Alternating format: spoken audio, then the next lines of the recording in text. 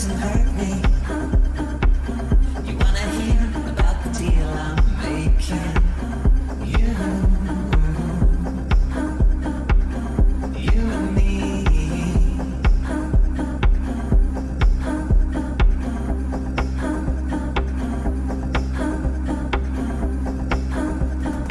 If I only could, I'd make a deal with God, and again in the swap for our places. Be running up that road, be running up that hill, be running up that building. If I only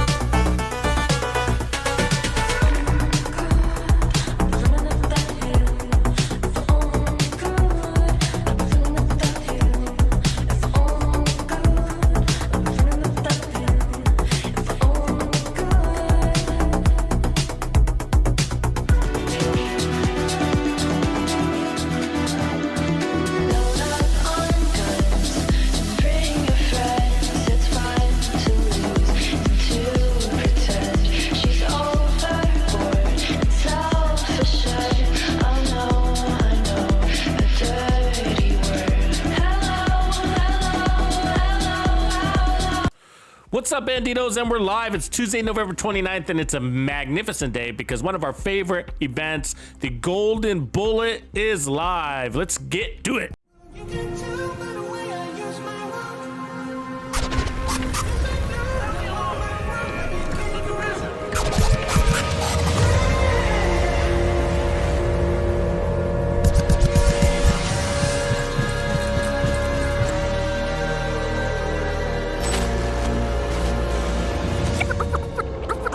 Freak out, yo!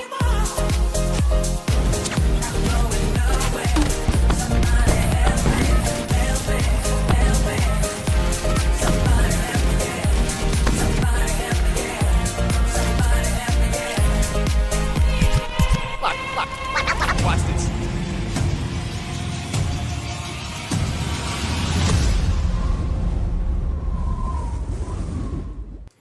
What's up, Bandidos? Beautiful day today because we are going to be farming for some red stars and having fun with some of our favorite builds. So I put out a build video yesterday, kind of in anticipation. Of course, we reviewed it on the Big Show live stream. Some of the builds that happened on Sunday, that live stream did. And so now you can put those builds to use, some really good use. And so what we want to do is be as efficient as possible and kind of get right to farming those red stars, if that's what you're into. And that's why we're doing the stream nice and early. It is 7:50 in the morning on the Pacific West Coast, Pacific Northwest. And so I'm starting with this build, but I do have the other two builds down here. So we got a Umbra initiative build, which is I've armored up a little bit because it has the ability to get out of cover more than Strikers does. You can't use Striker out of cover, but it doesn't really have fast heals as well as fast kills. So you get kind of locked down a little bit more, but it's up to your play style. And I'm really impatient, and so I like to run and gun a lot. And so the builds that allow me to stay out of cover the longest are the ones I tend to go for. But we're gonna run both of them and see which one we like, and we're gonna tweak them along the way. So this is not the same version that I showed in the video. I've already made some tweaks. Yeah, already made some tweaks. What's going on, Reaper Hawk in the house, Smits, Simon Taylor, Skeletor, Action, Micro Sisu, What's going on, boys? Chevy Muscle. Who's first today? Sick Jam, were you first? Or did Biko beat you? I don't know. I can't see. I can't tell. There's something blocking my view here. What up, Memphis and Wayne? Wayne, what's up, man? Wick the Swede. Good to see all the boys back. Oh, are you guys playing? Is everybody playing? Are we playing? I should start a poll. Make sure we know. I can do that right now, actually. Are you playing Golden Bullet?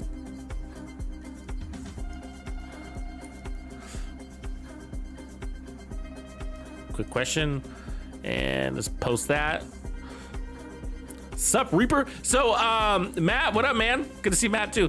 Hey, so I just want to give you guys a good heads up here. We got a lot of new players that have been coming into the game, and so I wanted to make sure that we're getting them the knowledge is that we've all learned. Like, look, let's. A level 5 right here. I mean, that's a brand new bandito waiting right there, brand new recruit right there. You know what I mean? Look, there's a 940 relatively new agent there. So lots of new agents, lots of people that haven't experienced this stuff. So, I'm gonna have to do a little added verbiage to make sure they're up to speed. So if you guys don't know, if you're new to the game and you're chiming in here, so you can access your season menu just from your menu here, from your start menu, and just click this tab, and then you can see all the upcoming events. Now the global events usually last a week, okay, so and this one's got 6 days and 18 hours left. 16 hours. Okay, so when you click into it, you can see all the details, but this is the rewards track. You want to usually take advantage for at least these. I mean, this is like free goodies, right? 2 exotics at the end of it, and it's relatively easy to get this. You could probably complete this in 1 to 2 sessions, and as you notice, every time you earn a red star, you are progressing up this. So red stars are also a form of currency. You can get red stars by completing these challenges that are unlocked every single day, and I don't even really pay attention to these. I just kind of play, and they just kind of unlock themselves. But do you the way you like to play. And then with these red stars, you come to this vendor that is only open when one of these events is active, and then you can purchase these caches with those red stars. The named items are usually what I go for. Exotics, if you've been around for a while and you're looking to get more expertise and you need those components and you don't need any gear. Legacy season caches are my second or third favorite here, and the rest, I don't really go for. But so yeah, that's why we're farming these events for those red stars. And so the easiest way to get red stars, besides just playing the event and completing those challenges, is just by leveling up while the event is active. You do have to activate the event. Notice that it's at the bottom corner there, or bottom left hand side. So you have to activate the event. Just by leveling up, you're going to get a red star, and then by completing all the challenges, you're going to get the red stars allocated to those challenges. And so pretty easy, right? And so when we say XP farming, that's sort of what we're alluding to, is that you want to get lots of XP during these events, because that means you're going to level up more, and that means you're going to get more red stars, and more red stars equals more loot. So that's sort of the point. On average, I do about 160 to 200 red stars during these events. It depends on the event, how much I like it. And so with that, I could buy about 20 caches, 20 named item caches, which includes gear that's locked behind the dark zone. So one of my favorite ways to get that gear. I've known people that have gotten thousands of red stars in a single week. So you only have 1 week to earn these red stars and spend them. So when the event closes, that vendor closes, and your red stars, all unused red stars, are lost. As you can see, there's a warning there at the bottom. So look out for that. Anyways, so we're all good? We're all good?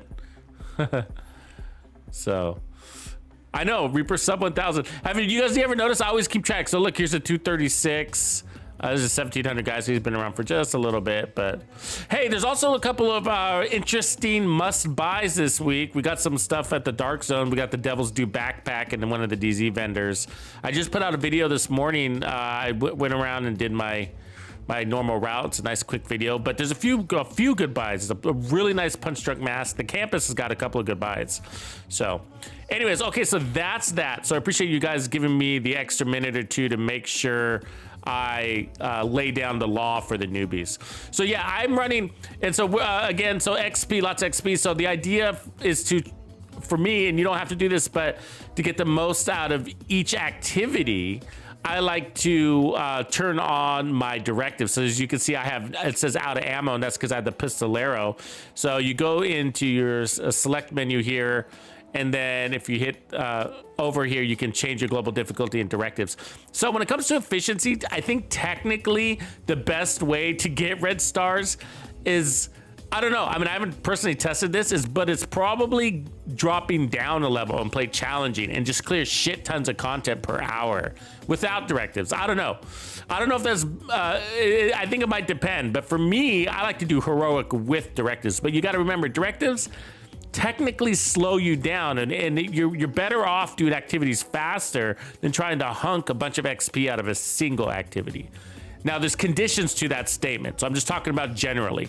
If you're gonna go out and put on a general build, one that you run every day, just your general build, then first of all, try to go for your best XP farming build, whatever that is. Is it Striker, is it Umbra, is it whatever, right? So go for those types of builds, but global directives technically slow you down, right? Because you're trying to not get hit by that special ammo, or maybe that special ammo forces you into cover. You don't got any heals. You're blind on your map, so you're running around chasing guys. You have to use a pistol to get ammo, so you can't use your assault rifles. So things like that, right? But certain builds kind of stand up to the directives. Certain builds are good whether you have 5 directives or 0 directives. You can clear control points just as fast. With minimap thing aside, the minimap is kind of its own little dealio. It doesn't matter your build, right? Sometimes you got a guy you just can't find and running around in circles. So the minimap helps with that. But everything else aside, some builds can bypass the directives. And so the builds that I recommended in the build video, which I have links that are coming through for that build video. Also on YouTube side, I have pinned that build video link. But all those builds are good to roll 4 directives.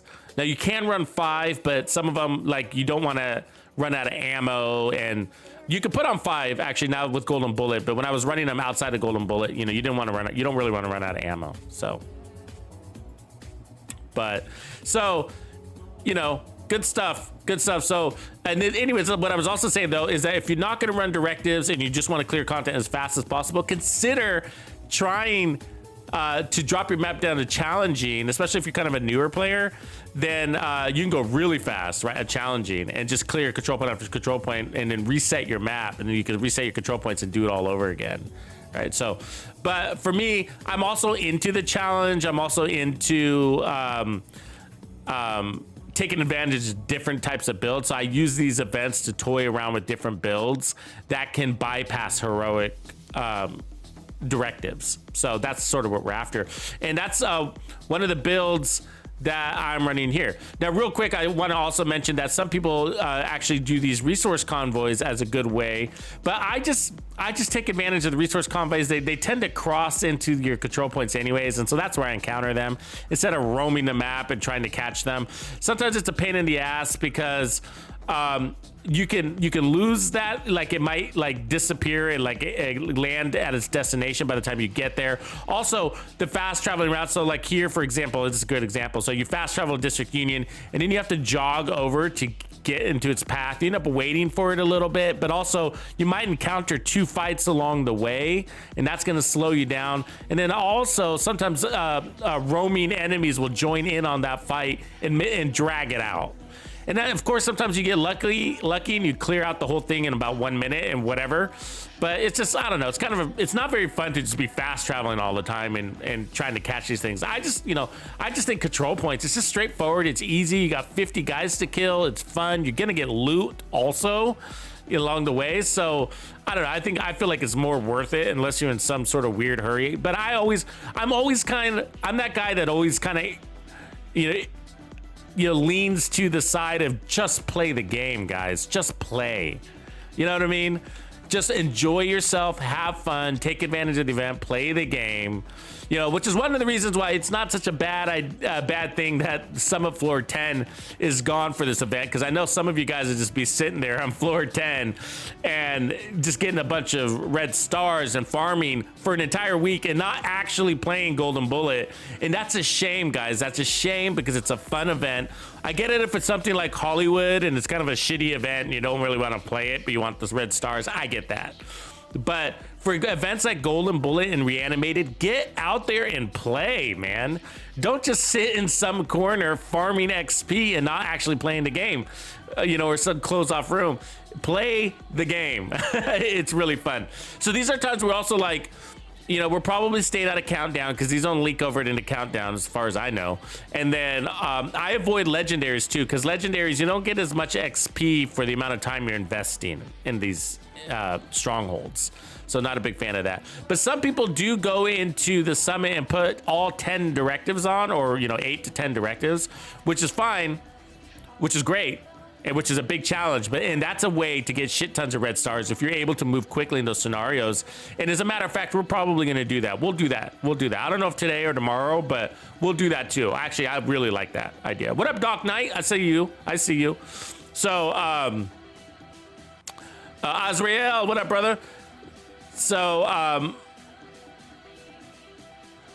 I'm thinking, I don't know. We'll see how today goes. If today goes well, we'll head in there. But there's lots of builds that, like, even with 10 directives, they do amazing inside the summit. And so, like, this build would actually be one of them. Anyways, so let's get into this build. Okay, so I showed you this build. I also posted 45 minutes of unedited gameplay using this build with heroic content plus 4 directives, no golden bullet buffs, and it's absolutely amazing. This is a one-shot kill a boss build, even with those directives, even with 1.3 million armor. So really, really fun.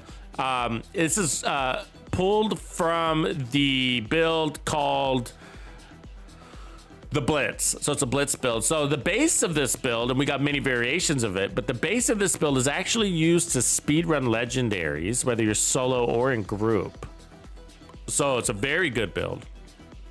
Not this one exactly. This I have tightly tuned for Golden Bullet. All of the builds that I shared in that video that's pinned is what you would call it, highly tuned for the Golden Bullet. So keep that in mind.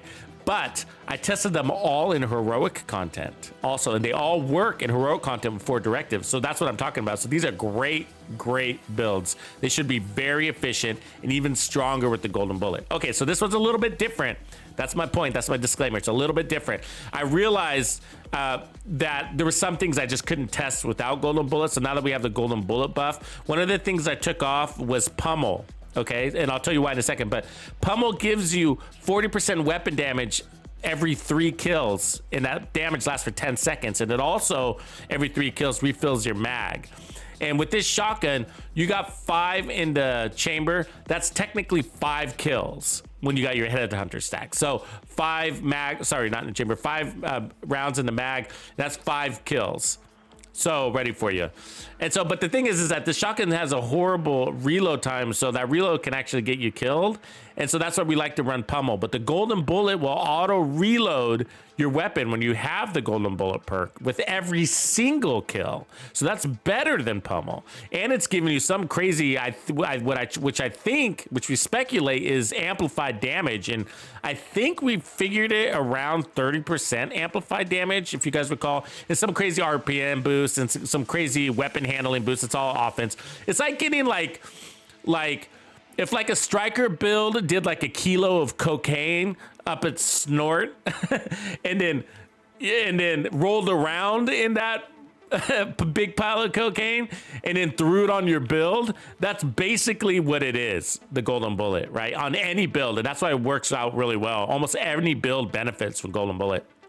So because of something, whether it's the damage or the RPMs or the auto reload, there's always a build out there that can take advantage of that. Even skill builds are amazing with it, actually. I really like skill builds because you can sit in one spot and clear an entire control point in 2-3 minutes. So anyways, so that's one of the changes. So I decided to go with preservation because I didn't need the extra damage. The other reason is preservation is we're going for a headshot, so potentially we're getting 20% armor on kill every time we do that, and that happens over 5 seconds. Otherwise, I got the reload speed here. Because I do reload a round or 2 in between engagements, and then I got more headshot damage. So that's one of the changes, okay? So last season, for season 9, I ran preservation. So we are, last season I ran close and personal. And I ran pummel. So both of those work. I would actually probably prefer close and personal over pummel because you're getting it every single kill. And there are times where you don't have the golden bullet. So you kind of get that little consistent damage, more consistent damage, but you know, whatever, it's the same thing.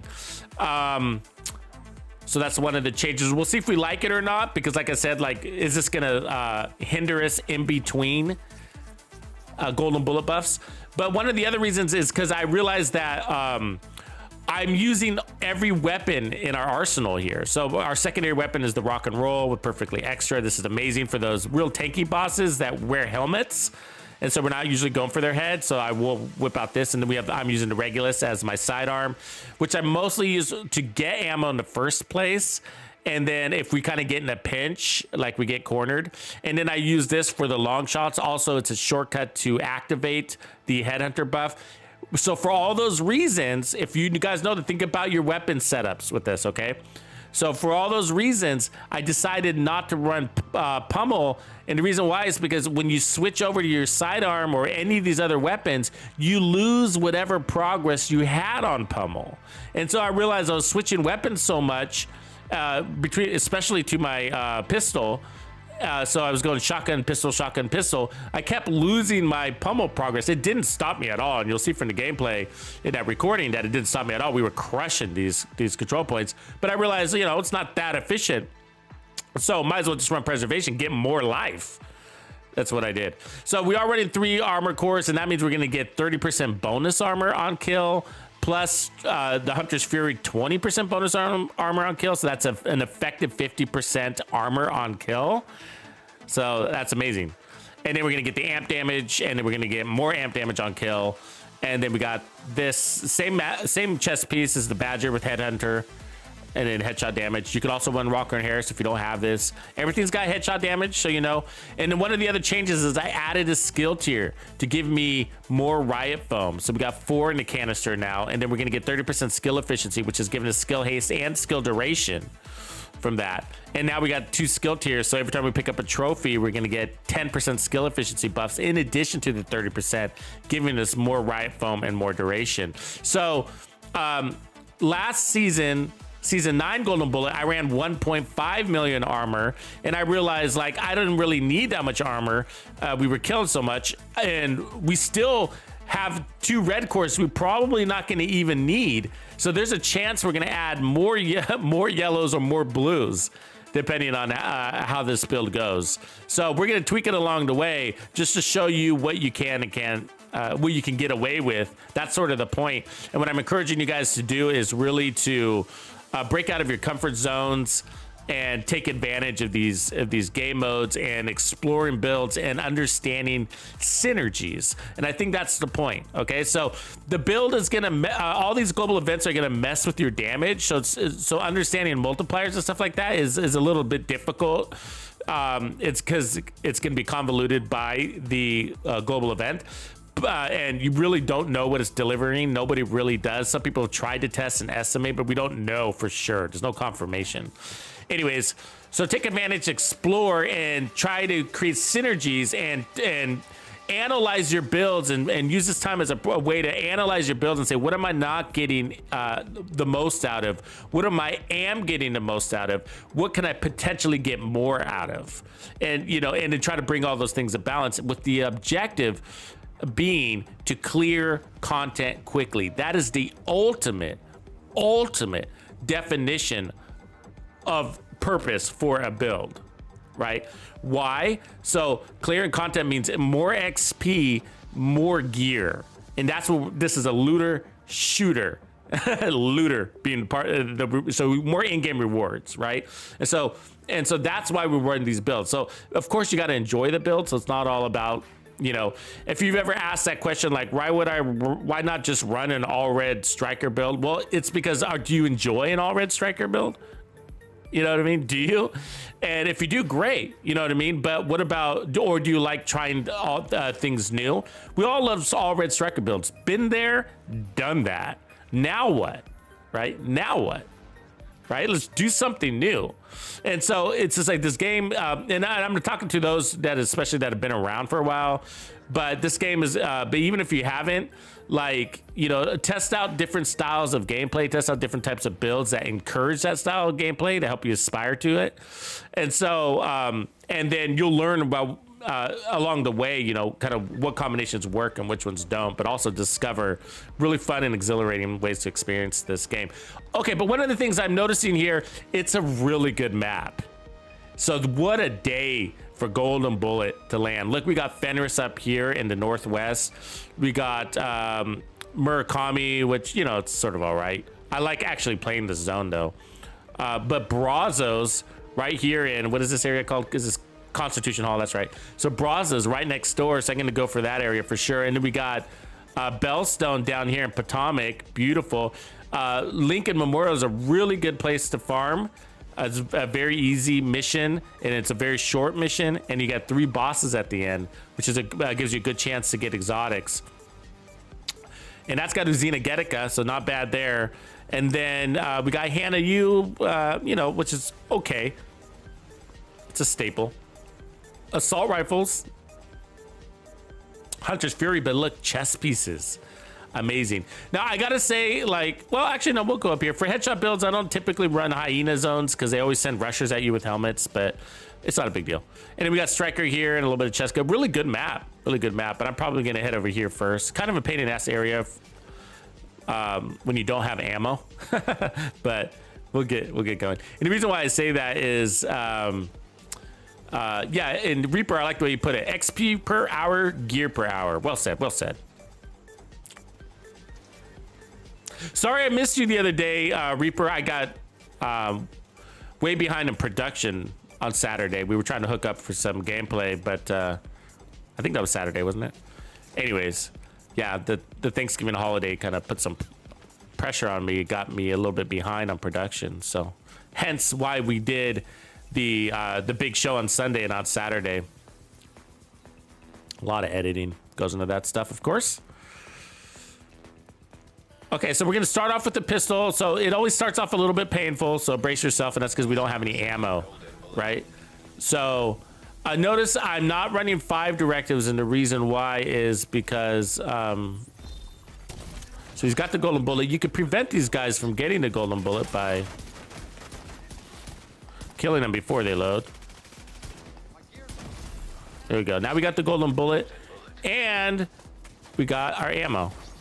Let's see if we can get it. And then you could chain kill to keep the effect going. That's the idea. So chain kill, and that's why you want fast builds. Okay, so now it's gonna go away, and I think it's about what, guys? 10 seconds. I don't really remember. It could be 5, but I think it's 10 seconds. Like most things. And so that's why you want builds that go quickly, because you're trying to maintain your golden bullet, and it's really easy to maintain, guys. Kill. You get a kill, it's maintained. Voila. Okay, so let's load our weapons.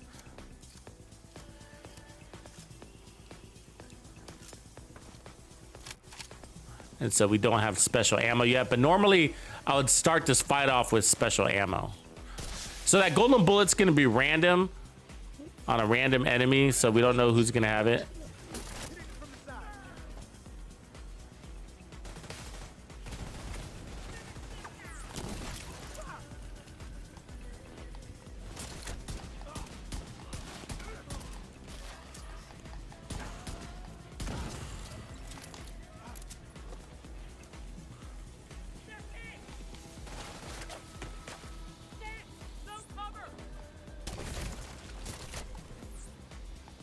I like right from this guy because he's a jerk.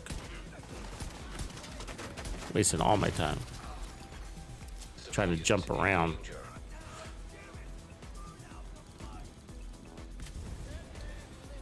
These guys put out so much fire, it's annoying.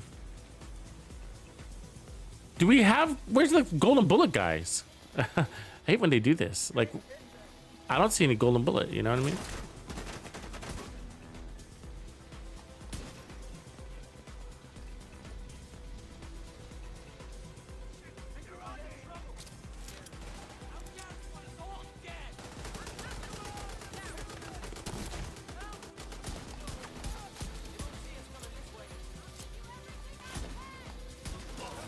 Oh, they just stole my kill, you jerks.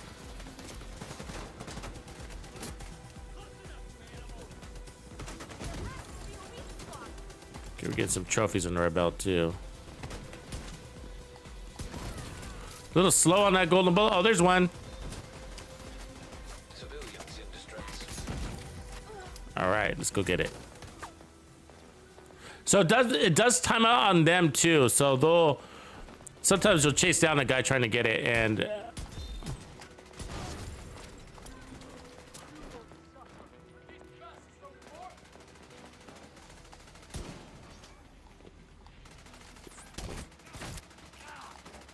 there we go.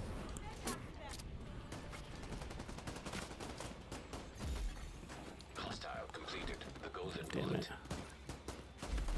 Oh, I just lost it. Ah. Ah. God damn, I got stuck.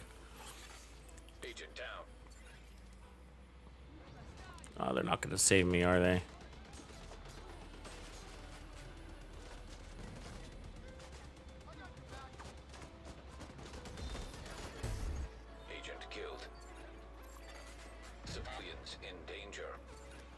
Yeah, you know what, Raven? The chest, I wouldn't sweat the chest too much, you know what I mean? Like, just don't slow down, you know, with it.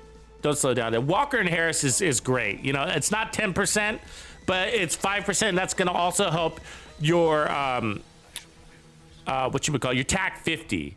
And so TAC 50 doesn't really need the extra help, but you know what I mean? It's going to at least apply to all your weapons. You're going to roll to your pistol, whether you use the Liberty or the Regulus. What up, Nander? Let's try that again. Lazy ass control point civilians.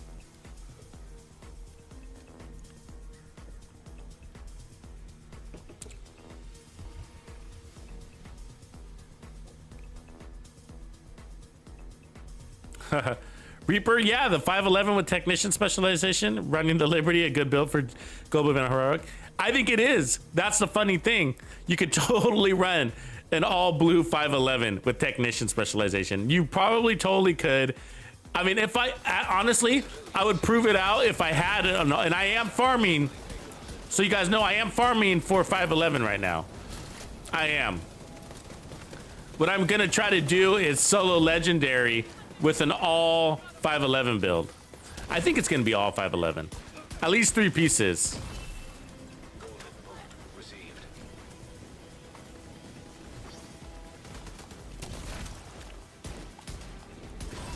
Yeah.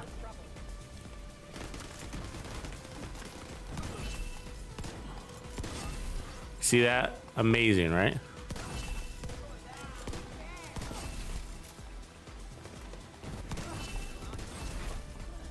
Boss, dead, 1 shot. Yeah, that's what we're doing. You see what I'm saying? I mean, it doesn't get any faster than that. You know what I mean?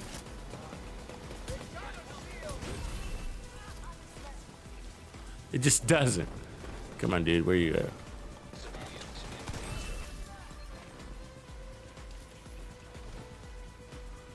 Ah, god damn it. See, the only thing that slows you down, and this is why, like, the Striker and Umbra build that we're gonna be running. See, here comes, look, here's a resource convoy. That's what I'm saying. You don't need to go hunt out resource convoys. They come to you.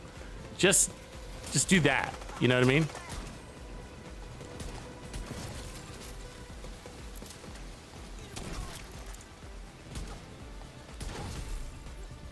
There's a golden bullet. You see why that riot foam is nice? But what I was gonna say is, like, the Striker, what's nice about the Striker and Umbra is because if you notice, what does slow me down is having to go and find the enemies. You know what I mean? God damn it, I saw that coming. Fucker. Right behind me. I heard his little fucking pitter patters.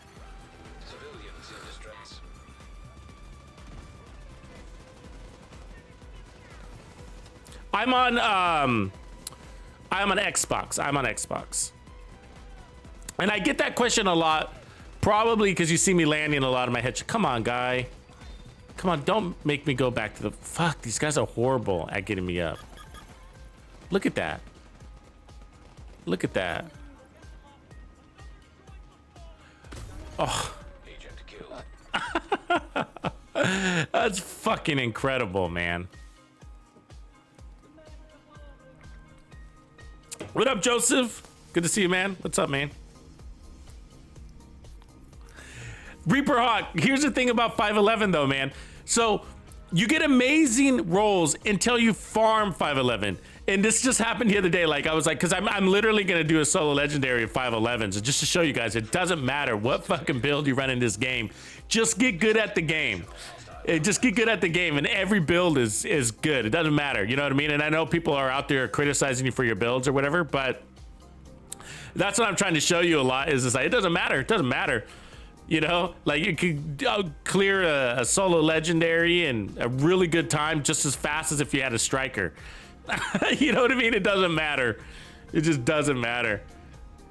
And the reason why is because it's like literally like 80% user. Like your skill is what I mean. God, every time this guy fucking can't pick me up, I end up having to get my ammo again. It's annoying, you know what I mean?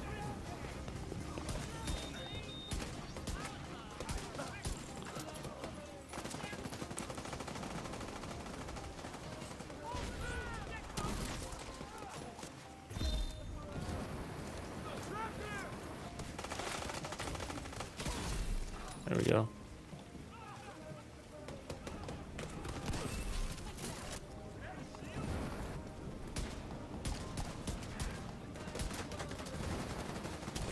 I don't know why I can't fucking kill her. There we go. Okay, let's get all our ammo in our chambers. God, that's second fucking time. The guy just doesn't want to die.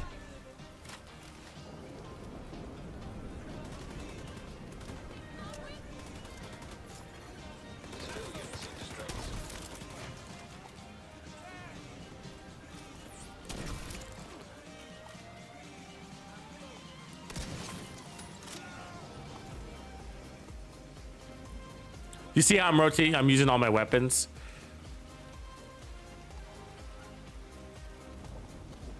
And so that's what I mean by like not getting the most out of pummel.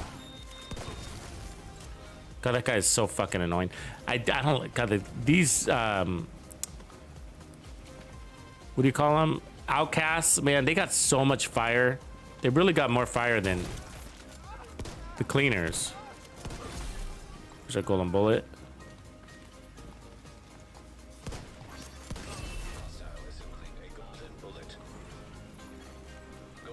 And which is what makes them annoying. Mostly their huggers are. They got the worst rushers. What do you guys think? Do they have the worst rushers?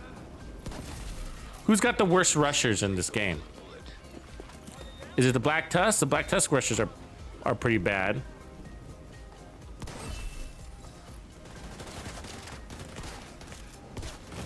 Oh, that's special ammo. God. We might want to take off that special ammo. The reason why is because when you're on fire, you can't draw your weapon. You can't aim down sight. Oh my God. And then this guy doesn't pick me up because he's constantly on fire. Oh my God, that's the third time, man.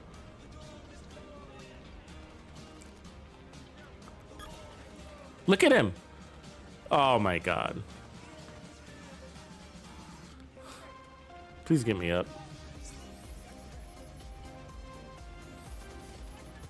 You think the fire rusher? Oh, you know who else are bad? Are the cleaners? Those guys with the shields.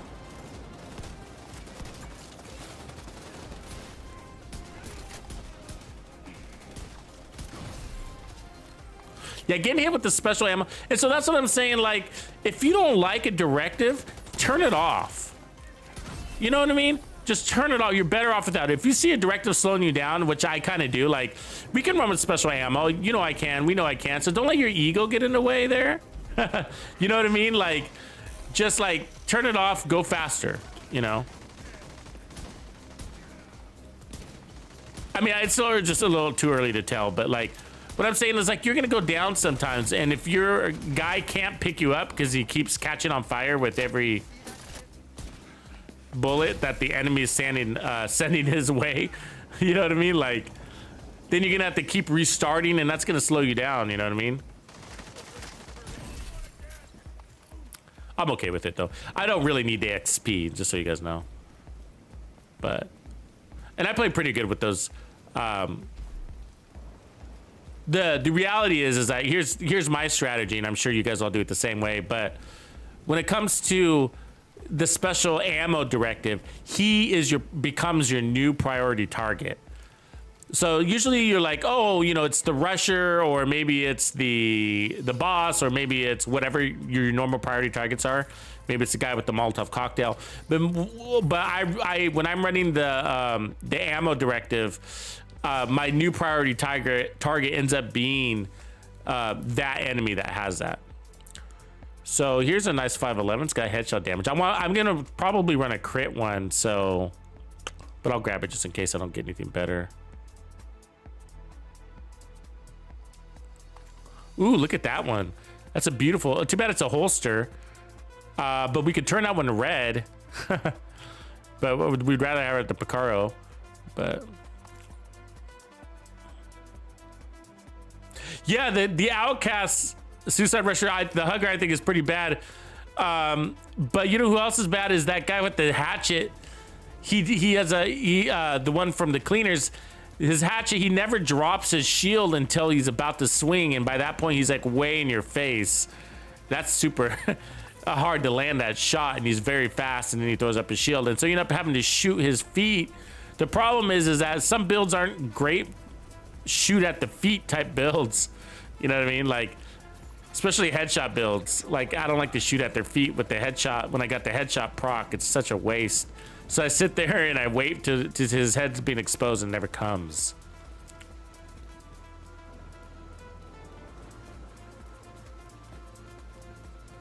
Tim Healy, like, good question. Tim Healy asking, out of the 3 builds that I created, what is your favorite?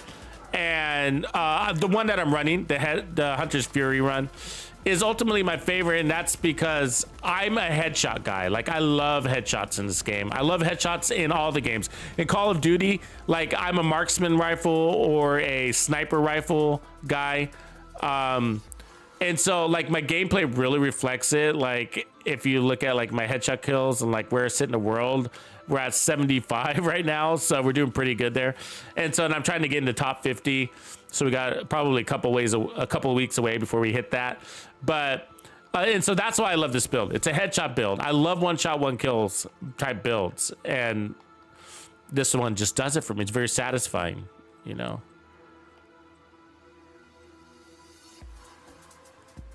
I'll keep that for a minute.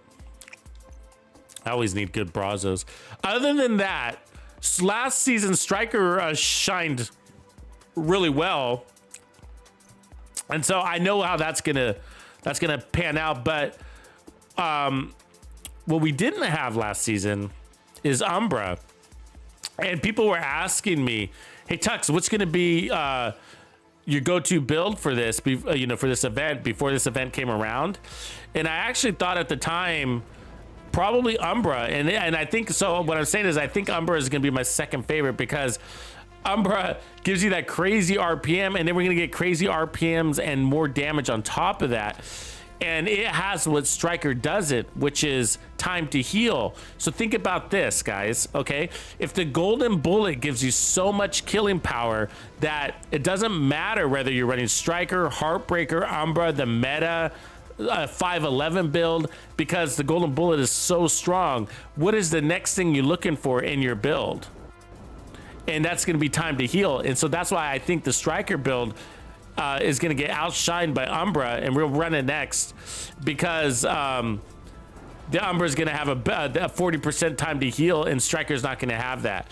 And if you try to put that on Striker, then you're going to nerf Striker, and then you're wondering, why am I running Striker? Oh, I can't see this guy's head. Give me that head. Here, I'll take that head instead.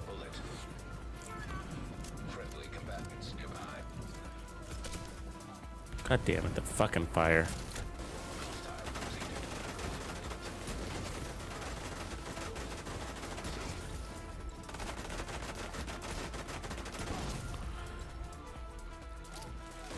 So as you can see, a very strong shield.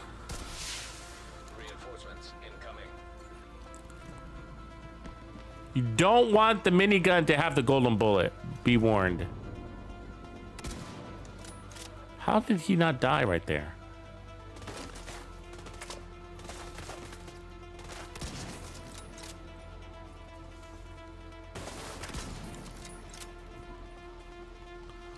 Trying to get that guy with the golden bullet. And that's why I also like running the marksman rifle, like the TAC 50 or whatever you're gonna run, because it can allow you to pick off the guy with the golden bullet. Like this guy over here, who's sending me her stupid drone.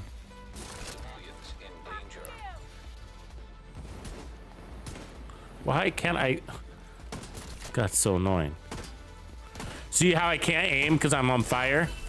That's what I mean. So like you can't aim, right?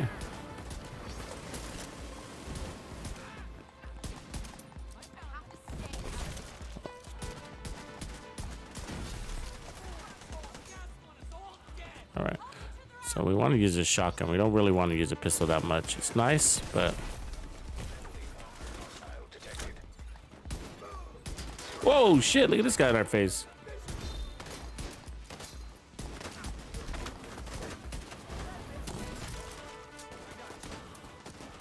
Why can't I? There we go.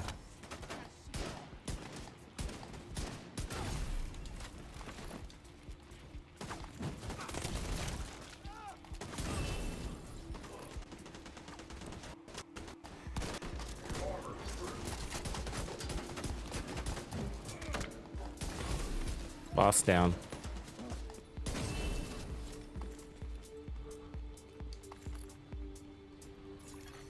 Incoming hostiles detected.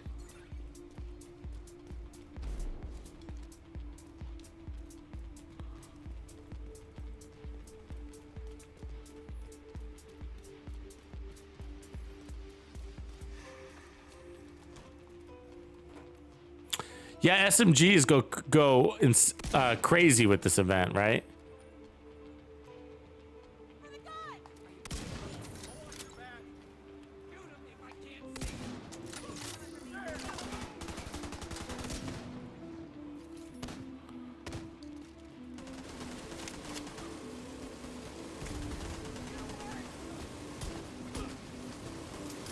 God, these guys are so slow at getting here.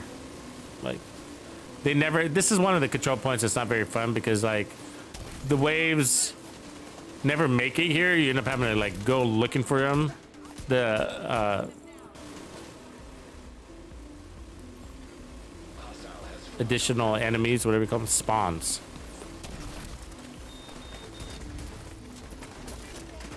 See that special ammo? I can't shoot back. You get hit with it. That sucks.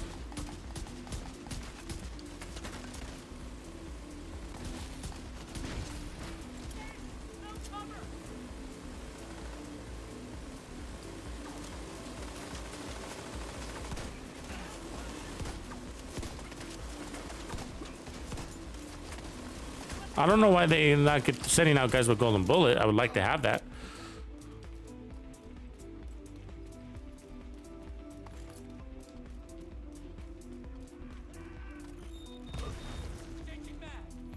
Cal. No, I ran Striker with backfire back in the day. I made that. Dude, I made an all bleed proof one or whatever. It's actually pretty good. Are you running tons of armor with it, or how are you running it?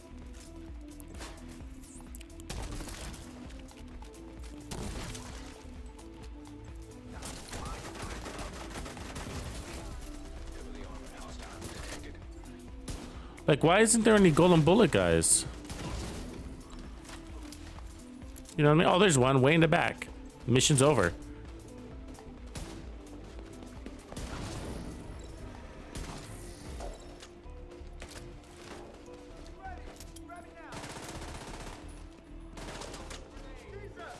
Fucking grenade.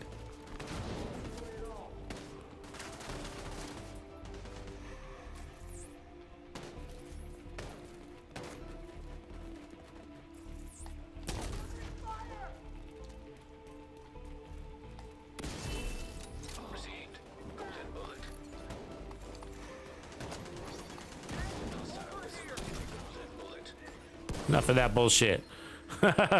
See, easy to one-shot boss. I prepared for it though. I knew it was coming.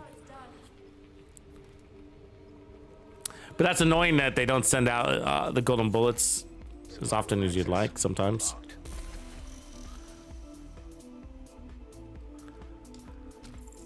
So let's see. So we've done what? Just 2 control points. So what do you think we got? Two red stars. Let's take a look. Oops, wrong menu. So 3 red stars, 2 control points. Not bad.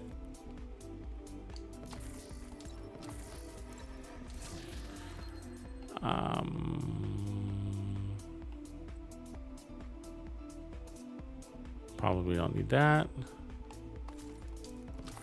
Do you guys ever notice like all the Brazos you get is like holsters? It's like you probably got a shit ton of Brazos holsters. Anybody else noticing that?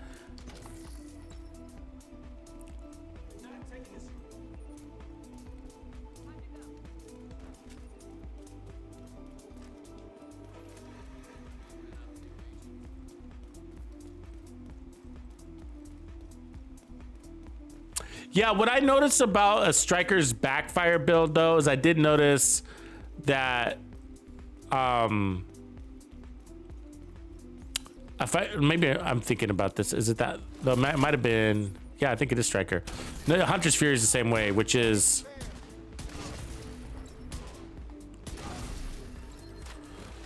it's a little tough to get all the crit chance.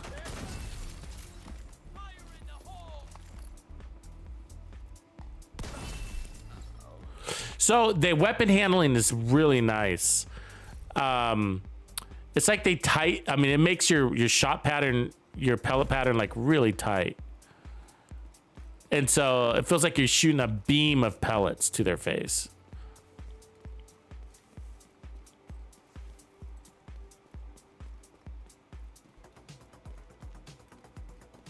I also ran it. I think I've put backfire with everything. I also ran it with Negotiator's Dilemma. That's actually kind of fun. And then, but I do like Umbra the best, not just because I really like Umbra, but it made the backfire really shine. I felt like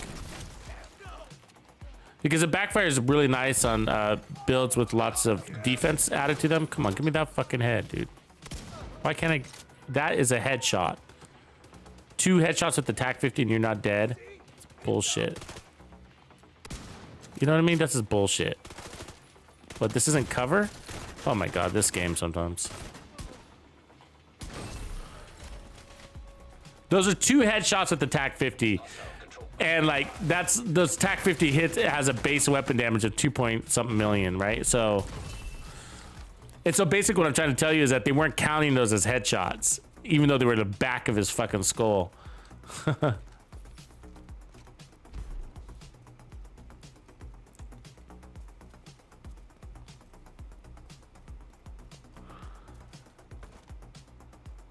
See how there's nobody with the golden bullet here?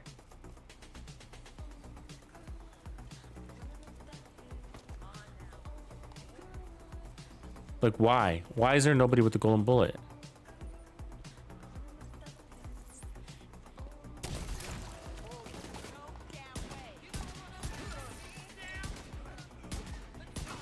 What?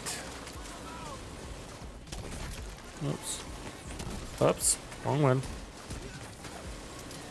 Like, where's the golden bullet? Oh, there it is. There's one finally. Like, what the fuck? A lot of waste. The fucking thing.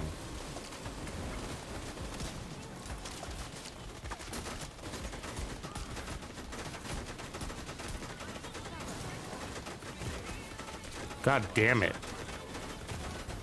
God damn it. All because of that fucking lawnmower, man. That was dumb. I gotta be honest, it's not very fun in this territory. With the special ammo and fire. Because you don't mind getting shot in the back. It's not a problem, right? Getting shot in the back is great. It feels good. It's a tickle. And then you get shot in the back with special ammo and it's like, holy shit, I can't. It's not the damage, okay? It's not. It's the fact that you can't shoot. See right here, look, I can't shoot. I'm on fire, and that's the problem with it.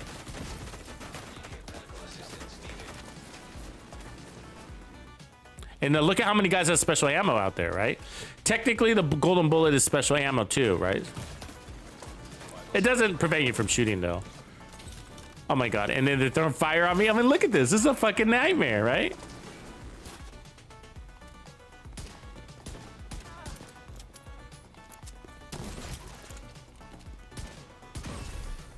Agent received a golden bullet.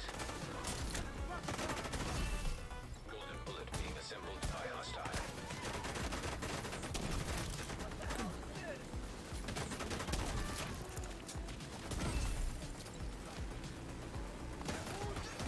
See, I can't, my gun doesn't aim again, and then you gotta sit there and wait, and you're taking damage while you're waiting to shoot. That's a very annoying problem. Golden bullet complete. I don't think it's supposed to. I know what you mean about it coming in combat. That's what I thought too, but I don't think it's supposed to work like that. Because you'll see, I mean, maybe, but you'll see random enemies walking down the street with the golden bullet, you know? I mean, at least that's how I remember it, but I don't know. I think it's just RNG kind of thing, and like, you know, these guys. I mean, because you should be seeing like multiple people with the golden bullet, right? And it's all chance based, so who's gonna get it, who's not?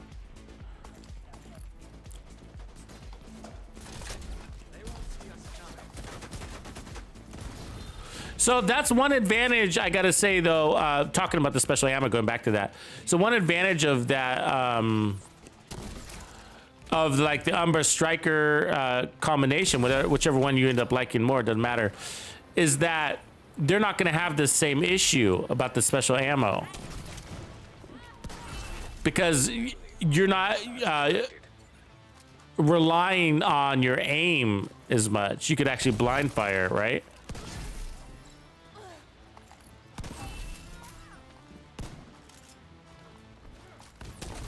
You see that fucked up little tuck and roll he did? Oh my god, the reload is so fast when I had the golden bullet. It was crazy. I'm not talking about the auto refill. I'm talking about the reload. It's insane.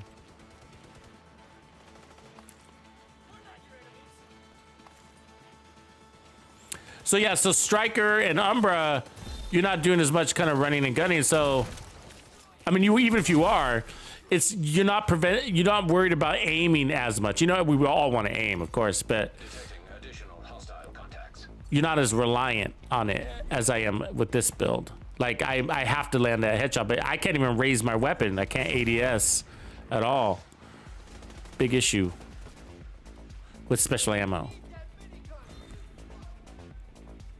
which is weird.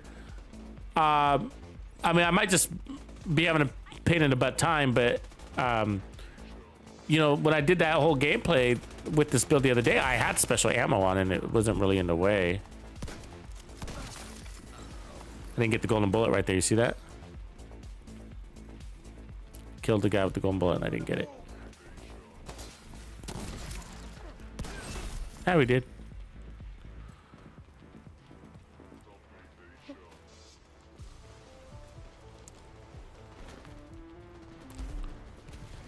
That didn't feel like 10 seconds.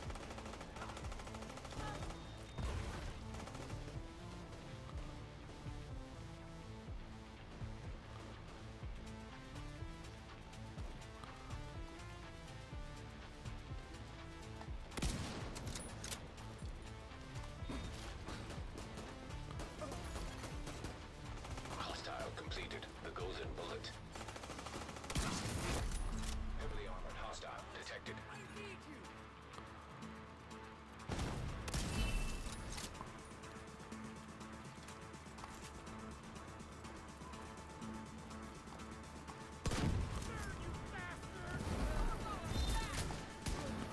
I just lost it. Fucking hold still, you fucker. No, I'm on fire. God.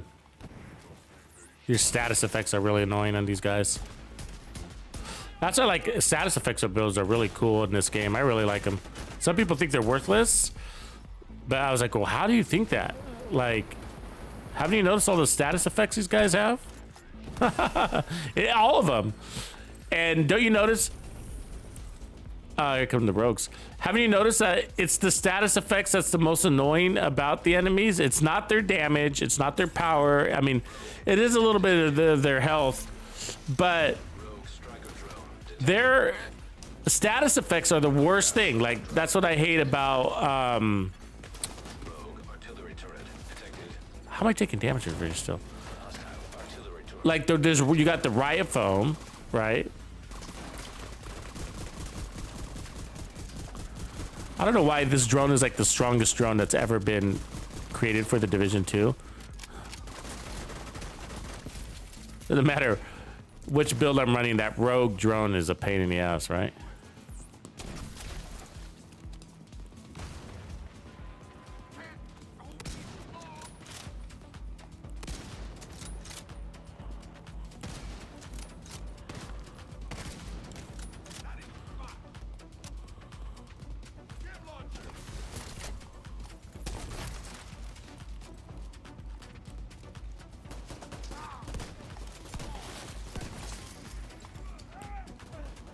Oh, what the fuck?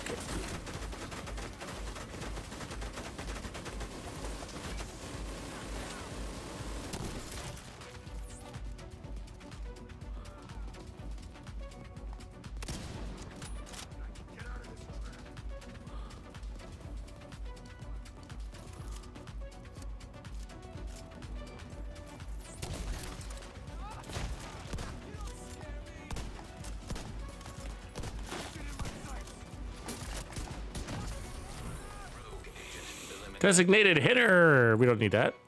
We don't need that either. Civilians in distress. We're already full on gear.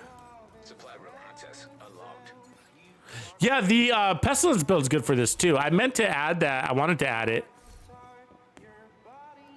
But that video was already getting long, so I had to make some choices. Be prepared, the game is dishing out lots of repair skills today. All the vendors have repair skills for sale, all of them.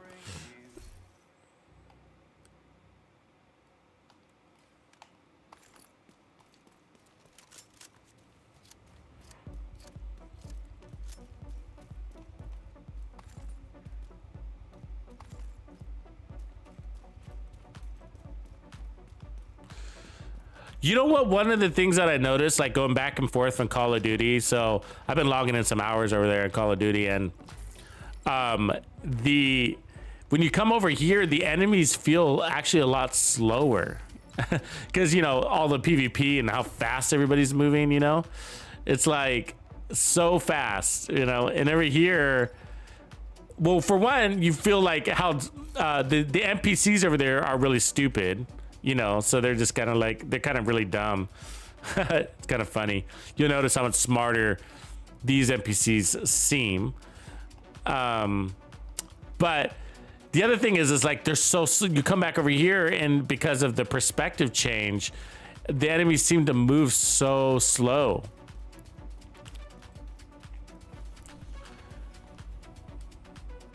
Let's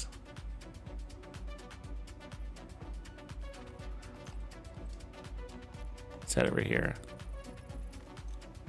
Aged Milk, it's been a minute, bro. Good to see you back.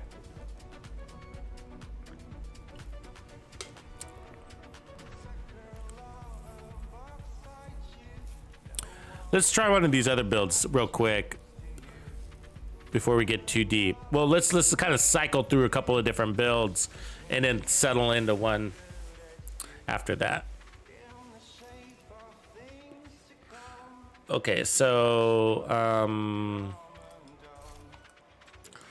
let's put on the Umbra because I've been really excited to see how this works. So Umbra, so I've noticed I got 2 skill tiers. Yup, 3 skill tiers. Sorry, 3 skill tiers, and that's because we're running the mechanical animal to put us into overcharge. So this will get us to 6 skill tiers plus overcharge. And then I'm running 3 armor cores, which is going to allow us to get out of cover a lot more.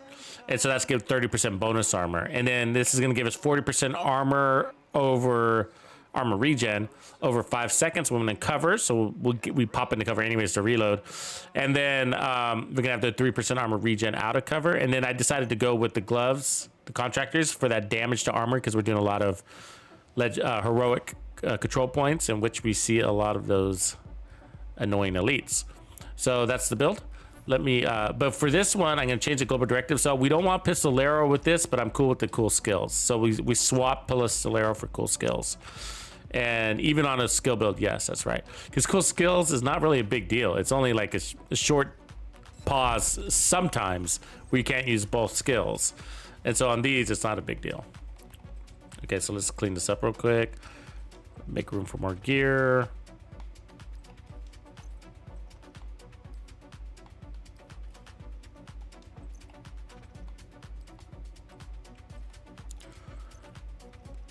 But I see some good 511.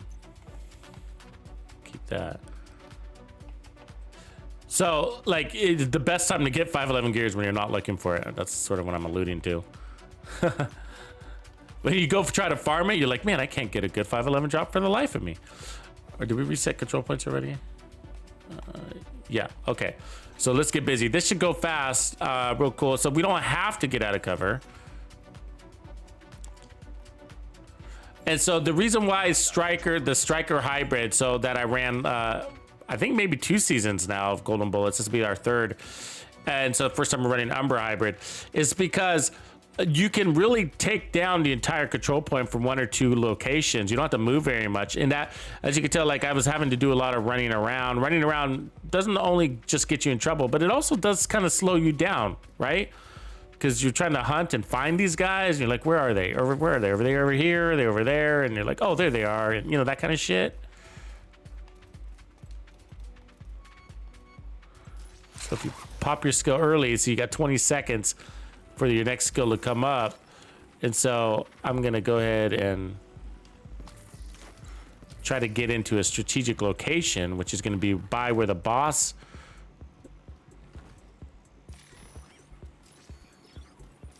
So there we go, by where the boss comes. You see this? Yep. Now we gotta get our stacks. So our skills are doing all their work. Easy peasy. Now let's kill some guys. Now we just need to find a guy with a golden bullet.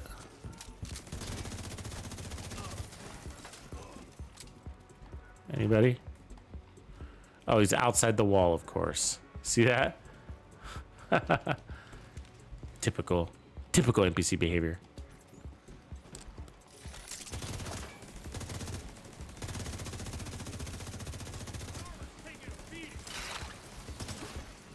Reinforcements in place.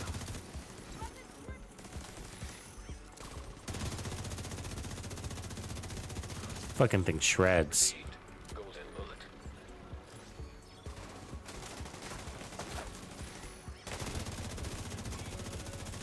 See how the special ammo didn't affect me as much? I mean, yeah, it hurt. Golden bullet.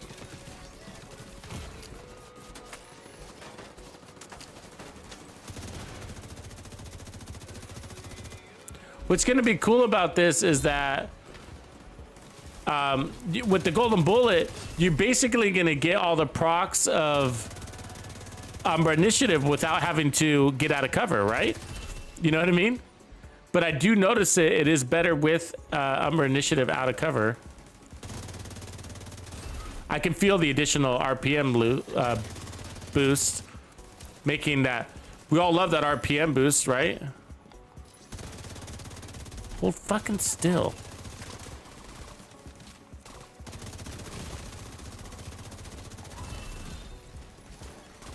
Serious trauma detected. That's why I love that rifle. I'm holding them still.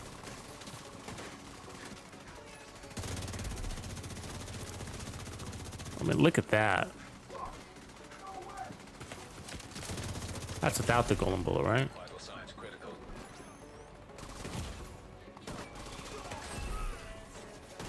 Oh my god. Down.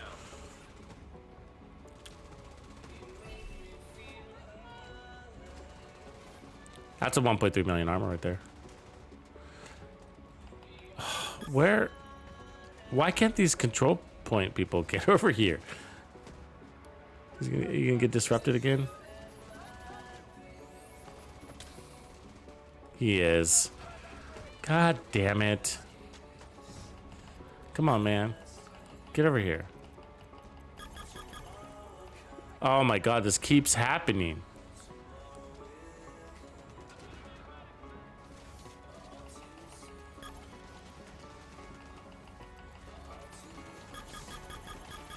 Oh my god, he's not going to.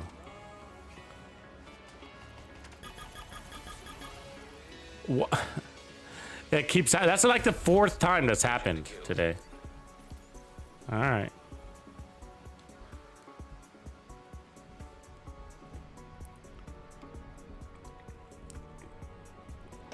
If that's gonna keep happening, I might as well just turn off the special ammo.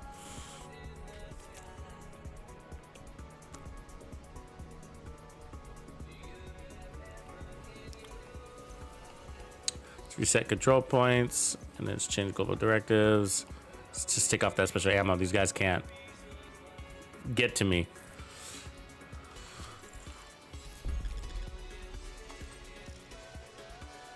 It's starting to annoy me. That's like literally the 4th time that's happened. Hostile control point nearby. It's only our 4th control point. It's like Jesus.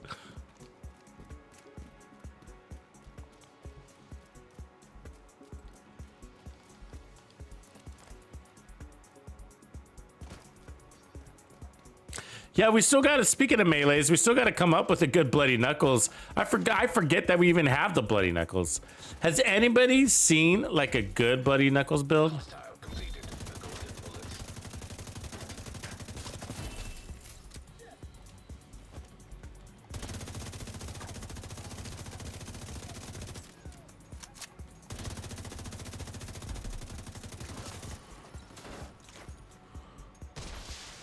Reinforcements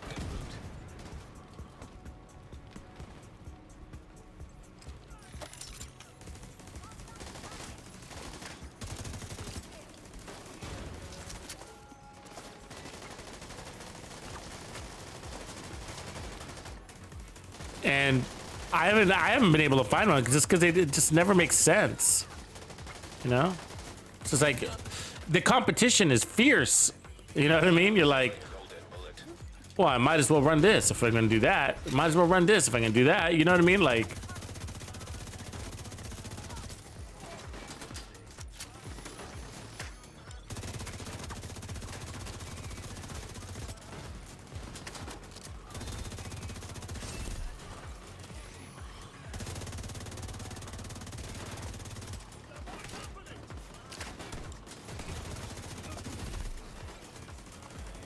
got another guy coming in from behind, huh?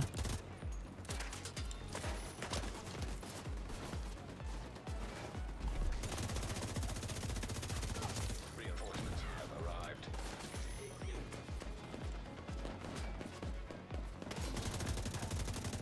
God damn it! Now who? Medical assistance needed. It's a Black Tusk.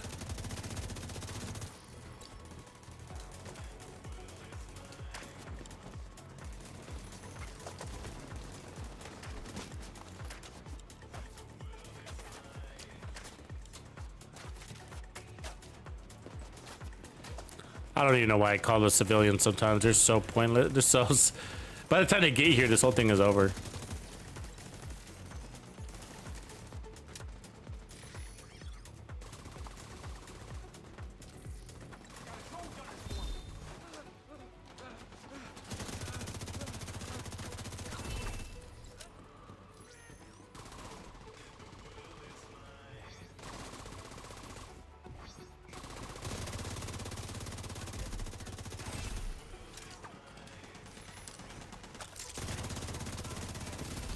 Ooh, it feels good when you have that.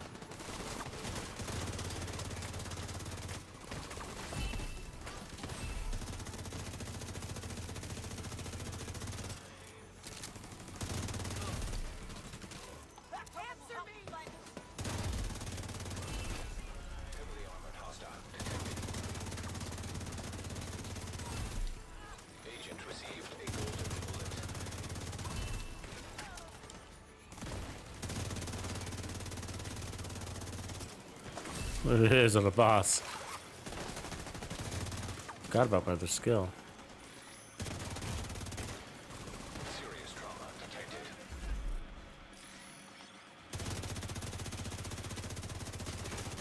What? Agent out of action.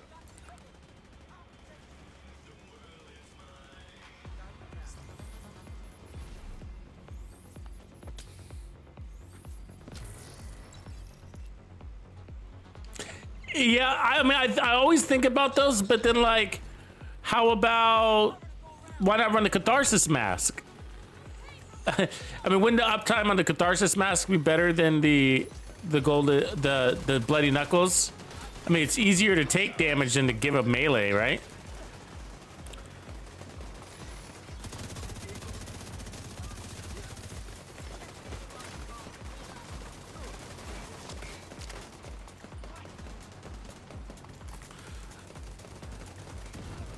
We did try. That's actually, I think, the first one we went to, wasn't it?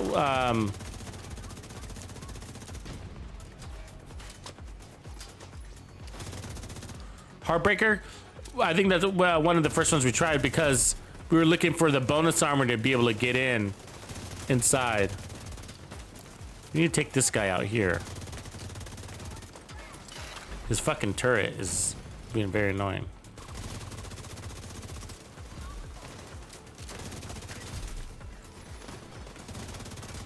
There we go. It feels like our skills get a little bit of a pickup. Not supposed to though.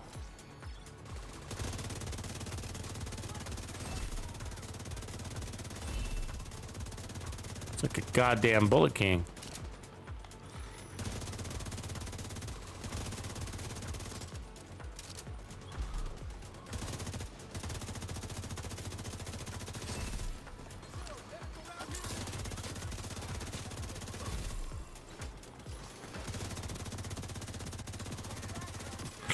This game was one of the things, like when you play in a group, you are competing for that golden bullet. Keep that in mind.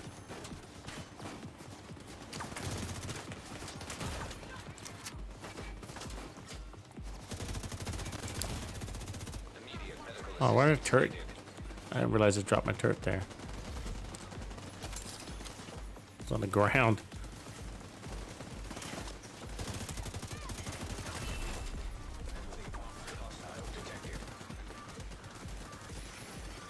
Hostile assembling golden bullet.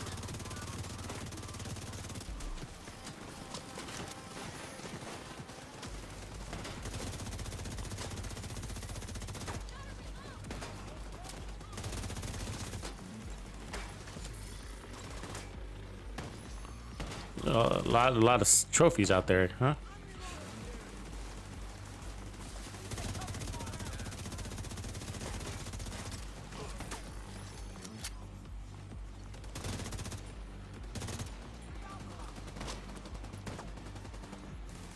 Gotta get some ammo.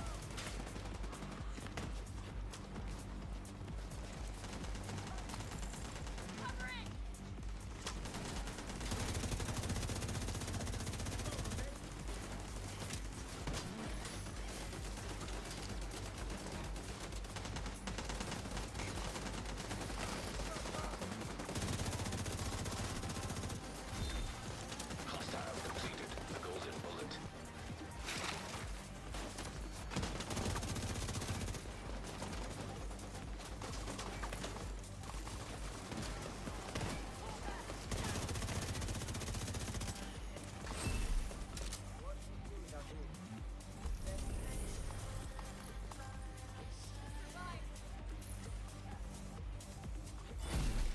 Trucker Logic, you're on the road. Supply room access. Who's playing right now? Anybody out there playing right now? What up, Blue Jedi? Tickle damage, yeah. Yeah, good point.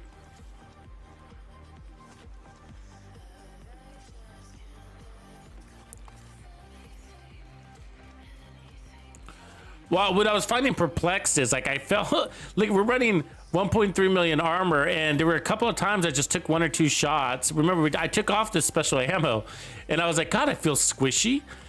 I mean, that's weird to say that with this build right now. Look at it. I didn't have any problem with the damage. The damage was there.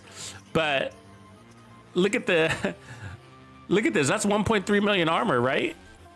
And then we got the armor regen, of course, is fine. There's nothing wrong with that. But it's just like I took a couple of bullets and it was like I just watched my armor go wham down, you know, 1 or 2 bullets from just a regular NPC. No special armor, no golden bullet.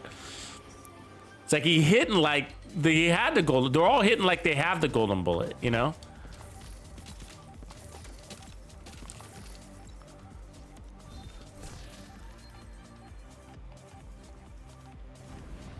But I have been saying that about these Chris Martin right on farming browsers.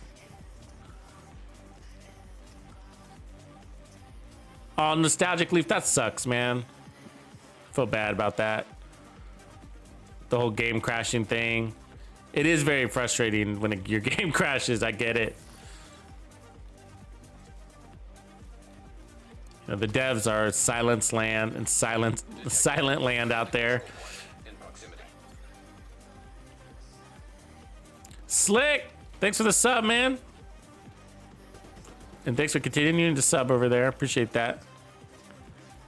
My man. Agent received a golden bullet.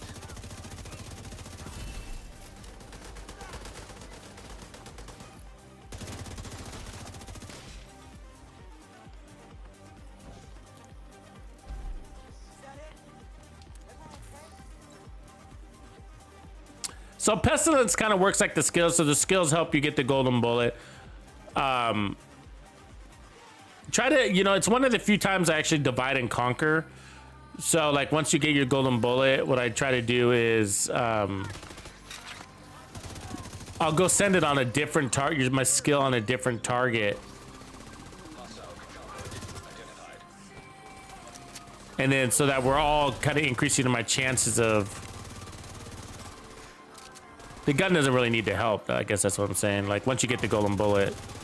So that might as well send your skill out there to get another kill and thereby further increase your chance of keeping it.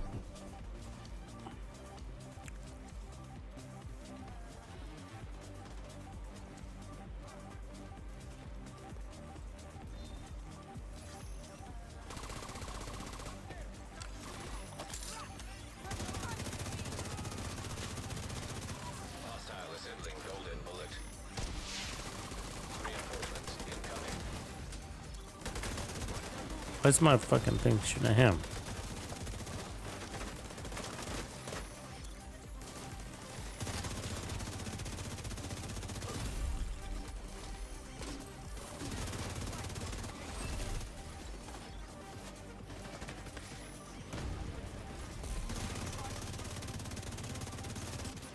What, I missed all those shots?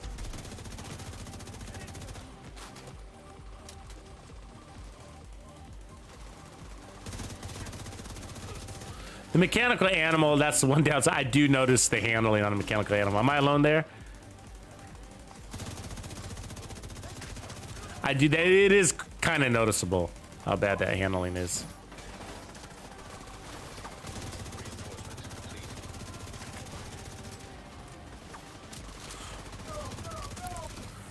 You probably lose like 20% of your mag to this thing.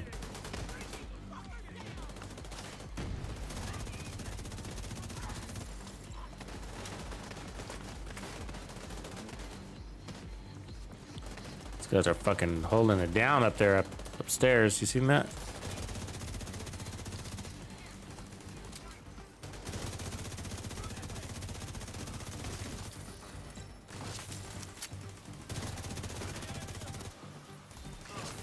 Can't find the guy with the golden bullet, of course. There's one. And he's so fucking fast, I can't shoot him. I mean, come on, right?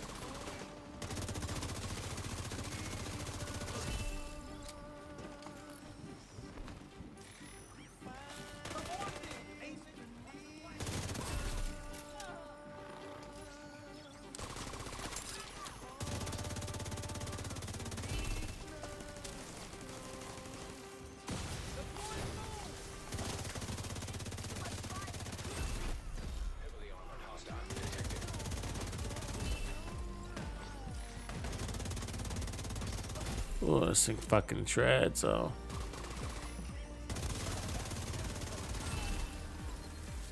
When you get clean shots with that golden bullet, it's like, yeah, it feels great. Look at all that damage it just took. From who? This guy? That he took all my armor away? Damn. You know what I'm saying? I'm running 1.3. That's what I'm noticing. It's like, it's not a little bit of armor. Contacts.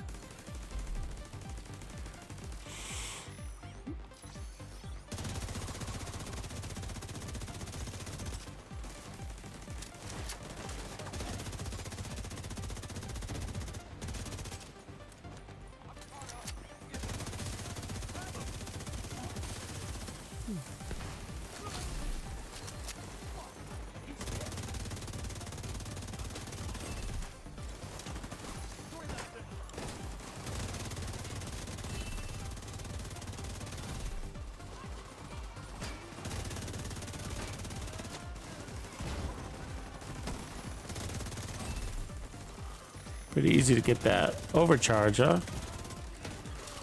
Vital signs critical. Aw, damn it. Down.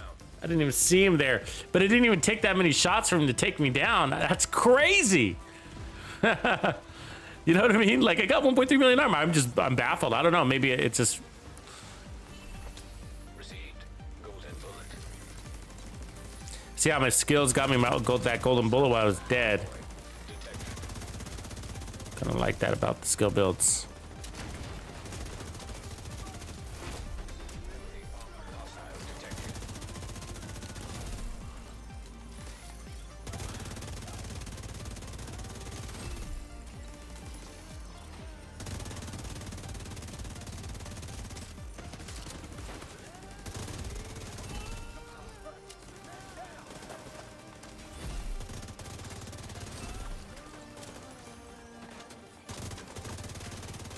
Oh yeah, that felt good. I mean, damn.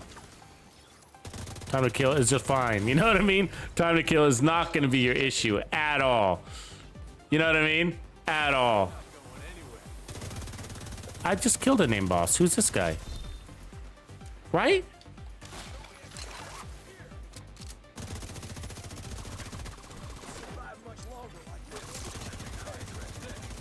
I just killed a name boss. I'm like losing my mind.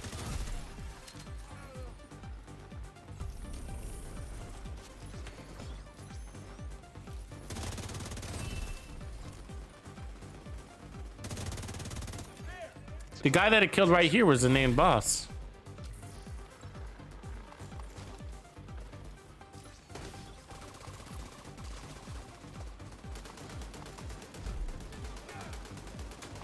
So yeah, I mean that's what I'm noticing. Like you're not gonna have power issues. You're gonna have like with your DPS builds, whatever one you prefer. It's gonna be like how much resistance can you have, because when that golden bullet is out there a lot, which there are, it's gonna get worse, right? Like how many guys are shooting at you and landing their shots with that golden bullet. It doesn't take much to feel that amplified damage. It's basically glass cannon. Think about it. Oh, really? Run right into that grenade. So golden bullet is like glass cannon. Think about that for a second, actually. For all of you that don't like glass cannon, it's a good little taste of what it's like to run glass cannon. You're getting that amplified damage from it. Also the incoming amplified damage from select targets. Obviously not every target. That would be the difference. But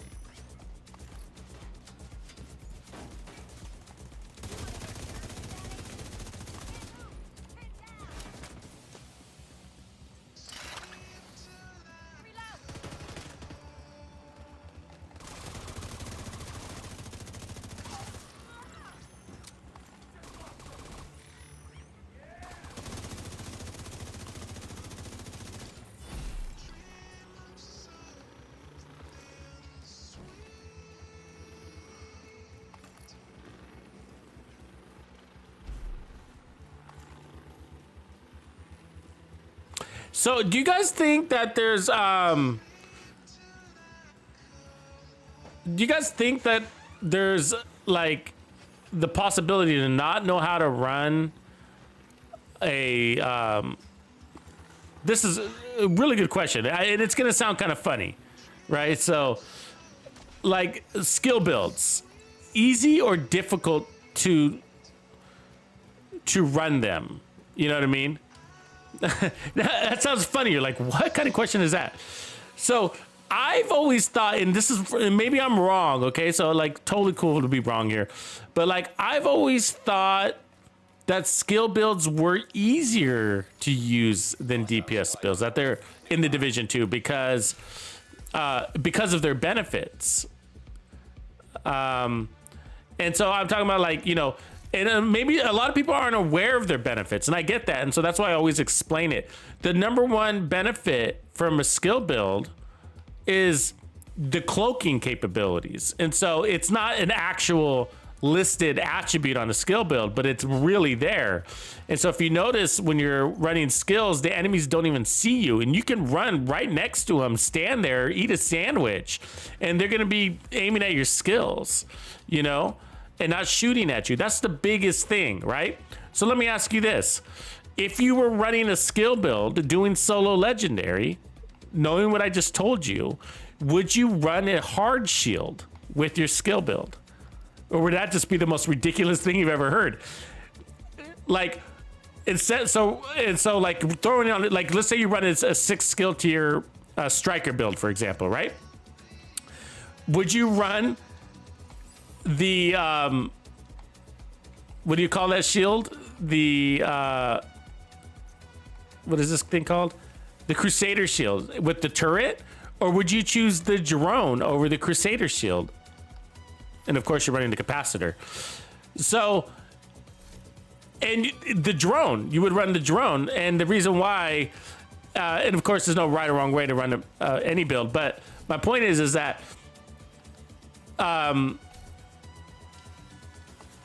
the drone is a cloak. The drone is a shield. Did you know that? People don't know that. If you're new to the game, especially, or they're not thinking about it, or they don't realize, or maybe they're not analyzing the skill build. But, and that's okay. But the drone is a shield, and so is the turret. That's why they're so special. They are shields. They're shields, and not in the classical form of a shield.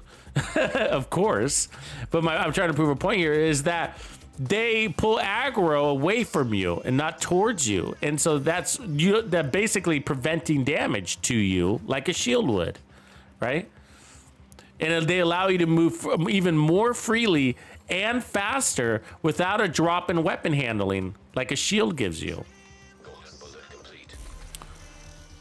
So to run a hard shield with on a skill build is sort of like, it adds a layer of redundancy and reduces your damage output to where the point where it sort of doesn't make a lot of sense. It's not the most efficient way to run a skill build. I'm asking this question because I saw somebody, like a couple of clips, somebody had pointed out of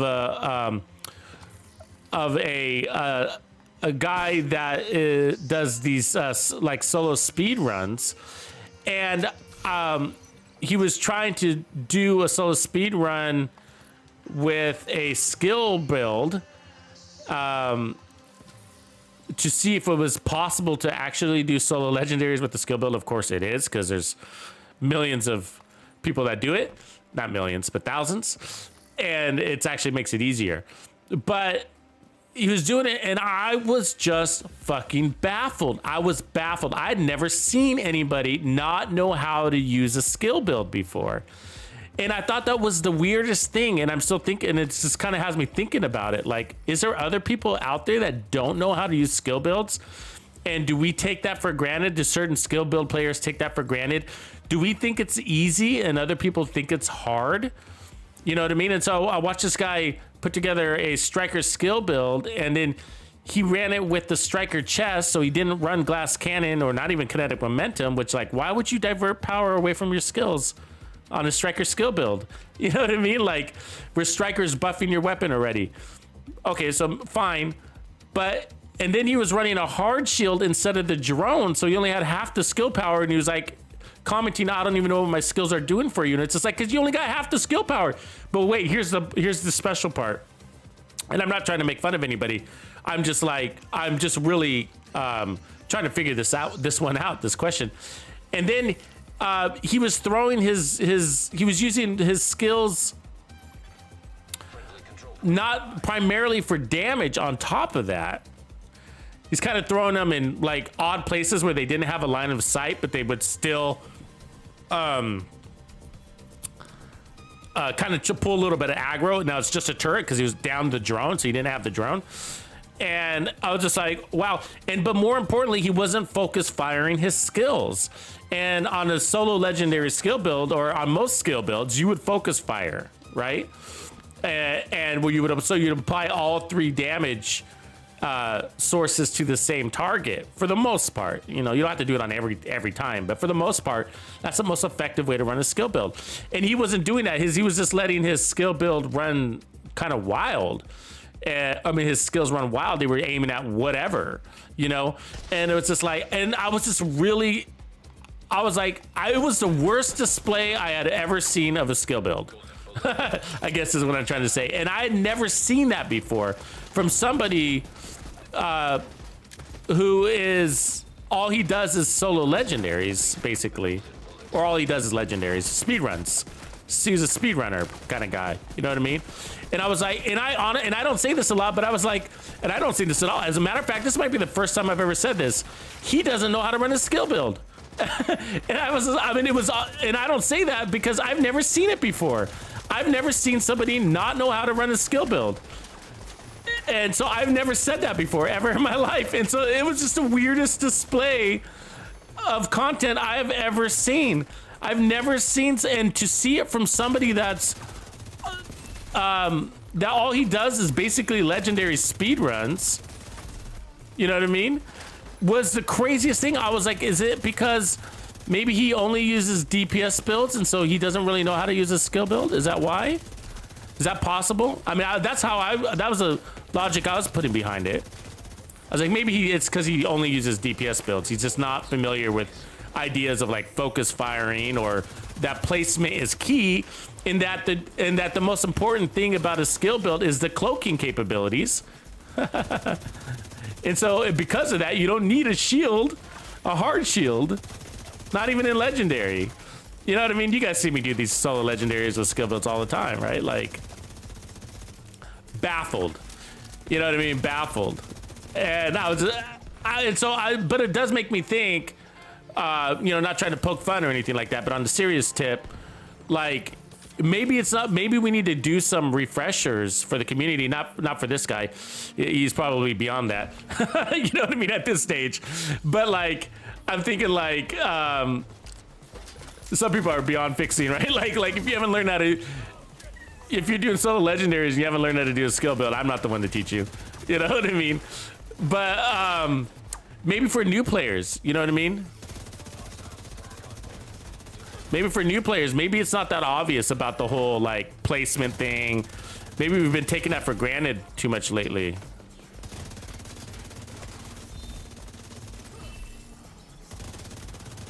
But those aren't little details, and that's why it's important. The cloaking capability is a big deal.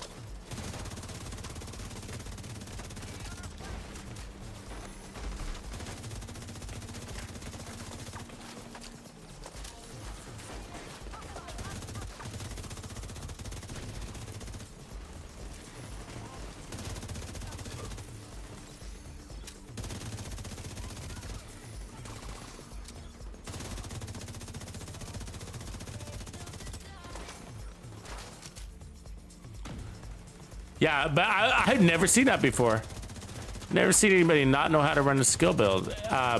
It just seems so intuitive, you know? That's part of it. It seems like it's something you're born with. You know how like sharks are born knowing how to swim? It just seems like it's like that. You know what I mean? We're all born knowing how to use a skill build. I've always felt like that, but I could be, that's what I'm saying. Like, I'm totally cool if I'm wrong. And that's, we've learned. It's been so long that maybe we did learn, you know? Maybe it was something I learned. I just don't remember because we've been running skill builds skill builds have been around forever. They're nothing new. Oof, there's a lot of guys back here. Serious trauma detected. Coming out of the wordworks.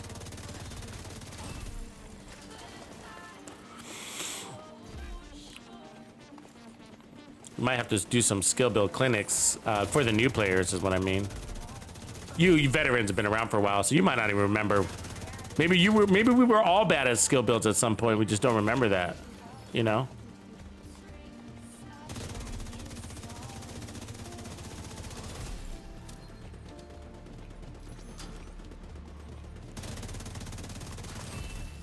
Detecting additional hostile contacts. Oh yeah, they keep spawning behind me. That's a problem.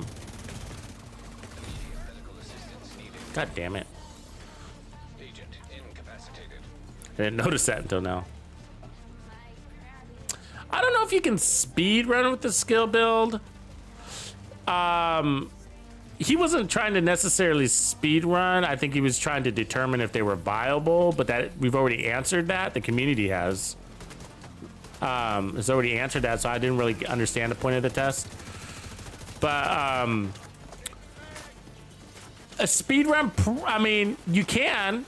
You probably not gonna, yeah, you can. You can speed run with this a skill build, but you're not going to break any records. Probably not. And the reason why is cooldowns, for the most part, I think would be the biggest.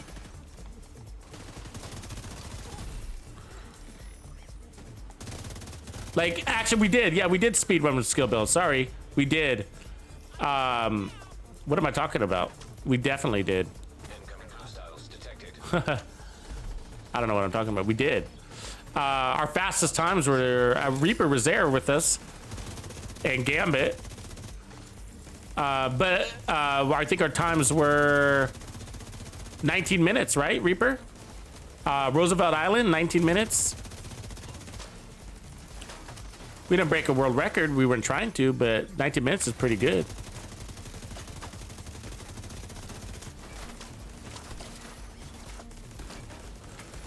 And so we were using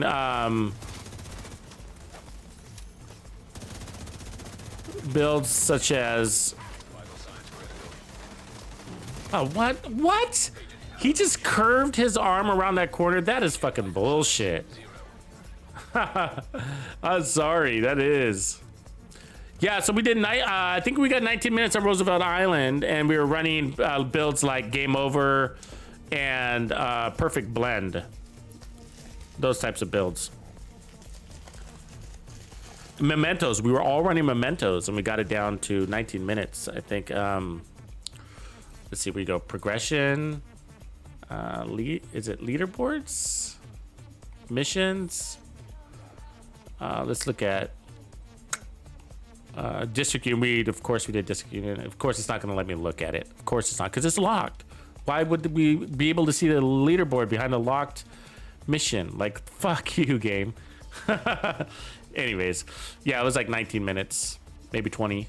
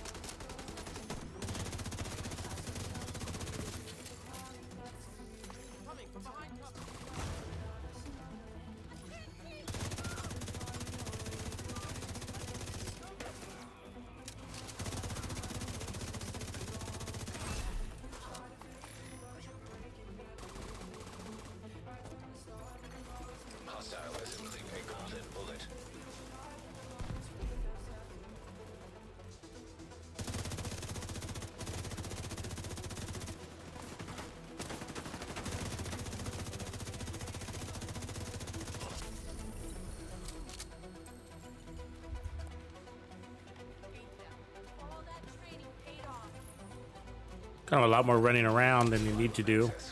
They were all over the place. All over the place.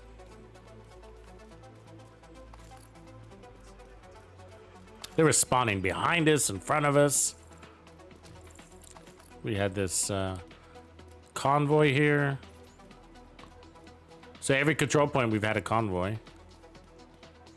It's not going to give me credit for that, apparently. All right.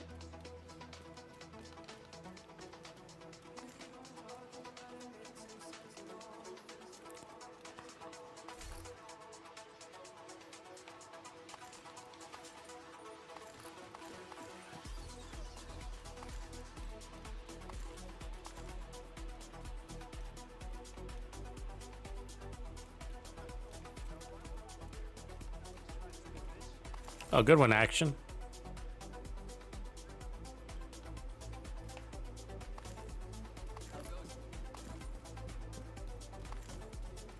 Okay, so let's switch builds now. Let's try, let's see here, the striker version, which is this one. So very similar. You see the Umbra. Striker's gonna run glass cannon though, so that's gonna be a power boost. Also, damage, incoming damage boost, but this one we try to keep a little more close to home because of that glass cannon.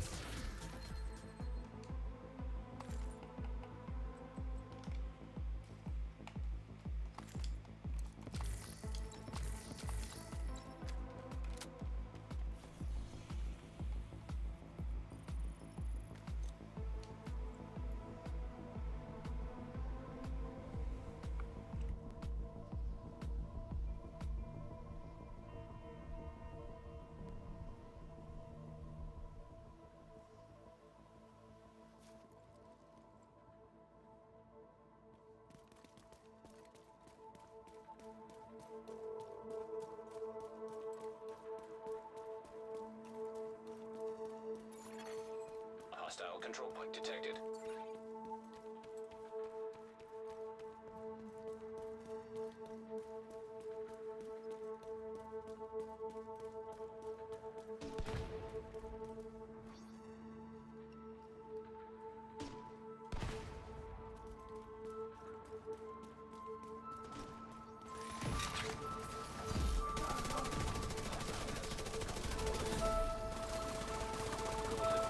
Received.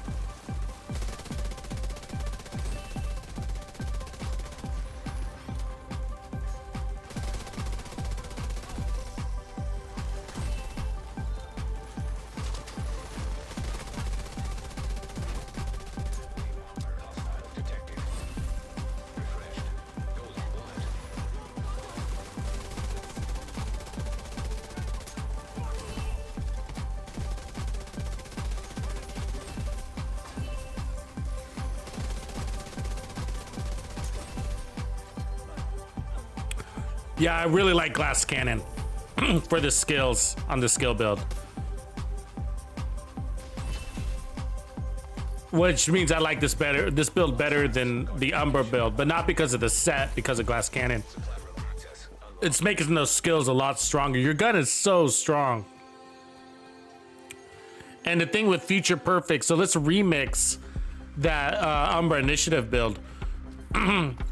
Because the thing is, you know, there's a 90-second cooldown on overcharge with a mechanical animal, and plus the capacitor just feels really good. So I think the Umbra build, we could take a look at that. Ooh, look at that TKB. That's a beautiful one. I'll take that one. 2 god rolls in a row.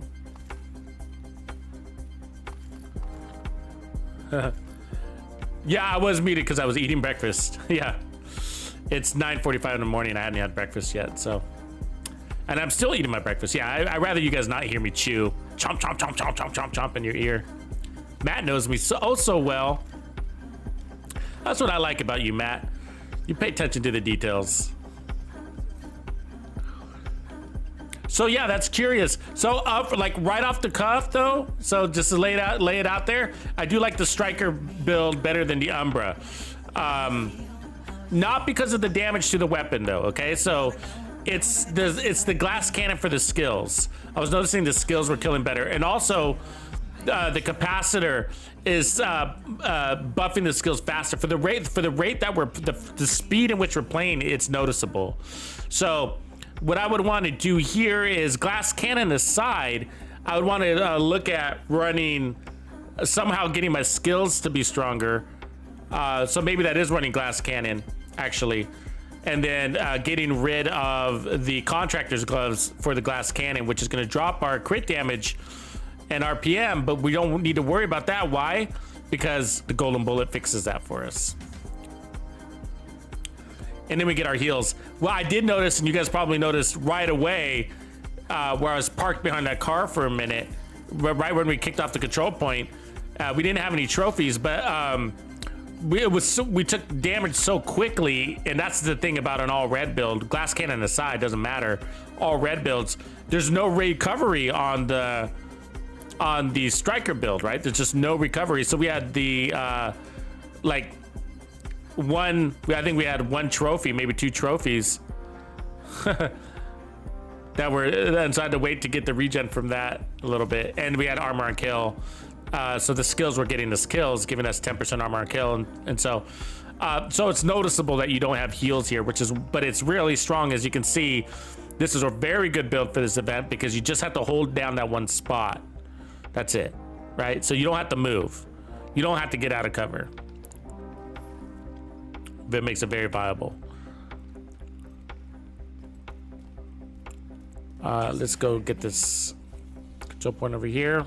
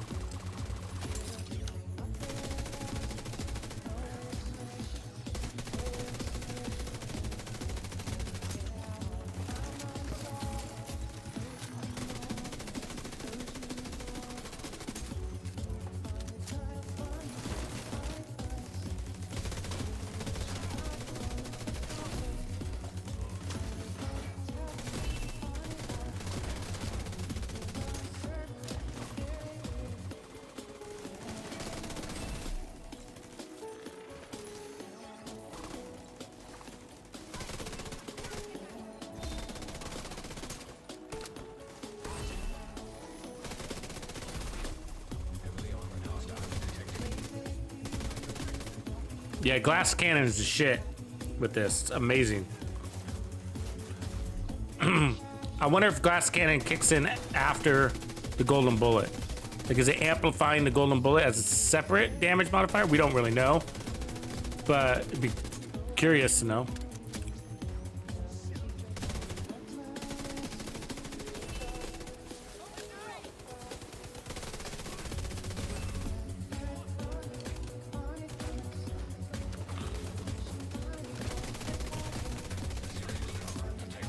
Yeah, but for most people, oh, there it is.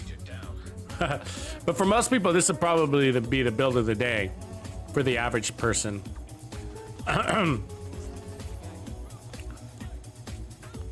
For at the moment, at least.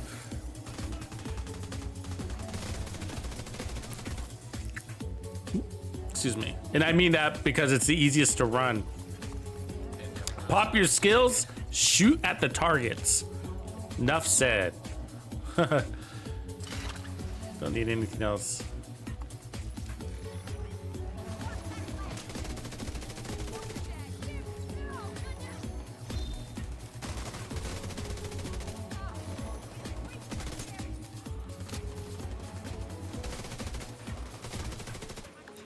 But we're gonna work on that after this control point. I'm gonna fuck around with that Umbra build.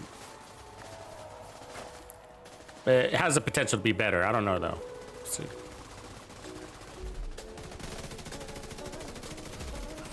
Because it's gonna fill in a gap in what Striker doesn't give us, which is the heals.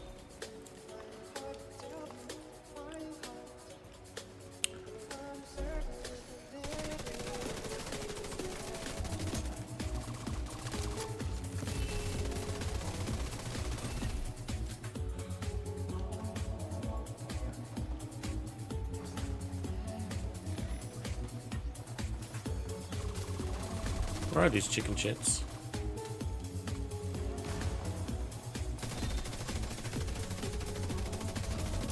There's everything there.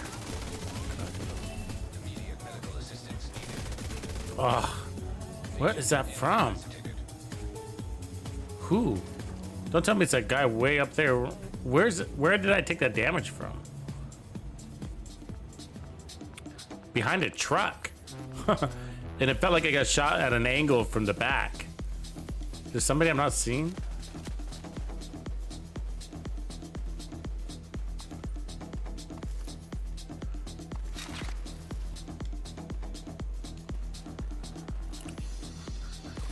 Is there somebody up there? Those are my guys. Yeah, I don't know. That's weird. I always like to know who gets me down. You guys like that too? I'm like, who took me down? Because I like to see. I'm sort of checking the game. Like, I'm checking the angles. Because sometimes I'm kind of like, no way, BS. There's no way that they can have that angle. You know what I mean?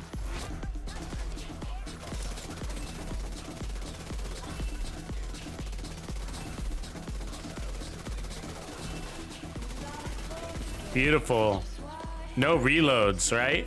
That's why that was possible like that. No reloads. Yeah, so that's a cool build. Really easy to put together. You should probably all have this build by now anyways. No, it's not the original. It's a modified version of the latest Perfect Blend. So, I modified it just for the event. I'll show it to you in a second here. Let me go get this gear. But I wouldn't change really a thing. Maybe put on some more armor on kill mods. But I have the crit chance barely where it needs to be. So it's a version of the original mixed with the latest. So the latest one, the original one, if you guys are familiar, the original one has crits everywhere, okay? So instead of skill damage, it runs crits. And then the original run also has Umbra. I'm sorry, a technician. Technician for the skill tier. And then we run a red core. But I rebalanced it all just for the event, all right? So because what I did is, because we're getting the golden bullet damage buff, I redirected some of that, what is weapon damage in the form of crit damage, I redirected it to the skills. So we got skill damage everywhere instead. And that's because Golden Bullet doesn't buff your skills, but it buffs your weapon. So I wanted to redirect weapon damage to the skills so that they're stronger, because when they get a kill, they prolong your Golden Bullet buff. And they save your butt with that 10% armor on kill. So we want them to have as much kill power as we can donate, as we can afford. And so, but I still want, because I was going to run this glass cannon chest, you don't have to. I still run into crit chance. It might be more efficient to run a wyvern chest here with and get rid of crits altogether. That might be where we take this build. Or a bellstone, as a matter of fact. Get rid of crits altogether. That might be the where I take this build next, actually. Because I don't think we really need the crits. You know what I mean? And so I would still keep glass cannon. And the skill tier, but get rid of crits. So now we got 10% armor on kill. We don't need technician because we're not doing legendary missions. So technician is like, for skill builds, it's usually the go-to for skill builds and legendary, because you get the additional damage to robotics, but you don't deal with much robotics in heroic content. So we didn't need that. And we didn't need the skill tier because I can run 6 skill tiers on my build directly, and the capacitor gets 7.5% damage from each skill tier. So I don't need the extra red core, and only an extra red core would only give me 7.5% additional damage straight up, which is not very appealing. And I'd rather have the 10% armor on kill and the ammo regeneration. And so we do have a red core here, a blue core, and then there's 6 skill tiers. So yeah, it's definitely a mix. It's a remix of multiple perfect blend builds, which is what we named this hybrid. So yeah, but I think my next step, where I'd evolve this, is I'd actually get rid of the crits. I don't think we need the crits. It's a little bit nice to have, but our time to kill was so fast. Yeah, we could get rid of the crits. And what we do need is more survivability, because if you notice, we did go down once or twice, which is not a problem, but it would be nice to have a little bit of regen that would keep us from going down all the way in certain cases. Not all the time, but that's why the Bellstone chest might be the one to do there. Just get a little regen where it just keeps you from going all the way down. So another more armor on kill would be nice, but we can't afford it because of the memento.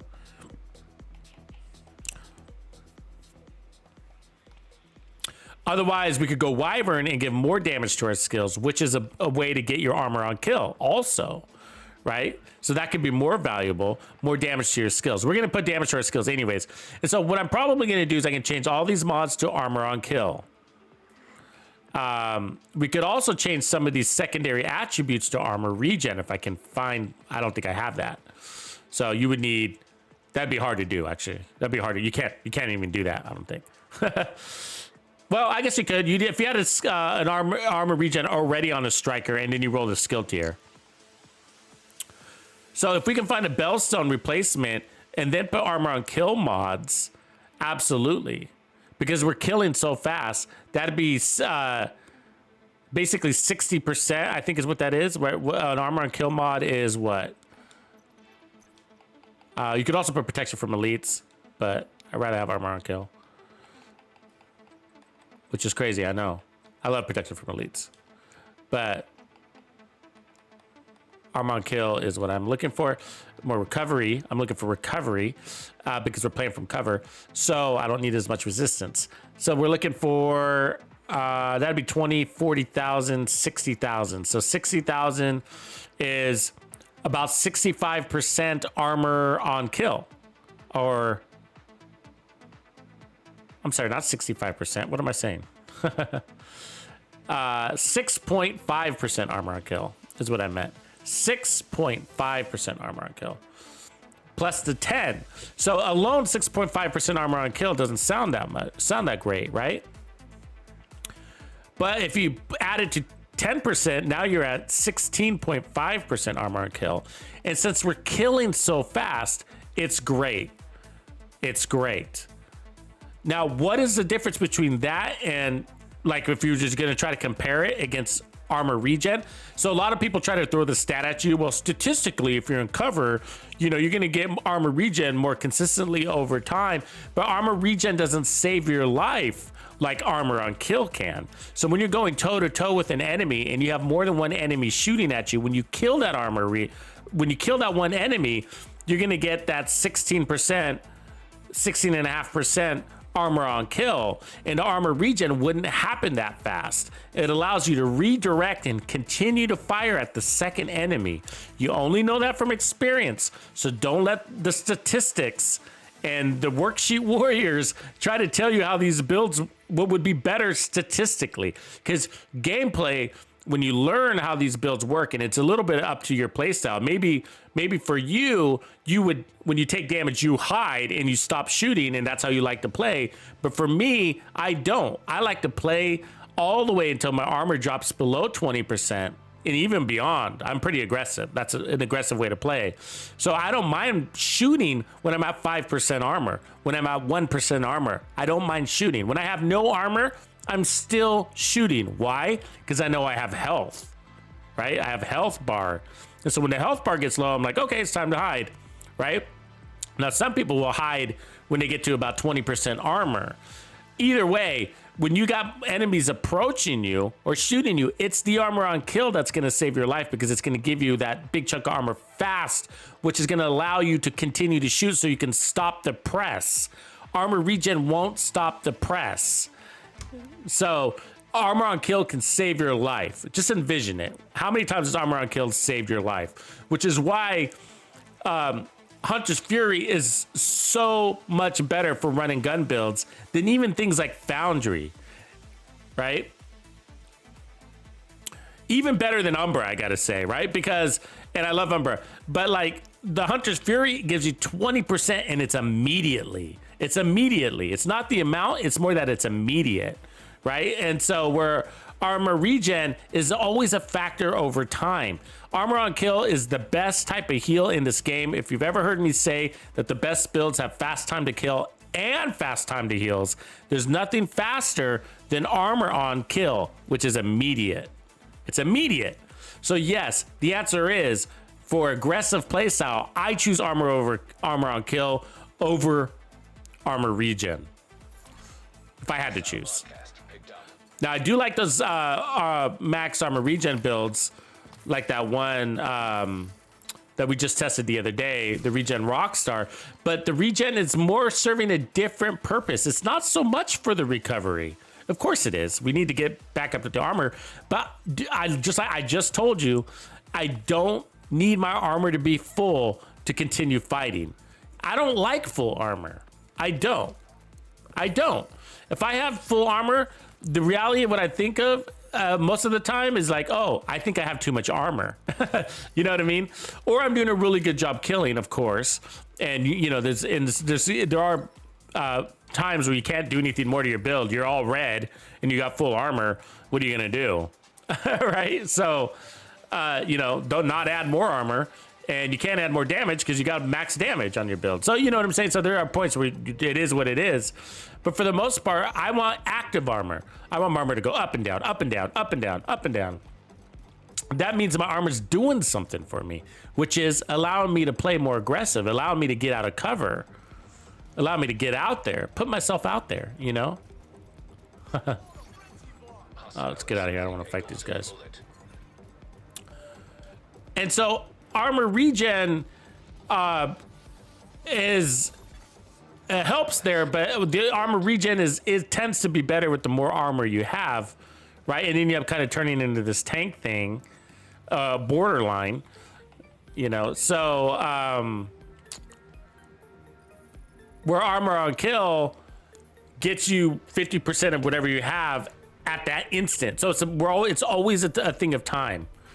It's always a thing of time. We're always, anything build related is a factor of time. You always got to add that element to put things into reality, into perspective. And so if you run a max armor regen build and no armor, that's fine. You're still going to get whatever, 5% of your armor per second. It doesn't matter. It's always 5% of your armor. 5% with no armor.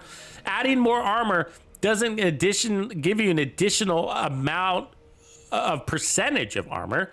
So, for example, 5% armor regen on 1 million is 5% armor regen on 10 million. Also, it's always 5%. It's never going to be more than 5% unless you add more armor regen, right? Okay, obviously. I know that's obvious. But by adding more armor, what it does is that 5% ends up being a greater quantity. And why does that matter? That means that's a resistance factor. It means you can take bullets while you're dishing out damage, and it allows you to dish out more damage longer, play out of cover more. And so you can potentially kill the enemy before they kill you. And so that's what the resistance is for, right? And that's why we run that. But you have to go, but you are sacrificing damage there. On armor on kill, you don't have to sacrifice any damage, right? You can go all reds and have 20% armor on kill. All right, let's modify this one first, and then, well, I'm kind of curious about, let's stick with this one actually, but I am curious about taking that Umbra one to the next level too. Clean this up real quick. We got to get rid of our caches also.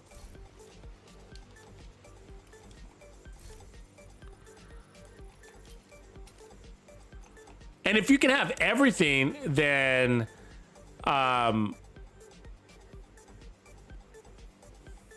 it's even better. I like having armor regen with armor on kill with bonus armor. It's like the trifecta for me, because they all do something a little bit different. You know, they're all, of course, working to help you get to full armor and beyond, technically, with bonus armor.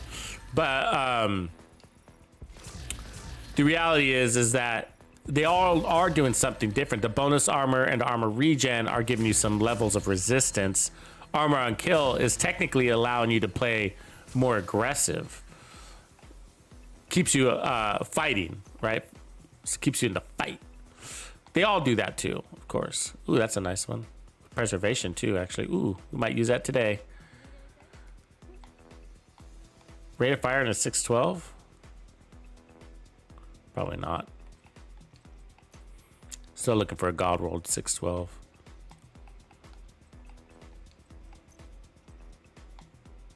It's amazing I don't have one yet.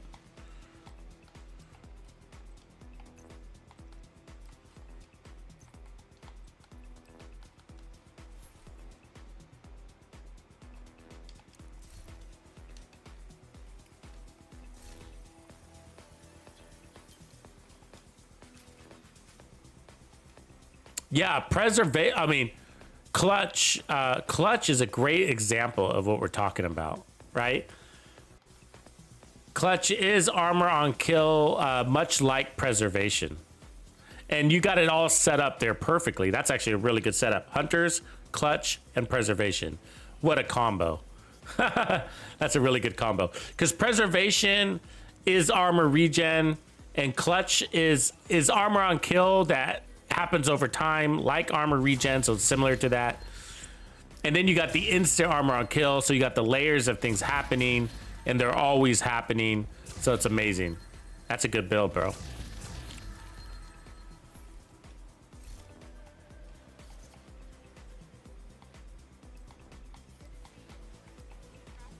Got a lot of caches, huh? Free gear. Just by playing the game. That's why I said you don't have to hang out at the White House and buy glitched weapons. Just play the game. That's only with 3 directives, too.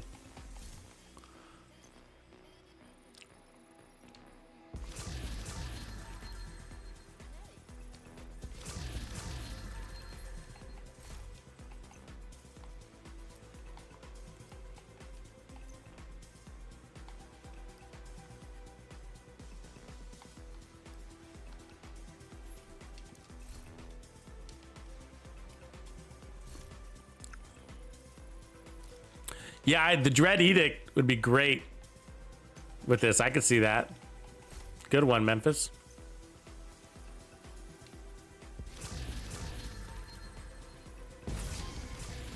All right, just a moment here. We get these all cleaned up. Sorry, got to do this because to get out there, I hate not being able to pick up gear and stuff, you know? Having to stop in the middle of a fight to empty something out of your bag is annoying. And some of these things are rare items and that you're never going to use, and so you need them for your expertise. I'm not worried about my expertise, but what else am I going to do with this junk, right? Might as well donate it.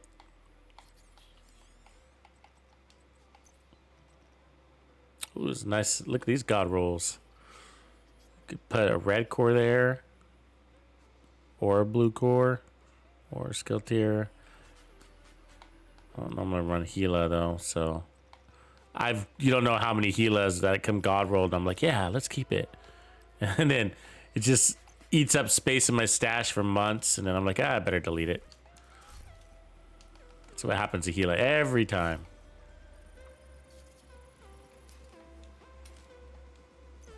Yeah, Devil's Due with hazard protection. It's a very good Devil's Due at the vendor, which I think was DZ West. Maybe it's a very good Devil's Due because it makes for a great backfire build.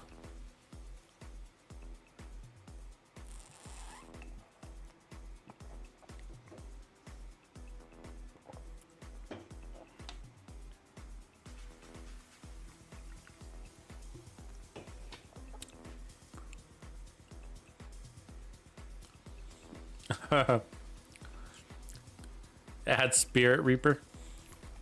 All right, so let's make the adjustment. So we're gonna need just divert a little bit to survivability. And so ideally it's gonna be a Bellstone chest.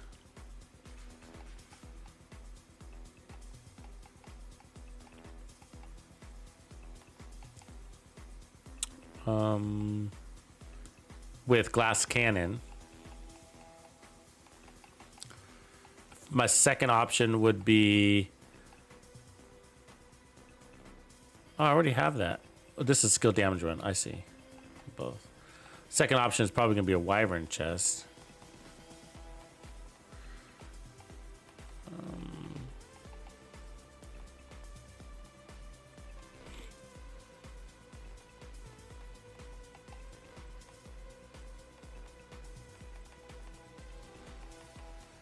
I know I have so many Bellstones yet, not the one I need. So I'll move over this Wyvern. I've been farming Bellstones since the beginning of time, and I still have ones I still don't have ones I need. It's amazing. Like central pieces like that I would use all the time. I mean, I could just run with this one. That's probably okay. Probably, let's just go ahead and do it. It's got the wasted slot, but... Well, no, we can't because we need this skill tier. So I can't. I don't want to lose this armor on kill from here. I need that. So we'll keep this. That's fine. And then, but we're looking for a Bellstone. Bellstone is farmable today, so we're gonna go after that. And then right now, I only got 2 armor on kills here. I think some of them are hiding in my stash. Let's see if I got some blue mods. Is that armor incoming repairs? There it is. This is the third one. Okay, let's load up. Dropping crits. Armor on kill. Let's do it. It's gonna add a ton more survivability. Remember, our skills give us armor on kill. So you got 3 sources of damage out there, all capable of giving this armor on kill. So this will add great survivability. And we're diverting more power to our skills. So cool. So we got 16% armor on kill. A little bit more. And then 3% regen underneath that.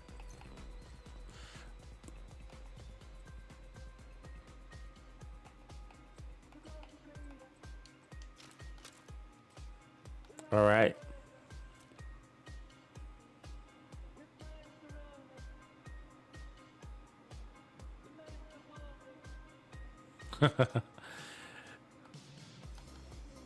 Reaper, you're funny.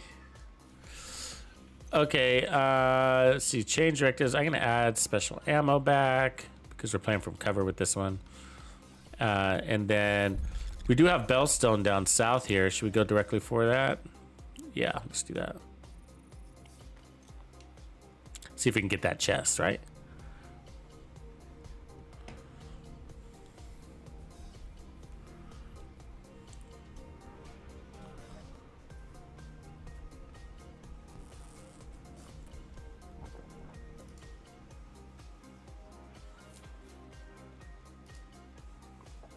All right, there's our 4 directives. What are we missing? Which directive are we missing? Pistolero. That's right. We don't want Pistolero. Technically, I mean, we could try it because when you get the kill with Golden Bullet, then, you know, it does refill your mag without using your ammo supply. It's just that you don't always have the Golden Bullet. As you can see, there's sometimes where, like, there's nobody out here with the Golden Bullet to even kill. So... Hostile assembling a golden bullet.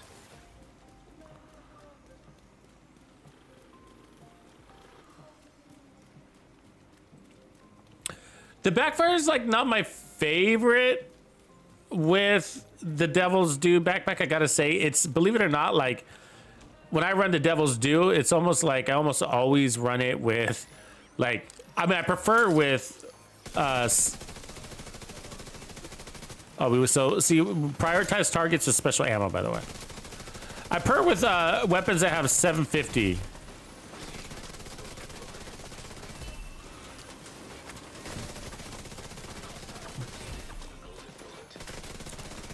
See how that armor on kill? We're killing well. So do you think we're missing any damage? Question. It's a real question. Look at our life. Notice I'm still shooting. Right? Because shooting is life, is it not? So is our skills, of course, but shooting gets you more. Oh, you don't want the golden bullet on the turret. So let's get that. We don't have any trophies yet either, so keep that in mind. So when I say, are we missing any damage? You notice how well we're killing. Obviously, golden bullet. So that's what I'm saying. It was a smart move to divert the crit chance. It was wasted damage.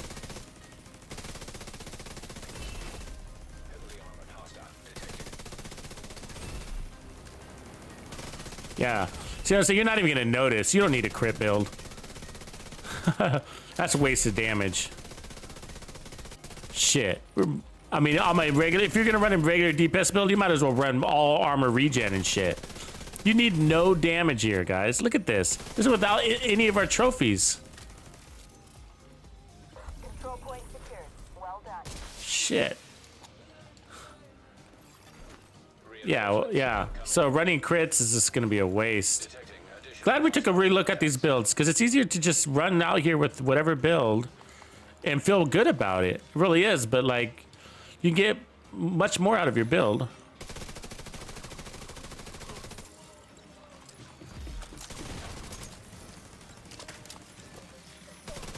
Special ammo guys are going to be your priorities, because they will hurt.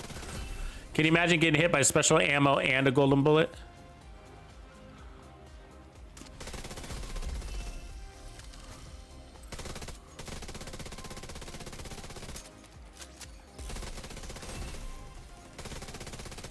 Easy, guys. This is easy, man.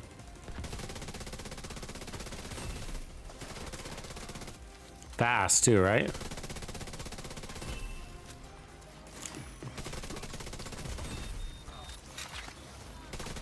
Oh, do not blow up over here. Do not blow up over here. Can't afford it.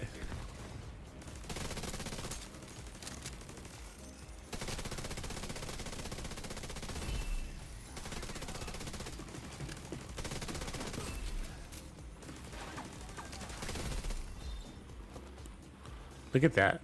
Look at all that shit laying out there. Fun. This is fun.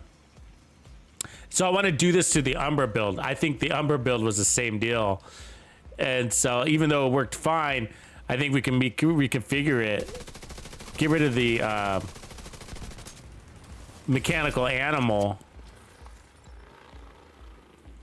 drive more power to the skills, and then put armor regen instead of... Well, we need to make sure we have enough crit chance, but that shouldn't be too hard. We got this one guy out here.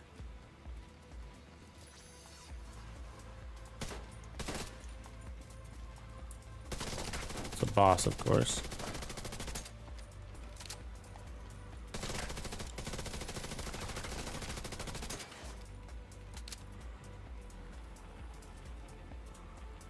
The skill's gonna take the long way around. You watching that?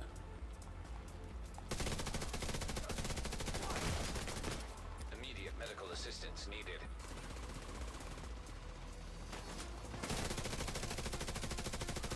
You guys notice the control point people never made it? The control point losers, they never got here. Supply room access unlocked. That's a great build. That's probably way better. Artie Dixon, what up, man? What up, Q Band Ghost? I'll show you in a second here, bro. Just give me a quick second to go collect my goodies real fast. This is a second iteration of the Striker build, though. It's a Striker hybrid, and the objective is to hold down from a single spot and clear the control point in about 3 minutes. Try to average that. As you can see, we did that pretty easily. The earlier versions were about the same. So, but I realized that we're so strong. What I did is I took the path of diverting even more power, and we may even be able to lose a skill tier. In fact, now that I think about it, like if we're willing to go that far, lose a skill tier and divert it to armor, because the golden bullet is so strong. Look at that, Gila. Oh, that's a nice hunting M44. I keep getting it with optimal range. So here's the build. It says this is second version. So what we're looking for is a bellstone chest. We'd rather have a bellstone chest with a skill tier and glass cannon and armor regen and skill damage. So we're looking for that chest, which I swear I have that, but it's probably on another character. So anyways, so we skill tier, skill damage, and armor on kill. And I gave the whole spiel already on why the armor on kill mods are awesome with builds like this. And we got 10% armor on kill here on 6 skill tiers. You don't need technician because we're not doing legendaries, so we don't need that additional damage to robotics. So we do need the 10% armor on kill, and the extra ammo does help even with the golden bullet. So the golden bullet refills the mag and gives you major damage, major weapon handling, major burst from RPMs. So we're rediverting our power to our skills so that they can get us additional kills and help us get that armor on kill, which is at 16%, more than 16%. And we have the 3% armor regen underneath that. So 16% armor on kill plus 3% armor regen. It's the collective and heals that we're looking at. So yes, you could have given more aggressive and put armor regen on each one of those, but I don't think that's going to be necessary because our time to kill, because we're doing such a good job killing. And so if you're doing a really good job killing, then, you know, that's that whole statement that you hear people say, which is a little bit out of ignorance because they're not putting it into practice, but I get the logic of it. So I'm not going to pick on it too much, but when somebody says, oh, statistically, you're going to get more out of your armor regen, it doesn't work out that way in gameplay because armor on kill saves your life and it keeps you in the fight because it pushes you, or especially if you're getting pressed. So when you got somebody, we got 1 or 2 enemies that are pulling in on you, then, oh, that's a good one. Take that one too. When you got a couple of enemies pressing in on you, let's say 2, and then you have no armor or very little armor, when you kill that first guy, it gives you that jump in armor to give you enough time to kill the second guy before he kills you. Armor regen can't do that. Armor regen, you're going to have to continue to hide. And trying to use that time to put on an armor kit is just going to get you can not only get you killed because of how long it takes to put on a damn armor kit in this game, but then you're going to pop out, take more damage, and then because you didn't have the armor on kill that you could have had instead, you're going to end up having to put another kit on right afterwards. Anyways, that's all practical experience. And so we were talking about that because spreadsheet warriors or testing range warriors, guys that spend all their time in the testing range and looking at calculators, don't have the practical experience to know those situations why armor on kill is better than armor regen in most cases. And it does depend on the build and your purpose of a build, but for the most part, I prefer armor on kill if I have the choice.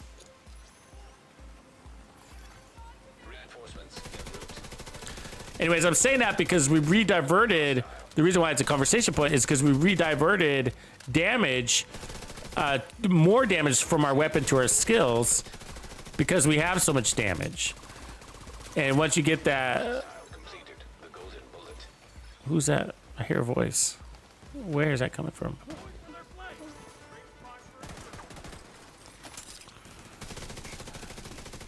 And so we rediverted, I got distracted for a second, to skills. And then, so by getting rid of crits. So we got rid of all the crits. So originally we ran this with crits and got rid of all of those. We didn't need them. And then on top of that, since we freed up our mod slots, I decided to run armor on kill mods, which for most people they collect, and even for me, they collect dust. I don't use my armor on kill mods very often. It's pretty rare. But I'm finding on certain builds they are logical if you don't have something better to put there, which you don't. If you do, and that's because I know the equation from my experience is that the builds that have fast armor on kill, fast kills and fast heals are the best of builds. And so this build has that. So as you can see, we were down on armor. We have fast time to kill and fast time to heal. It's the best. What else would I? Why would I slow that down with armor regen? Armor regen is a factor of time.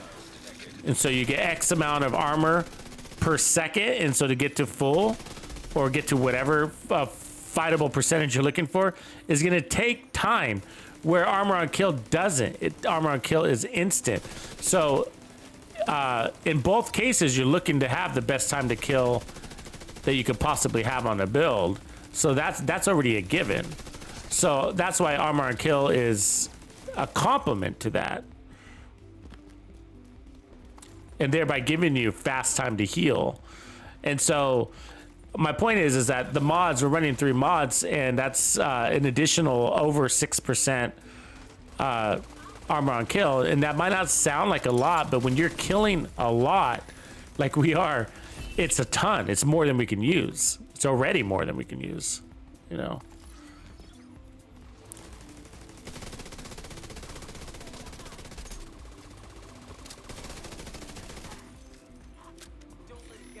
My turret is stuck in a weird place. Sure, I can pick it up. Yeah, I can.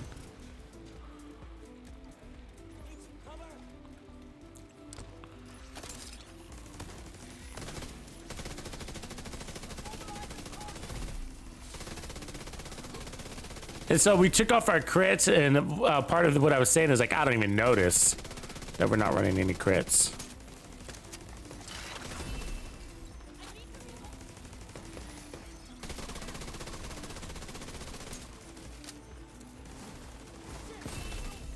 See how our skills, our workforce to get to prolong the golden bullet or to earn it.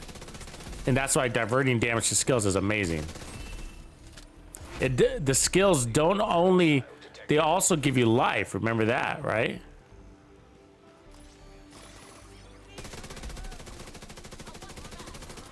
So they're giving you armor on kill. So that's 16% armor on kill is also provided by the skills, not just your weapon. Another reason why armor on kill makes a lot of sense, even over armor regen, because armor regen picks up no additional benefit from skills.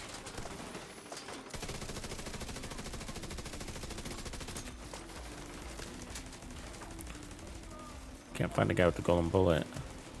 What's the boss? I always like to say the boss for last, but get in there. No, get out of cover. See that? See that? My skill just gave me all that life. And now we're back to fighting rate. So I don't know if you caught that, but my skill went, that drone went and killed somebody. And we were on our deathbed. Anyways, that's the perfect scenario. I'm gonna clip that because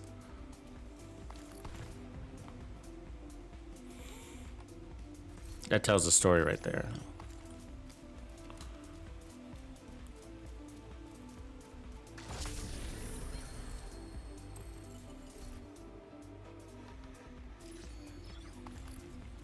A lot of that is gonna have to be revealed. I can tell you that until my face turns blue.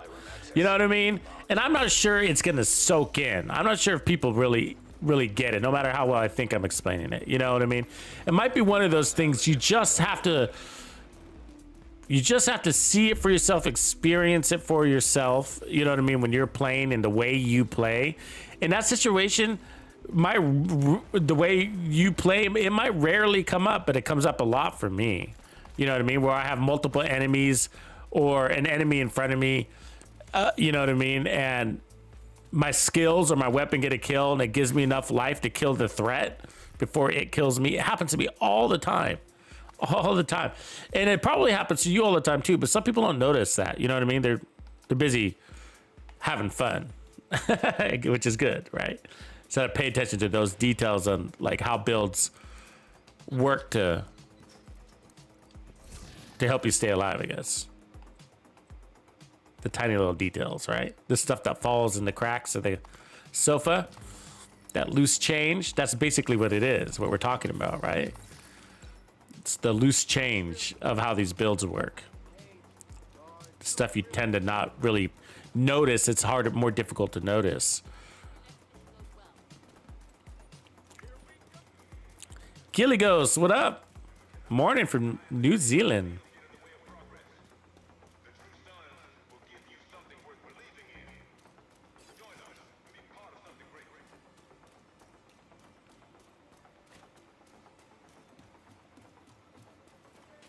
Yeah, so the armor on kill is coming from 10% is coming from Gunner,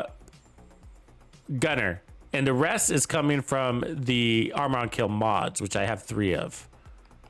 There, and there, and then I got a little bit of armor regen on this one.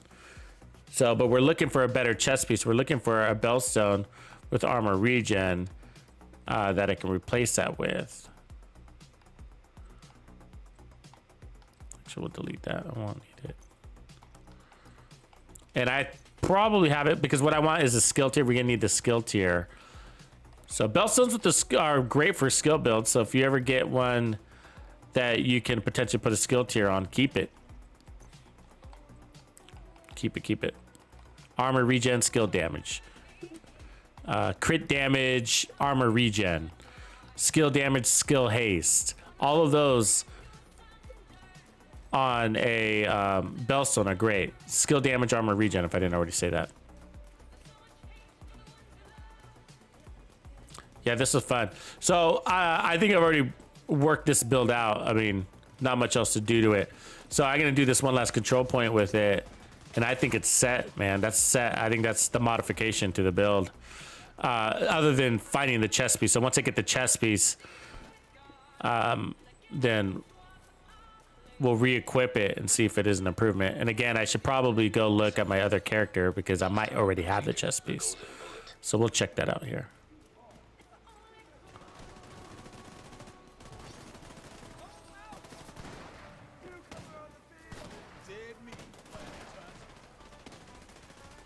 Hey, Joseph 32S. Are you kind of a newer player or what's your play style? Hey, Brooks, thanks for the sub, man. I just noticed that. Sorry I missed you. Appreciate you, bro. Thanks for hooking it up. Okay, so here we're gonna hold it, here down. Yeah, let me know if you're kind of newer, or I think you might have mentioned earlier. I think you said you were kind of new. I think that was you that said that.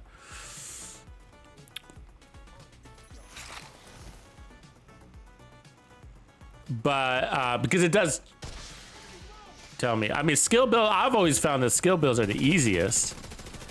Like the type of build that I'm running right now, it makes legendary very easy and heroic really easy. I mean, easy, bro. Easy.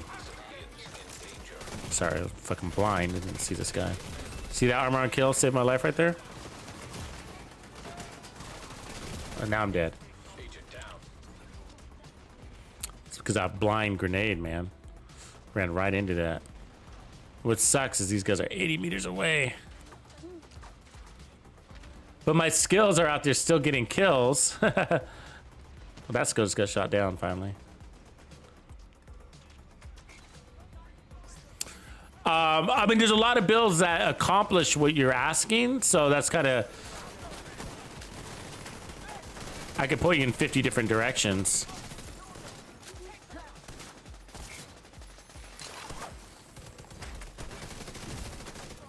But one of the benefits that gear sets give you is they take a lot of thinking away from you. I mean, in a good way. They kind of make it easier to assemble. Just a really solid build that's gonna work. Oh, this fell weird. Look at this turret. That's probably why I died.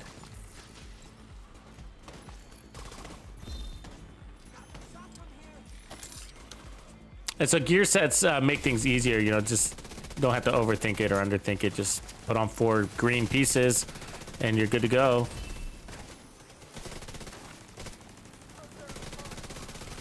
So Striker, Umbra, Heartbreaker.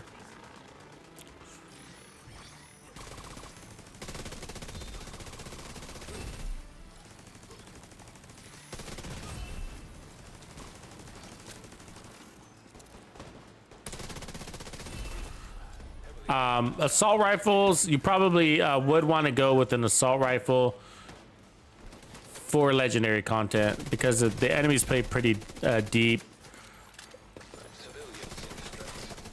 And I think that the health damage is really helpful too.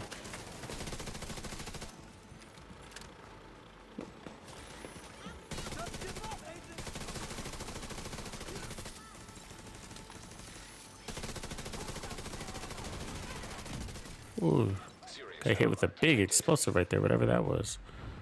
What was that? Was that the boss's rocket? It must have been. God, look at him hiding. I can't even get a shot. What kind of pussy boss is this?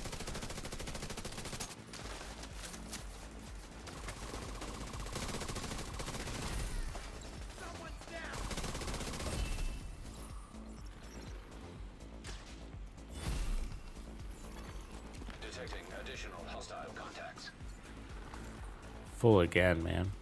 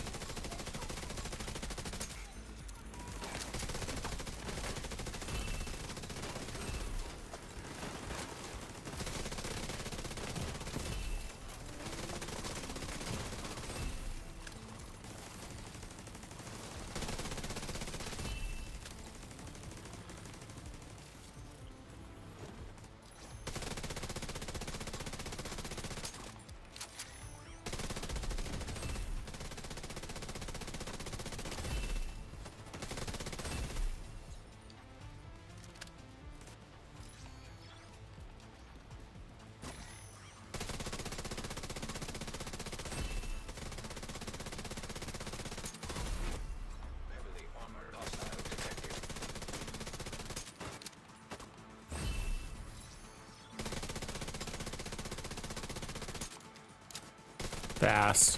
When you have a good line of sight like this, it's game over.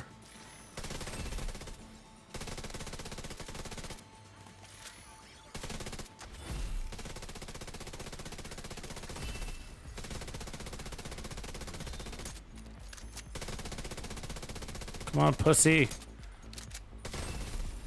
There we go. Easy. Yeah. You clear content. You clear lots of red stars that way.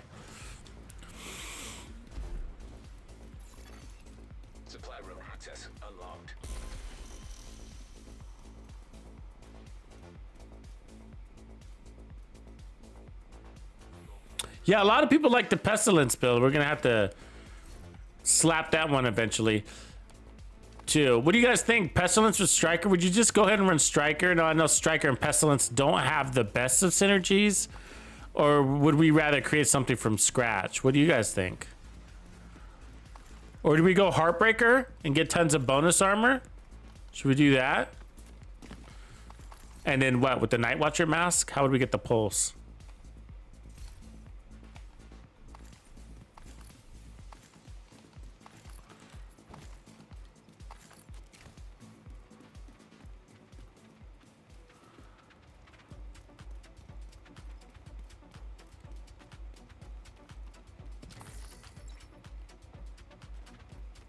Yeah, Perfect Brace is pretty cool.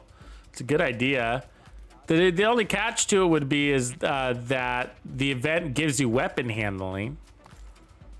But I still get the logic of it because the weapon handling to help get you more weapon handling. I get that.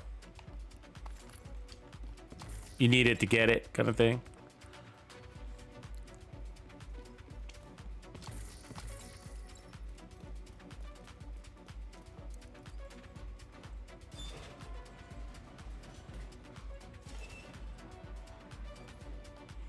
Yeah, we'll whip out the Pestilence too. That's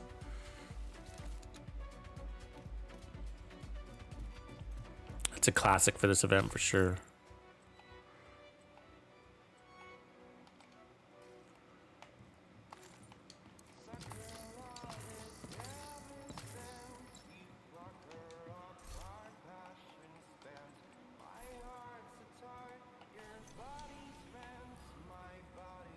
Okay, I'm gonna check my other character real quick and see if I have that Bellstone somewhere. I can vision it in my, I can see it, but it might have an armor core, so maybe not.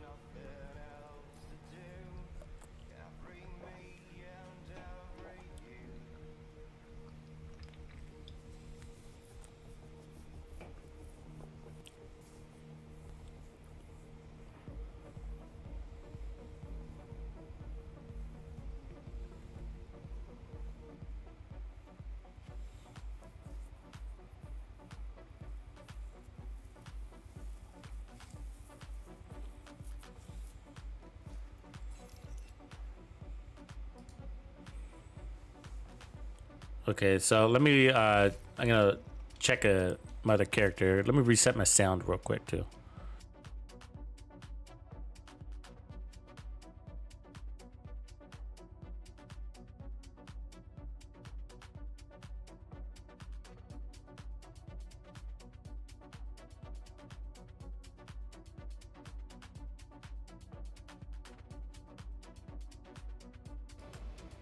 All right.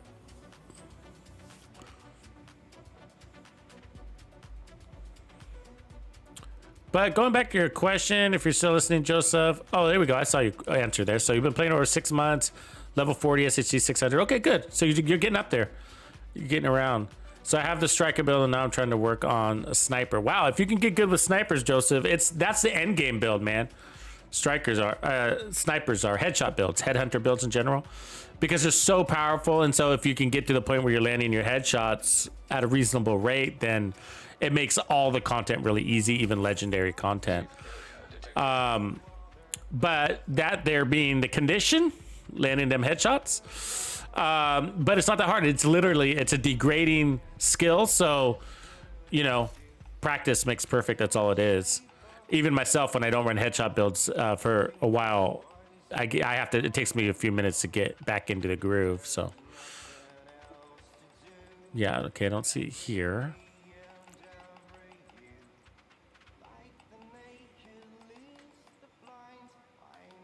Let's check my other character. Scony D. Scony. Good to see you in the live one. But I would, so Striker's an obvious one. It's just a classic. It's just a classic. And I think that's why it works so well, is because, and that's probably why it should be called the meta, is because it's easy, it's classic, it's strong. It's strong. But I've been saying this lately, and I need to prove it out in some video content for you guys too. But what I have experienced is that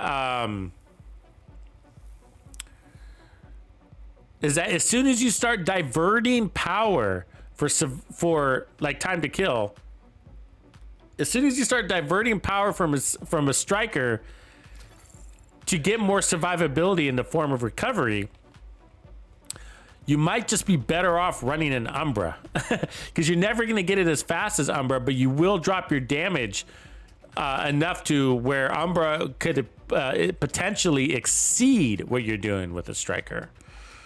They're already neck to neck. They're already neck to neck. So you could be putting yourself at a major disadvantage. And so I think striker, you know, outside of skill builds and creative concepts, just like hands down all looking for like this a general build, damage build. I think striker, it's all red or nothing. You know what I mean? Or, you know, the skill builds are different concepts. So that aside, right? But I'm talking about this like for DPS, trying to put on an armor core or 2 armor cores on, or trying to put on 2-piece bellstone. I mean, you maybe get away with that, but you know, you'd have to make them red. So this is the one I was thinking of, but it's got a blue core. So it's close. We'll take it over. And same this one. This one's got a blue core too. This one, no. So, but when it comes to Striker and Umbra, I mean, they're the same thing. They really are. One just gives you weapon handling, where the other one gives you armor regen, and that's literally how I look at them. I don't look at the multiplicative damage as being the differentiator, because I've learned that it looks like it's a lot when you look at your crit damage numbers, but if you look at your your DPS, they're so close to each other. We could potentially look at that one. We'll pull that one over. That in the open world, when you're playing in combat, they're par with each other.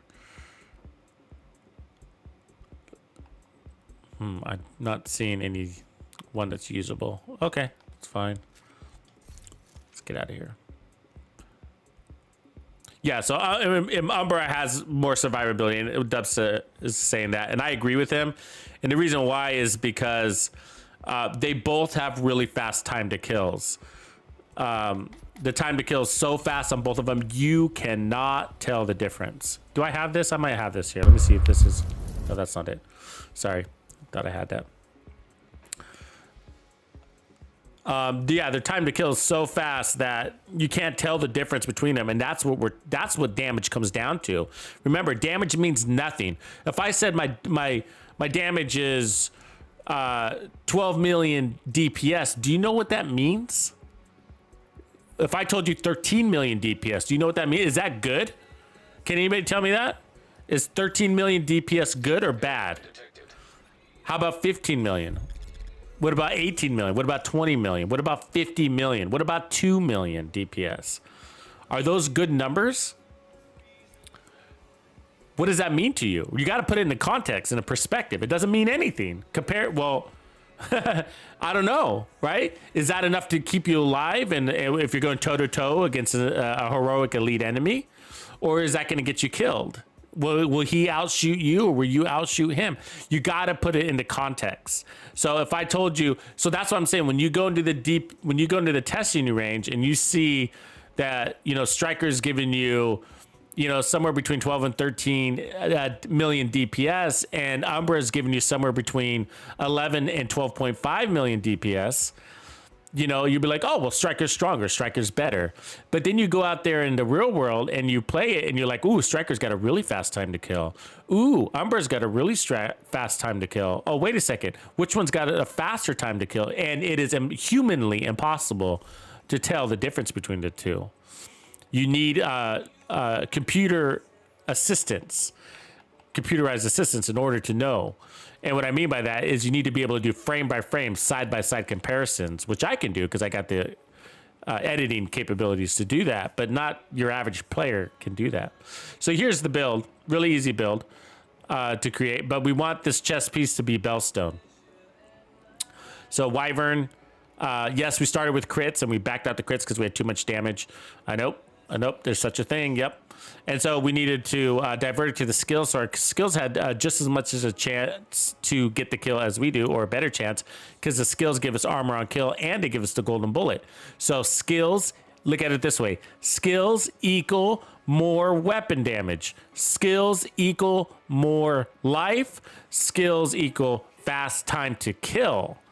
Okay, which means strong skills equal fast time to clear content. You got 3 very strong, capable weapons taking down your enemy at the same time instead of just one. So you can be in more than one place. Also, when you do have to hide in cover, your skills can get you back out of cover by getting that kill and giving you this 16% armor on kill that we have on this build. Skills are also getting you trophies, which are driving more skill efficiency to themselves. Basically, more skills when you grab those trophies. And of course, they're giving you bonus armor and regen too because of those trophies. So skills are doing a lot here. And so we want to give them the chance to do that.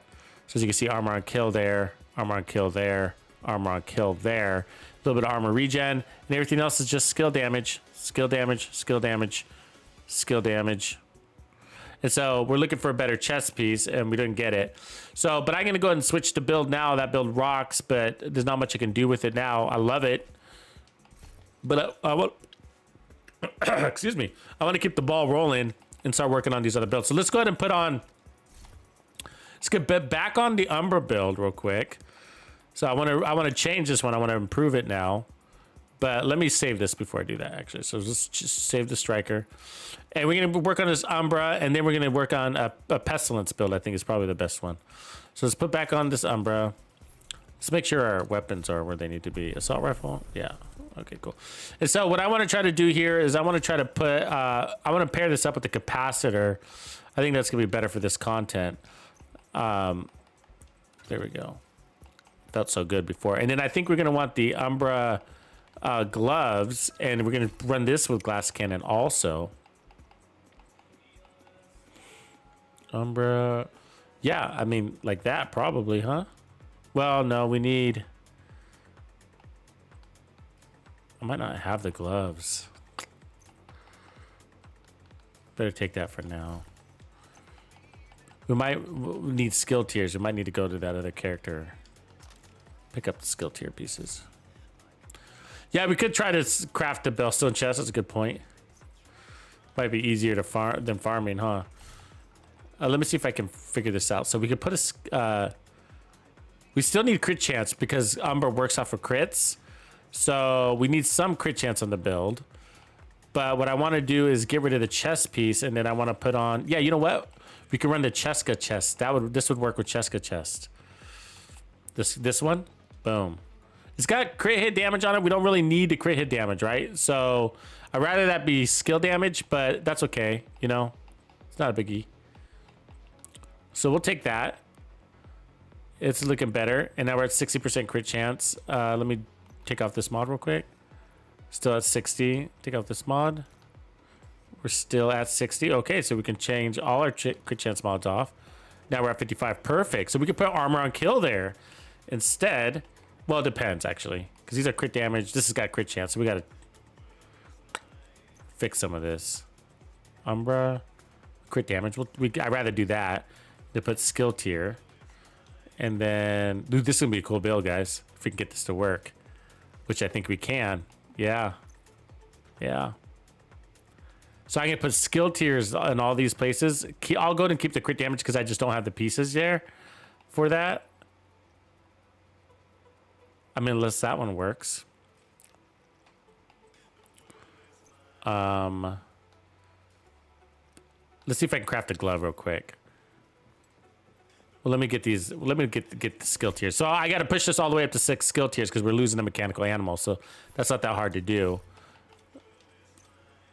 Because we got blue cores on this already. So let's take this to skill tier. And then that's going to be that.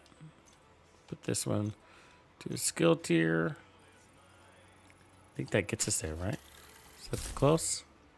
That's 6. 1, 2, 3. How did we get to 6? Oh, it's the pistol. It's throwing us off. Yeah. So we're at 5. So we need one of these to give. Sadly. And I like the armor regen there over crit damage, but we're gonna have to go crit damage. It's fine until we find another piece.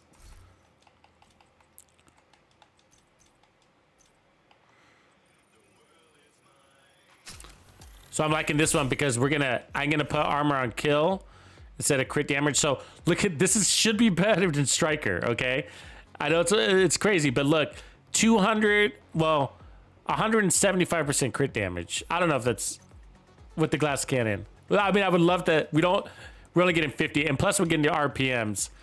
This would be interesting. This would be interesting to run. Okay, it's gonna be close.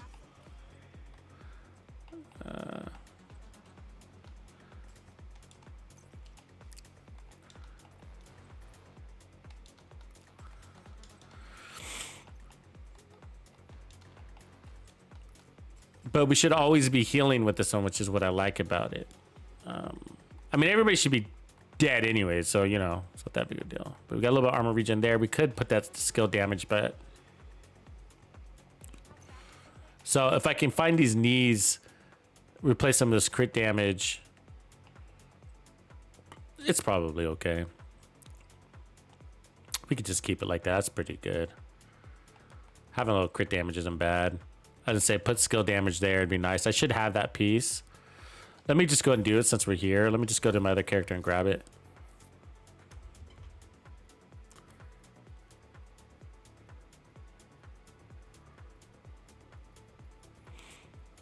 What up, Outward Curve? Ongoing. Ongoing to be fun here. I bet you it's really easy to get that special ammo, isn't it?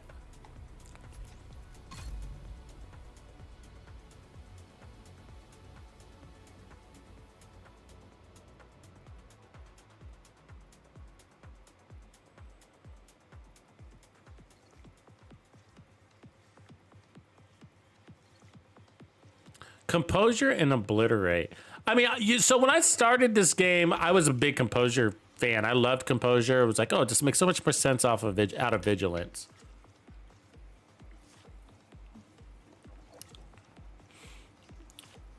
But in the end, Vigilance, you know, if you just look at your damage stats, if you run a Composure build versus Vigilance, you do notice the difference a little bit.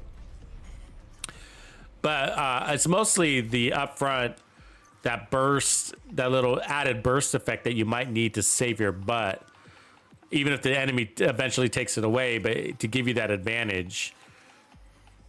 You know, I like it for that. But on some, it depends on your build. On some builds, you'll notice that it's always around. You know, it's around more than it's not. And if you're getting out of cover a lot, that's when you definitely don't want to lose it. Because when you're getting out of cover and an enemy steps in front of you, you want to be able to handle him.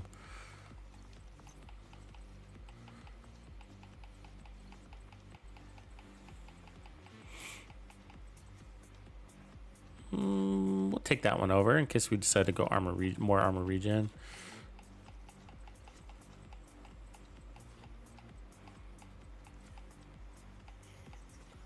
Yeah, I don't have any more Umbra priests as well. All right. Guess we have it all. Yeah, weird. The Umbra backpack could actually be pretty cool with this.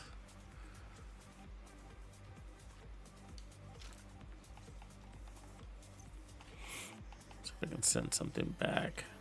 Get rid of the foundry.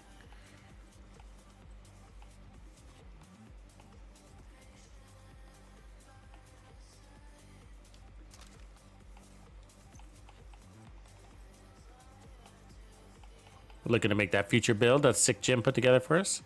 Working on some of that stuff. Working on getting the pieces together. That should be kind of interesting. Be fun.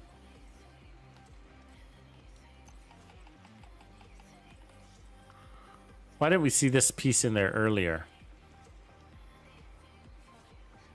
That wasn't in the stash earlier when we looked. Now it is all of a sudden. Either was that one. That's weird how things just magically appear. All right. 50 more followers. We're getting there. Thanks, Reaper. We're almost to that 3,000 mark, folks. 50 more followers.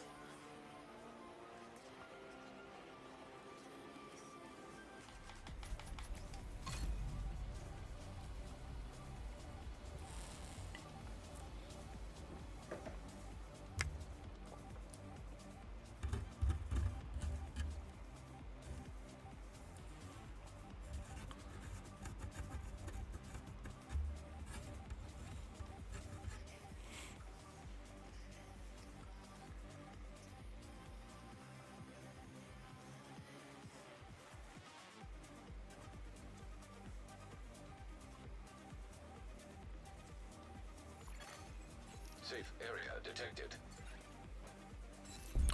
All right, here we go. So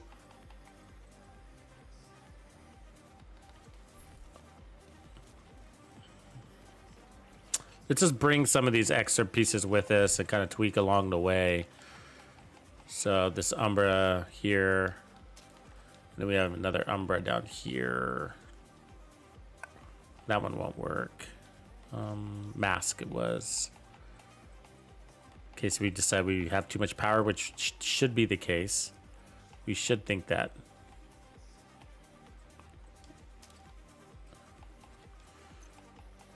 All right, and then let's change the role on this to a skill tier.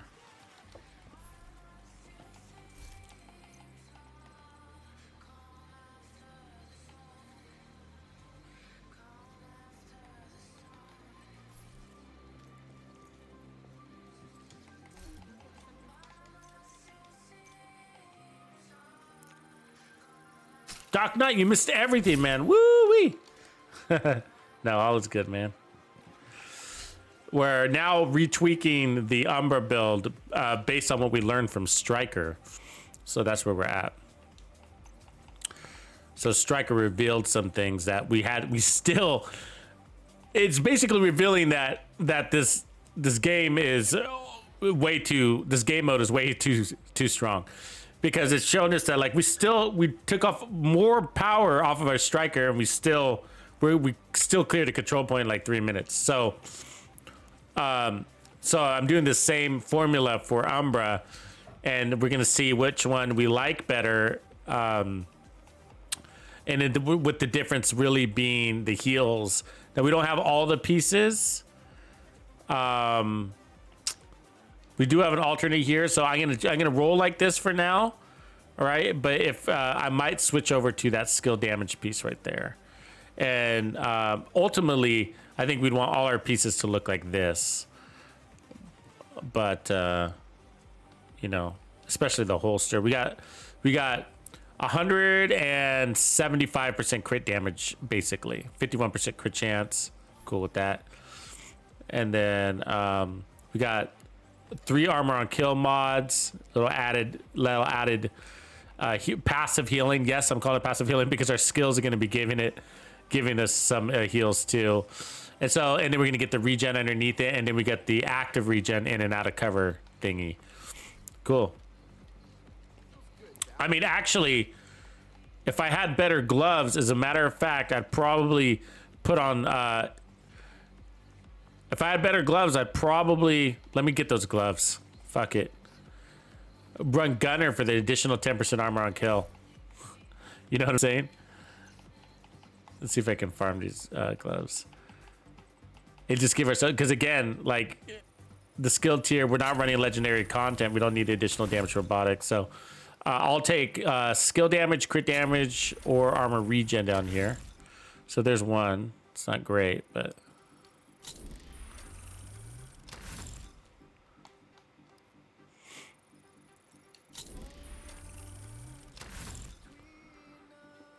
It's not bad. Crit chance isn't bad either. We're a little bit shy. Definitely wants to give us headshot damage.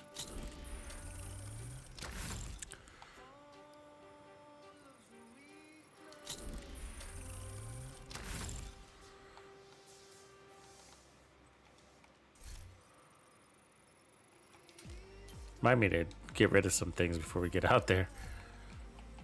Put some stuff away. We could just roll with the crit damage one. That's fine. Put a skill tier on it and then run gunner. Just try a couple more times.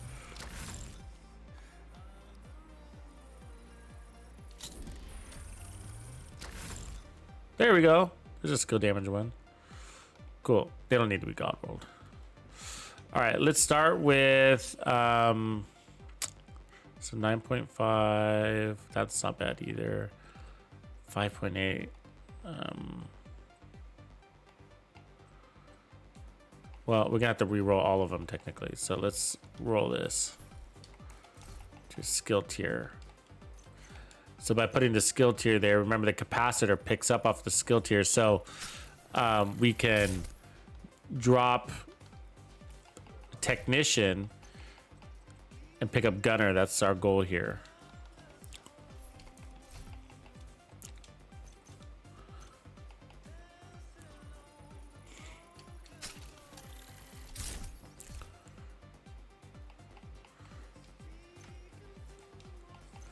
Technically, we'd want to probably get our crit chance up. So we'll take that one too. But we could also use a mod and get rid of our armor on kill. That would be the probably the smarter way to do it, because we don't need all that armor on kill. Because we got regen coming from different places too. So, okay. So which one are we running with? Crit chance first? No, we don't want that. Let's put on we'll run a crit damage first, and then I'll put on a crit chance mod here to make up for the crit chance loss. And that puts us at 57. 57, and then we'll be at 182 crit damage. And then we're going to have the 40% armor regen on this too. So cool. And then if we feel too strong, what I'm going to do is back out that crit damage for skill damage. That's what's going to happen. All right. Are you with me? Now we could give ourselves more armor on kill by running gunner. So get rid of that and run that. So we'll lose 10% skill damage because technician gives you 10% skill damage right here. But that's nothing. 10% skill damage is weak. Plus that 10% skill damage doesn't pick up with the mementos. So I'm all about the skill efficiency off the mementos. That's what really matters. So we have the 15% increased assault rifle damage, but we're really here. We're after the where is it? The 10% armor on kill right here. That's what we're after. And it's worth it. When you're killing fast, you want to heal fast. So we're getting basically 14% armor on kill. And we got 40% armor regen over 5 seconds because of the set. And then the 3% armor regen all times. And so this should be a cool build. I love layered stuff. Oh, yeah. Thank you, Reaper. Woo! My man, Reaper. Following through. I just said, I'm saying that because I just said, hey, remind me to delete some shit before we get out of here. Okay, mechanical animal, TK.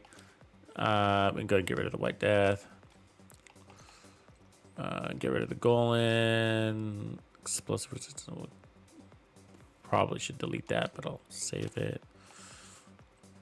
Got a lot of R&K builds I'm still working on out there, so. It's a good browser's backpack, huh?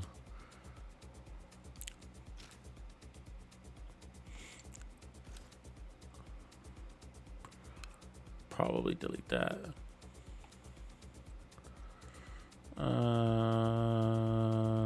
Oh yeah, I'm saving that. I got this, you guys. I'm gonna create an all blue Empress build, so look out for that. It might compete with future. With Foundry. I don't know, but that's the direction I'm going for. It's like tank, like true tank. So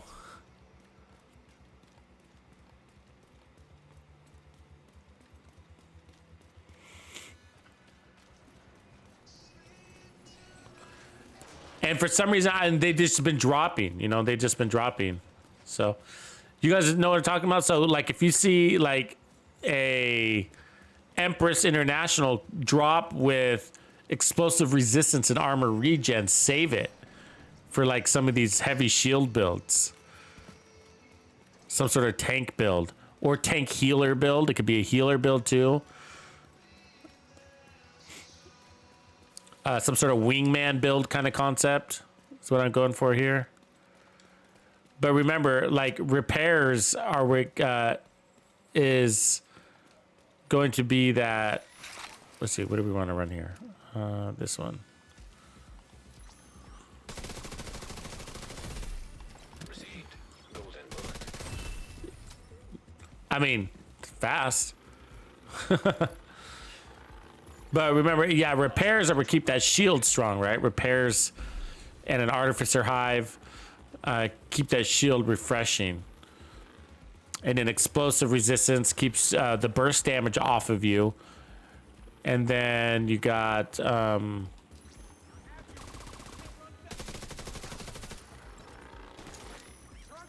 regen for when you do take damage. So that's kind of what we're looking at here. Hostile assembling golden bullet. Where's this golden bullet you speak of? It's all the way in the back, of course.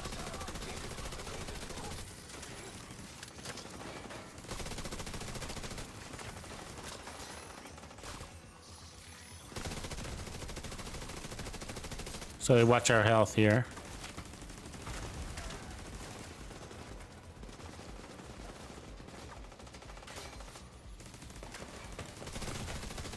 Oh, do not hit me, you stupid lawnmower. Oh, what? I'm behind cover. What? Dumb.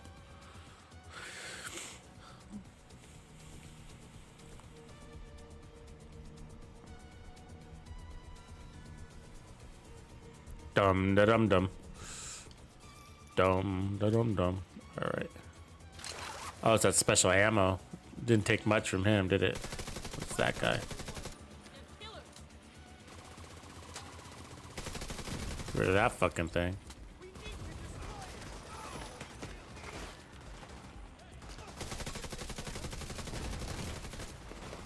Serious trauma detected.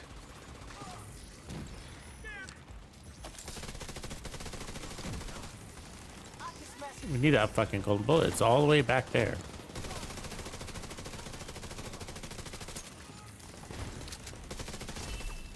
Oh yeah, and then you're like on fire when you have this fucking thing. Horrible line of sight though. We gotta get up there. Can't fucking see shit down here.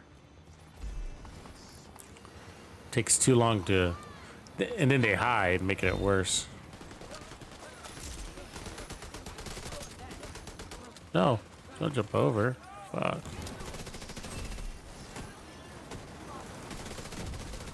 There we go.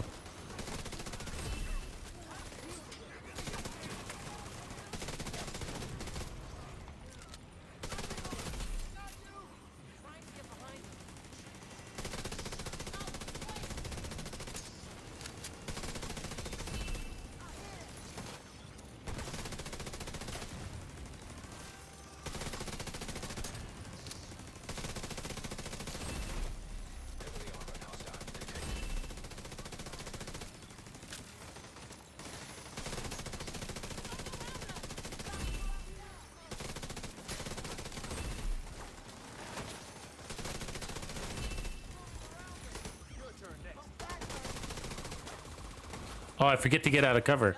I've been forgetting to do that. Sorry. You gotta remember when you change builds to change playstyle, man. You know what I'm talking about? Getting in and out of cover thing. I kept forgetting to... I was in cover the whole time there. I could barely tell. So that's a good sign. So you gotta get out of cover to get that crit hit damage. And the RPM increase. So, and you just got... And I don't mean like run around. You just gotta back... stand up, basically. Completed the golden bullet. Gotta remember that detail. When you, it's not, it's an easy thing to get used to, but when you come in from like a striker build or whatever Heartbreaker, then you forget because you have to readjust the way you're playing.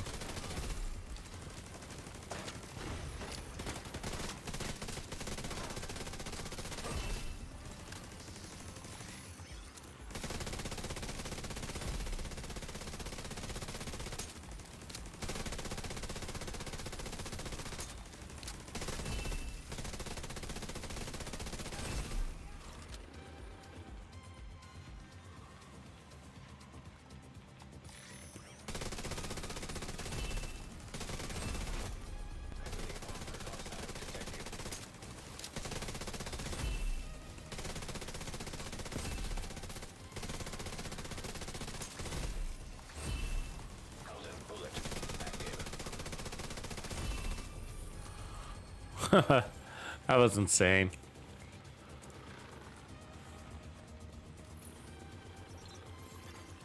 Supply room access unlocked.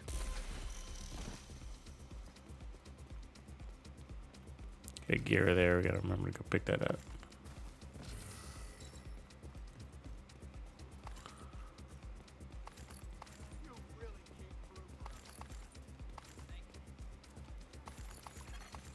Friendly supply. All right, now we got our trophies.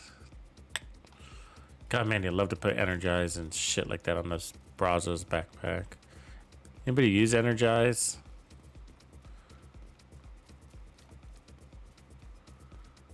Weird cloud of smoke.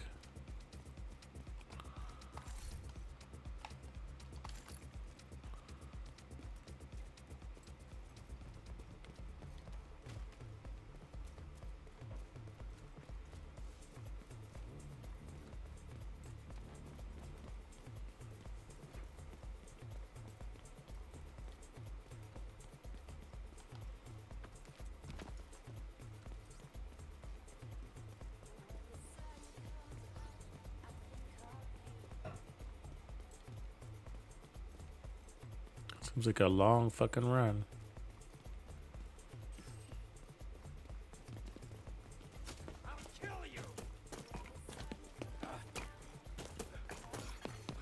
Golden bullet being assembled by hostile. Think he's gonna follow me all the way? Fucking dick.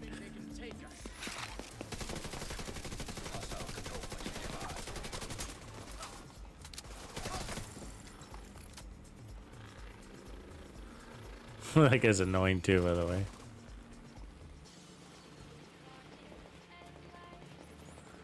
Fucking drone. Get over here.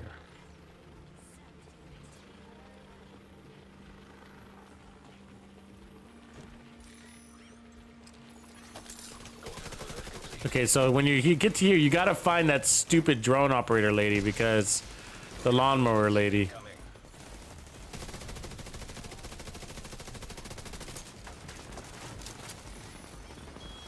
She keeps sending. Oh, speaking of drones, god damn it. What the fuck? Got a drone operator back here? Where's that coming from? I don't see her.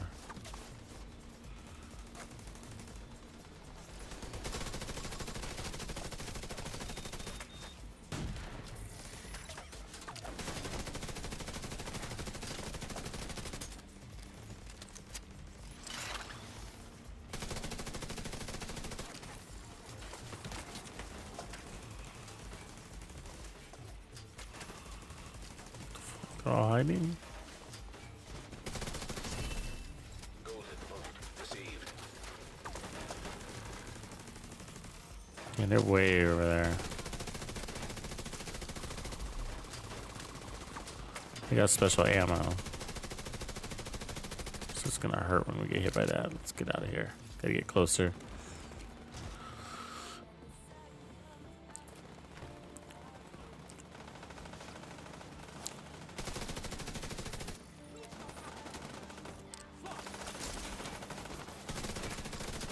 Oof. Special ammo hurts.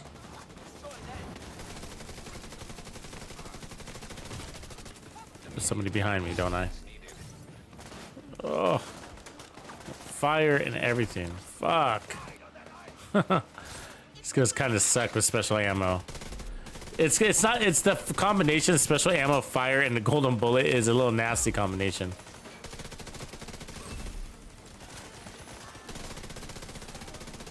So I think the heals, some of the shit is definitely important.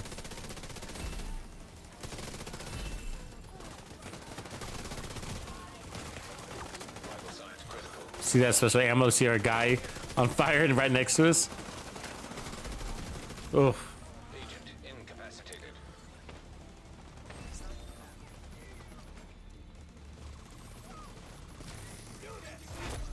This guy's got special ammo too.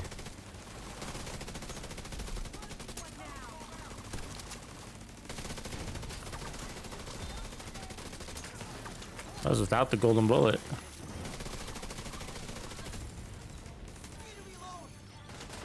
Ah, that golden bullet hurts. Medical assistance needed.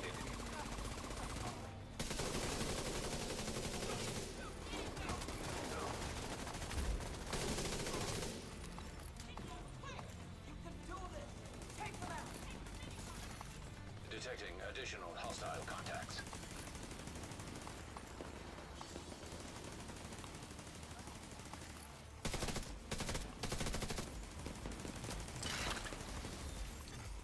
Golden bullet complete.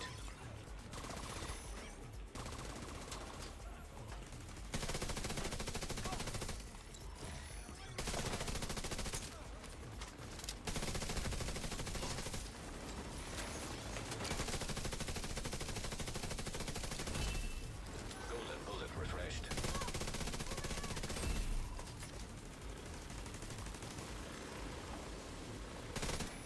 This guy's gonna come and fight, or they're gonna all stand way back there? Damn. It matters. For the golden bullet's sake, right? Our skill just got us that golden bullet, you see that? And now we're powering it up with trophies, so I can get us more. Well, now it came back, so that was pointless.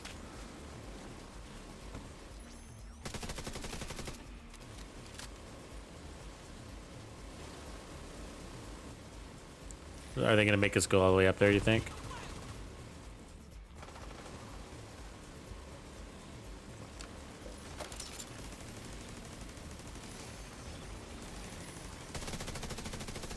So far away.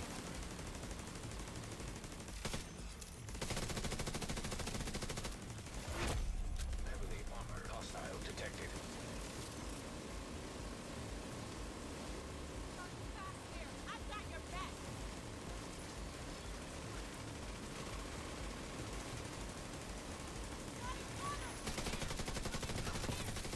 They know what they're doing because they know it sucks to go fight in that forest. There's not very good cover there, right? I mean, it's all right. But there's definitely better cover holding down the control point, right? Got the high ground here. Look how far away he is. I mean, shit. The drone did all the work there.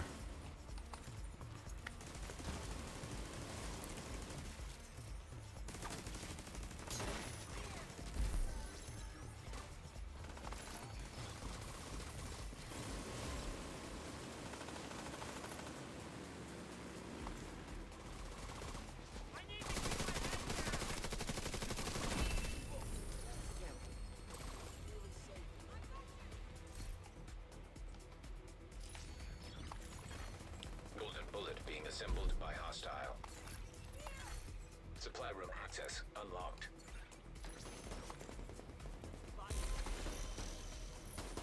I think we got everything. We can move on.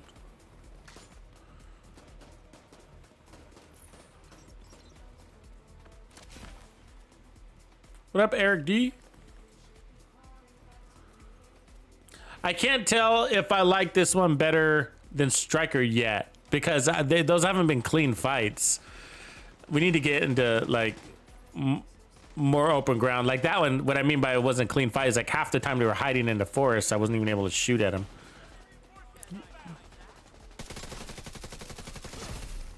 Agent received a golden bullet. And then we got to tweak this a little bit to see if we get it to where we need it to be, wherever that is. Maybe it's there, maybe it's not.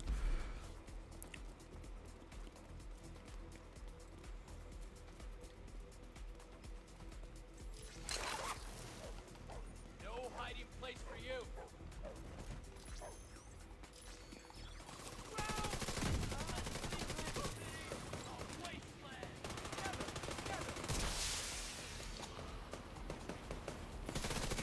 Reinforcements en route.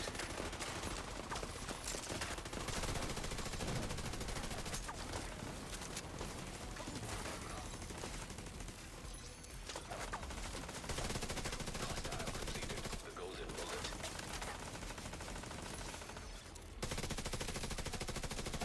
You not go ball and let my drone get it. There it is. Oh, we didn't get it? The fuck? Not the first time that's happened. I've seen that happen a couple times now.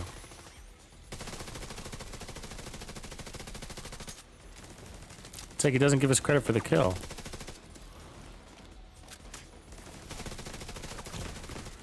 Ooh, look at that damage.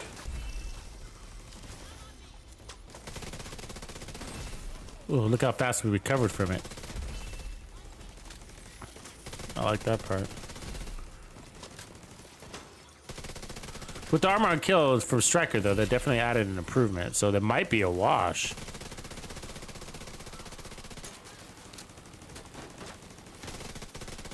Which wouldn't surprise me, to think about it. If what I'm saying is true, that Striker and Umbra are so close that the damage doesn't make a difference. What really separates them is the healing capability. Then with a golden bullet giving a level of damage, so this is unique to the golden bullet, the statement, that you could take out, basically strip off all the damage off your build, and they will all kill the same at a speed so fast you can't even tell which build is better because they're the same. If that is true, which so far it has been, then what we did is we took diverted damage off of this Striker build and put it over on the regen side, armor kill side, technically. And by doing that, we basically eliminated the difference between Umbra and Striker. They're the same. Golden Bullet is driving the majority of the damage, and any damage in addition to that you can't even tell is there. It's all the same for the most part.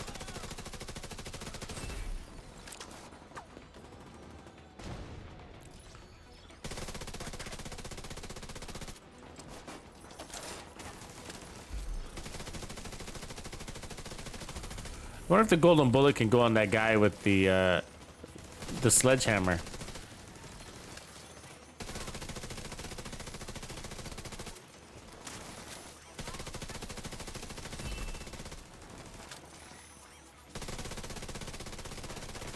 Ooh, that's special ammo, huh?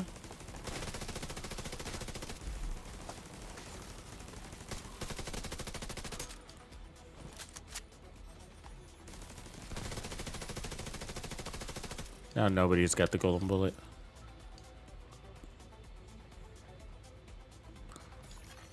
Incoming hostiles detected. Here we go.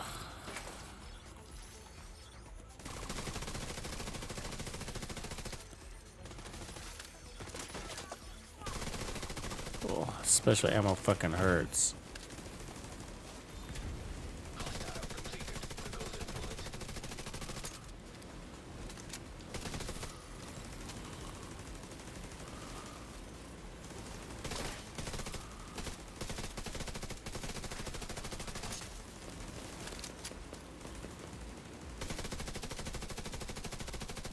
Where you going? My drone came all the way back? Fucking dumb drone. Golden bullet. God, and now he's back there hiding with the golden bullet. Fucking dumb. By the time I kill him, it's gonna go away. Alright, we got it.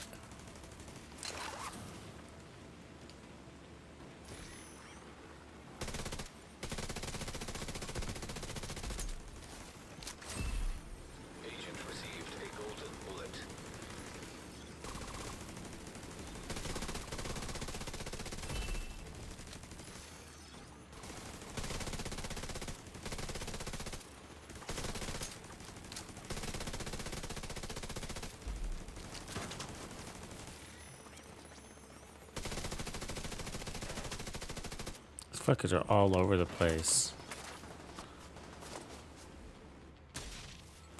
He just busted my skill. Did you see that? Heavily armored hostile detected. That golden bullet hurts your skills pretty bad. Careful about that.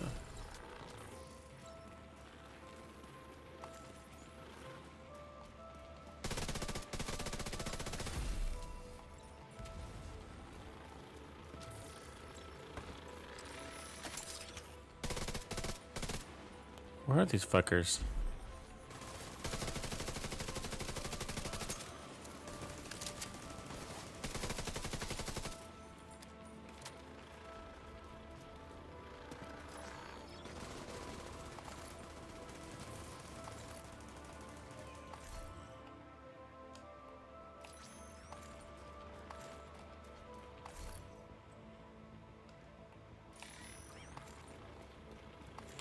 How hard is it to drop good Brazos gear?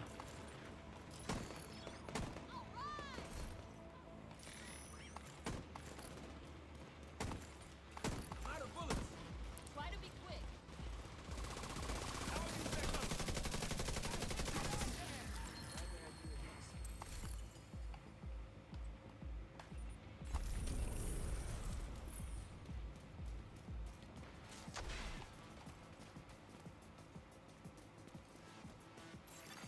Supply room access unlocked.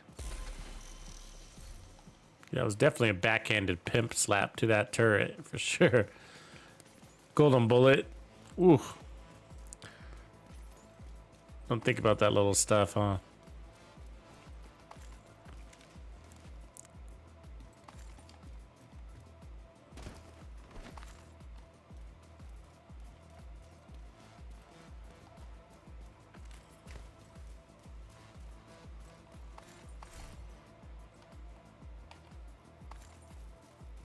I'm getting tons of resources.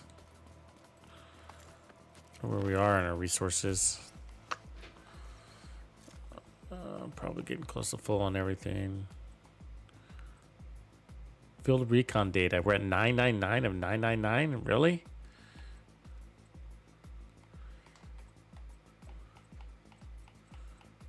Better start spending that stuff, huh? Yeah, we're getting pretty full here. I just spent these down. Is that field recon data really that high? That's crazy, dude. Or do we get more field recon data with directives? Because I feel like that just filled up real fast.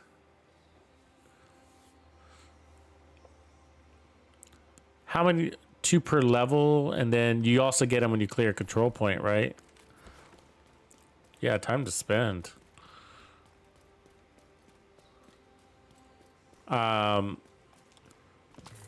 You can optimize things, do field recon data, or up your expertise level, proficiency on things. Where are we going? It's here.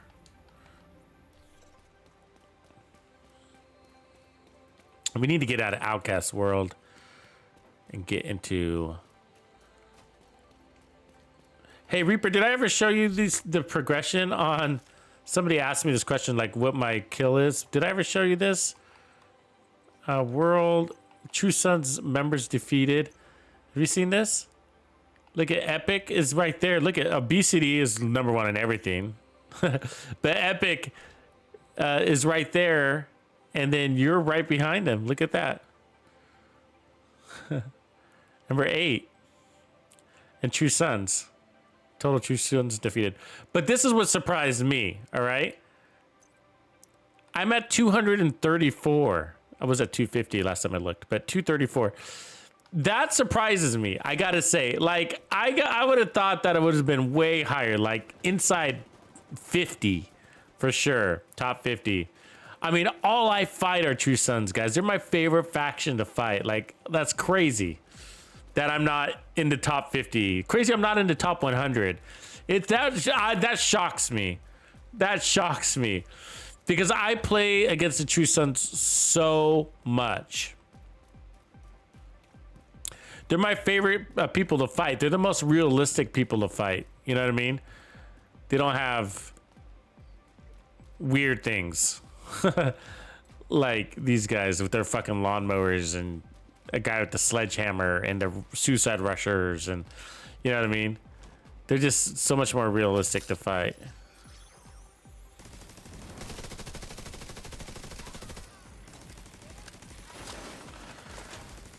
The right thumb's of course annoying, but you know, it could be worse, right? Look at that guy. Special ammo on the turret with the golden bullet.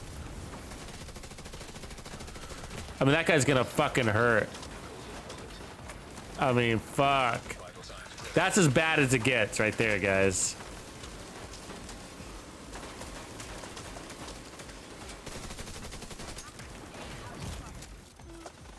Fuck, we're in trouble. Yeah. Fuck, god damn it. I couldn't do anything because I was on fire. That status effect, man. That special ammo sucks. It really does suck with the golden bullet event. Well, I think it's worse with the outcasts because the bullets catch you on fire. For some reason, they're not bleed. They're fire special bullets, right? So, which are the worst? Fire ammo sucks, right? So the ammo's catching you on fire. Maybe sometimes it's bleeding, but for the most part, at least against these guys, it's fire. And then they're throwing fire at you too, and then they got the explosive guys. So it's the worst. The worst thing, think about this, was when you're on fire and you can't shoot, and you have a rusher coming at your punk ass. You know what I mean? Worst thing ever, right? You can't defend yourself against a rusher. So it's a really bad combo.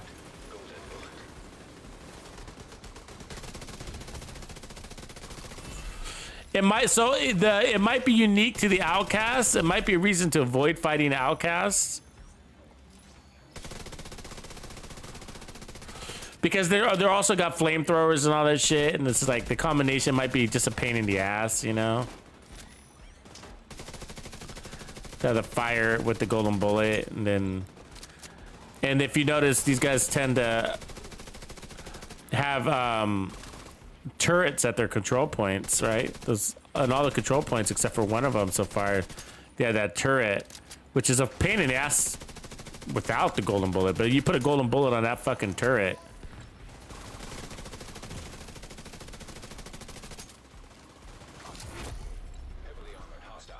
Now we gotta get our fucking trophies back.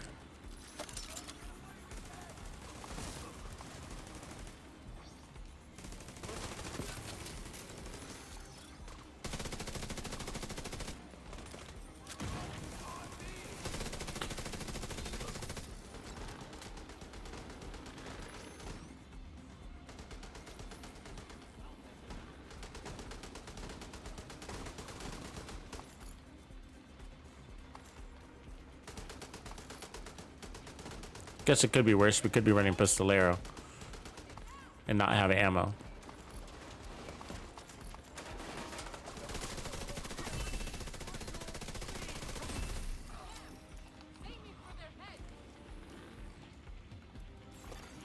Detecting additional hostile contacts.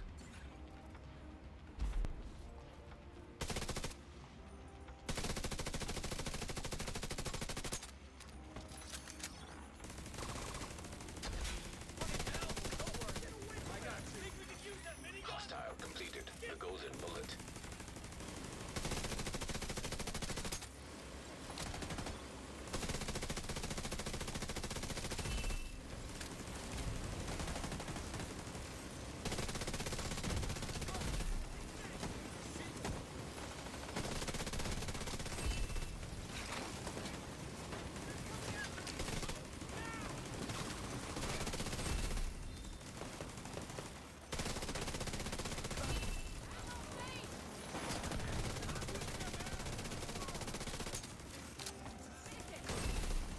The skills are very handy on a golden bullet build.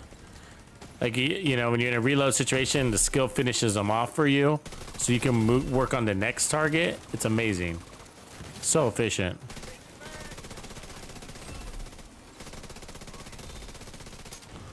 People are saying, like, well, if you just had more damage, potentially the same thing, but damage doesn't account for missed shots, accuracy. And in the testing range, it's really easy to assume you never miss a shot. To have 100% accuracy in the testing range. A paper target that doesn't shoot back. Yeah, that felt pretty cool. Tough call. I can't really call it straight up to say the reality is that this is unique to Golden Bullet. The difference between Striker and Umbra gets even closer with the way I'm running them. With the way I'm running them specifically. Because where earlier I would have been like, well, you know, Umbra all the way because of the heals. But we added all that armor on kill to the Striker build with the regen. And it already has a fast time to kill, and so does this one. So they're both killing fast and they're both healing fast. That's interesting. Interesting. So a little too early to call it, so I'm not calling it because we need to fight the True Sons. They'll give us a better idea. That's gonna work. Ooh, that's a nice Heraldi. Put an armor on that.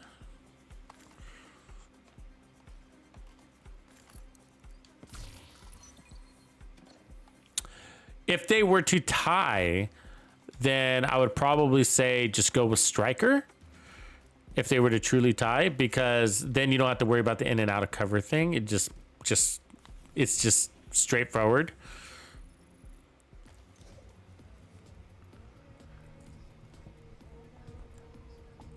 Kill the bid. Yeah, that's fun. Tanky Striker, Obliterate, Memento. That's great.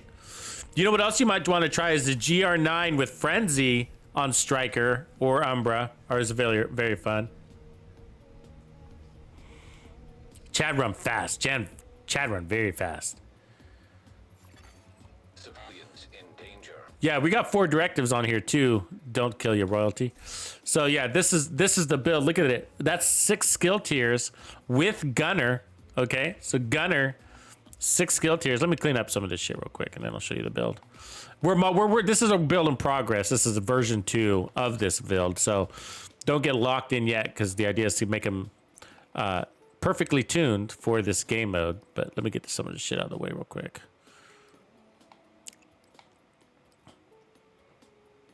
All of that Brazos farming, we didn't get very much. It's not bad, but not good enough.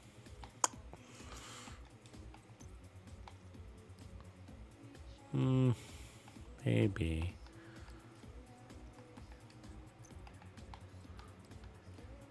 So let's get a couple of good fights before we start changing things against the True Sons. The True Sons will reveal a lot more. So we got the armor on kill. Okay. So we got 2 armor on kill mods, which is 40,000, which is 40% armor on kill. Okay. I'm sorry, 4% armor on kill plus 10% armor on kill from Gunner. So we're at 14% armor on kill, 3% armor regen from the backpack, and then 40% armor regen from this gear set. That happens over 5 seconds, which is like 8% armor regen per second. So add that with the memento, and then we're at 9, 10, 11% armor regen per second. So 11% armor regen per second. And then it doesn't exactly work out that way because you got to get in and out of cover to get that regen, right? And then the 14% armor on kill. So that's our heals. And then crit chance, we're at 57.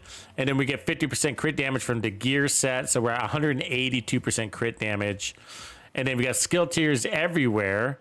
With, the crit damage is already accounted for. So you can see. Crit damage is already accounted for. And then the gun, the capacitor is giving us 60% more skill damage. And then we got the 30% more skill damage, 30% more weapon damage. And then we already talked about the armor regen, and then we get a little bit of bonus armor and shit like that. So the skills are doing really well. So let's look at the armor regen. What does it add up to? So we got 27,000 armor regen from the memento. And then we're going to get the additional bit of that from the Umbra on top of that, which is pretty quick.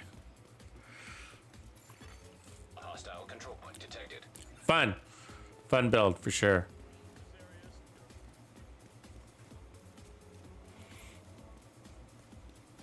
So the other version of this would be to get rid of I'm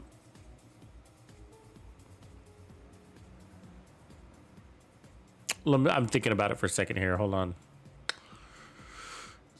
I mean, do we go back? Well, we can still play around. This chess piece is still interesting.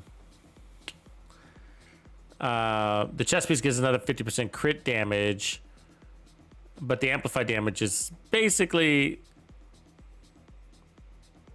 making up for that gap for the most part. But it's also giving us power to our skills, so that's why we went that way. But it'd be interesting to run the Umbra backpack, wouldn't it? Get to 80% regen. We'd miss out on the skill damage, some skill damage, but we'd get some serious recovery rates.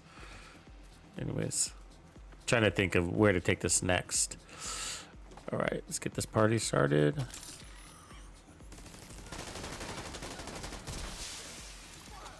Reinforcements. Hostile assembling golden bullet. Where is this golden bullet? There it is. Oh, I thought it was there. Okay, we gotta take out that special ammo.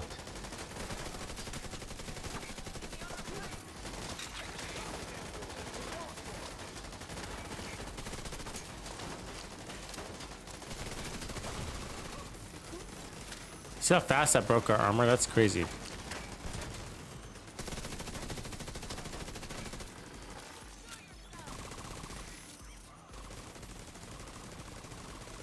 Where's the golden bullet, man?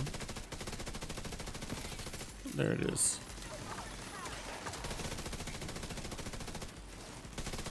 Give it to me.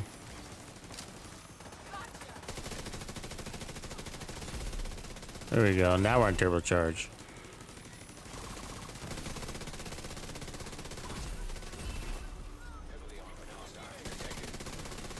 See how fast I come running out of that fucking door, man?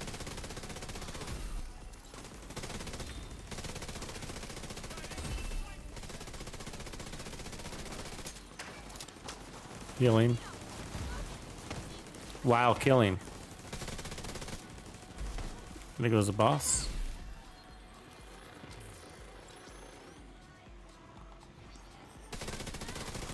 One brave soul left.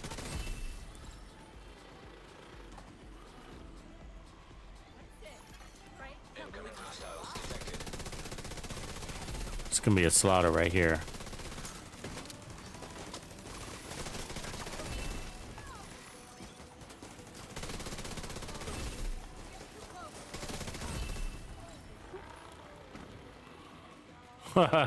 That was a slaughter.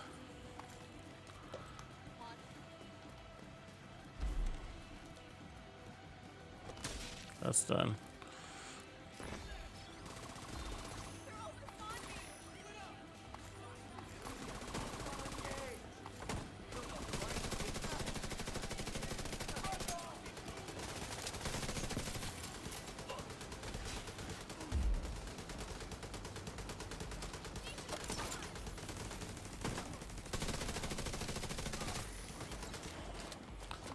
So we're still good even without the golden bullet, right? Like, it's good.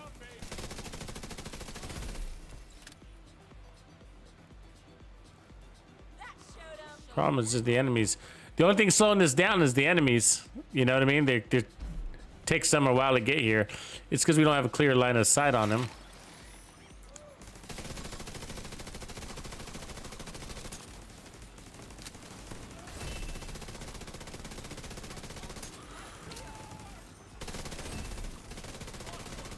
Otherwise, it's about as fast as you can go.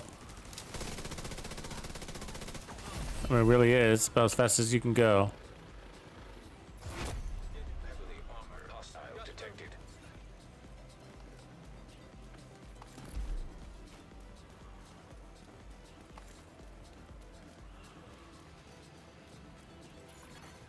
Golden bullet complete.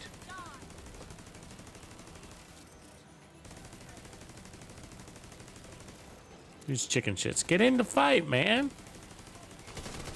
They're way back there. What are they doing?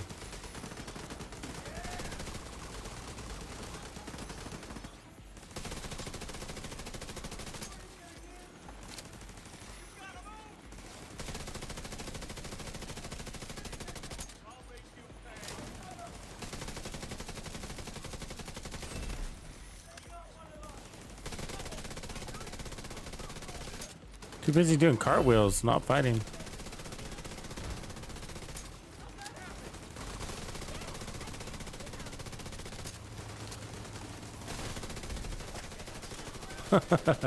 These guys were recruited from the circus. I'm sure of it now. If you can, I can see the ad. I can picture it. More rogues, huh? Second rogue encounter today. I can picture the ad. Like, if you can do cartwheels, we're looking for you.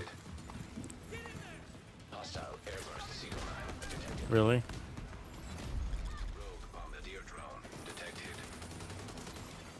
Hostile bombardier drone detected.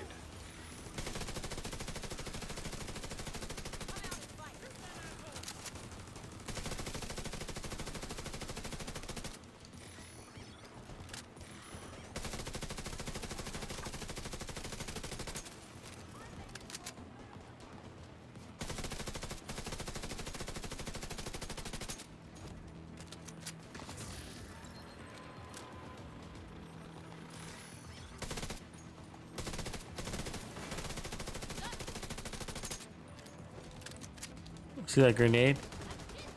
What a toss. Underhanded too. This pole is blocking my shots. Fucking pole. Serious trauma detected.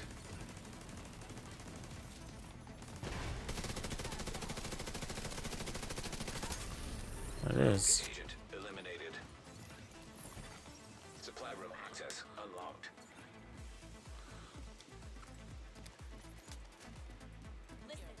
Yeah, golden bullet pistol builds should run. They should run very similar to. And I remember like making the decision. I thought about it today. Good question. Is that I ended up going with the shotgun build just because it's easier for most people to adapt to a shotgun. But technically, the shotgun build is a pistol build. I'm running the Regulus as my backup, and as you can see, and I will run that build again, probably for a good chunk of the week. It does, I do spend, ooh, look at that. It's kind of interesting. Kind of. Because the rolls are so high? I don't know. But yeah, no, it's the same concept as a shotgun build. You're not really, the RPMs are helpful on pistols. They are, so it's not that it's completely wasted. But you do get more weapon handling from this. So think about that for your Pestilence builds and stuff like that. That's one of the reasons why you like it with the Pestilence, because the reload is like crazy, and also your weapon stability and all that is amazing. So you are getting weapon handling with this game mode. But that goes a long ways with your pistols, right? Ultra fast reloads on a pistol when you're playing out of cover is very helpful. Also for landing shots, very helpful. But what else is helpful? On a 6-shooter, the auto reload on kill is amazing. And that's what you're playing into. So you're playing into the damage and the auto reload, as well as the weapon handling in between the kills. Those are all going to benefit in a pistol build the same way you could apply it to an 1886 build, the same way you can apply it to a no-scope White Death build. And somebody alluded earlier about the Dread Edict being a good build for this game mode. I think that was Memphis, which is exactly right. The Dread Edict. And so all of those guns that the Dread Edict, what is the Dread Edict's issue? Ammo, right? You can run out of ammo with the Dread Edict. But now with Golden Bullet, ammo is no longer an issue because it resupplies your ammo within the limits of your mag. So that's amazing, right? So it works for just about any build. I can't think of a build it doesn't work good for. Sniper builds, it works great for a Nemesis build. It refills the mag. That alone is so much value. Can you imagine that being a permanent thing? Auto refill your mag, like that being a thing, like whatever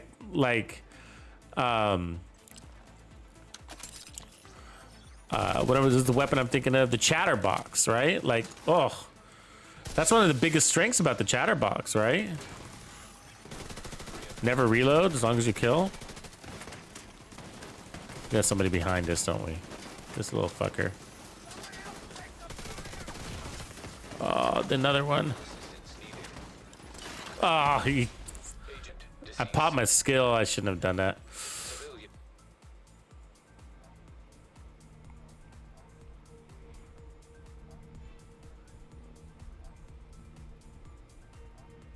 In distress. Actually, now that I think about it, the chatterbox might be the only weapon that doesn't make sense with this build. And either does the... what do you call it? The Bullet King, right? You see the problem with the Bullet King, right? You have the redundancy, but at least you'd be giving the Bullet King power too, because it doesn't have that. Like all of a sudden, not liking it up here. It's like a really good spot to play. We're very vulnerable because we got these guys behind us. Shoot me in the back. They got special ammo, so.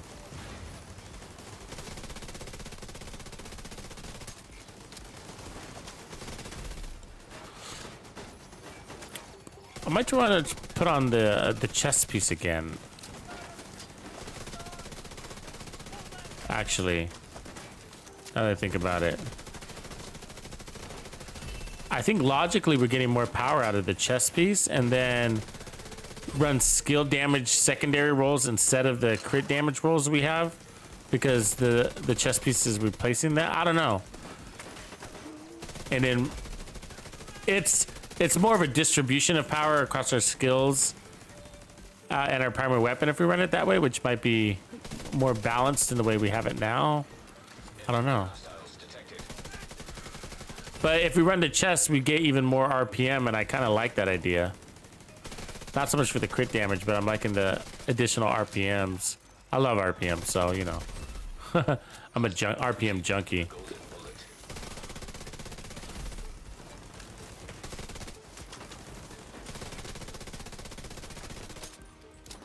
Get rid of these people from behind us, man. Fuck, they didn't get me killed.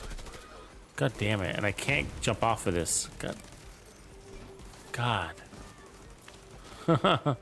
So annoying. Civilians in distress. Who are these guys that are just coming out of nowhere behind us? The fuck?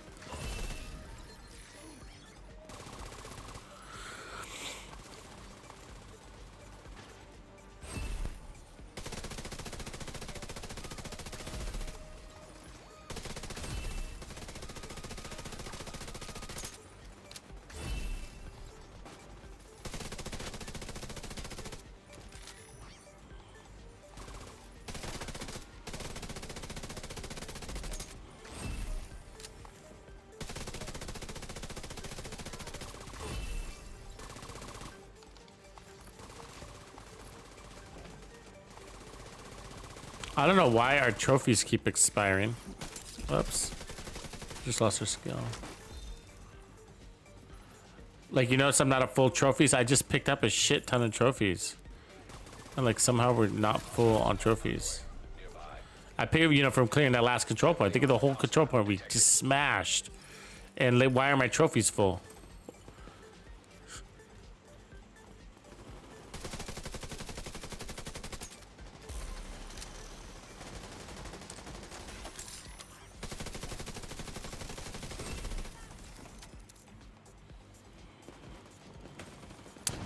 Really? You fucking dick.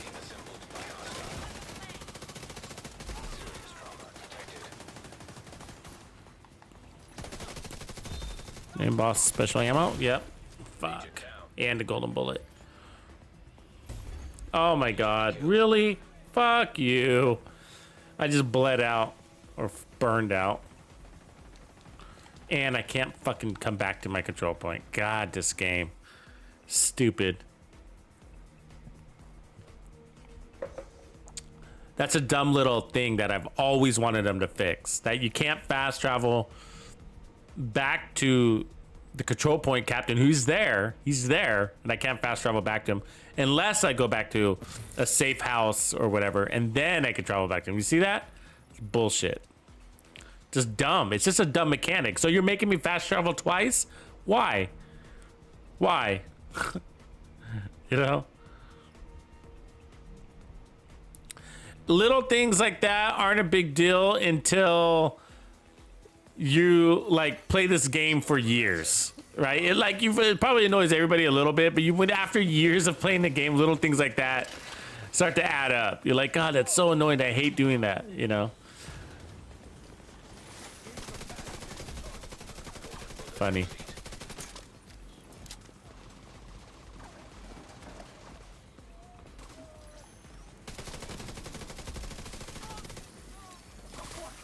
I didn't get the golden bullet. You see that? He didn't give me the credit for the kill because why? You know why? Because she was on fire. So it gave the fire the credit for the kill, and that's another annoying thing too. It's happened a few times. Even though I was shooting at her at the same time. Vital signs critical.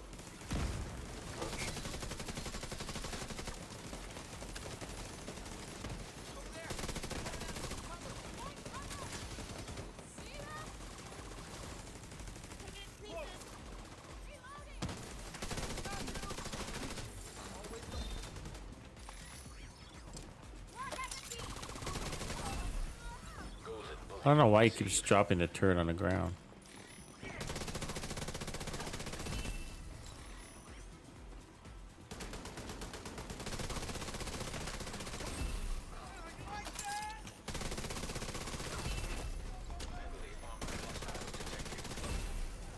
Yeah, I don't know. Our time to kill can't really get any better.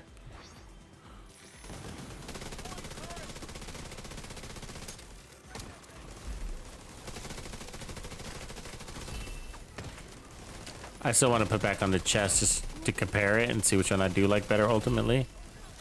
But it's gonna be a tough call.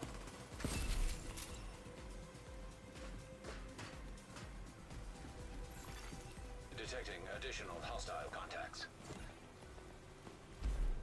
Like, we don't even need trophies or anything like that, you know? It's like, it's just in game mode, huh?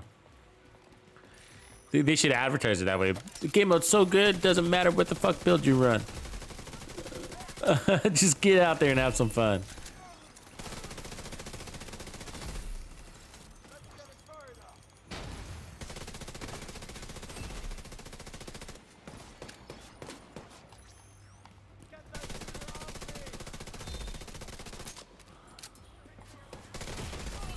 Trying to blind fire me to death, that fucking asshole.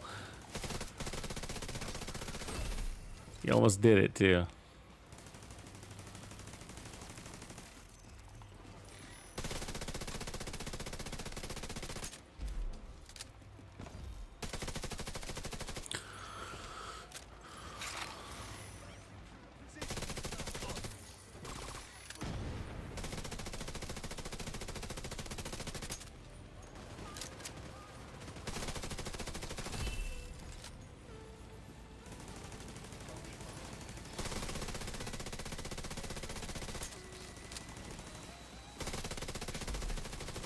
I don't have a line of sight on anybody.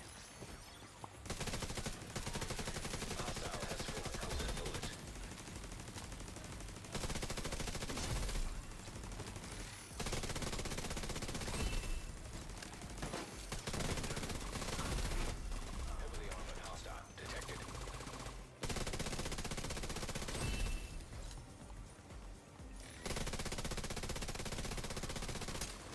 Hostile assembling golden bullet.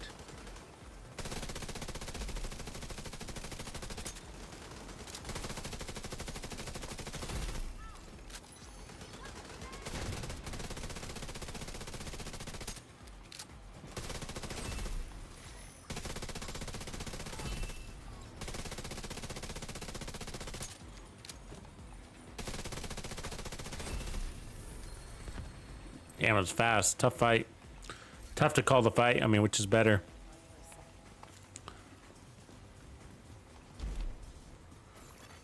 Supply room access. I gotta change it back over to the other chest piece. Glass scan's pretty good for the skills, though. You can't. So going over the chest piece, it would pull from the skills. I gotta think about it.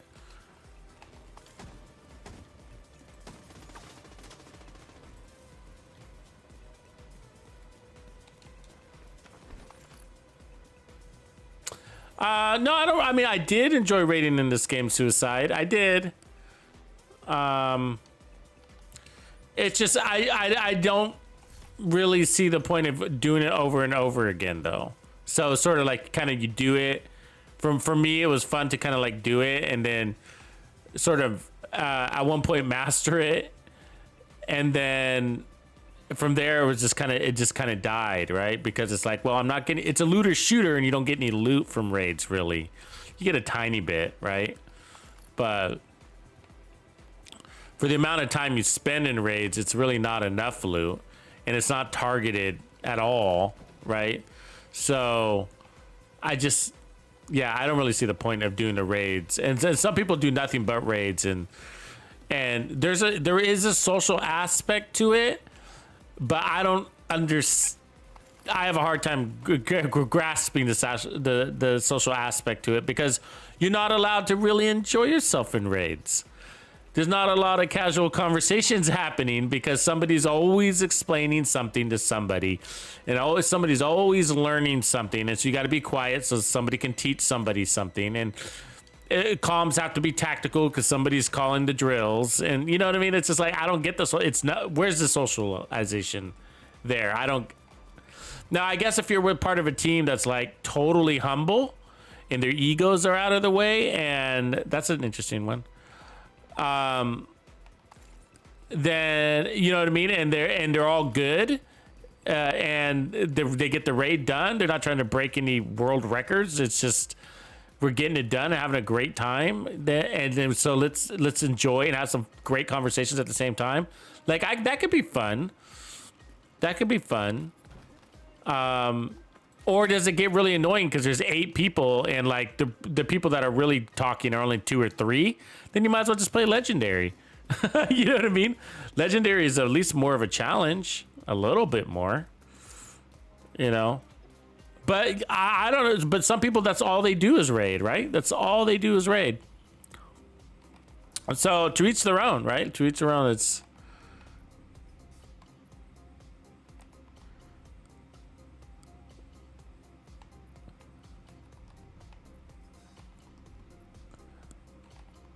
And so, I mean, but the thing is, it's like, this is the deal. Like, some people play it so much that, you know, they play so much that the raids should be easy. Like, and that's the thing. And it's just like, oh, yeah, I could, you know, and I don't get the bragging rights to anything. Anything in this game, guys. Like, it's just like, I don't see the bragging rights. Like, if all you do is solo Legendary, then solo Legendary becomes very easy, okay? If all you do is group Legendary, it becomes very easy. If all you do is speed run Legendary, it is very easy. Why? Do you understand why? It's because the content doesn't actually change. Does the content in the raid change? Or is it the same enemies every time? Is it the same boss doing the same mechanics every time? Is it the same checkpoints? Right? And so, yeah, it is. It's always the same. And it's the same thing with Legendary. There's very few, what do you call it, variables in Legendary. Very few. Legendary is almost easier, okay? And I know this is hard to grasp, but Legendary mission strongholds are almost easier than these heroic control points.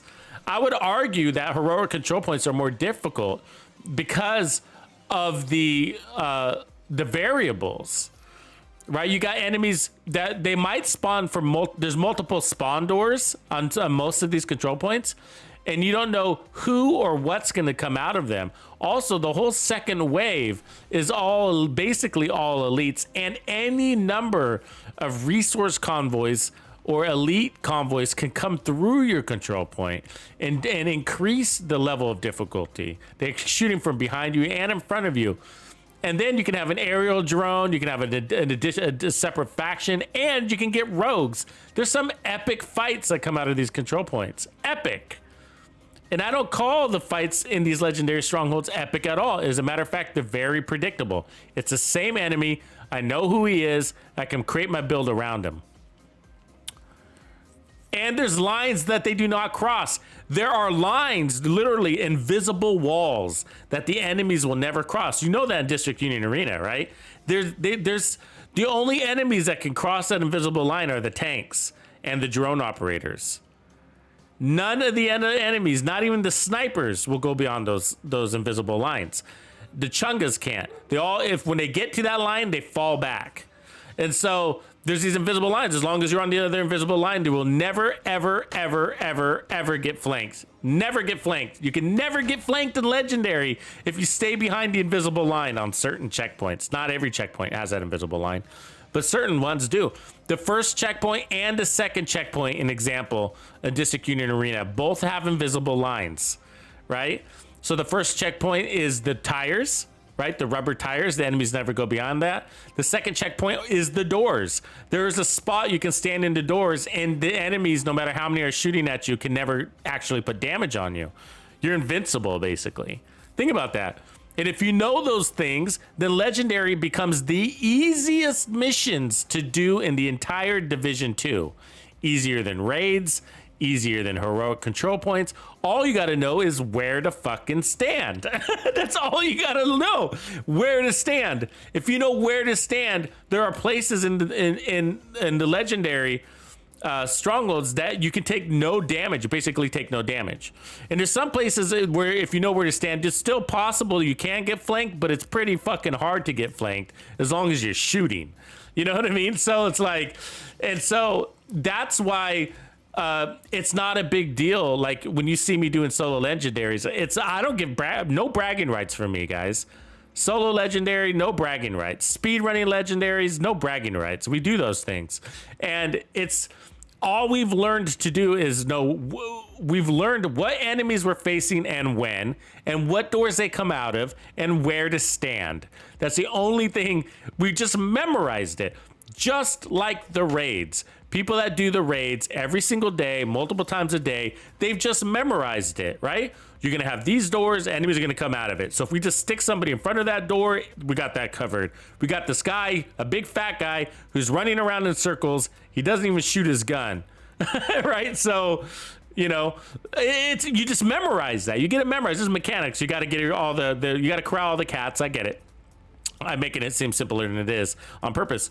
My point is, though, is that if all you do is raids, then it should be easy. And if it's not, then, you know, I don't know what to tell you. Come back and do challenging missions and get good at the game, because anything you do at a high frequency, you should be good at when you're repeating things, right?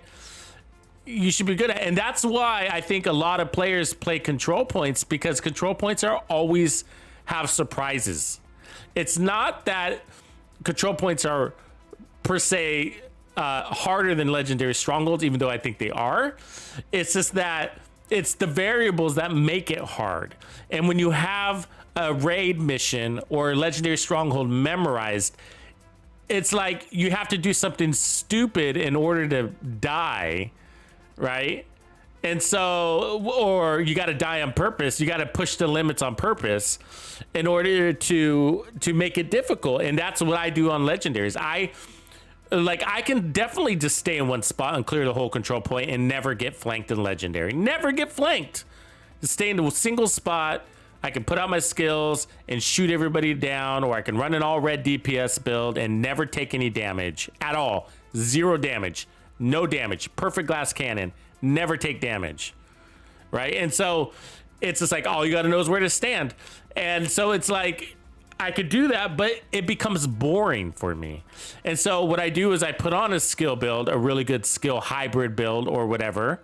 Put on a hybrid build, and then I start pushing it, right? I was like, okay, so my objective is not just to clear this control point, but my objective is to be standing underneath the helicopter. So when they come down, I shoot them in the butt, and I'm gonna take the chungas on toe to toe right when they come off the helicopter. You know, I don't have to do that, but I'm trying to make the mission more interesting. That's why I'm doing it. You know what I mean? There's no other reason why to do it. You know, faster clear times, and so that's what I'm trying to do is clear it a little bit faster by doing that. Whatever. You don't have to. You can clear just as fast as sitting from the same spot. You know, if things go your way. So it's just like, you know, But the fact that I can do it doesn't make me special. It just means that I've done it in the legendary enough times to know certain things that some people may not know, but they can. Anybody's capable, and I actually teach it. I put it in my videos. I have how to solo legendary videos. He's coming in the back door, so I don't really care to fight him, but I do like fighting convoys. But we want one that comes on the front, so we're gonna skip that one.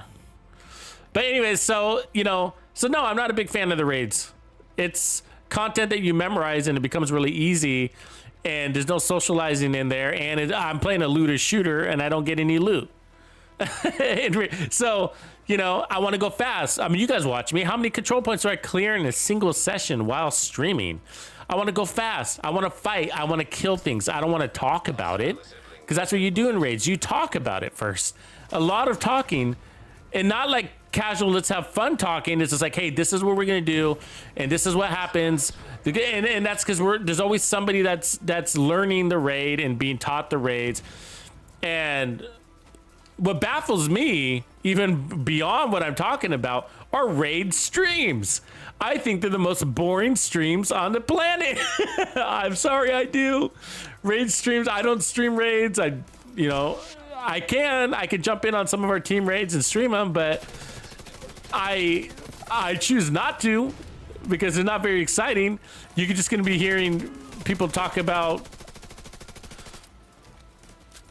what crit hit damage minimum you need or something weird. I don't know. You know what I mean? I don't know, but you're not allowed to talk. It's repeating, it's content that people have memorized. It's just, I don't know. It's just not exciting content for me.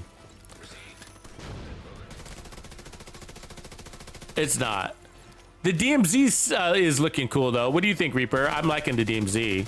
Do you like the DMZ better than our raids? Reaper, I don't know. You got an interesting perspective. Reaper's on Twitch right now, and so I'd like to hear his perspective about raids.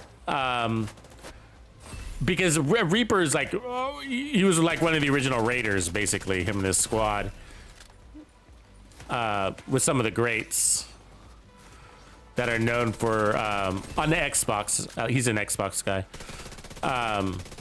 People that invented the raid strategy. So I wasn't around when the Dark Hours raid strategy was invented, but I did help invent the Iron Horse raid strategy with the entire community. So when I say that, I mean is like I solely wasn't responsible for creating it, but as a community, we all did. Everybody who was into like operational development for the game, which is like raid strategies, legendary strategies, whatever. I'm not talking about YouTubers. I'm talking about gamers.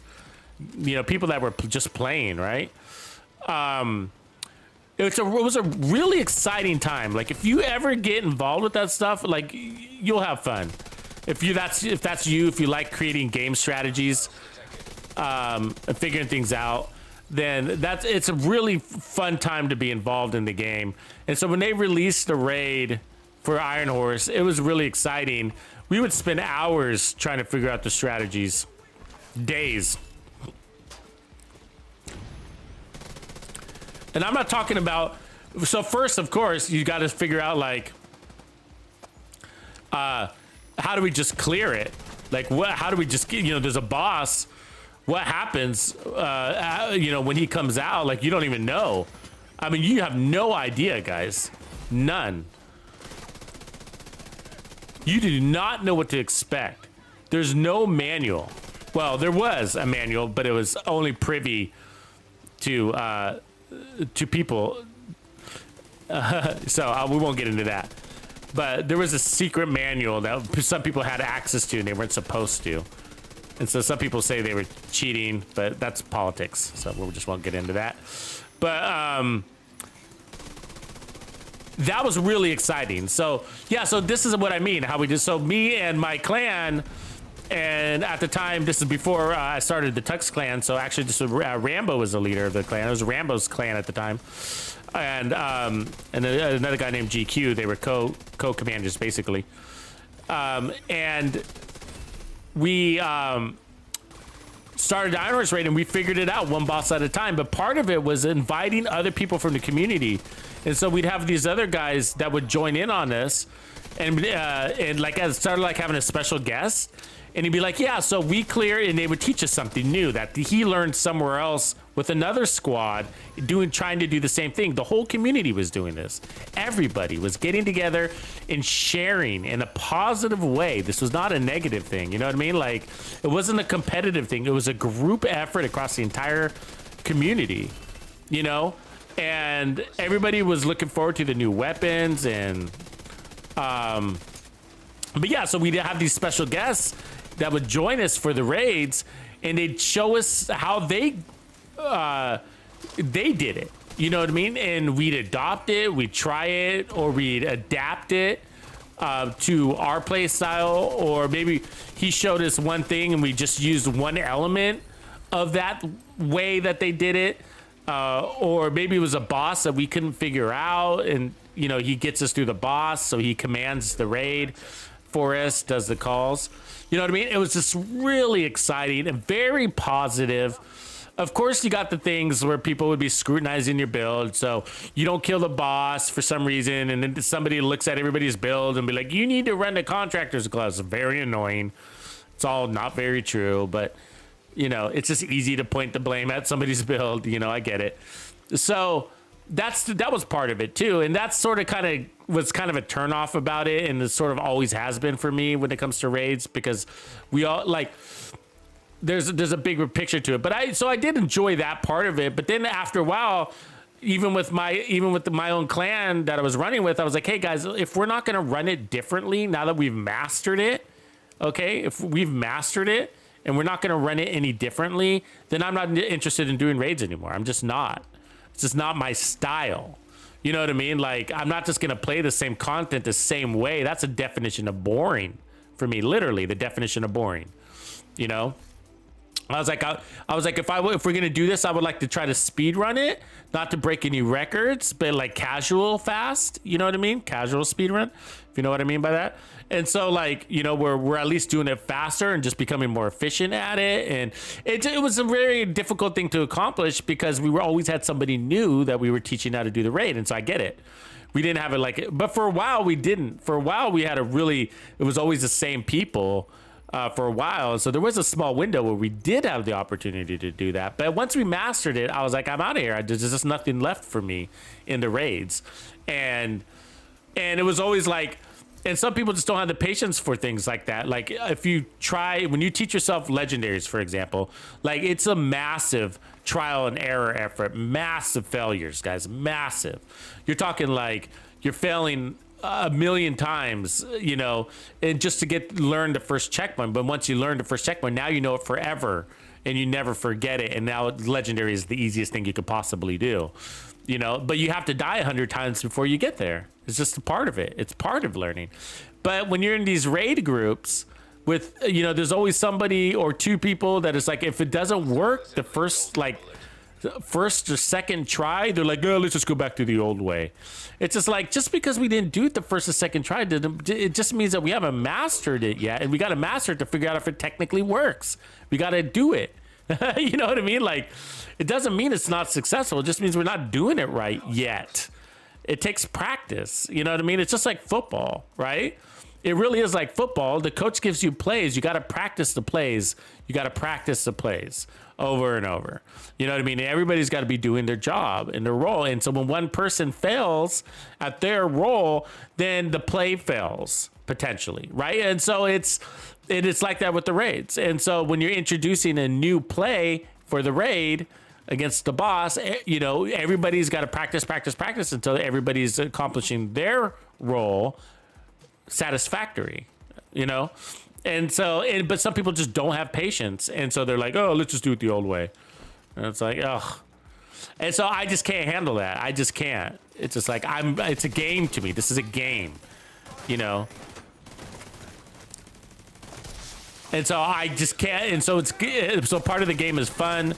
But then part of the objective of the game is looter shooter. So raids are a little bit difficult for me because they take away some of the things that make this game great, you know? And so, which is sad because it's supposed to be playable content, and for many people it is, and for me it's not.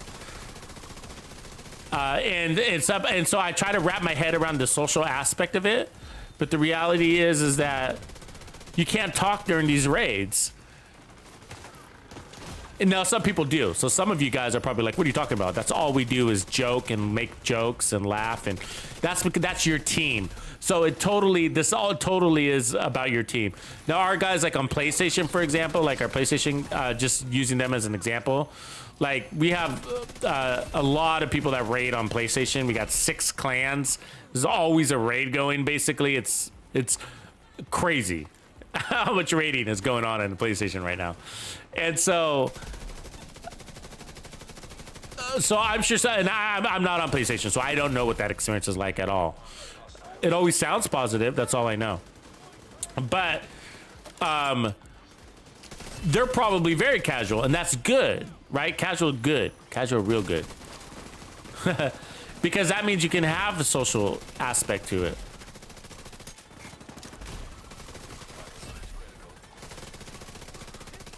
Which I never really so I haven't had that opportunity, you know, for the most part. Because we've always been hard at work when it comes to raids.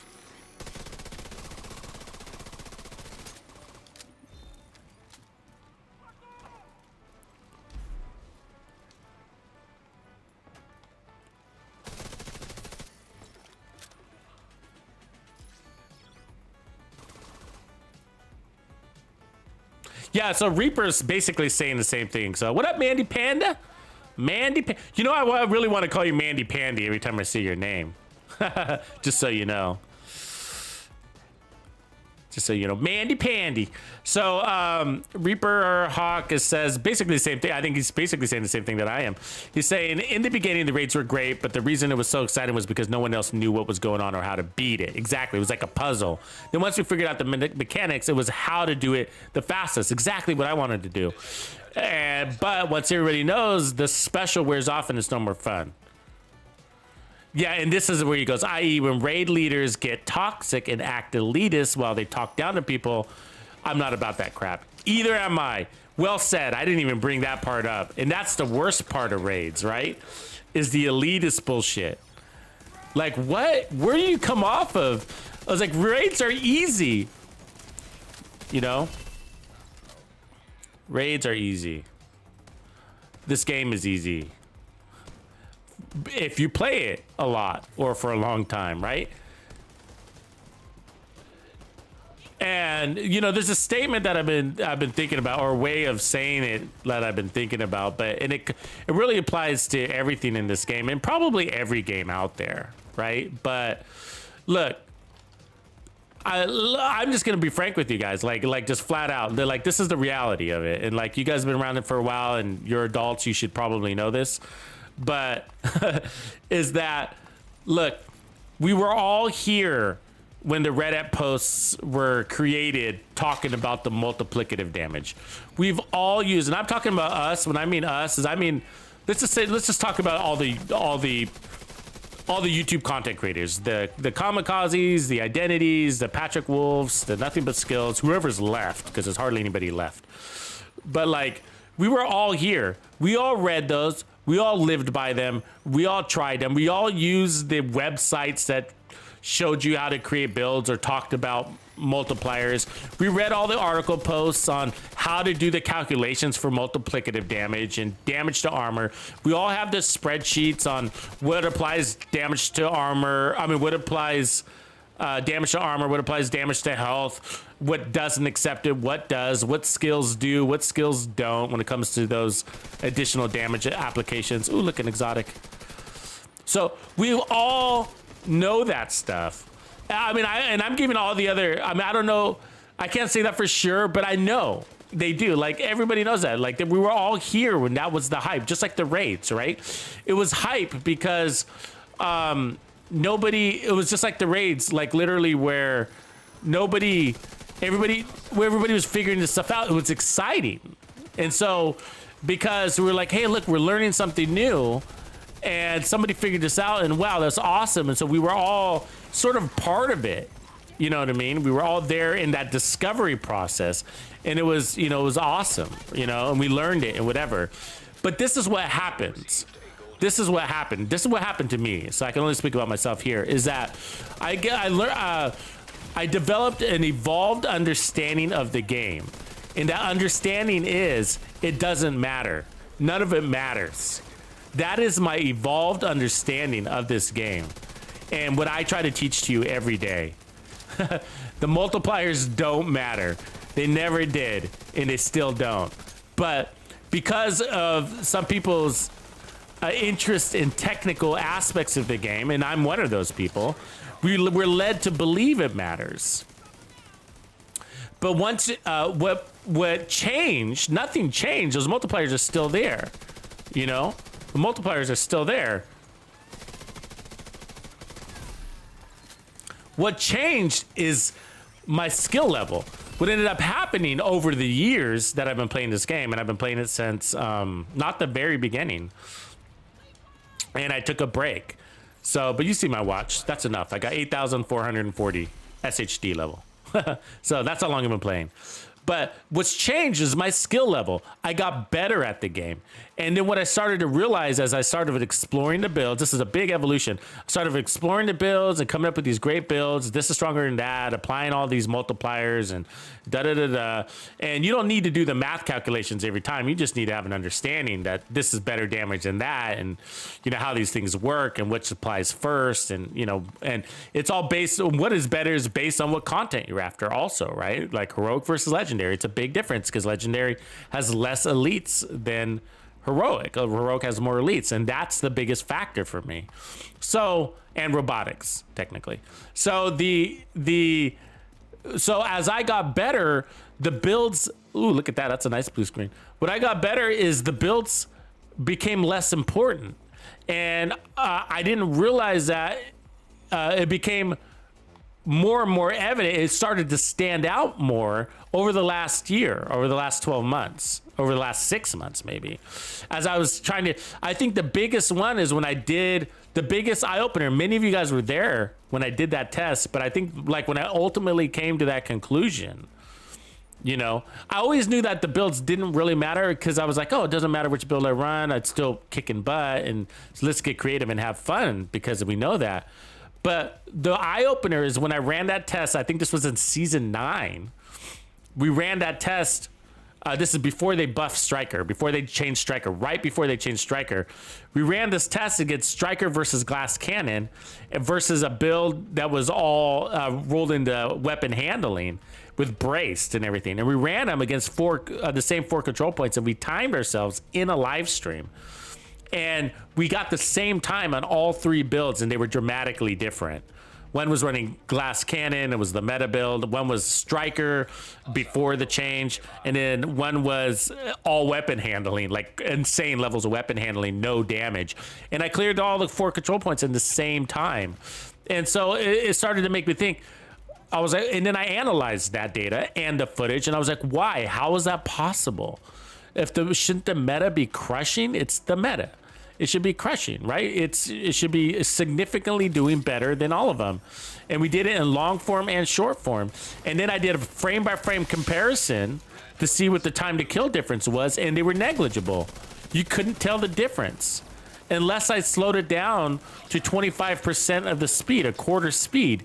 You couldn't tell the difference. And so I was like, okay, so it's humanly undetectable to tell the time to kill difference between any of these builds. And one of them is ridiculously weaker on paper. On paper, it's like in the testing range, it's ridiculously weaker. So how is it possible I can clear the same content at the same speed?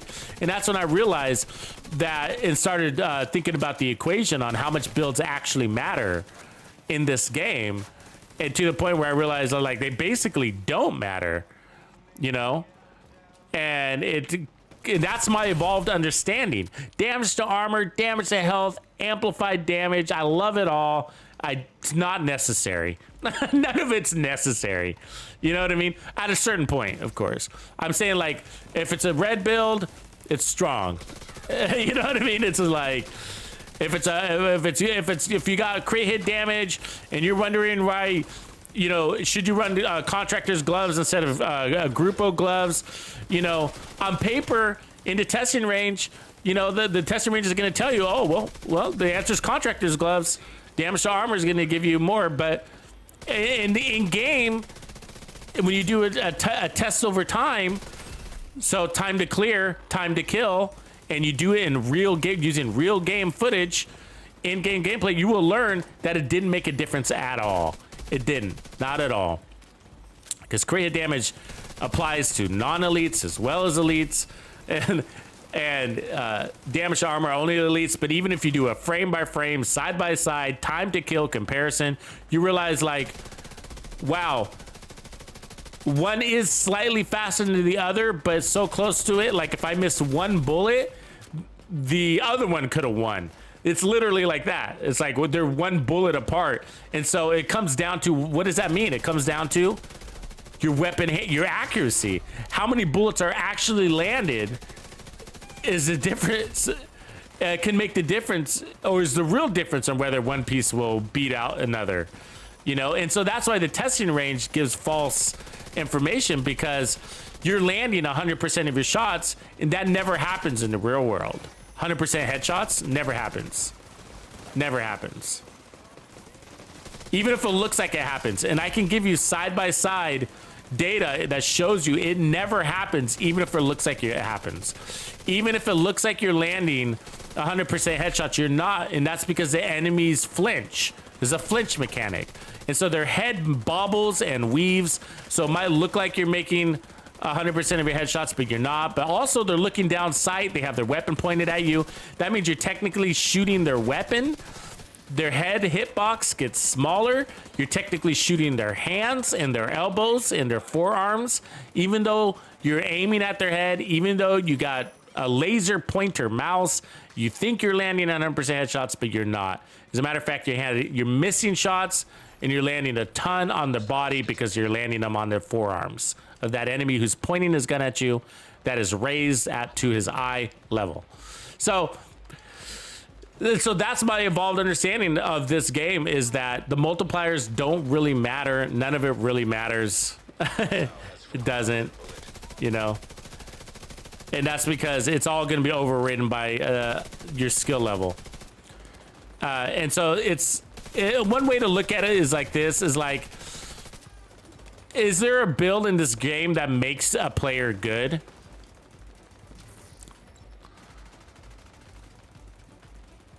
I mean, I can't think of one, right? I can't think of a build or a weapon that makes a player good at the game, right? Like, if you put on this build, you're going to be good. You're going to be good at the game, right? All you got to do is wear this build. You know, I can't think of a build that does that. And so it can't be the build. If it was a build, if a build could do that, then you could argue that, well, no, builds make the game. It's really, you know, all builds are doing is accentuating your skill level. That's all they're really doing, you know? So they have, I'm not saying they don't have a purpose. You know, they're enhancing your gameplay. They're enhancing your gameplay, you know? You're not enhancing the build's gameplay. They're enhancing your gameplay, you know? The style is what I'm talking about. I'm talking about style.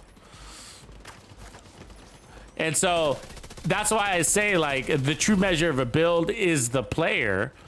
And so you gotta have complementing play style and skill level. If you don't have those things, then the build will suck. So if you're not a run and gunner, or if you have poor situational awareness because you don't have enough experience in the game and you don't understand when or where the enemies are going to spawn, or how tanky that enemy is that you're about to face tank, if you don't know those things, then that build is going to suck for you and you're going to not enjoy it. Another example. Oh, I just dropped my skill here.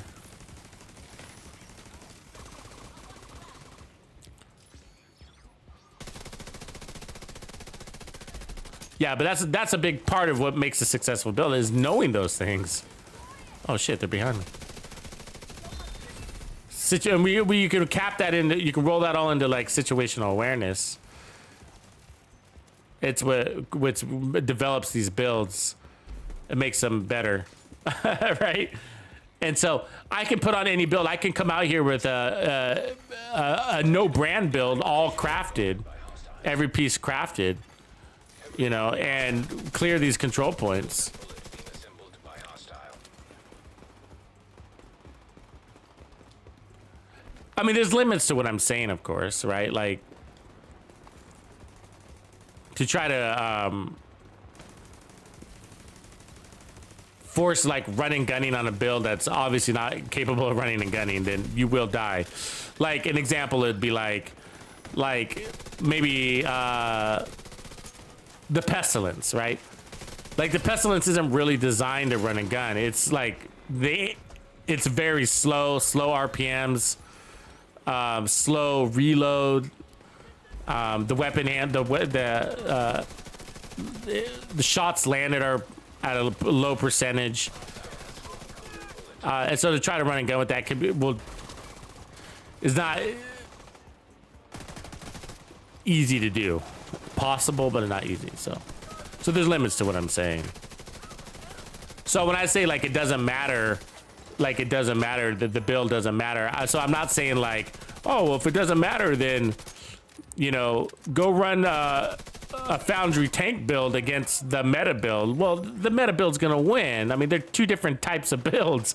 So I'm saying that if it's in the same class, and I'm mostly talking damage, so not necessarily. He just got the boss up. Immediate That's... medical assistance needed.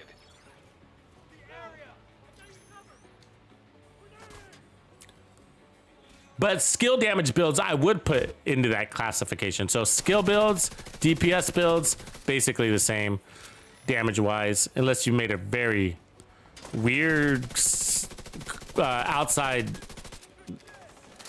of the concept combination. I don't know what I'm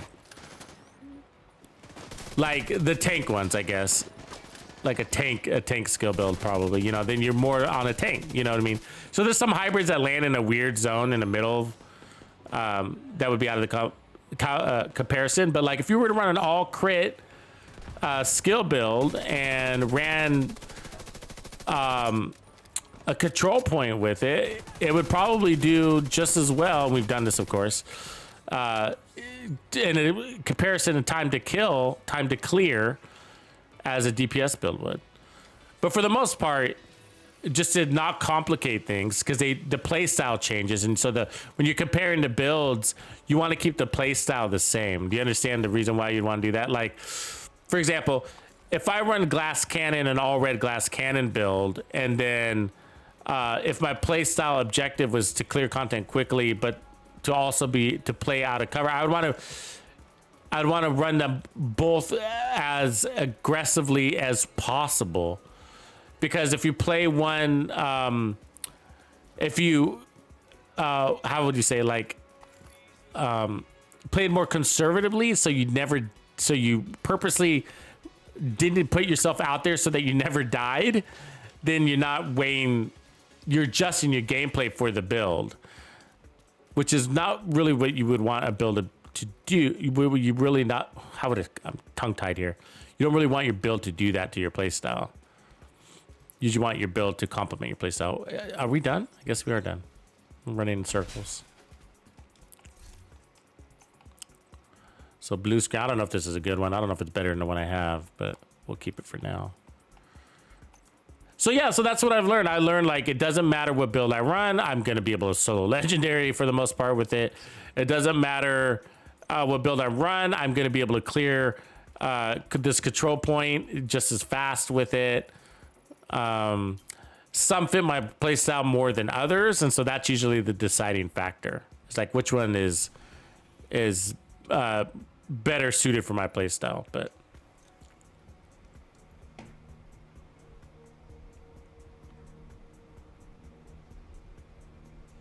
yeah, so Reaper, it's really weird because some people are out there trying to, you know,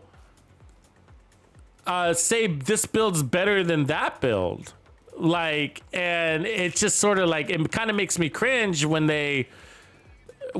you know they're using some arbitrary or big, I'll use the word is really big meaningless numbers to do so. You know what I mean? They'll be like, look, this build is better than that one because look at the damage number on a piece of paper or in the testing range. You'll be like, that doesn't mean anything.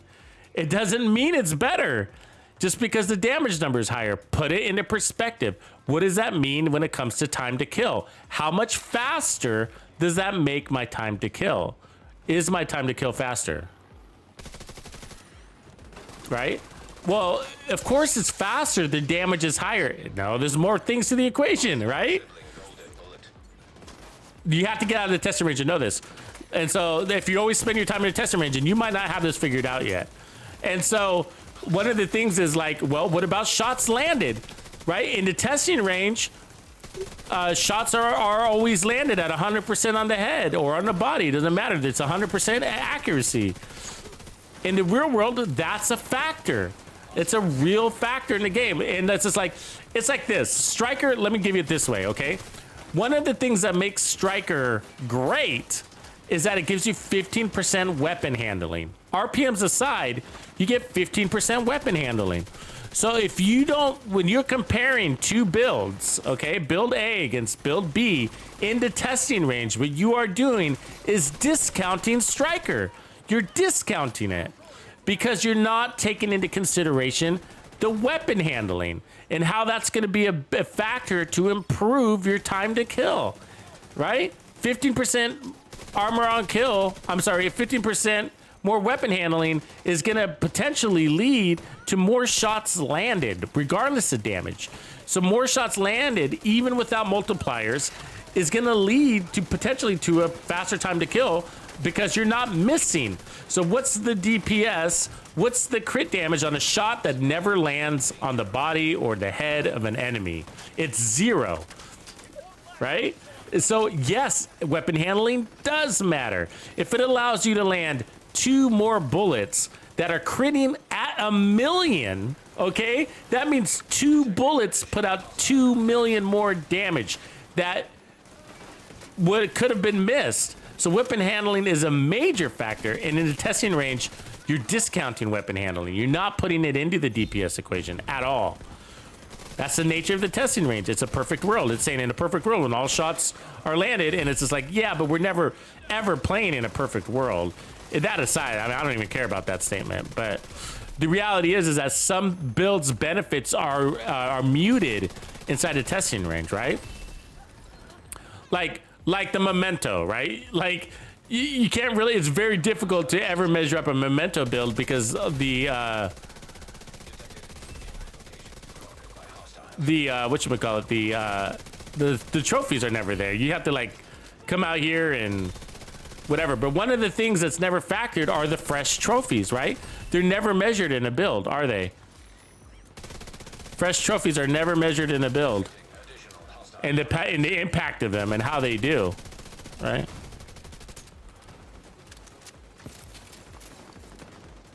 But if you're able to get out of cover and get those trophies like we are right now, it's a big deal. It's a very big deal. Or how about the impact of bonus armor and how much more aggressive that makes you play? Anyways, there's lots of variables there, but.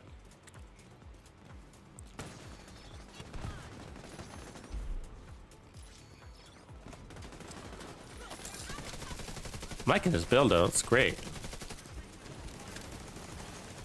I still don't know if it's better than the... We're gonna have to make a change because I think it's too close to Striker. They're basically the same build. We're basically running the same build. You know what I mean? It's crit damage versus just multiplicative damage. It's just the same. But once you have the golden bullet kicked in, it just makes it even more the same because golden bullet just takes over all the damage and... Is there guys still coming out of this hole back here? What is this? We're still showing that symbol. That's annoying.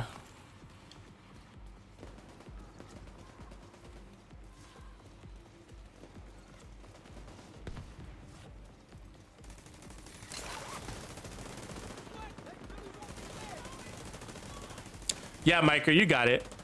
I mean, there's some perfectionist to it, like, but if you're good at the game, it doesn't really matter. That's the difference. It's like, hey, man, if you're good at the game, just, you know, then what you learn is like, shit. You learn your play styles, what ends up happening. And then that's why we say, like, the best build is the best build for you. The meta is your meta. It's not anybody else's meta. It can't be.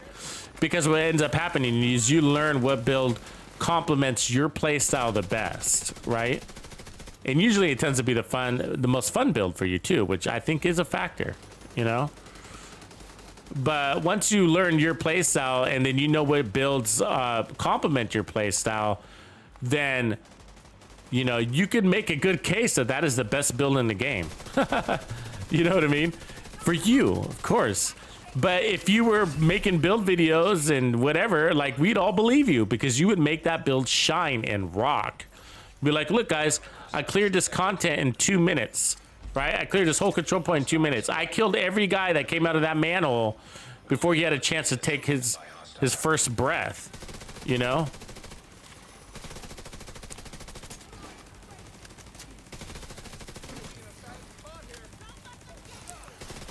And so, and that's the thing. That's what's difficult about YouTube videos and builds. Like, if you don't take that into consideration, play style. And I've seen it before. It's just like shotgun builds is a good example. I remember a long time ago, it's like, dude, I put on that shotgun build. I got as a comment. Somebody made a comment and said, I put on that shotgun build and somebody was like, something like, I died instantly and I couldn't stay alive. I just kept dying. It's just like, yeah, if you don't know how to flank, then shotgun build, there's certain things that if you haven't learned in the Division 2, shotgun builds are very difficult, you know? There's certain things you got to know about shotgun and SMG builds, but shotgun builds and the no scope White Death build, like that build, there's some things that, like, if you learn some things in this game that only experience will teach you, then they become extremely easy and therefore probably the most powerful builds in the game. Like that White Death one is like probably one of the most powerful builds in the game. It really is. One-shotting everything at range and close and personal. It's amazing, right? But I've learned some things about the mechanics in the game, and that's only experience. In that there's a pause in that where the enemy is just standing there and looking at you, and he won't shoot, and so that gives you enough time to shoot him before he shoots you. And you can do that with the shotgun. You can do that with the 1886. You can do it with the White Death, the Nemesis, whatever.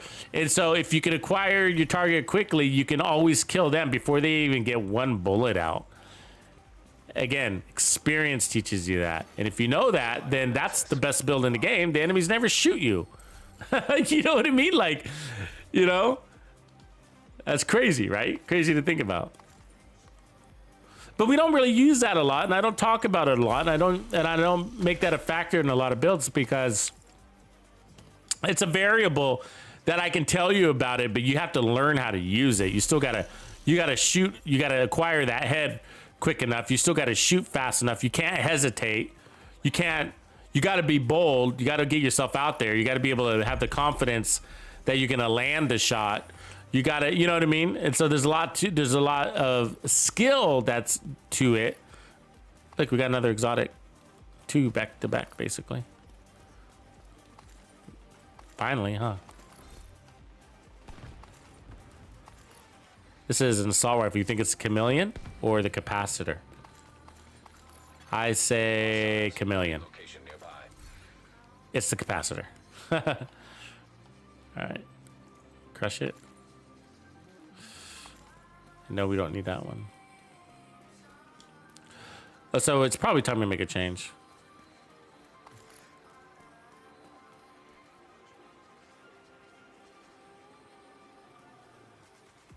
Ooh, that's a good one, Patrick. It depends. Are you good at landing headshots? I would run the headhunter a chest piece, especially since you're going with the punch drunk mask. That's so I've been dared to make those builds before, and running the headhunter chest piece makes it like so easy.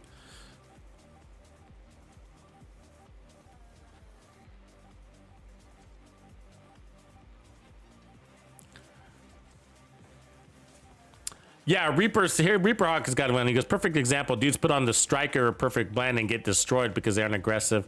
To get the benefits of the build, their play style doesn't pair well with the set. You know what's a great example of that, bro? Basically what you're saying, especially, is Glass Cannon, right? You know how much of the player base hates Glass Cannon? Because they're like, oh my God, you can't take one bullet. Bro, you can't take one bullet with an all red build without Glass Cannon. Glass Cannon isn't the deciding factor there. It's the red, no red, or recovery, no recovery, really. It's not even the red thing. It's the rate of recovery. It's never about your armor, and it's never about the incoming amplified damage. It's really not. There's a mechanic. And you'll hear very experienced players say that all the time. There's a mechanic in this game that keeps you from going down all the way. Right? Your armor will break, but it won't kill you. It's the next shot that kills you. So it ends up being your situational awareness. If you got really good situational awareness, then it's very hard to die with Glass Cannon, right? And if you got a good rate of recovery, then Glass Cannon doesn't even matter anymore. It's the way to go, you know? But what you're saying is like, it's that. So it comes down to that. Glass Cannon isn't good if you haven't evolved your gameplay style yet. And I was that way. There was a time where I was against it logically at first. I was like, I don't understand Glass Cannon. So it gives you the amplified damage or whatever. But, you know, then you're going to end up having to put on some armor to add survivability. And this is early on.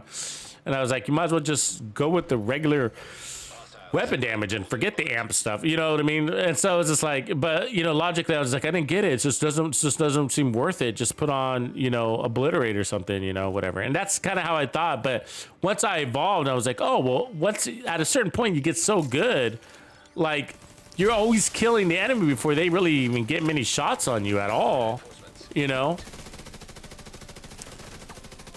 And so you can die with Glass Cannon, but if you analyze those times that you're dying from Glass Cannon, it wasn't Glass Cannon that got you killed, you know?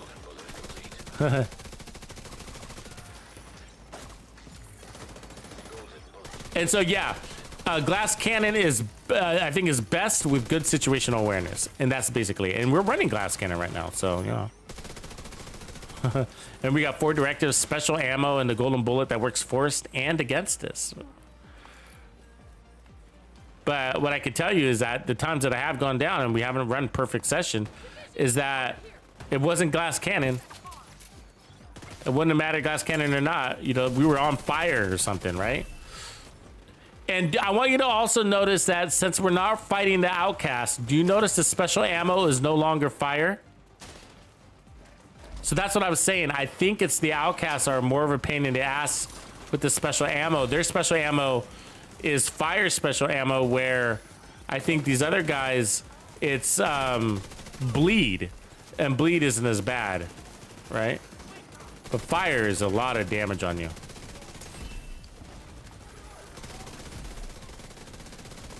Those are gonna have a hard time now. Sorry, I'm not really paying attention to my own gameplay. I'm kind of casually playing right now into the conversation.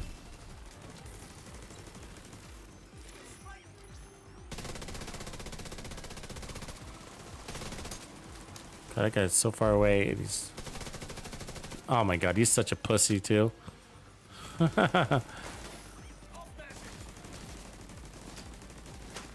He's just taking up my drone up there. You know what I mean?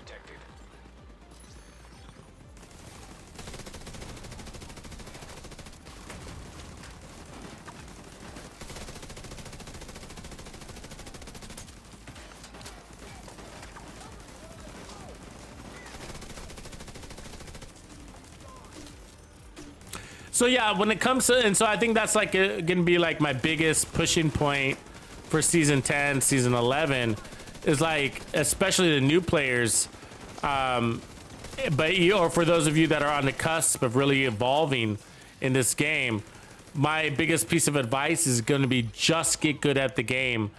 Start to look at the details inside of the encounters that you're faced with. And that's gonna be what takes you to the next level.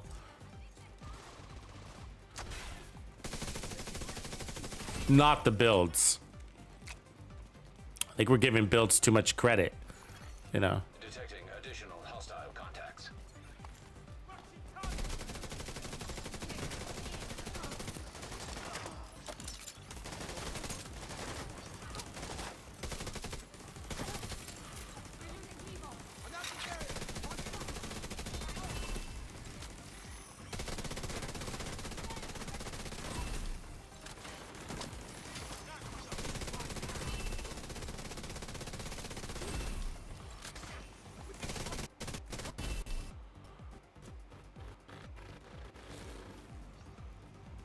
Game modes are, I think, accentuate that even more. Actually, don't think.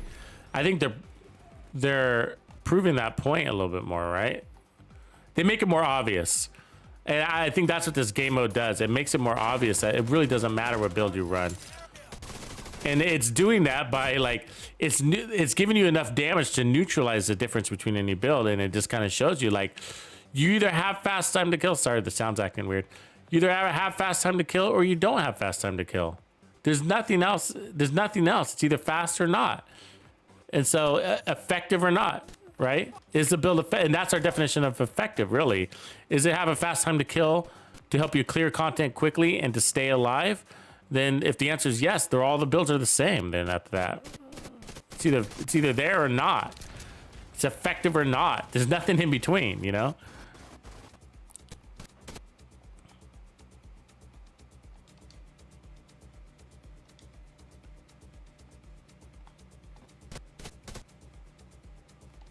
Sounds going all wacky. I'll fix it in a second.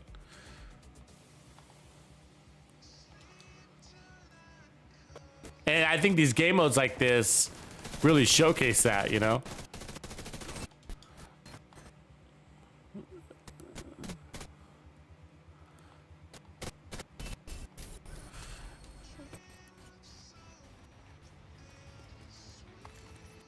That was easy. All right. Supply room access unlocked. Hey, let me fix my sound just in case. Give me a second.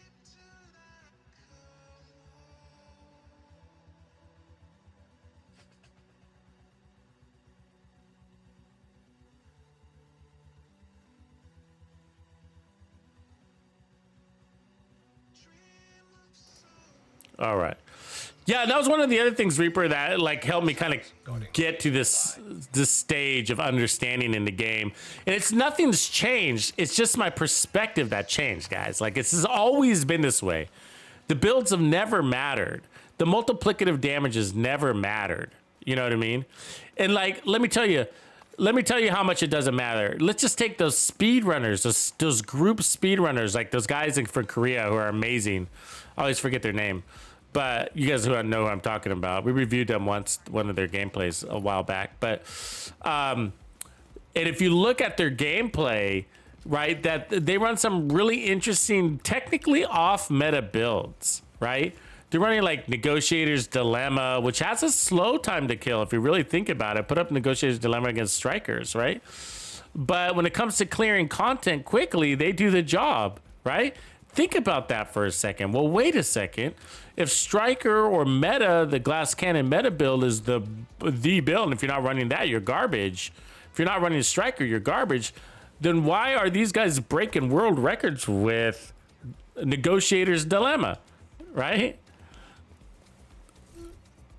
Well, and you guys know why. There's no secret to it. Negotiators does a really good job of clearing the board, right?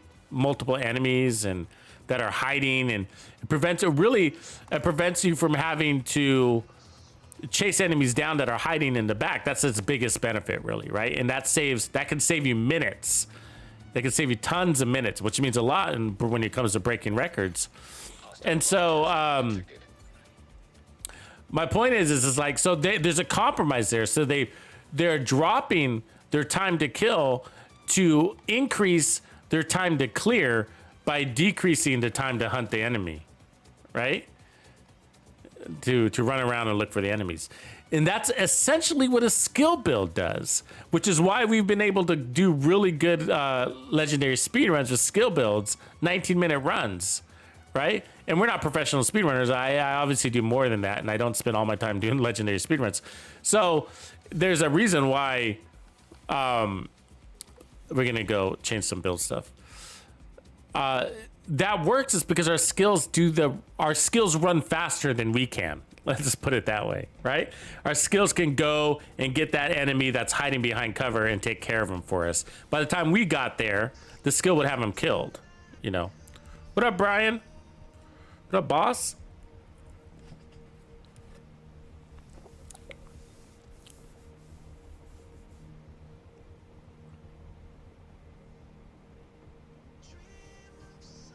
Jeffrey Adams. Yeah, Striker. We were ran Striker first before this, by the way. We perfected the Striker build, actually.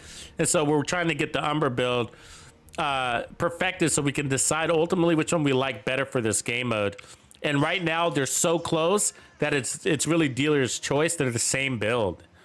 And so I'm trying to get some separation out of them now, differentiate them a little bit more. So... we should probably change this to not disturb. Cool. But Athena's joined us. Glad to have her. So, let's make some quick changes here. Let me try to clear out the stash again.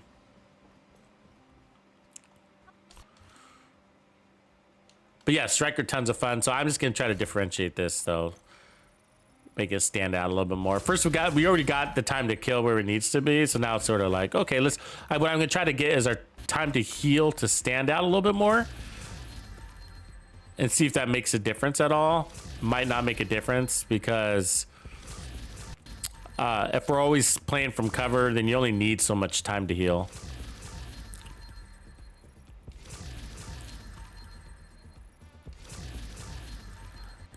But if first impressions, like at face value, I would probably say the Striker is the better one, in the sense of it's just there's no in and out of cover thing. You could just point and shoot for that reason.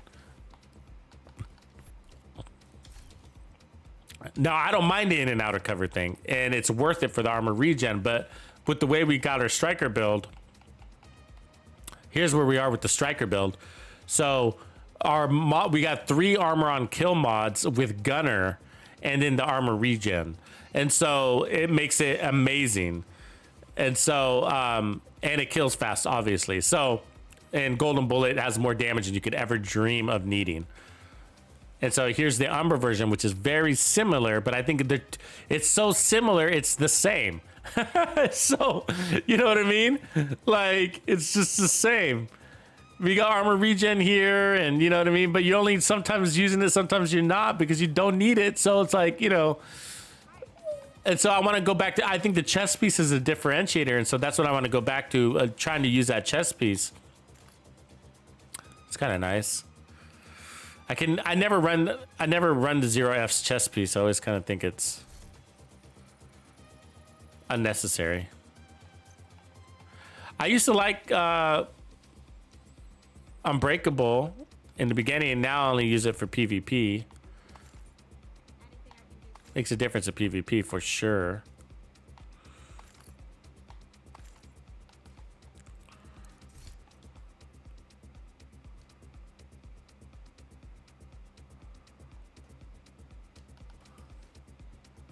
Oh, right on. Yeah, Umbra's fun. So yeah, I'm definitely loving Umbra. I always do. But what I'm trying to do is get it to separate from Striker. They're too close to each other. So this is my word of advice when it comes to the difference between whether you want to run Striker or Umbra.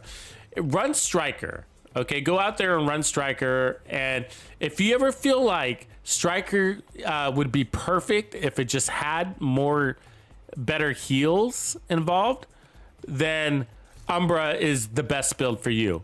The instant you start adding heals to your Umbra and start pulling away damage from it, what you're doing is you're decreasing the separation, and there's not very much to get going. Okay, so you know they're basically the same as it is. But the more you do that, the more you take away damage to add survivability to Striker. You're actually putting it below Umbra, and you're making it to the point where you just might as well run Umbra. You're never going to get your heals as good as Umbra with Striker. And so if you get the damage for Striker below Umbra and the heals below Umbra, then you obviously might as well just go with Umbra. So that's the difference between Striker and Umbra, ultimately. If you run Umbra and you feel like, oh, wow, it would be perfect if we only had a little more heals, and if that little more fast time to heal pleases you, then Umbra is the better build. If fast time to heal pleases you, then Umbra is the better build. And for me, it pleases me. And so I want, on all my builds, the perfect equation for me is fast time to heal and fast time to kill. Both. Not one or the other, both. Fast time to heal, fast time to kill. That makes the perfect build for me, based on my playstyle. There being the keyword. The chain of keywords, my playstyle. If you're a more relaxed player, then you might not need fast time to heal. I don't know. I don't know about that statement, but I'm saying it with a question mark almost.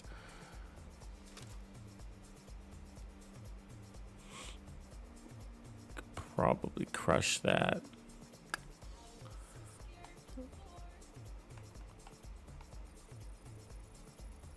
A little bit of room. Okay, so we're gonna make some changes here real quick. Athena! What's up, Athena?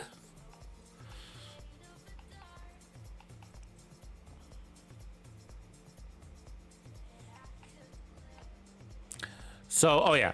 So we want the Umbra chest, but which one do we want? That's the question. So let me see here. I don't have any other one here. I don't have a skill damage one. Okay, so let's put on one with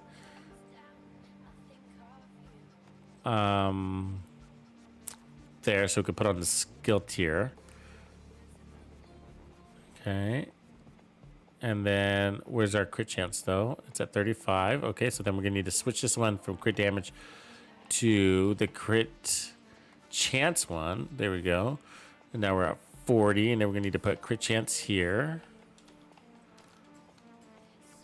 46, and then we'll have to change another crit chance one. Do we have a crit chance one here? I think we do, right? There we go. So it's gonna does this, and it sounds like it's gonna end up being the same. I get that, but what we're doing is we're also bringing an additional RPM. I'm almost tempted to run the backpack too, by the way. But hold on a second. Let's hold that thought. That there. With this one, we could run Technician and run the backpack. And then put another red core here. That could be kind of interesting. I guess we could try it. The backpack is giving us skill too. The cores are going to be more important for us here than any secondary attribute. So the red core, blue core, the rainbow cores are really important. For the front side, the damage side of things, right? The skills and the weapon, 15% weapon damage right there. And then we got the 30%. So it's probably best I keep that. And then from there, we could run... oh, you know, we could run the 511s.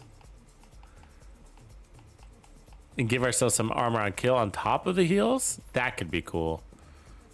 Let's do that. I do have some skill damage 511s. Let's see if I have those here and not on my other character. There they are. And then there's some of the armor regen. That's not bad, but we can't take the blue core. But this would give us 20% armor on kill. We're gonna lose a little bit of crit chance, but that's a good trade. So we got our 6 skill tiers, and then we got 10% armor and kill. Now we got 20% armor and kill. That's powerful. Plus these extra blue cores. But now I can get rid of these blue cores because we did 10% armor on kill is better than 40%. So I can put more crits on there. Let's get our crit chance up there. So now we're at 51, and then now we could put this up here. This is probably a good move. Put that there. And that's because we picked up 50% crit hit damage plus 30% or 15% more RPMs off this chest piece.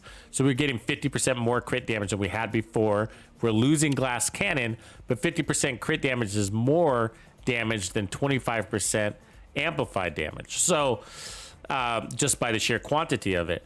But we also lose the amp damage to my skills, but we're still fully loaded on our skills. 6 skill tiers, picked up a skill damage core, and then we're gonna have the 30% skill efficiency. So let's see if we like this. I don't know. See where we're at. Do I need to reset?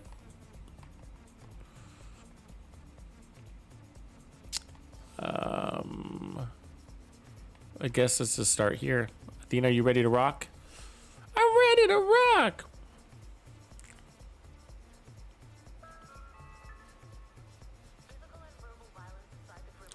Yeah, some people complain. I get it. It is a playstyle thing on the Umbra Striker thing. But the reality is that you're always in cover. I found that. I thought that too.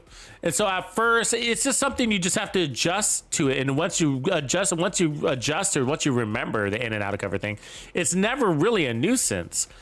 The reality is that it takes you 5 seconds to get full stacks, 100 stacks with my chest piece, right?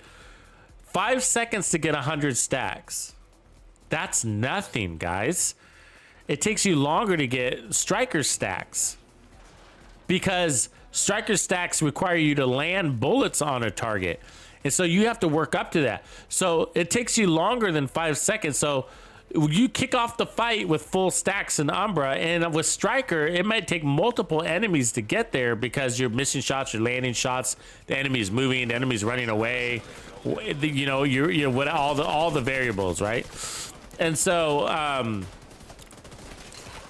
oops, I just stood there. And so what I realized is that like I get in and out of cover anyways. You know what I mean? I'm always in and out of cover. That's my playstyle. Oh, special ammo. Oh, I am on fire here. Yeah. You see what I'm saying? Do you guys? That's a big point between the special ammo. I don't know if anybody's caught on to that. But when you're fighting the outcasts, their special ammo is fire. And then from what I can tell, when you're fighting the True Sons, their special ammo is bleed. So the special ammo is changing depending on the faction. Which I think we all kind of knew that, but I don't know. For some reason, I'm just not noticing it.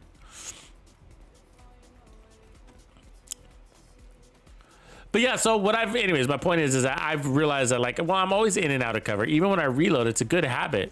You know? Even when I'm reloading, I'm in and out of cover. It's always been a good habit of me to get into cover when I reload, basically is what I'm trying to say.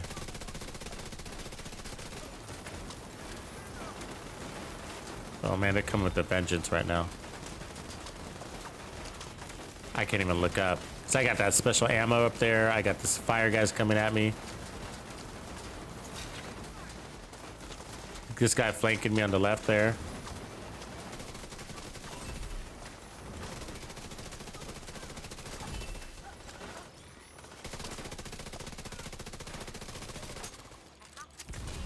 Aw, fuck you. Got his grenade behind my cover.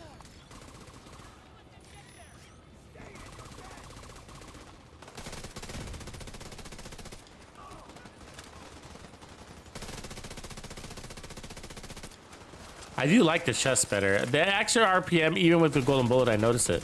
Oh god, that special ammo. You see what I'm saying? It's the fire ammo is so bad. It's really bad. Serious trauma detected.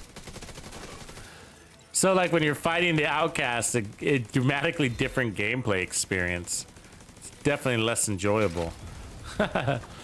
Because they're throwing fire at you. Look at all the fire everywhere. I mean, they're just puddles of fire. Then you got the flamethrowers. You got the rushers. And now their ammo is catching you on fire? Like, how shitty is that?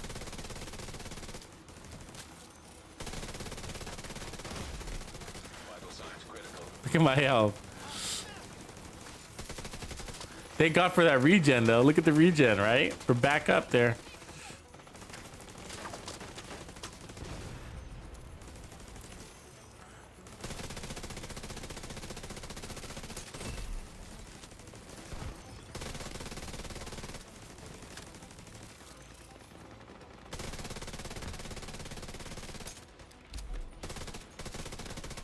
Look at that. They catch me on full fire and I'm so far away. Amazing. Dirty. Dirty, dirty.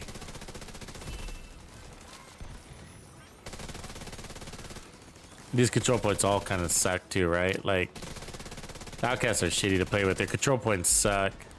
I mean, on the west side of town, it's not so bad. There's no turrets over there. But the next two control points after this are both gonna have turrets, and so there's gonna be special ammo and a golden bullet on a turret. And then they're gonna send a rusher at you. Like, here comes a convoy. Let's get some of these trophies before it's too late.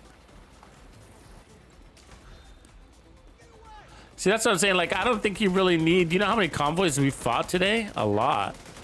I really don't think you need to go out and find yourself a convoy. They come to you.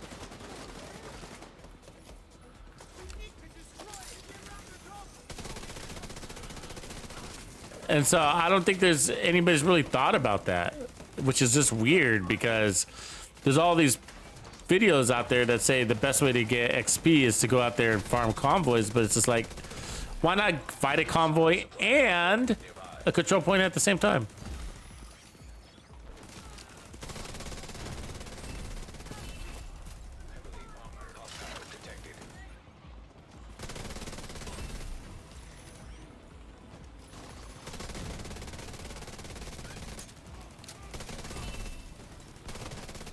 She got special ammo too.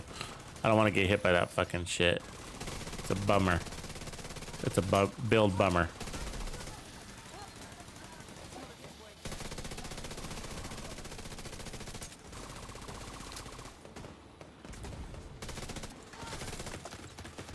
Oof. Oof.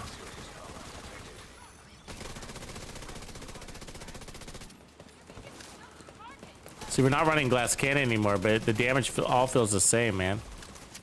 Glass cannon, no glass cannon, it's all the same. Detected. Golden bullet received. Hostile assembling golden bullet.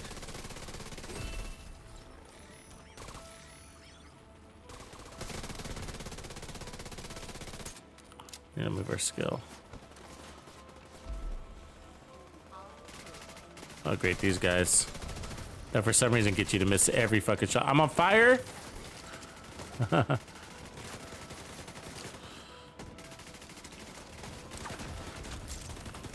More fire. It's everywhere, this fire. I didn't get the golden bullet.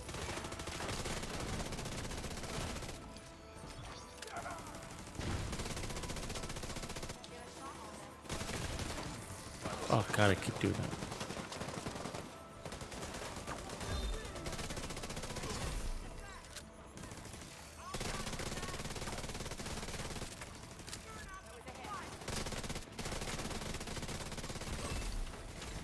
Oh my god.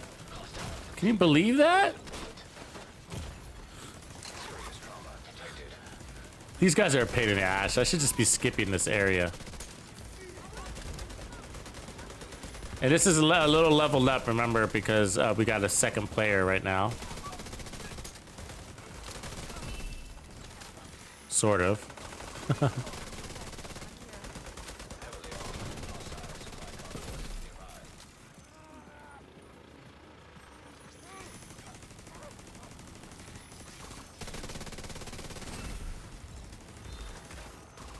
The reload is, I can't even time the reload, man.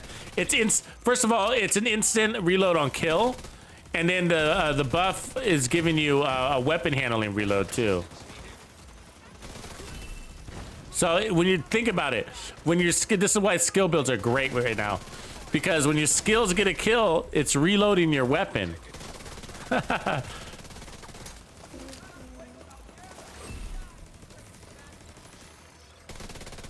And then when the skills get a kill, it's also giving you 20% armor on kill. And a trophy.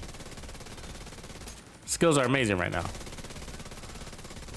And also, I think the biggest benefit is that they're keeping us from having to go hunt down enemies. We can just stay in one spot, call it good. Especially with this ammo. Special ammo, it's a big pain in the ass right now.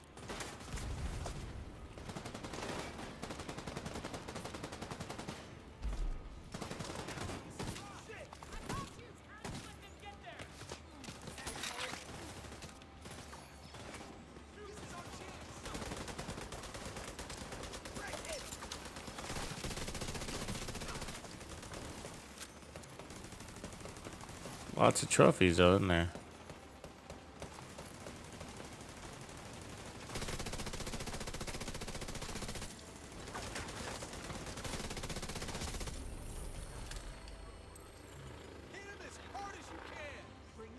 Still more out there somewhere.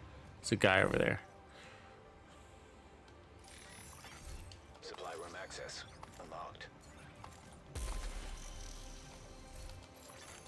Heavily armed. Hostile supply convoy nearby.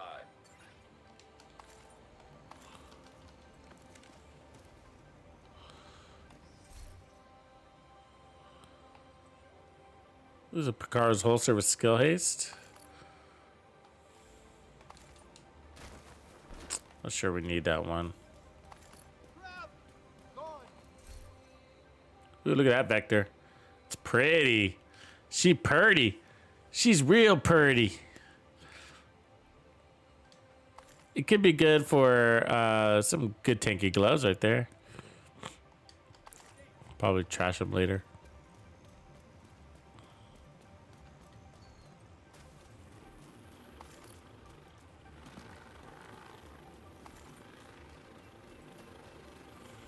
Yeah, so the reload is part of the buff from the event, Golden Bullet. So remember, the Golden Bullet gives you instant reload on kill, okay? But it also gives you weapon handling. I don't even know what the weapon handling rate is, but it's crazy, whatever it is.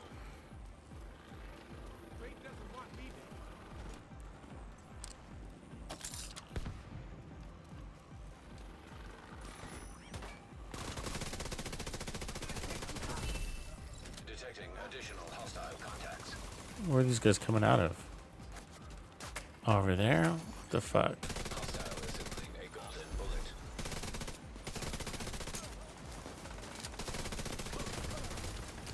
Oh, that fucking ammo.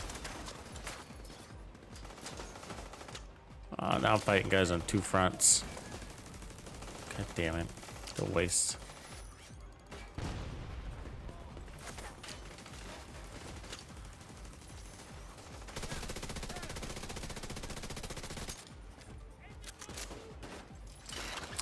I should do a video on one of these things that like 10 things that changed the way I play in the Division 2 or that improved my gameplay in Division 2. One of them is the cover to cover movements were a big change in my gameplay.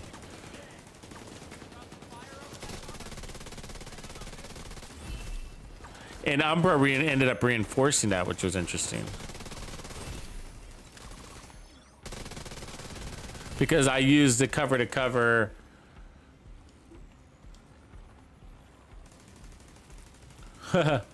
I'm on stream right now. I shouldn't let her know. You are no longer in a group. She's funny. She just hopped in, I guess, just to say hello.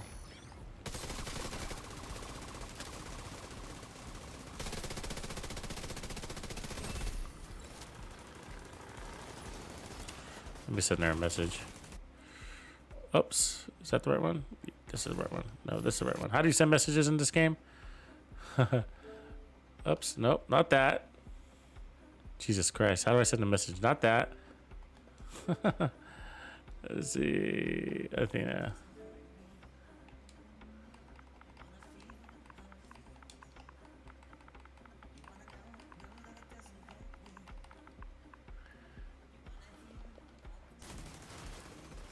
There we go.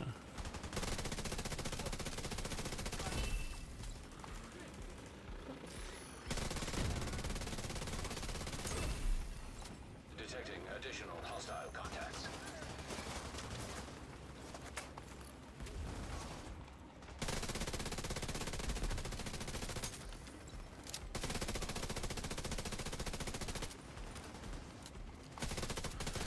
We've almost caught, I gotta say though, we've almost caught in a convoy at every control point. At almost 100%. Like every single control point is sent a convoy at us. Heavily armed. Hostile supply convoy nearby. Yeah.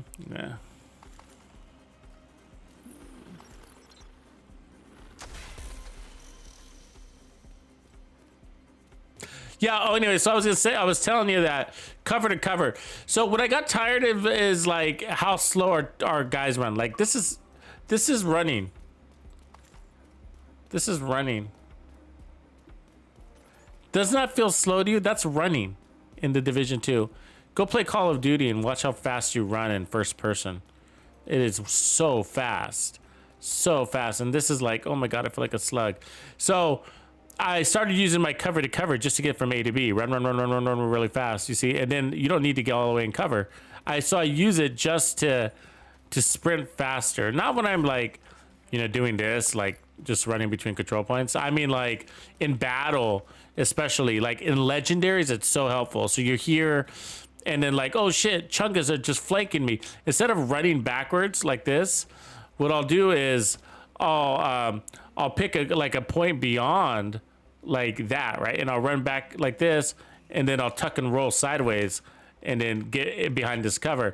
And so that was a really fast sprint, and they have a hard time landing their shots on you. Even chungas and their Gatling guns and their miniguns have a hard time landing shots on you when you're doing the cover to cover sprints like this, you know? So I'll pick a point even beyond where I'm going, like right here, and then I'll tuck and turn like that and then shoot, you know? So that changed my gameplay a lot, added to a ton more success, allowed me to clear content faster too, basically, right? I'm just moving faster, I'm just getting there faster and taking less damage and whatever. And we all know that, but some people play the cover to cover kind of traditional ways, like just kind of moving cover to cover and just, which of course should be doing anyways.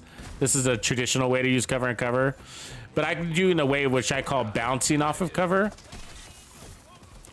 So bouncing off of cover is like that. That's bouncing off of cover. It creates misdirection, and that causes the enemies to miss more shots on you. Might as well fight this rogue, I guess, huh? So it creates misdirection is my point, and that's a ton of value. Where's this rogue? His skills are everywhere, apparently. There's a skill in the front. 3 skills. He's got 3 skills out.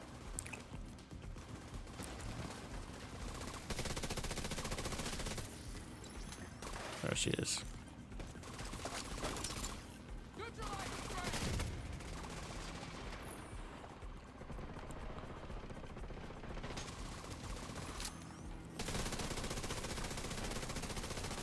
Ooh. Ooh, that was an explosive turret right there. Artillery, let's heal up from that.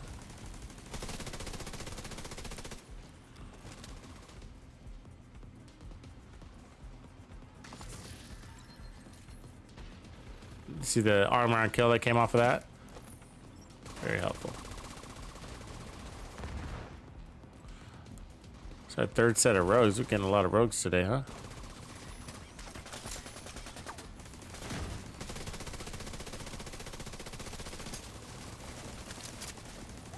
See how I have to reload anyways? So I get in cover to reload anyways. You know what I mean? And so it's not for very long, but it all adds up over time into saving stacks as well as earning them.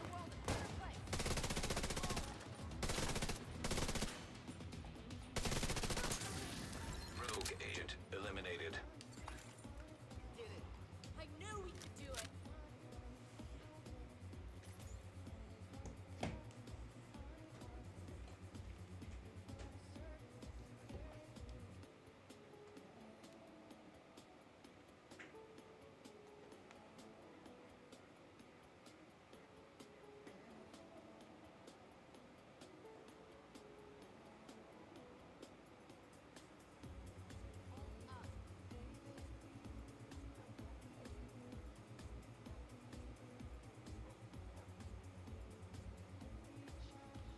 Hey Reaper, I'm just playing casually, man. If you want to jump in on me, jump on in, bro. Are you on right now? Let's see if I can find you and I'll send an invite. Oh, you are. I'll send an invite to group, but You are now group leader. I will also open up my group in case you're not online really right now. There you go. And then once you join, I'll close that. Because I don't want to run with 4 guys because it slows down the gameplay too much. You guys all know that. So time to kill gets annoyingly, the enemies get really, tanky, and to the point where it's just like it slows you down. So if you're looking to get red stars and lots of XP, I don't really recommend going 4-man team. Unless you got a really smart team that knows how to focus fire on every target. Look, we're at 40 stars, not bad. What do you guys think about that whole statement? Like, I saw somebody make a comment. You have been promoted to group leader. Asking somebody else, I think this was somebody else's video. They were like, why do you YouTube? The question was this, and I've seen it's a repeated comment, so we see this a lot. And the question was like, why do YouTubers always show solo builds? They're like, do you not have any friends or what? You know, and it's a really good question, even though, you know, he's kind of being a smart ass. It was a really good question. Like, why do us, you know, and the reality is because most of us are solo players, not YouTubers. I mean, the community. You know what I mean? Most of us are solo players, and that doesn't mean we don't group up. And it just means that we prefer to play the game in the solo mode. And part of it, that's a flaw in the game. Okay, so it's not that we don't want to play cooperatively. That has nothing to do with it. It's the reality is that the devs have added so much armor to a 4-man group that it's not fun. It's just not fun. It's not challenging. It's just annoying. You know what I mean? Like, it's just annoying.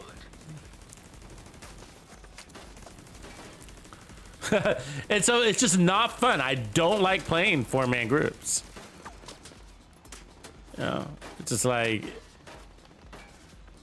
3-man groups is okay. I'll do a 3-man group. That's not, the scaling is reasonable. Like, I run a reasonable scale damage to the number of allies that are coming in. And the 4th man, there's a big jump.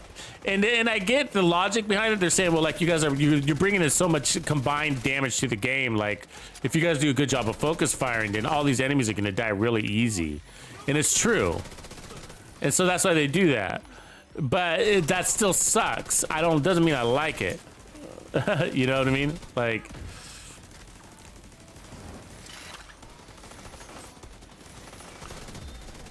so like 3-man groups, I don't mind those. 4-man groups, if is okay if I'm, you know, in the mood for it. But anyway, so, you know, the guy's answer was, the content creator's answer was like, oh, well, because most of the community are solo players. But why are we all solo players? It's not about comms. Not in heroic content. You don't need to be on comms to successfully clear heroic content, right? It's annoying. And this is what happens. So it's just like, and so there's more to this conversation, but this is what happens. And so so now I'm gonna close my group up, but what ends up happening is that when you start up a group, you go from 2 guys to 4 guys really quickly. It's just a spiraling effect. It's the nature of the game. So you invite somebody, and what ends up happening is like another guy will jump in. Oh, look, a group. Another guy jumps in, and then another guy jumps in. Oh, all right, another group. I'll play with these guys, you know. And so that's cool. That's all right. There's obviously, you know, but the reality is a 4-man group is really annoying to play with, not because of the people, but because the enemies are just so tanky. It's just no longer fun. I don't enjoy a 4-man group. I don't. Not because of the camaraderie thing, but because of how tanky the enemies are. It just sucks. That's the worst part of the Division 2. Think about that. There are people who have abandoned this game who never really started this game because of how tanky the enemies are. They're like, I don't like shooting at Terminators. I'm gonna go play Terminator if I want to do that, right? Then they got a good point. So if you despise how tanky the enemies are in the Division 2, if that irritates you, then a 4-man group is one of the worst ways to play. Right? You probably hate 4-man groups. I do. Now, not in Legendary. In Legendary, the scaling seems to be a little bit more reasonable. There is scaling, but it's not so bad. That's because the enemies are already fucking Terminators. The whole game is already Terminators. But for some reason in Legendary, it's just not as noticeable. You know, and there's paperwork on that. There's paperwork on that tell you the scaling from a single to a double to 3 or 4-man groups. But remember, numbers don't tell you anything. You have to put it into perspective, and you got to say, well, what does that mean in the form of time to kill? Because that's really what we're talking about, right? When we say the enemies get tankier, we're really talking about your affected time to kill, and it becomes annoying to take that long to kill an enemy, you know? It has nothing to do with your build. It has nothing to do with how good you are at the game and your play style, right? And then also, but it does have something to do with, like, I also like to, I don't want to share my kills. I want to get as many kills as possible. You know what I mean? Like, because of the little dopamine drip that you get when you get a kill. You know what I'm talking about, right?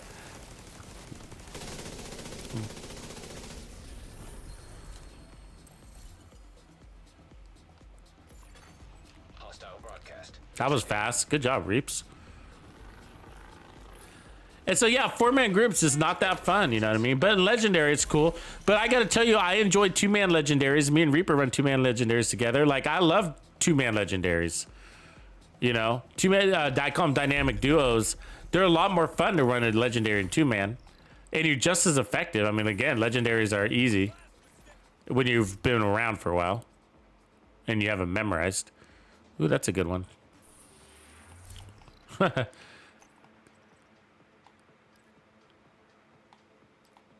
have to say that kind of stuff because I don't want it to seem like I'm belittling you for you that haven't been around for a while. So I put the disclaimer in there, like, oh, if you've been around for a while.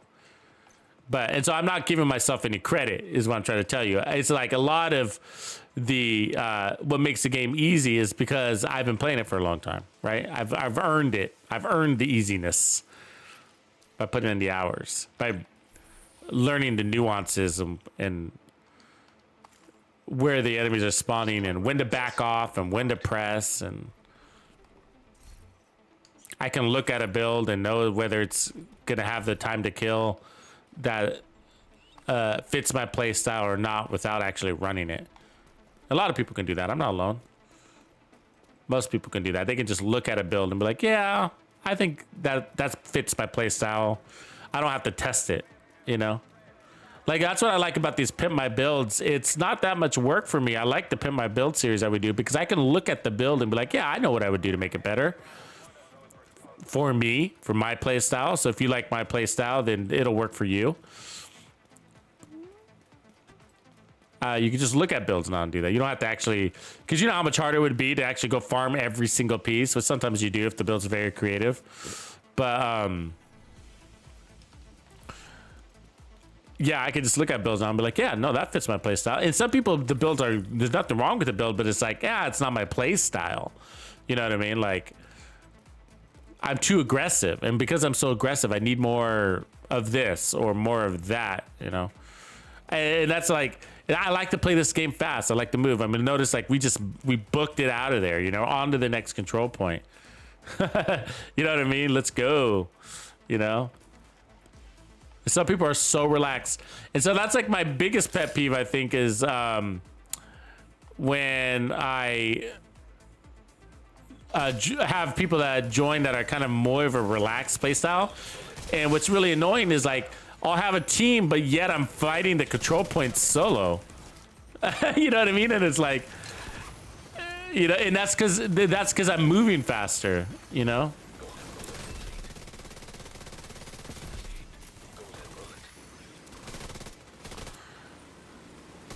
you know, I pick up my gear and I'm on to the next control point, you know?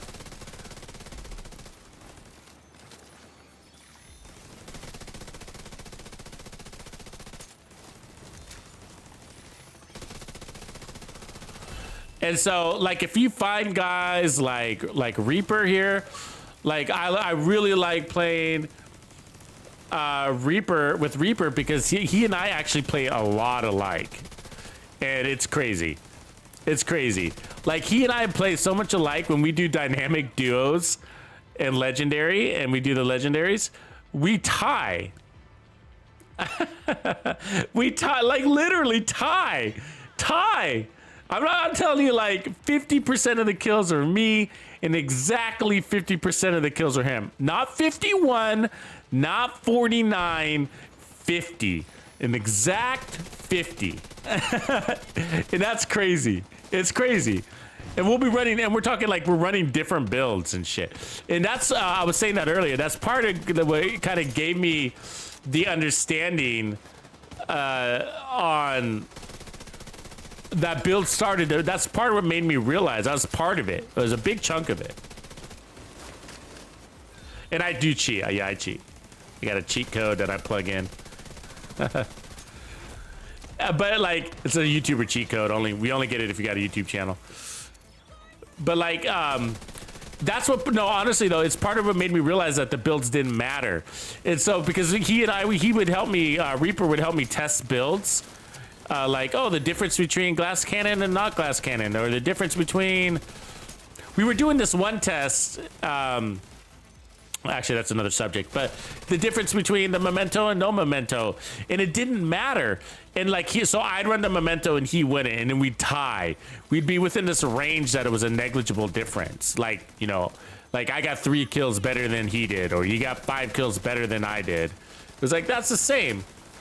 You know, it came out the same. It was like, I'm running a memento, you're not, and we got the same kills, basically, right? And so it made me start to realize, like, well, we got the same play style, so that was helpful, which made it really helpful. He's just as qualified, like, of a player. He's a good player. You know what I mean? And so he's a good player. I'm a good player. It's like he plays aggressive. I play aggressive. You know what I mean? So it's just like, you know, he knows his kill priorities. I know my kill priorities. You know what I mean? So it's like, and so what it made me realize, and so that which made a great build testing partner. That makes it great. I can ask for a better build testing partner than Reaper, because of all the things that we're basically clones of each other when it comes to how we play. And so, I mean, I think he probably runs assault rifle builds more than I run. And I run probably more headshot builds in the Division 2. Like I like a lot. You guys see me running my 1886 Regulus White Death builds. I'm not sure that's. I don't want to speak for Reaper, but I don't think that's his style in this game. But I hear him saying that he does like snipers in Call of Duty, so maybe just not the Division 2. He doesn't play the sniper so much, but I love playing snipers in this game. In any game really. That's the only thing that I think I've noticed in our difference in playstyle is that I run more headshot builds, and he doesn't really care to, from what I could tell. Interpretation. But you couldn't ask for a better testing partner because we're clones in every other way on how we play and experience-wise. And so, what that allowed me to see. What it allowed me to see is that the builds didn't matter. I was like, it didn't matter. We're both good, so that's it. So I was like, we have the same play style, so that's not it. You know, so why? And so we're running 2 different builds, you know, to test them to see which one's better, and we come up with the same stats at the end of a legendary mission. I was like, how is that possible? We're running different builds, and it just showed me, and that's what helped me see that it doesn't matter. Builds don't matter. They're overridden by player skill and style. Player skill and style overrides any difference between 2 builds. You know, especially if they're close, which they are close. Contractor's gloves or no contractor's gloves. Vigilance or memento. You know, which one's better? They're too close. They're the same. If they're that close, if Reaper runs the memento and I run vigilance, we're gonna end up with the same numbers at the end of the mission. End up with the same numbers.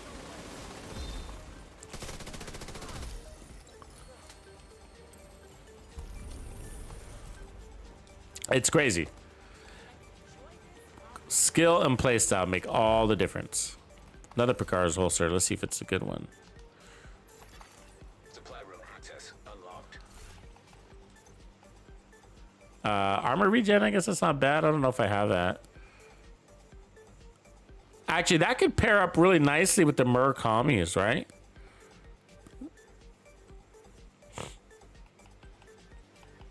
I don't know if I have that one.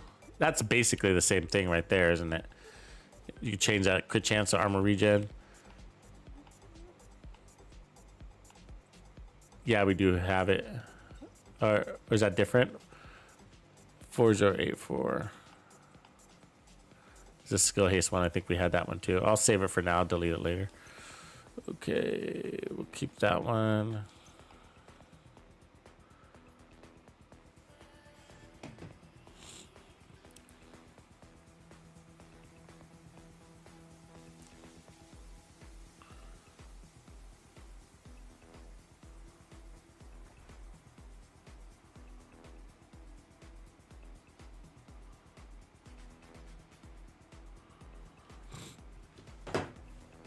Okay, Athena wants in. Let's send Athena an invite. Invite Athena. What time is it in the UK right now? Let's see. UK is about 9 hours ahead, so it's 9 to about 10, 11 and 8 p.m.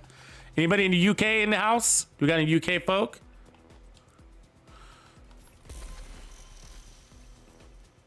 Are UK peeps here?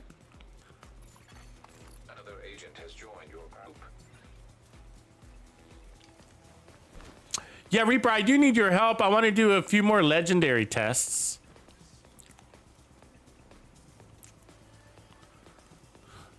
But it might require you to do a little bit of farming. Basically, the objective is I want to help the community see that it doesn't matter what build you run in legendary. You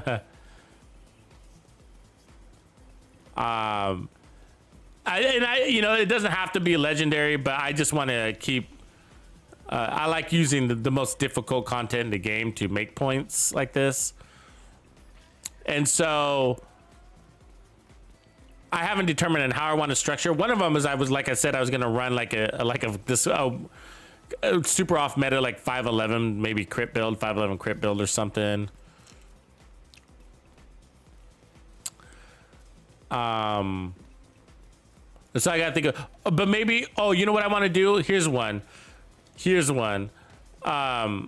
We need a third player in on it though, maybe even a fourth player. We need people that they don't have to be as skilled as us, but the closer to our skill and play style, not that we're gods of skill and play style, but like the better, because to try to decrease too many variables. Because again, if it is skill and play style, then you do want the skill and play style to be, if we're trying to demonstrate that, to be close to the same. Oh, that's a name boss. Might as well get her.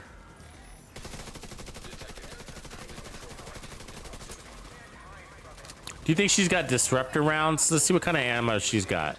I'm gonna let her shoot me here. Shoot me. Sorry, I had to take out her thing. I want to see what is she got. Disruptor rounds. What's she got? Bleed maybe. There's nothing. Oh yeah, it was disruptor rounds. Yeah, so the special ammo is changing depending on the faction.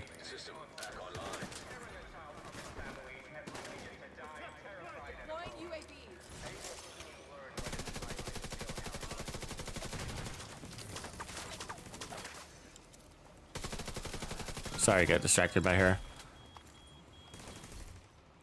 See, Walker. Brazos. God damn, it's hard to get some good brazos around here.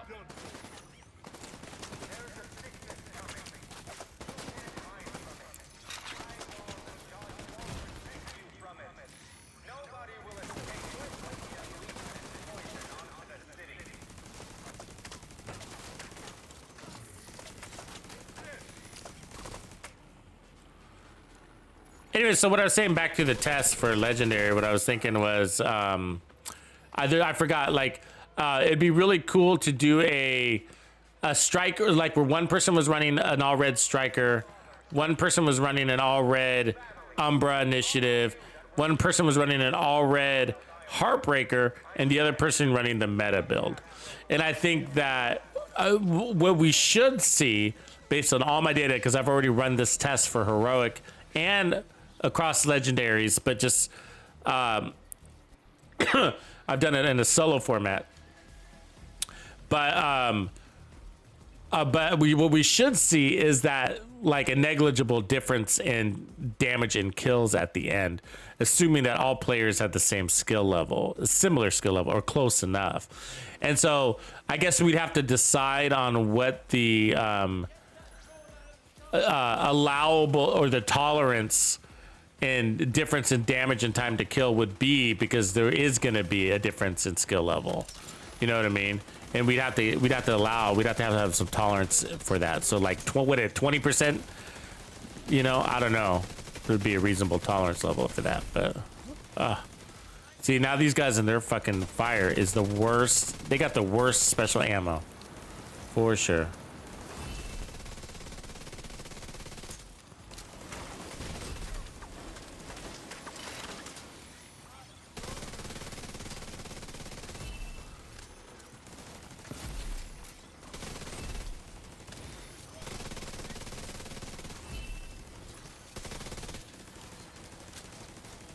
Yeah, you think 20? Yeah, like within 20%, 20 kills or something like that. Probably 20% and not do a number.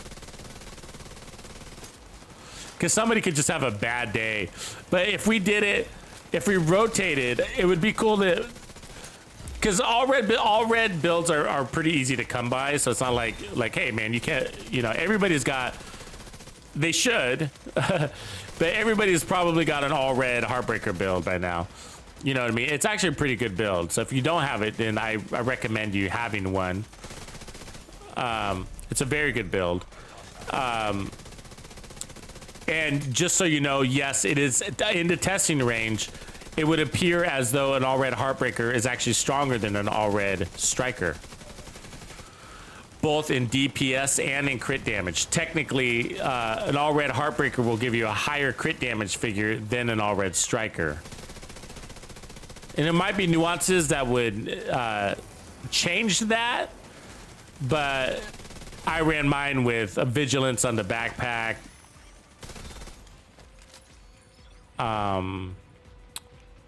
And I think the Fox's Prayer knee pads, not the Contractor's Glove. So it might vary a little bit depending on which way you run yours, but it's going to be a negligible difference anyways. It doesn't really matter. My point is they're the same builds. They're the same builds. Minor differences. And there are minor differences, and there are real differences between those two. The real differences between those two is legendary suitability. Because like with the Heartbreaker build, doing legendary solo, you know, the not stacking on tanks thing actually becomes an issue. And the issue, it plays out in your ammo. So when you're doing solo legendary and you kick off the fight in Roosevelt Island, as an example, you're like, you're using a lot of ammo on those fucking tanks. You know what I mean? And you're not getting any credit for it. That sucks. It really sucks. And then you end up, by the time the chungas come, you're having ammo issues. You know? Now that's a lot of it's because when I'm doing my testing, I'm not moving, and it's a way of making sure my builds are all balanced. Fair. It's a fair testing, and so what I'm saying is like I basically stand still, play from the same spot with all builds, and I don't move for the most part. and it's a way to ensure that I'm treating each build equally and playing equally aggressive, if that makes sense. So as soon as if you tack back your aggressiveness, I was trying to say this earlier, and it's hard. I have a hard time explaining it, but if you tack back your aggressiveness for one build, so if you adjust your natural playstyle for a build, technically you're nerfing or you're buffing the build. You know what I mean? And I get it that, well, you got to adjust your playstyle for different builds, but when you're trying to put them in side-by-side comparisons, then that could be a buff. Or you're making the build look better, because if you played your normal way, then you would die, right? You would die more if you played your normal way, whatever that means, whatever your normal is. And so what I do is I just make sure I'm playing whatever way I choose to play, that I'm playing the same way on all the builds. So if I'm going to play out of cover, I'm going to play out of cover with all 4 builds. If I'm going to play in cover, then I'm going to play in cover with all 4 builds. If I'm going to play relaxed, then I'm going to play relaxed. You know what I mean? So I just kind of keep it as consistent as possible.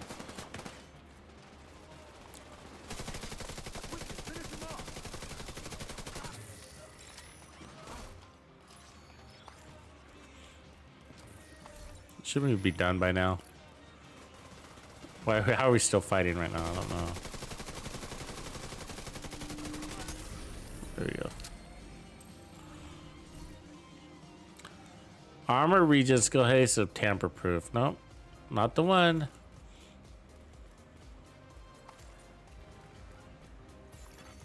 $10, $11. Gotcha. Right on, guys. Bell cell repair explosive.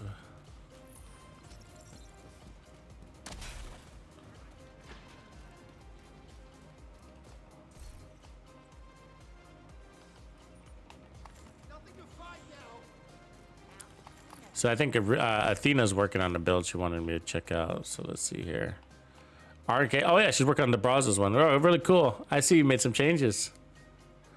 I don't think the original had the Murakamis. I like that. Nice. Good find. You've been farming. Somebody's been farming. Let's see. 2-piece, 1-piece Brazos. Got it. I like this. The RNK. And then the perfect spotter. I think that's probably the only thing I'd probably challenge you to look at is your chest piece. You know, to run a Xena for the 5% total armor so that you get the perfect spotter versus not perfect spotter, you might think about that. You know what I mean?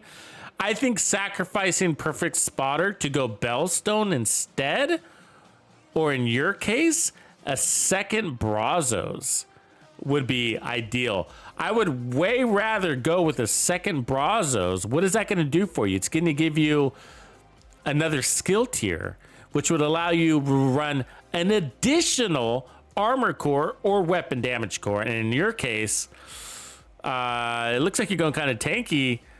So probably armor core, you wouldn't lose any weapon damage. You know what I mean? Because the capacitor is running off the skill tiers.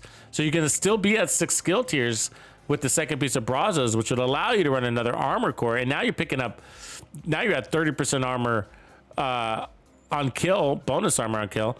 And then you're going to get even stronger regen because of that armor. That's a cool build. That's the only thing I would do. I just don't think the perfect spotter is worth it. And it looks like you must be using the TKB with flatline on that instead of the capacitor. I mean, shit, you might as well drop it all and go glass cannon, maybe. I mean, I don't know. Glass cannon is sort of against the idea of taking explosive damage, but not fully against it. But hey, that one's close. Good build. She's a perfectionist, you can tell, huh? You notice all those god rolls? We all suffer that. Hey, look at that one. Status effect, skill damage, glass cannon. Ooh, Grupo, and then 1 China Light. There's 3 pieces, and then 2-piece Bellstone. Ooh, this could be a really cool build. Oh, wait. Give me a second, bro. I got to delete something.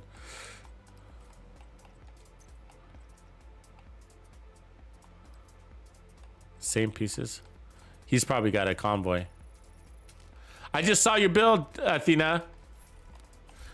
Oh, she's probably not listening to the stream. Okay, let's go on Reaper. Where's Reaper at? Up there. Golden bullet complete.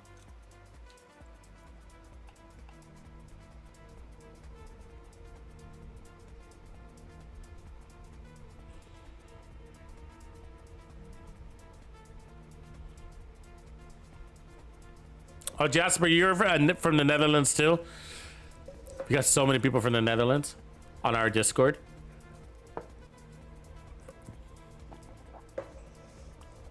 So much so, we created a special channel.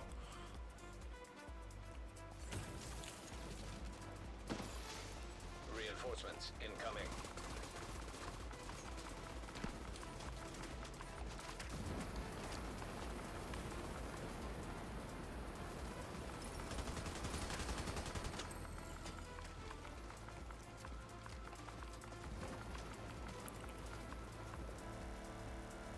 Oh, I just glitched.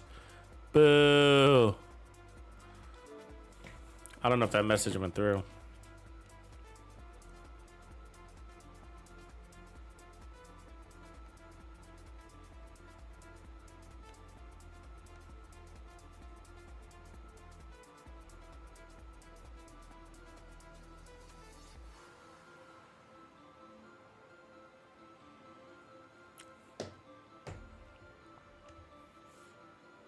That sucks.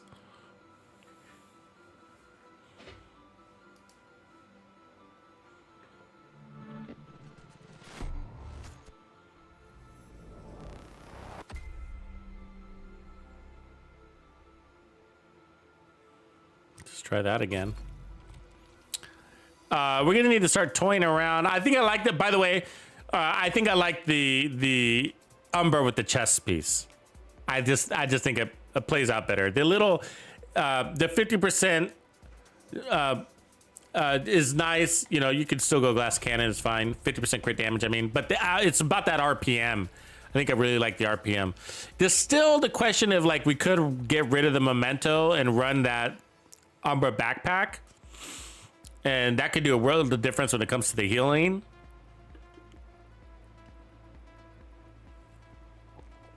But then I don't know.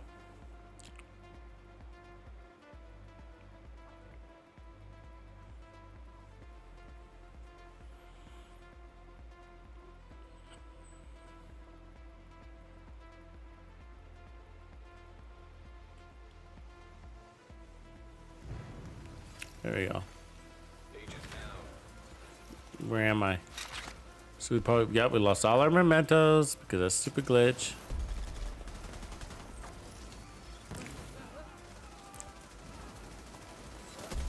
So yeah, I wanted to work on a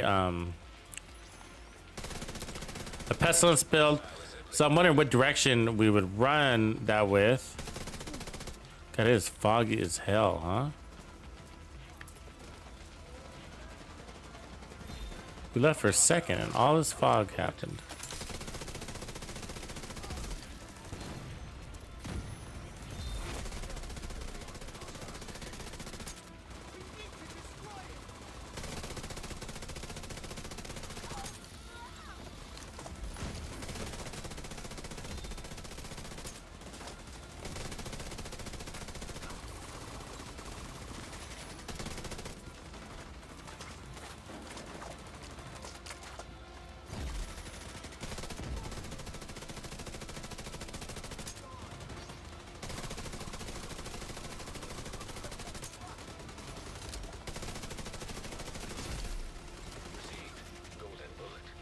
Great, we got the golden bullet and the fight's over.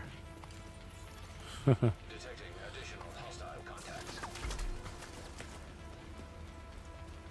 Yeah, so the only thing I'm torn about with the pestilence is like, I don't know if I just want to run a normal pestilence build. You know what I mean? Just sounds boring. No matter how much I love the pestilence, it wouldn't be, it's not that fun to just run it. The normal build. I don't like running like normal builds, whatever you want to call that, a normal build.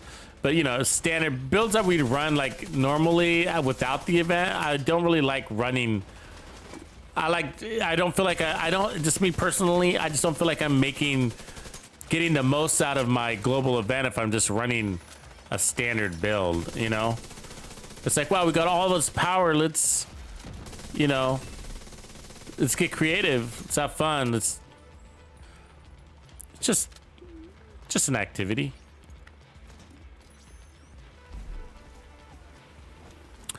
So with that being said, that makes me wonder what I would want to do to make the Pestilence interesting. You know what I mean? How do we make it interesting?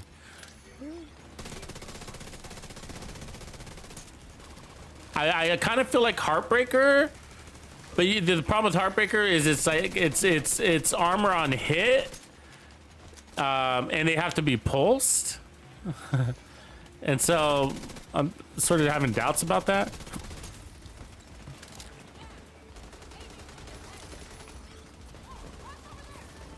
The pulse thing kind of irritates me.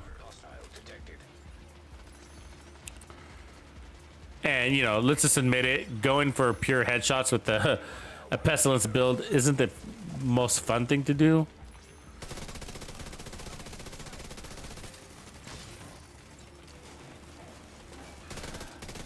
To get the pulse, you have to do that, right? Unless you run a drone or a pulse skill.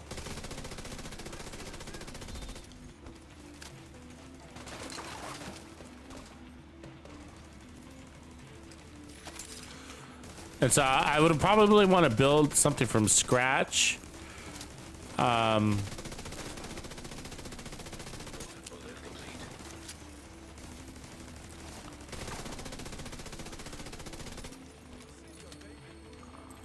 It would be really cool to like get something that like was kind of like a bloodsucker concept. So every time the Plague of the Outcast makes its way around and gets a kill, you get some bonus armor. So that'd be kind of interesting. Something like that. Something healing on the healing side of things.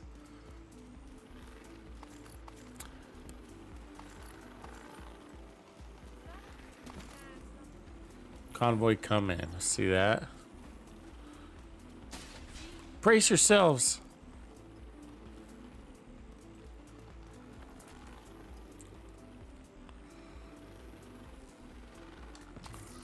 We gotta remember to spend down our things here, huh? Our resources, we're getting full. Another Picar's holster. It's like our fourth one today. Let's see. Headshot damage. All right. Probably have that one.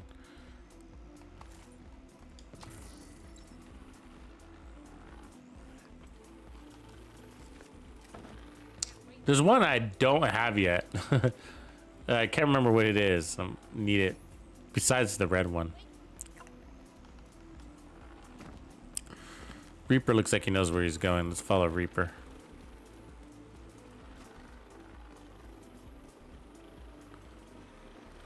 Did that resource convoy disappear? I think it did, didn't it?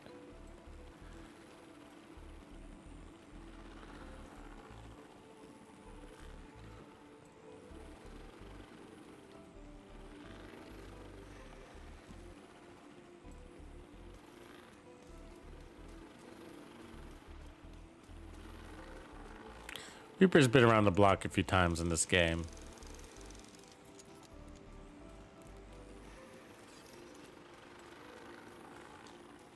He found them.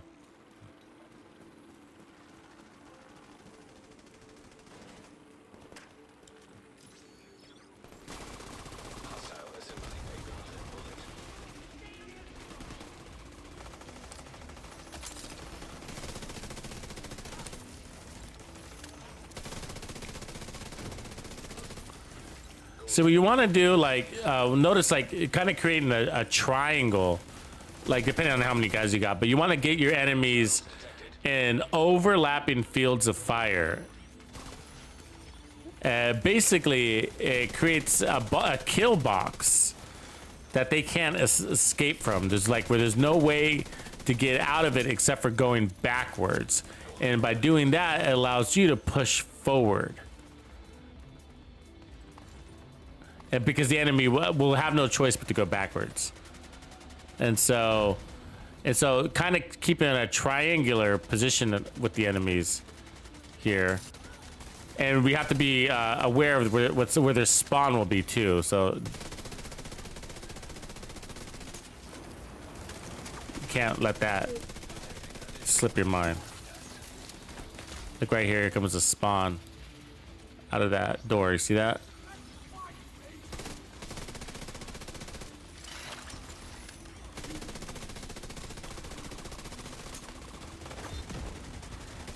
And so the spawn thing is a big deal, and that's going to go a lot towards your success.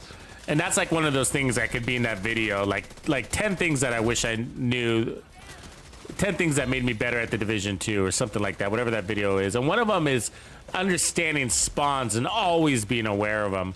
Like I'm always on the lookout. Okay, so we fought this convoy. Where's their spawn gonna be out of? It could be from it could be from a truck, it could be from one of these trucks, right?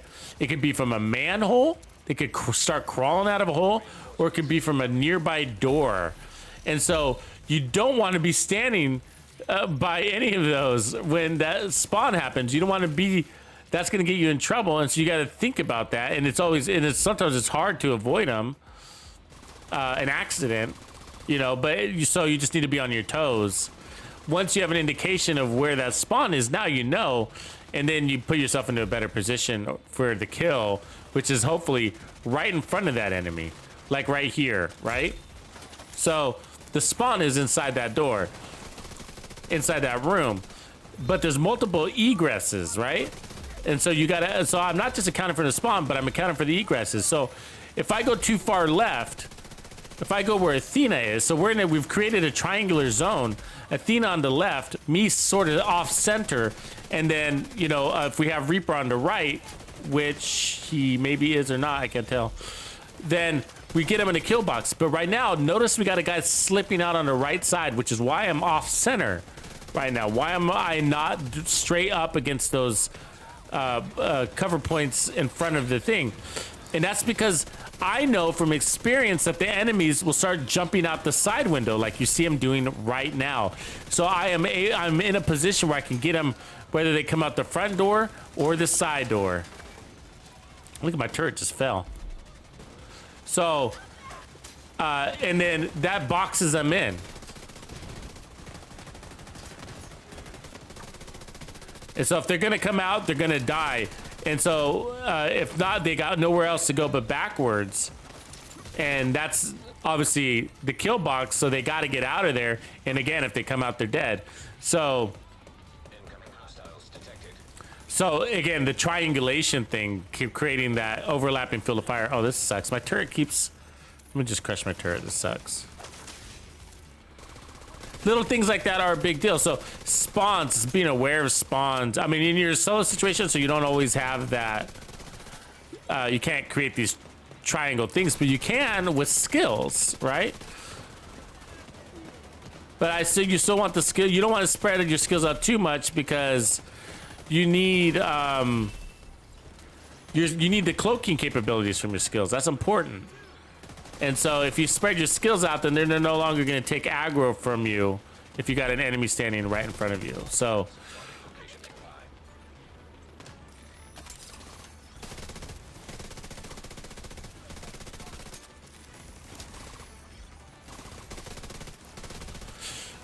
anyways, I want to go back to that comment where the guy was talking about why do it was interesting what he said. His suggestion was in this video, and it was somebody else's video, but it was a comment over there where he was saying, like, why do YouTubers only make solo builds? Why don't, and he goes, is it because they have no friends? Which is sure, it's because we have no friends. But like,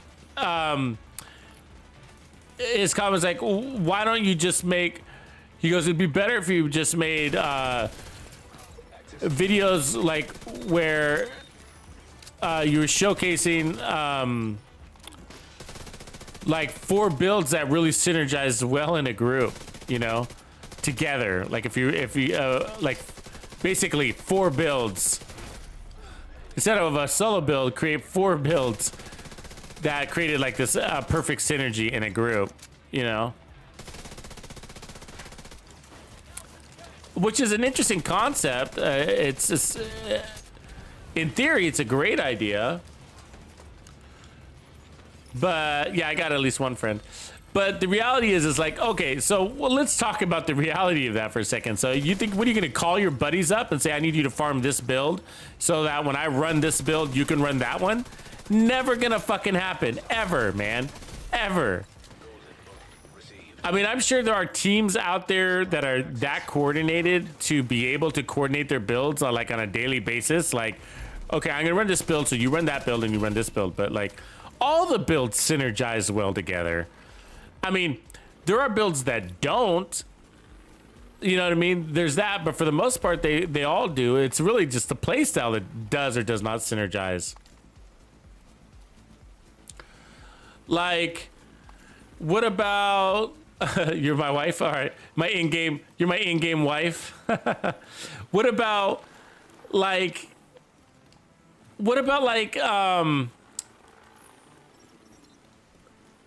here a tank build, like a tank build and a status effect build, and a healer build. Like that's like one of the worst combos, you know, but can you make it work? Well, yeah, depending on your play style, if the team plays a certain way, they can really make that work. But an example is, Supply room access unlocked. let me see, is this good? That's kind of a nice chest piece, huh? It's like a headhunter build though.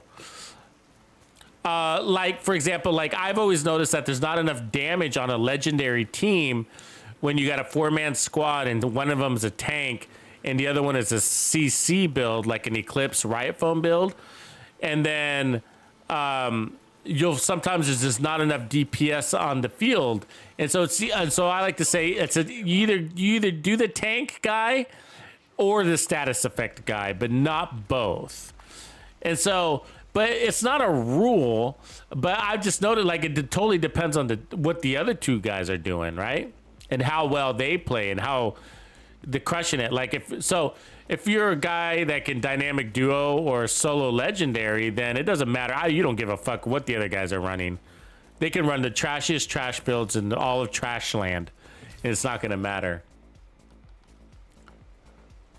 You know what I mean? So, but there is the possibility that builds are there's like almost every build synergizes together, and then there's a few exceptions where you're just not going to have enough damage on the field for the scaling, you know. So Reaper's on his way. We got to get up to Reaper there. Be there in just a sec, Reaper. And so that's one of the cases I've noticed in Legendary, for example. And so like I don't like, and same thing with the healer. So you either have the tank and the healer, but not both. But you can't have the healer keep the tank alive. That's the healer's job, is to make that tank immortal. So there is that. But if your DPS doesn't have the DPS, it's going to take so long to clear a single checkpoint. It's like, oh God, you're missing so much DPS. It's like, can we just get rid of one of you guys and just add more DPS? It would go so much faster. Like, I really like the whole tank thing out there taking aggro, but we don't have enough damage that we're having to, there's not enough damage, and so we're falling back. One of us is going down. We're going down.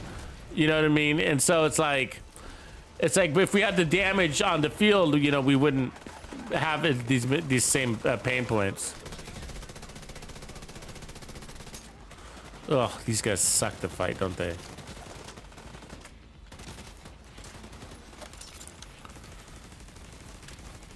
Oh my God, another fire grenade? Fuck. So we got a convoy. It's gonna be a mega fight here. So creating our triangle. So we got Athena going Loca in the middle there.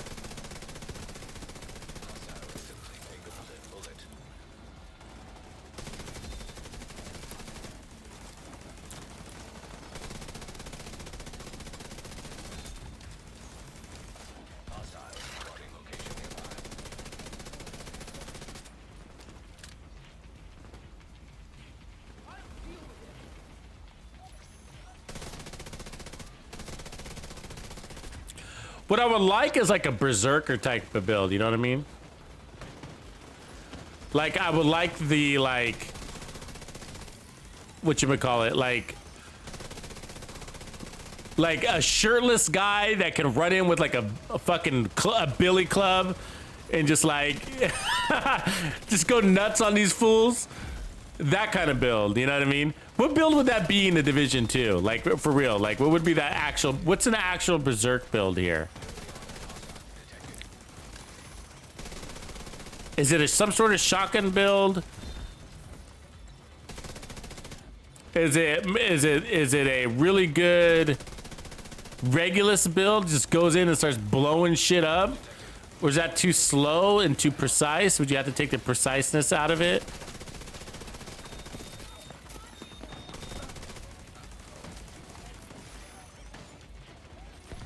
Yeah, like Wolverine style, like, yeah.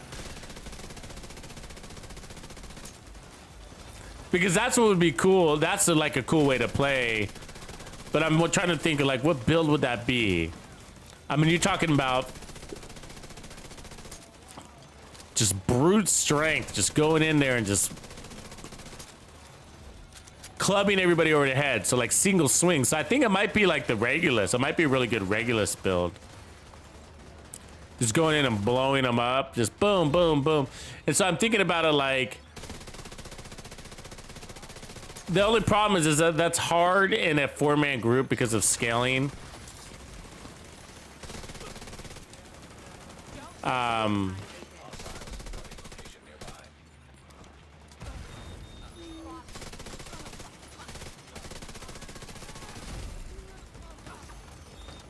And I think it'd have to be and I'm thinking in the context of a group build, because I'm thinking like, would be really cool is if like you create this kill zone, the kill box, using the triangulation overlapping fields of fire so that you're weakening all the enemies, but more importantly, you're boxing them into a certain zone.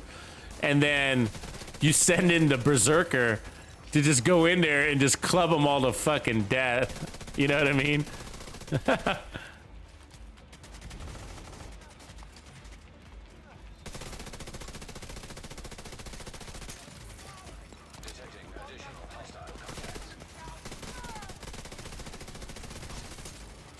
Gotta get that fire guy. There we go.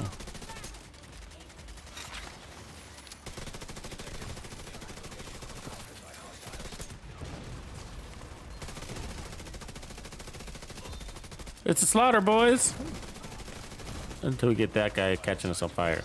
Don't drop me, don't you drop me. I didn't have to heal, but faster.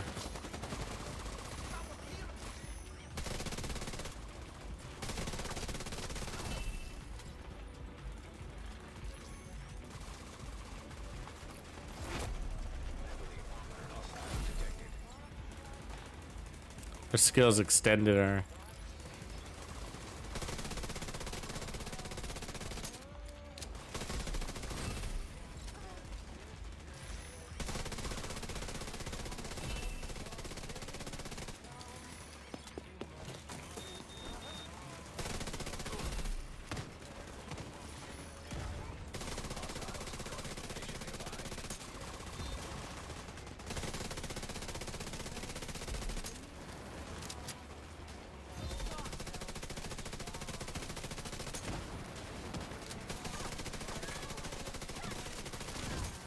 Oh, she almost had me there, didn't she?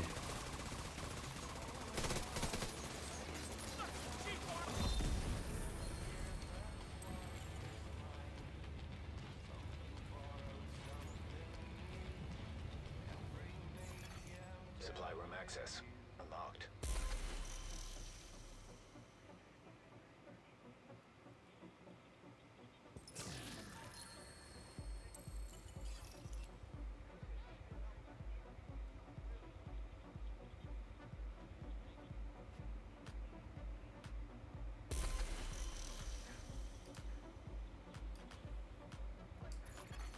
Detected. Nearby location. Guarded by hostile. Yeah, system corruption. That's not a bad idea, Blue Jedi. How many times did you save me in that one? I was too busy chatting it up, Athena. All right, where is... That was actually a really epic fight. It was hard to tell because the golden bullet made it fast. You know what I mean? But there was a lot going on. That was an elite convoy there, which, as you guys know, are pretty tough. Let's see here. Grupo Providence. We're really full right now. Need a second to clean this shit up. Murakami, Fenris. That Belson, we're gonna keep that one. That's a good one. Brazos with headshot damage. We probably don't need 6.6% headshot damage. Let's see. Yeah, it's not good enough. So we'll crush that. We're almost full on. Better open one of these.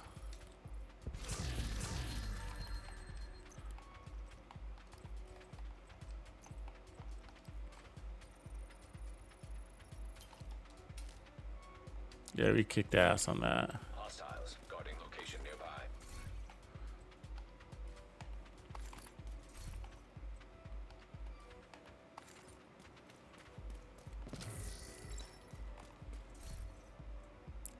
Suck off with health.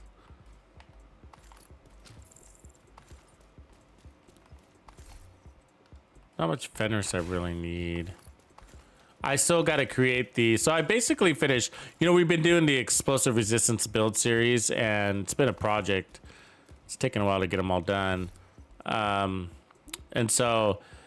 we basically finished... I haven't made the video yet, but you guys probably seen the streams. We basically have finished the sniper version, the Nemesis version. That was a great build. That's actually going to be one of my favorites for Legendary. I still just need to do a solo run. I mean, a group team run with it. So maybe I can get one of you get your help with that too, Athena and Reaper. And so I need to do, because I've done the solo legendary test with it and it's amazing. And so I just need to do now a group with and see if the scaled up damage is going to impact how good it feels in legendary, for like a 4-man group legendary. So I want to, you know, probably like a Roosevelt Island, just run that test. But it's amazing. We're at 80% explosive resistance, one-shotting elites. So there's no difference in the way it plays out. So far in the solo test, I've only tested it solo. In the solo test, it plays out just like any solo Nemesis, except you got amazing explosive resistance and heals. So yeah, I put amazing heals on it too. And then, so it's a full package. It's an amazing build. So it complements the Brazos build, and Athena's running a version of that Brazos build. So Civilians in distress. yeah, and we need Gambino. But we'd have to talk Gambino to not running his mortar build because it's annoying with a sniper. Shakes the screen too much. It's annoying.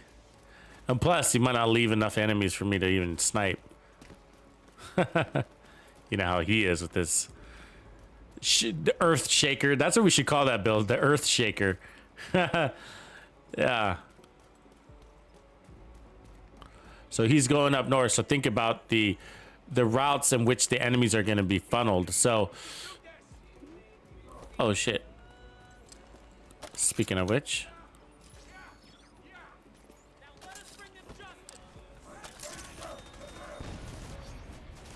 Got him coming up right there on your ass.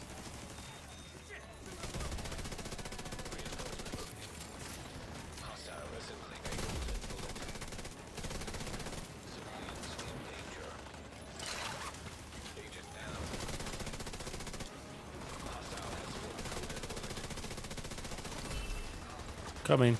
Coming for a second here.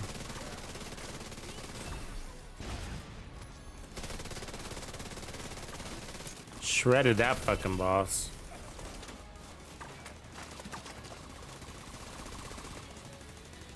A golden bullet, man. F and A. F and A. Ah! That's special ammo. Yeah, I definitely like the chest piece though. I like the chest piece. I think that's, with this build, it's worth it. Usually is, isn't it?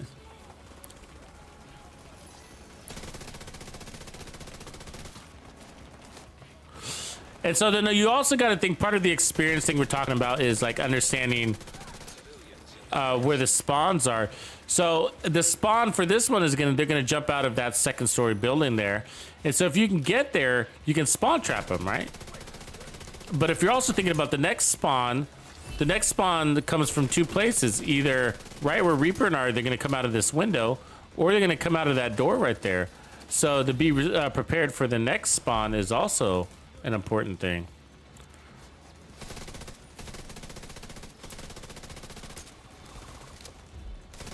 Set yourself up for success, but more importantly, clearing the content faster.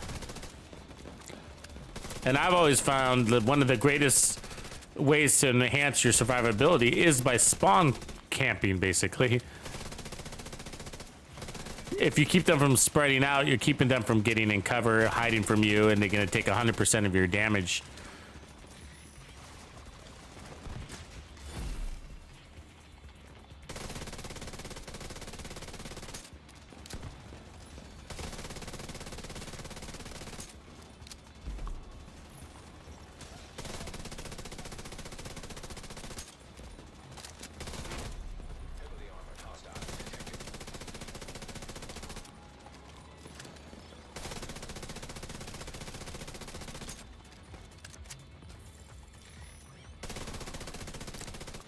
So now I'm gonna prepare for this next spawn.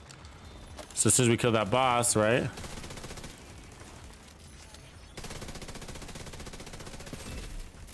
Gold bullet.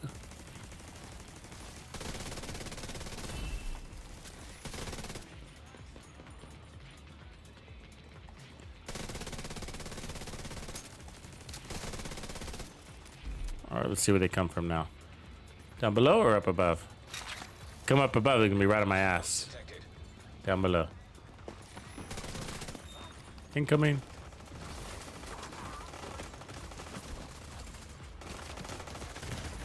Oh, I'm out of cover. Shit, I didn't notice.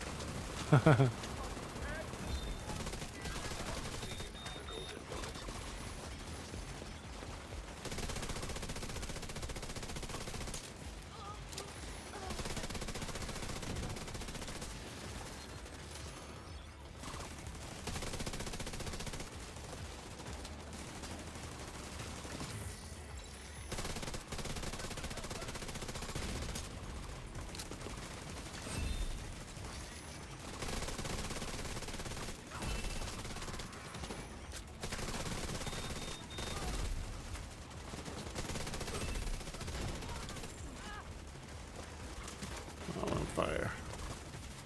A little too close to the action, huh?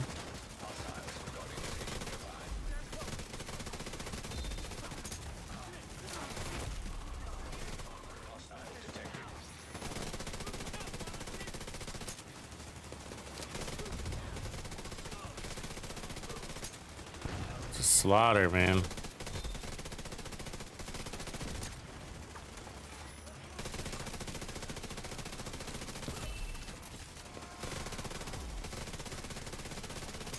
I mean, they don't even know what hit him. Like, game over. They did not know what hit him. I was just crushed. I mean, you could clear content that fast all the time, man. You can be running your map over and over and over again every day. Just imagine. I always said it'd be cool to be able to toggle on these types of events on demand. You know, like whenever you felt like it. But like, I feel like we're in Golden Bullet, toggle your map to Golden Bullet. Even if you weren't getting red stars, just to play differently, you know? Detected. Nearby location. Guarded by hostiles. The only thing that sucks about them is that they actually, your play stats don't change, don't get modified.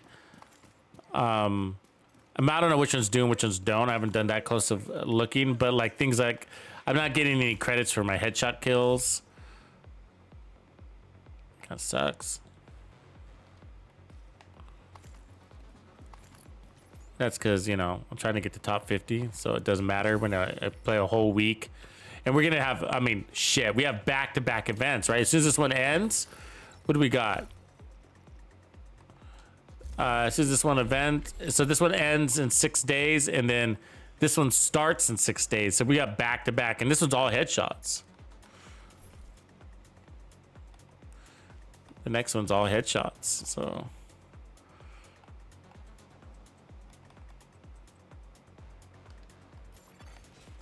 Yeah, I think it's got a really good build though, that one she's running. It's a very tuned for legendary, I gotta say.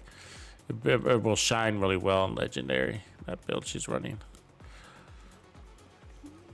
It's the max explosive resistance skill build. Or take on it from the version we created a little while ago. Anyway, so going back to that, because I was talking about it. Let's see, where should we go next, guys? Okay, Reaper's already marked it. I'm on Reaper here. Reaper's ahead of the game. I love it.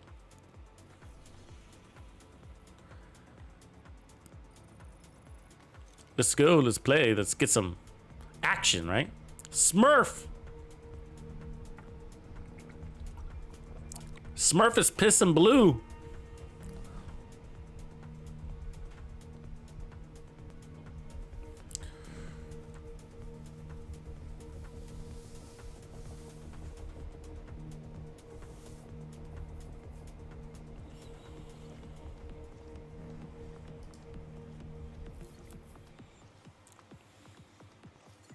See how many red stars real quick that we're at.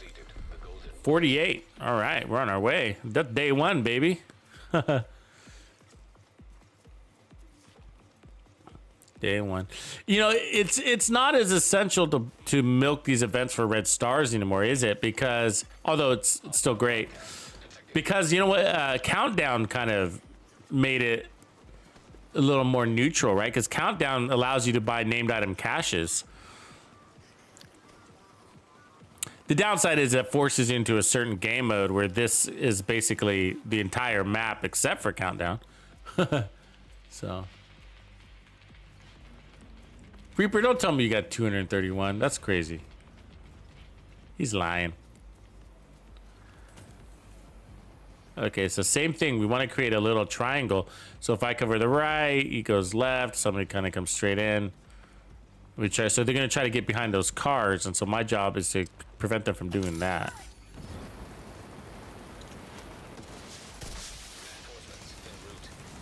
Which I didn't do a very good job of right away. And we're going to have every grenade thrown at us in the game. We're already on fire.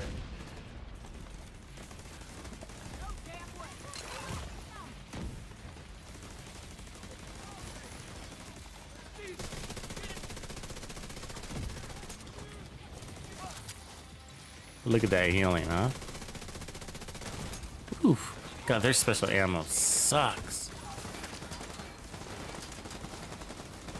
There.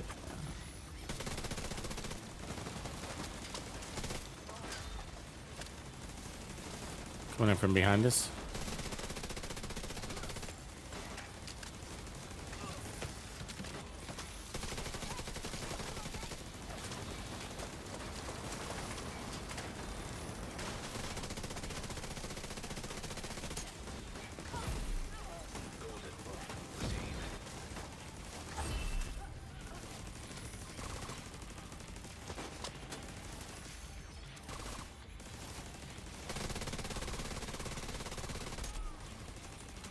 There's nobody to kill. We lost our golden bullet.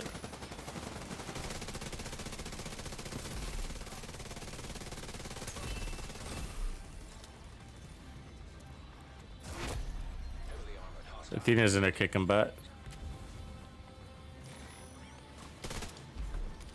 Probably allows us to get set up for the next wave.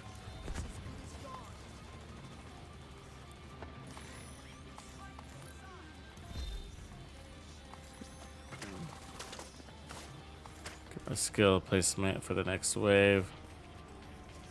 They could come out of either door, so they can come from the left or the right, so I'm just gonna have to make a choice. Sometimes they'll go out of the opposite direction that you choose. So if I choose here and stare down this road, then that means they're gonna come out the other one. So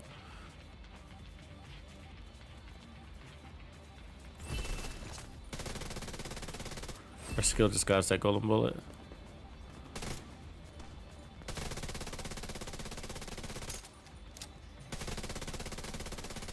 Hostile has full golden bullet.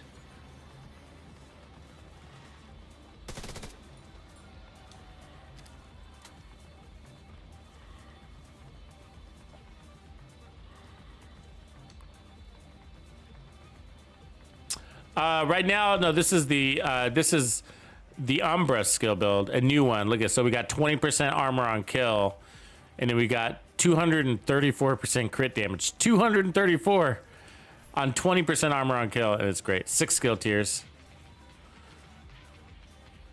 We already did the striker, so you know we perfected the striker. It's different than yesterday's build video. We adjusted it. It was still too powerful, believe it or not. Here they come, so we made the right choice. Contacts.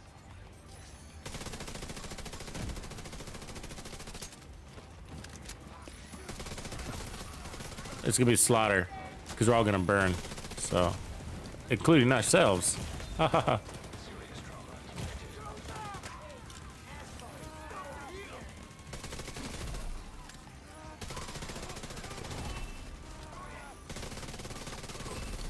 Bullet being assembled by hostile. There it is. It goes to the next wave. If you could get those guys to blow up, then everybody burns to death, and it's just a slaughterhouse, right?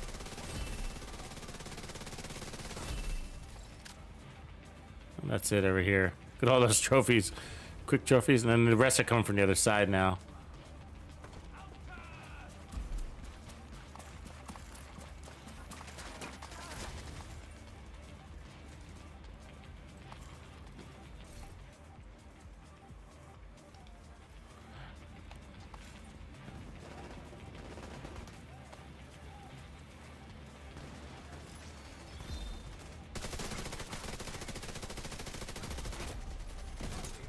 Hostile detected.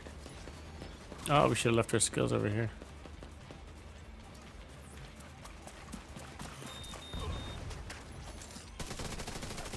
Now they're sandwiched in because they got the fire ahead of them, my skill behind them, so they're extra fucked here.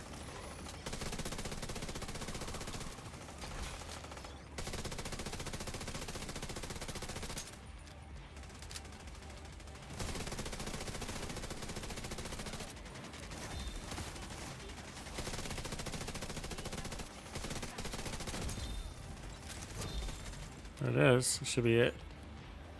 Or not. Who could be left?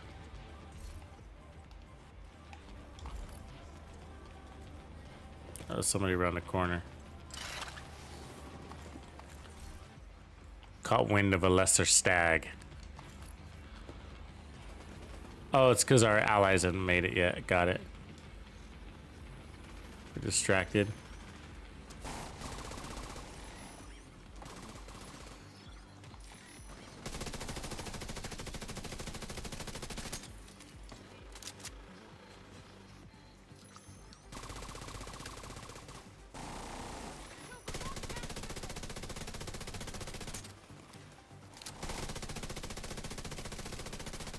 Oh yeah, we could do the summit. I was wanting to do the summit, but I also got to do a pestilence build still too. I think the community really likes to see pestilence builds with this event. Let me grab my gear and then I'll head over to the White House real quick. We'll take a put together a pestilence build and then we can run whatever. Yeah, because I don't mind doing legendary because I don't really need the stars. In all honesty, they're nice, but the named item gear that I'm looking for, the reality is that it's pretty. It's not rare, but it's so specific it makes it difficult to get. You know, so if I get it, it's just gonna happen, and when I do, I'm gonna be pretty happy.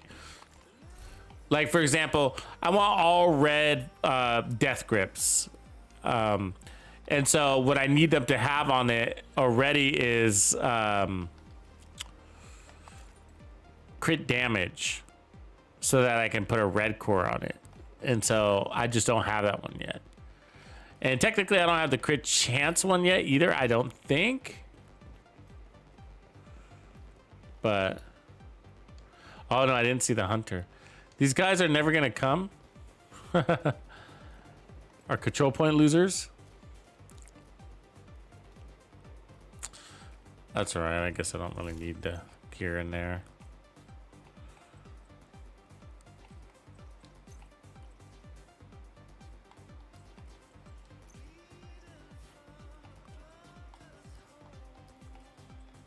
The Watchers.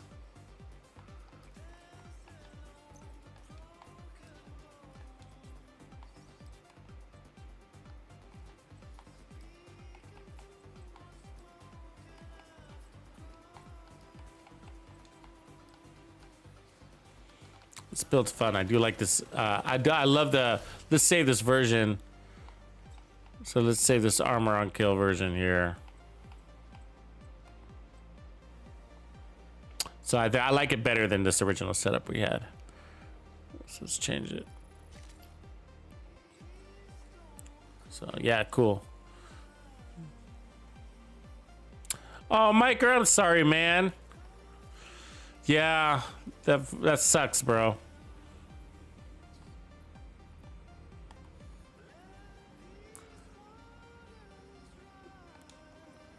So I can reset the map here.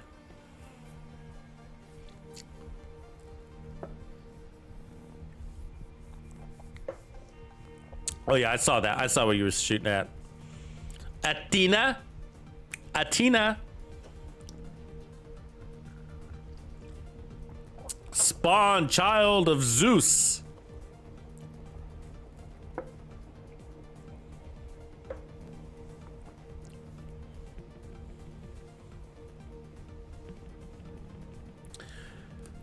Isn't that the story of Athena?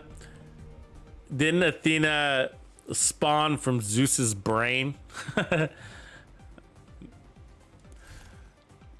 Okay, so I need a minute, guys, because I gotta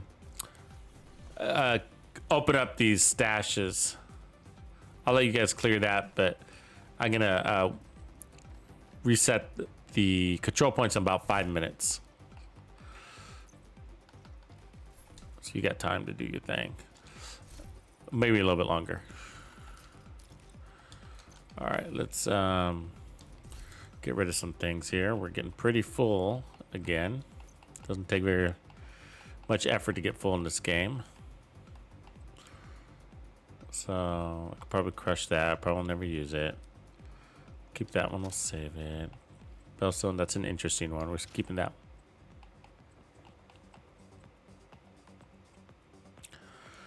Probably get rid of China.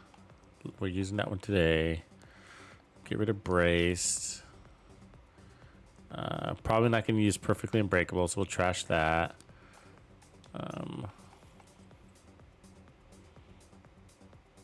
That one will probably never be good enough, so we'll get rid of that. Because we'll probably end up going Picaros. Run on, Reeps, man. I'll catch you later. I might be off by the time you come back. So 11.7 skill haze, and this is God roll, so we'll dump that one.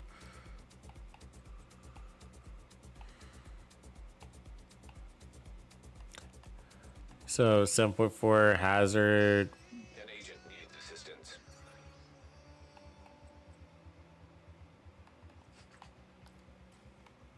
All right, it's probably good. That's enough. Enough deleting for now.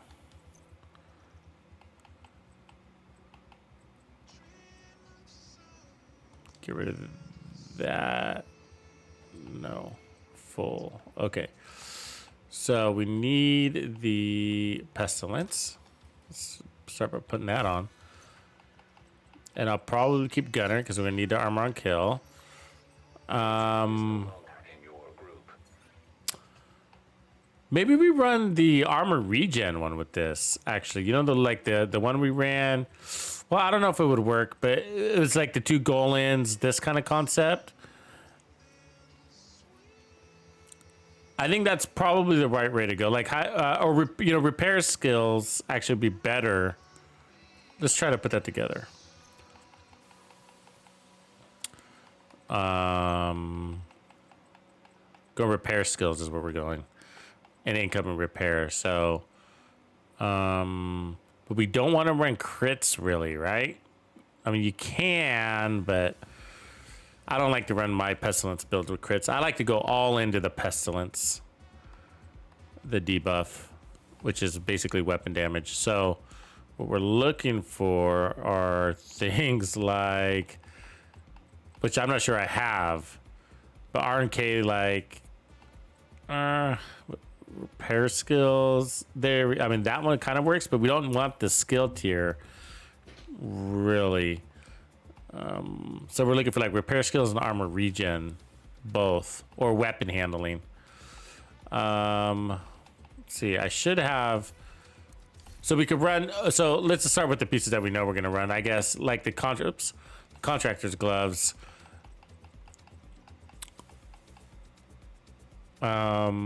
Yeah, I'll probably do that. I'll probably take off that crit damage, of course. And we might not have the RNK for this. I mean,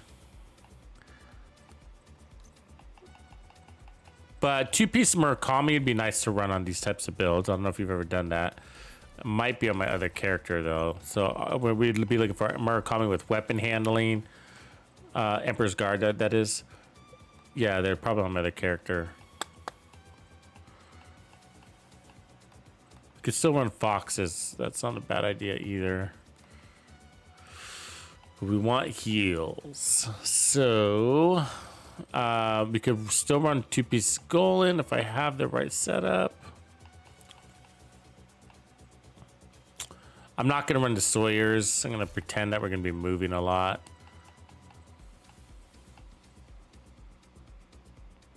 The Picard's holster is not a bad idea, actually. We could run like that one. That's a good idea. Actually, it wouldn't be bad to run it with the skill tier either. We can't run a red core and we don't want armor. I'd actually probably run the skill tier and get the repair skills out of it.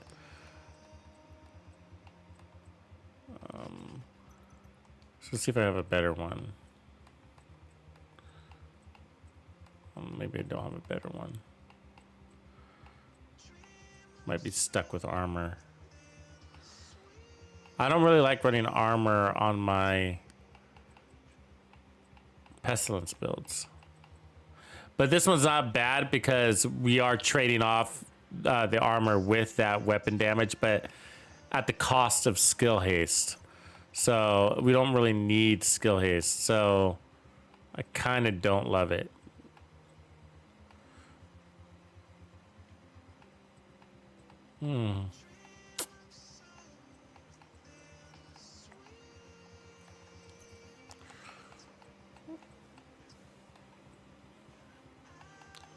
See what I got. Chest pieces. So glass I like usually running glass cannon with this build. We could run a second piece of Petrov, or the named Petrov, but here's a second piece of Petrov with glass cannon. Yeah, that's good, and that's going to give us weapon handling. We don't really need weapon handling. Remember, the golden bullet is going to give us weapon handling, but what else do we got here, right? So let's. I mean, there's lots of other things we could do, like Bellstone, for example. R and K, for example. But I don't want blue cores, so I'm not sure if I have the right, like a Bellstone with repair skills or anything like that. So we might be stuck with the extra weapon handling. Not the end of the world, it's fine.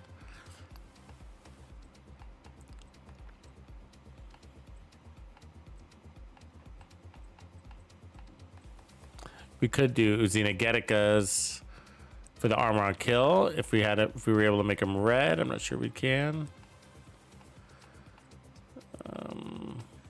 We might have to go to another character and pull in some pieces for this one.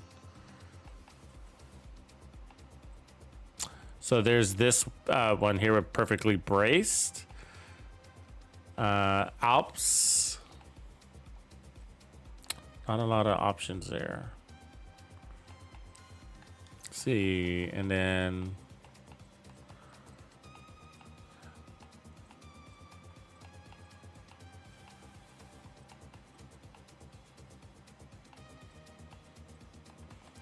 I have thought about running 2-piece brazos for this build, also for the skill tier for more repair skills. But I don't think I have the pieces for it yet. Because I would want to make them red. Red core. Athena, I'll be right back. I gotta check my other character.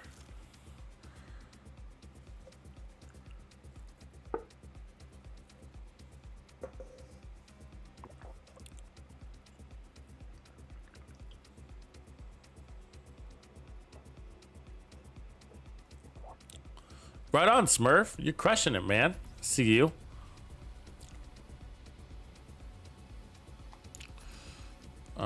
Let's start here. That's a big drop, man. 400 places? Holy shit.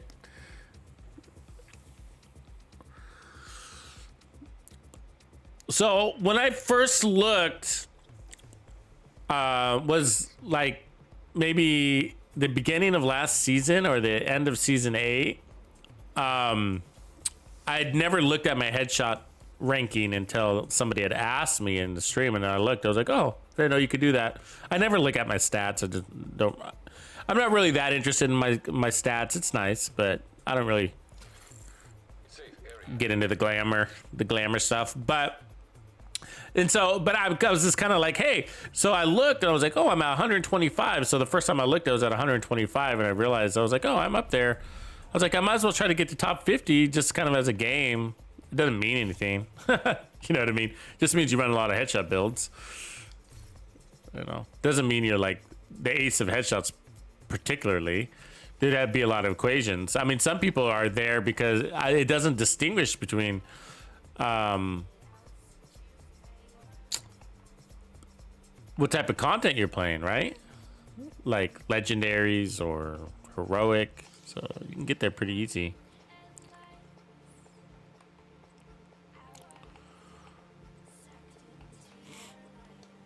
I need to make a little bit of room, so I gotta pull some stuff off, which is annoying.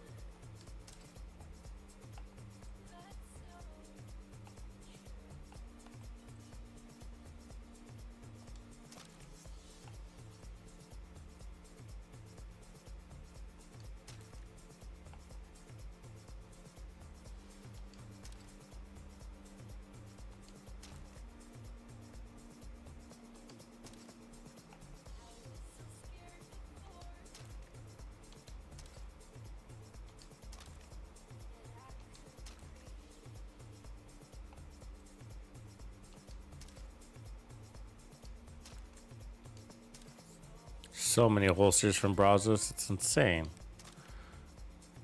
Okay, that's good. So we're looking for see if we got any more Picaros hiding around here.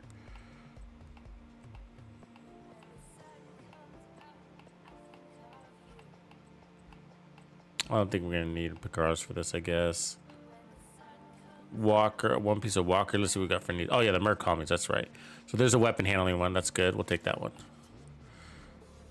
And then, because then the reason why I don't know if I'm gonna have a second piece of Murakami, so it might not be able to run those. But if you run 2 piece Murakamis, you get the repair skills also, so it'd be a good combo with what we're trying to do.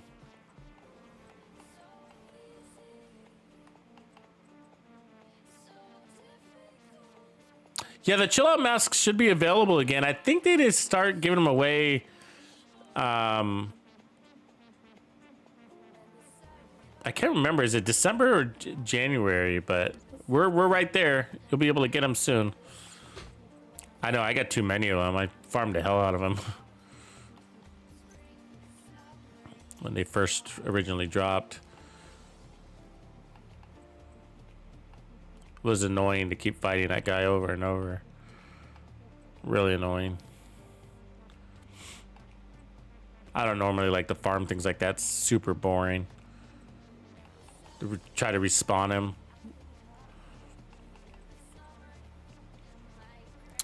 So we're probably gonna run a memento, but we got some. That's a nice Alps.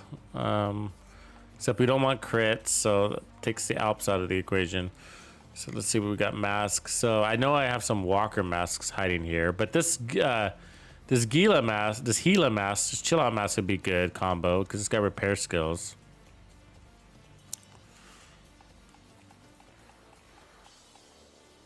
Y'all. Yeah, I'm not seeing anything else. Chest pieces. Oh, here's some Murakumis. Let's see if we got anything. That's not bad. Empathetic is all. Repairing an ally increases your total. No. The crit chance if we didn't have that, that'd work out. 2 Murakumis are nice for what we're trying to do. Let's see. Kinetic momentum's not a bad chest piece option either because that's strong heals, right? 30% skill repair. That's a lot. I love kinetic momentum on repair skill builds. Love it. Let's see.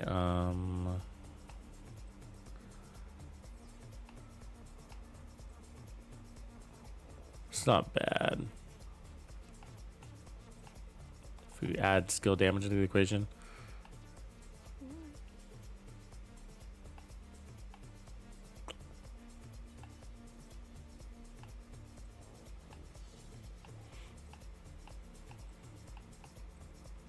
Yeah, I don't have anything on this character. Okay, moving on.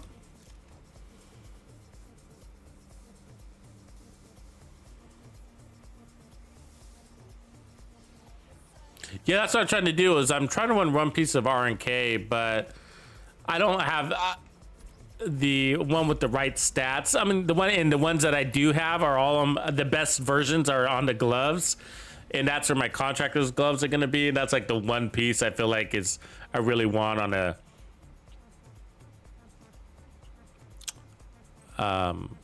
pestilence build. I'm probably gonna stick with the memento because that's 30% skill repair, so that's a lot of skill repair, and then the 30% damage that can't be disabled, which is really nice, and the armor regen too. So in this case, I'm gonna stick with the memento for the pestilence. I like the memento for the pestilence, but I also, just to mix it up, run other things too. Let's see, blue screens. We got a god roll blue screen, so that other one we can crush now that we looked. Okay, so like that's a good bellstone. That's perfect. You see it? 1% armor regen. It's a red core. It's got armor regen and more repair skills. That's perfect. Perfect. So we'll take that one. It's as a matter of fact.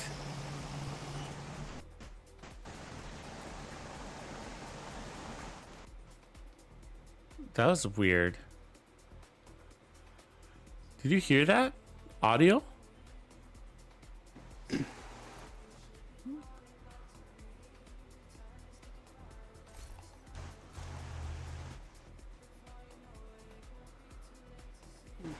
Are you guys hearing that audio? There's nobody in my group. Or am I only hearing that in my ears? There's that random voice for a second there. That was like a ghost in the game. Did you hear that? It's like static. It's not right now. I'll tell you when I hear it again. It stopped. There it is. It's only when I stand right here. There it is. Do you hear that?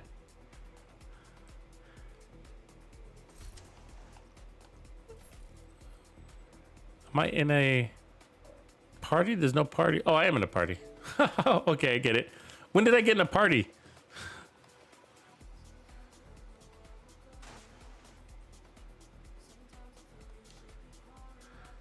Okay, I was like, that's so weird. That's where the sound was coming from. Okay, I don't remember joining the party, so it's funny. Okay, so anyways, we were looking at masks.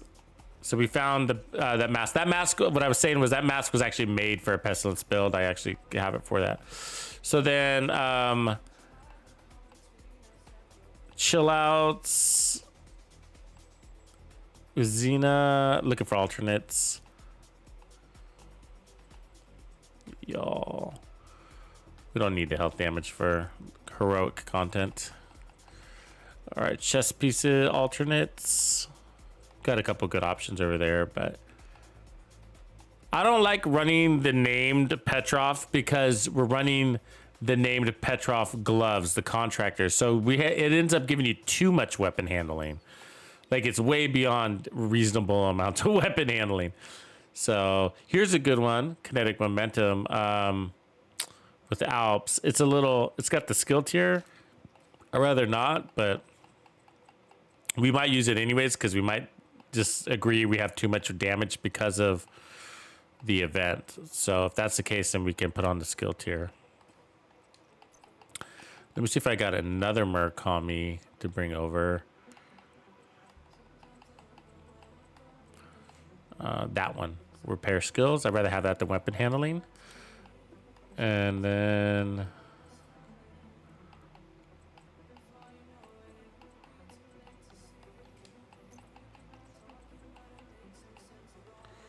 okay, so I think that's everything. I'm gonna check out the backpacks just in case we haven't want another option. That walker is made for a Pestilence build. So not with opportunistic, so I take off opportunistic, but repair skills, armor, regen, weapon damage, and then walker for 5% more weapon damage. That's a really good Murakami. I mean, really good whatchamacallit, Pestilence backpack.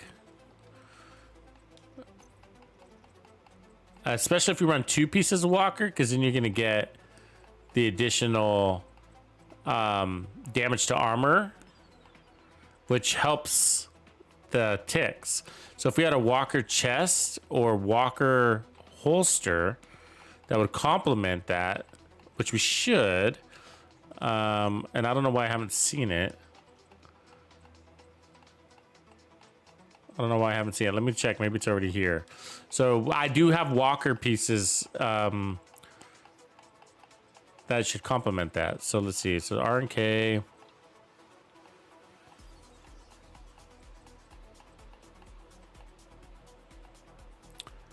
I mean, there it is. So there's our second piece of walker. That'd give us 5% more damage to armor.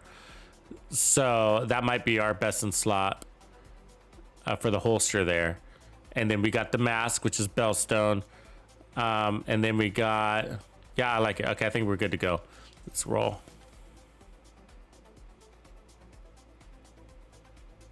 Yeah, I would love perfect kinetic momentum. Good one. Raven Corvus, thanks, man. Thanks for following me on both sides, brother. Yeah, thanks for giving me a follow. We're trying to... I'm trying to get to 3,000 followers on Twitch, and we're so close.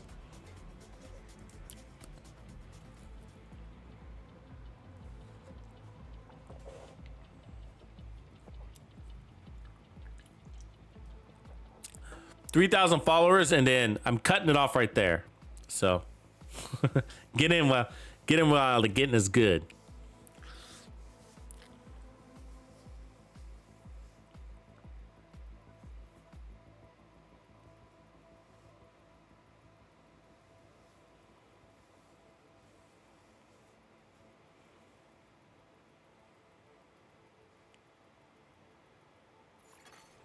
Safe area detected. Oh, you play on PC, right on. Yeah, I'm having fun with this event too. These builds are very fun to play. Okay, so we could try getting rid of the memento. The downside would be we'd lose that 30% skill efficiency. That's a lot of heals. So let's put this build together and then we'll get back into the group situation here. So I think I'm gonna go Murakami with repair skills. So we'll do that. And then I will take so let's go ahead and change the gloves to repair skills. So there's our base weapon damage increase for the Pestilence, and then we got more repair skills. See that? And then damage to armor. So I think just to do something different, I want to definitely try that walker, but we also have that Bellstone mask, and we're gonna have a little bit of armor. So let's bring in that Bellstone and get some armor regen. And so, yes, I am layering armor regen and repair skills because what else is there? So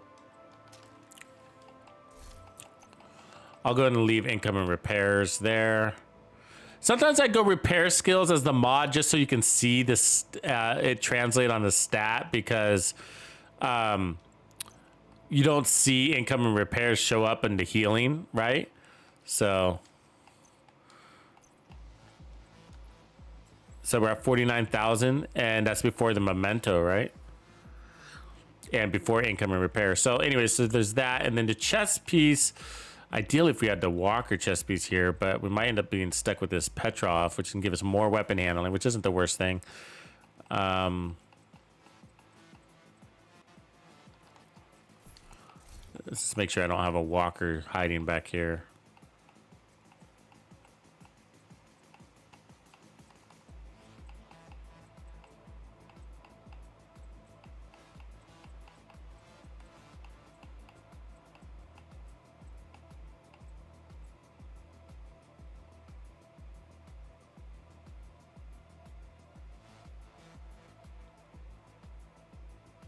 Fiona. More than Christmas, huh? It is Christmas.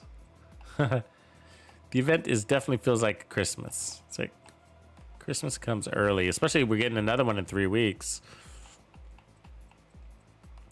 The Alps backpack, the Alps chest piece, if I could make that a red core, that'd be awesome. So there's this other one, perfect brace. That's a red core there, but with spotter. So okay. So let's just keep this set up, and then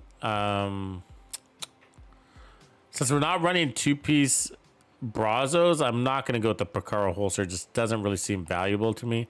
So what I'm going to do is grab that walker.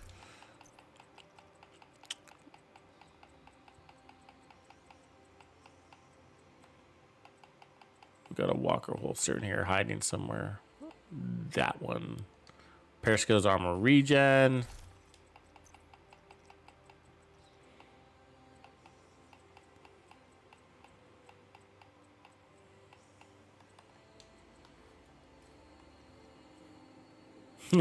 It's a crazy looking build, but I already know it works, just so you know. Okay, I'm gonna go ahead and translate this to repair skills so we could just see the stats. And then the backpack, actually, let's start off with the walker backpack. I do like the idea of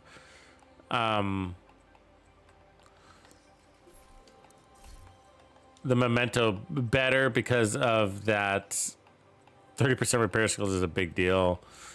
But let's take a look at that walker backpack. I want to put it to use. I've been sitting on it. That one, it's perfect. I mean, I don't even need to change anything to it. It's got repair skills, armor regen, and weapon damage with vigilance. I don't even need to change anything. It's like ready. You could make a case to go 2-piece Bellstone, run the Bellstone on the backpack too, by the way. I'm not sorry, Brazos. I meant Brazos. So this gives you, is this a greater net benefit? You know, I wouldn't say so. So vigilance is nice and it's strong, but it doesn't get disabled. The memento doesn't. And this is missing the 3% armor regen plus the 30% skill efficiency. You know what I mean? And then that's all the short terms aside. So, but we're gonna. So it's hard, but you know we are getting damage to armor on top of that. So let's give it a try. I want to give it a try, and then we'll test it with the memento, of course, and see which one we like better. But that's basically the build. So that's 6 red cores, right? Tons of repair skills. So we got 51,000 healing, and then we got the income repair, and then we got 33,000 armor regen. So we're basically at 100,000 heals per second. That's pretty darn good, gotta say. And then we got the 10% armor on kill. We could run a second Bellstone instead of the damage to armor. That's another way to go. And then I'll go ahead and run a healing chem, because you could go the booster hive also, but since we're rolled so deep into the heals, let's might as well get the most out of that. All right, now we got to clean our caches out real quick.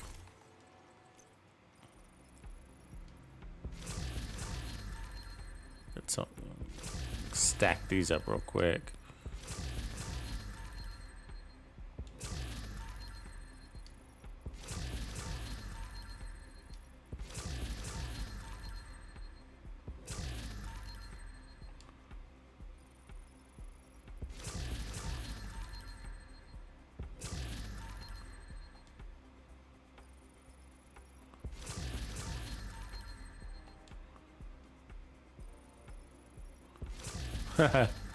Fiona, am I reading your diary?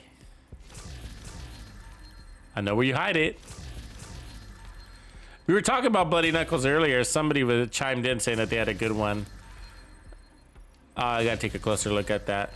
Yeah, I keep forgetting about the Bloody Knuckles just because I had a bad first impression of it. I think a lot of people did, and so I kind of just backburnered it.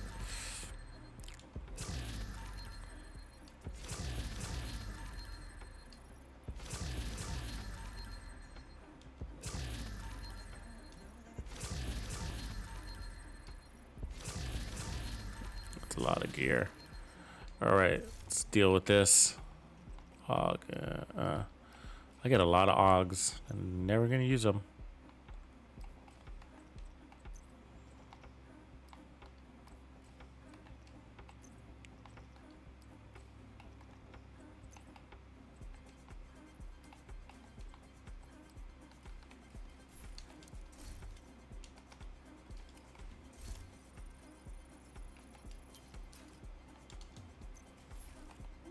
All right, junk.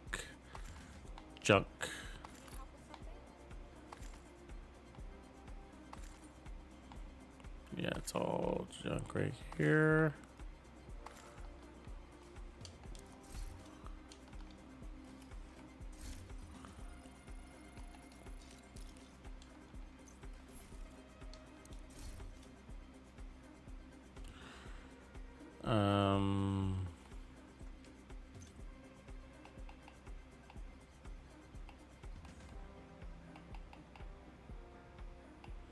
I like to look at ones that are close and just kind of top them off a little bit.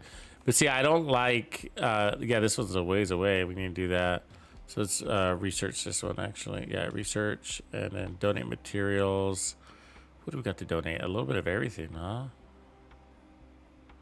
Donate resource, donate resource. Gotta spin these down. Crushing all this gear and it really gets out of hand.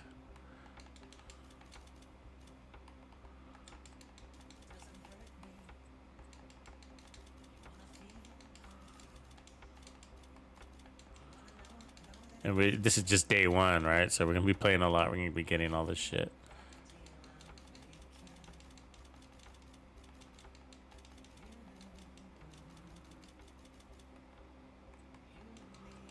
We're proficient. All right, and we split it down, so cool.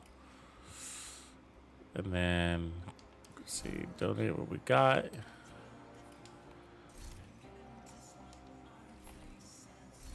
Junk.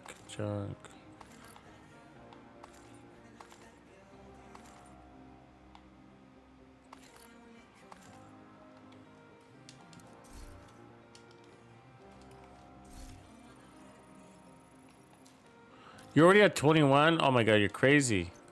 You got there quick. Must have been the extra characters, I'm guessing. Crushing characters.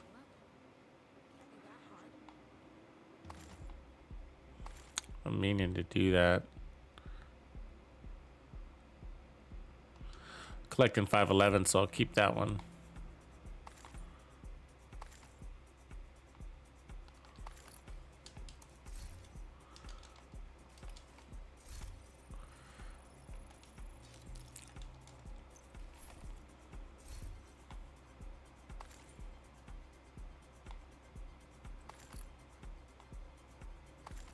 Ooh, nice D50.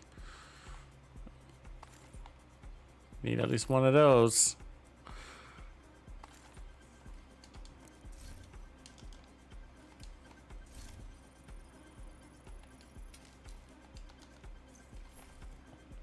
Good to see you.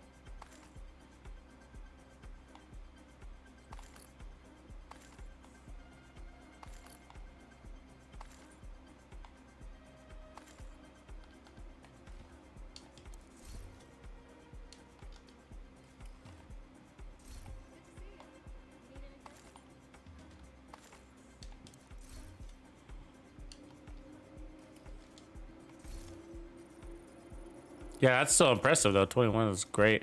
Like I'm stuck. Like right now, I'm at 13, right? And it took me forever to get to 13. It's just like 12. I mean, like I'm at that point. Like it's just like everything I'm donating. Just like if I have like 10 things in my backpack to donate, only one of them will donate across because everything is just sort of like full that way, you know.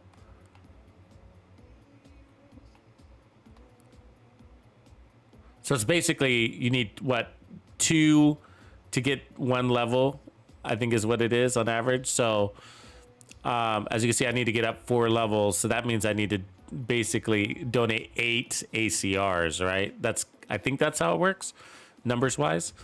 And so artist tools, same deal. And so Doctor's Home is already here. That's kind of early, don't you think? Can I rank this? Research it? I just not noticed that was here. Donate junk. No junk in this category. I can't resource. That's weird. Research. It doesn't let me research it. So it's here, but I can't research it. Oh, I guess I can. Yeah. Wow, look at that. We can rank up our Doctor's Home and we don't have it yet. Now, I don't want to do that in case, like, all of a sudden you get it and then it resets it. And so there's that opportunity, right? So I'm not going to, where this is a glitch and then they reset it and you lose all your resources. So I don't like playing into that shit. But technically, you can rank up your Doctor's Home, even though nobody has access to it yet. That's weird. But, all right. So technically, nobody's at top yet, right? Because nobody... Well, I guess you are, because even though you don't have the gun, but okay.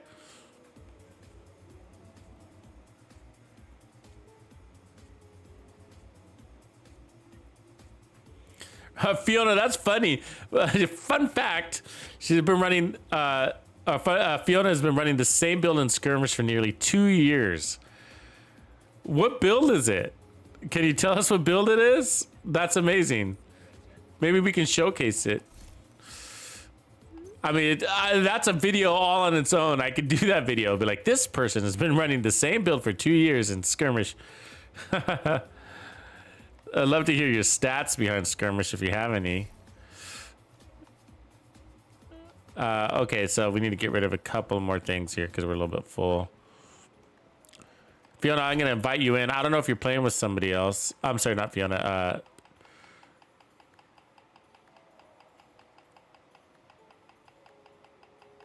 Athena. But if you want to invite that person, that's cool too.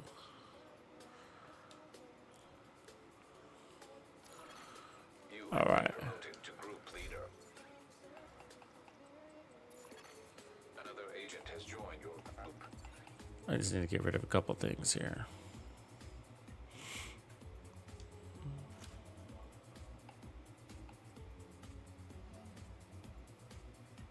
Make way.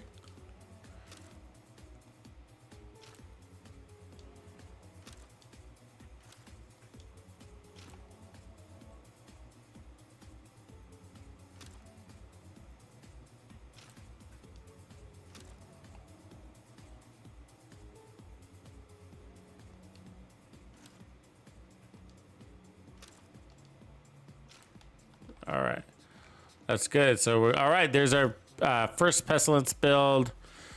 Got the gunner for 10% armor on kill, and then we got armor regen and repair skills everywhere. Mostly repair skill, a little bit of incoming repair. So pretty strong heals, as you can see. We'll be able to heal our allies too. Got glass cannon, additional umph. And then all red cores. Everything is a red core. Let's go kick some butt, Athena. Oh, I gotta reset the map though. And then we're gonna go there.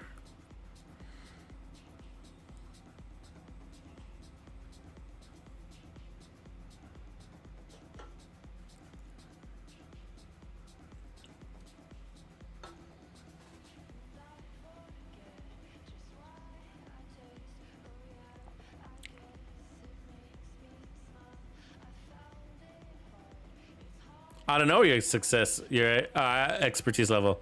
Was it, let's say, an 8?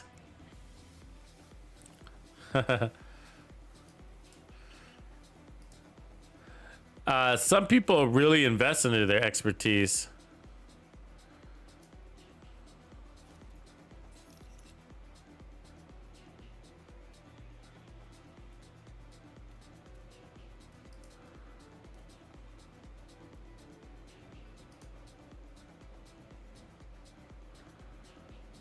All right. Here we go. So I gotta say, special ammo is gonna be painful with this build, all right? So, and that's because you can't blind fire very well. And then it's gonna catch us on fire with these guys in the zone we're going to. So, I mean, against the True Sons, it's not as big of a deal, but against the Outcasts, we're gonna have the fire special ammo.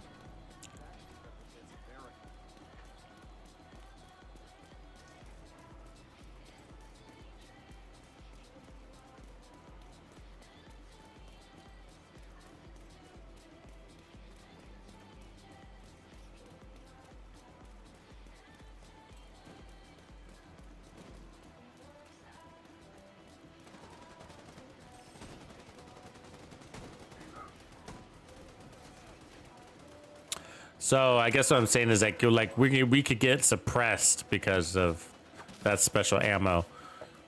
And the golden bullet is kind of like special ammo too.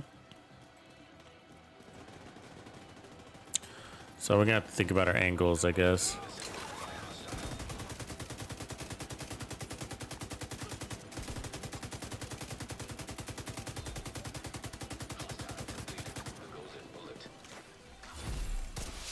There's a golden bullet.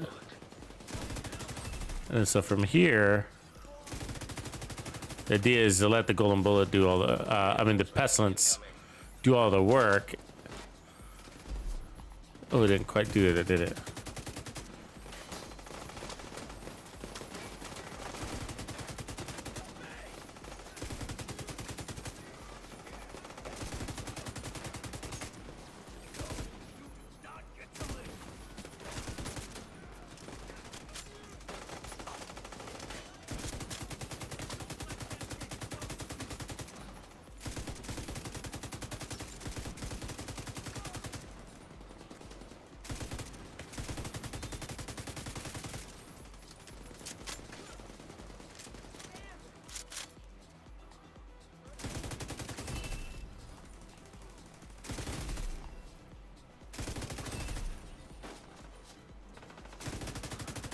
Pestilence working its way around back there.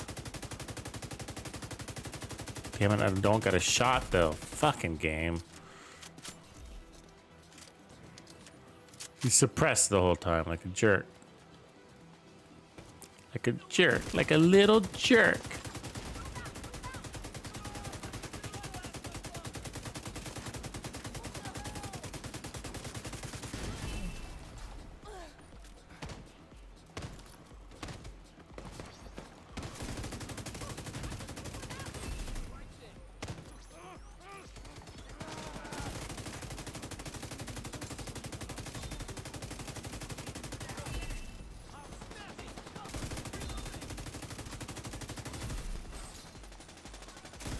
feels pretty good. You don't really need to be any stronger. Once you get those 50 stacks, it's about just being able to get those 50 stacks and then you're good.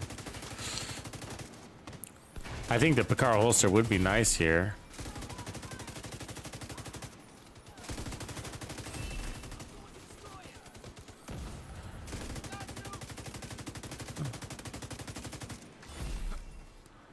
If I could find it with a skill tier and repair skills, that'd be the condition. Yeah, 1.5 million. You see that?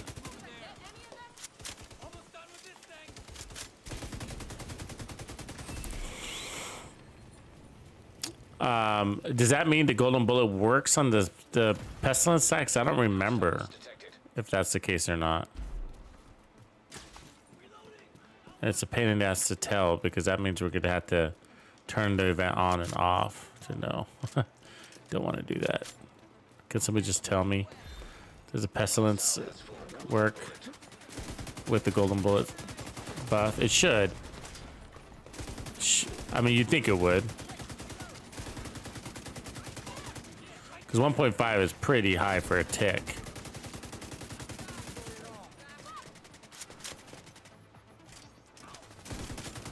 But we do have a lot of damage to armor, so it's still possible. All red damage to armor.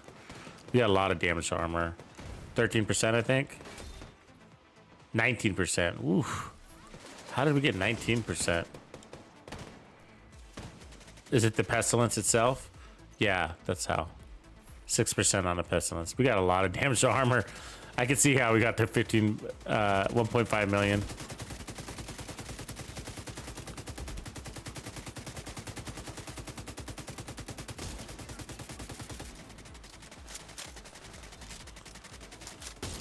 We got really good weapon handling. Oof. Medical assistance needed. Even without the golden bullet, I was gonna say. Oops, god damn it.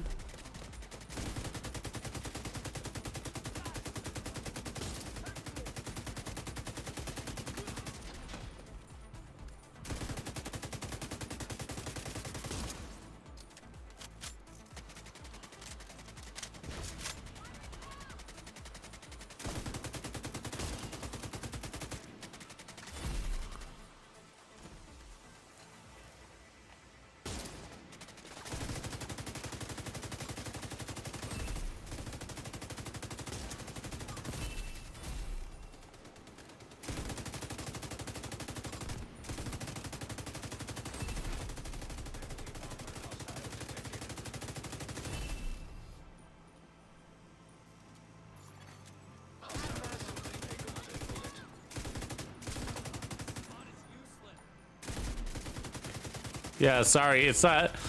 It's the ticks. They get so strong, you know. Serious trauma detected. I gotta keep doing that. Shooting my chem at the enemy.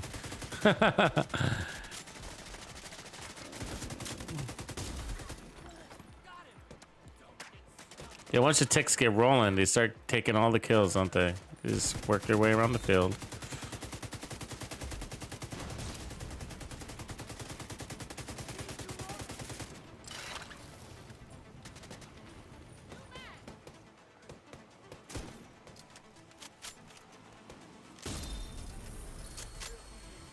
Ooh, Athena's got her sniper turret out. She's pretty lethal with that thing. That's the Athena build. You know, everybody's got a build that kind of defines them. Athena is the sniper turret. That's what defines Athena. Because, like, I never really seen anybody run that successfully. I mean, and if I have, it was a long time ago. But she does a pretty damn good job with it. We ran some legendary content together, just her and I, and it was noticeable how many kills she was getting it, because I'd be working on somebody and all of a sudden they'd just be deleted and I was like, what happened? Oh, Athena happened. And she uses it really interestingly. Like, the way she uses it is really interesting. Oh, I already got that one. You should have it. I already have that one. You got a couple of them. Thank you, though. She uses it really interestingly. She would like, I can't remember the rest of her build, the one that I'm thinking of, but it was a skill hybrid build. Oh, it was Umbra. If I remember right, she had it with the skill hybrid Umbra build. I think if I remember right, it was a while ago. And it was like really interesting the way she was running it. I was like, oh, that's really crazy the way you're running it. And it worked in a legendary and it was amazing. She was like one tapping these targets. And while running out of cover, it was just the craziest setup. I can't remember. You would have looked at it and you were like, there's no way that would work. But it complemented her play style really well. And it was just like lethal. And I was even saying, like, when I was reviewing the build during the stream, was saying like, I don't think I could pull that off. You know what I mean? Just because it's just like, I'm not that good with it. It showed how good she was at using the skill. Because I was like, when I try to use it, for some reason, I keep hitting the enemy not in the head, and I understand that if you focus on the enemy's head, your turret will also. I get that, but it's too slow, and I feel like I'm too fast for it. I point at the thing's head, and I'm like, I'm ready to shoot, and the thing's like, oh, I'll be there in a minute. You know what I mean? And so she got that to work somehow for her and her play style. And it was really crazy because she would do something like, she was running like Future Perfect with In Sync. It was just crazy. I can't even remember the build. Like, she was running Future Perfect. She was integrating Future Perfect. Oh yeah, that's right. She was integrating Future Perfect on an Umbra build and the orbit. Think about that, right? On an Umbra initiative build and the orbit. So she was rotating. So what she was doing, this is how she was doing it. And this is crazy. And takes skill. And I tell you, I'm a very skilled player, but I'm not, my skill goes a different direction. Like her skill, the way she's doing it. And so, she would hit them with the sniper turret and it would almost kill them because it wasn't a pure skill build, but it was strong.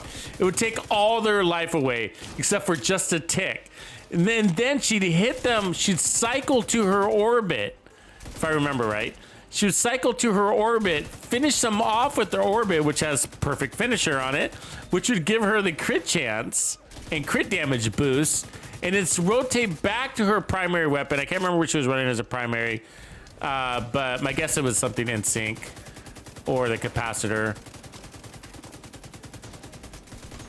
And it was just really crazy. And it was like just the most successful use case I'd ever seen with the sniper turret.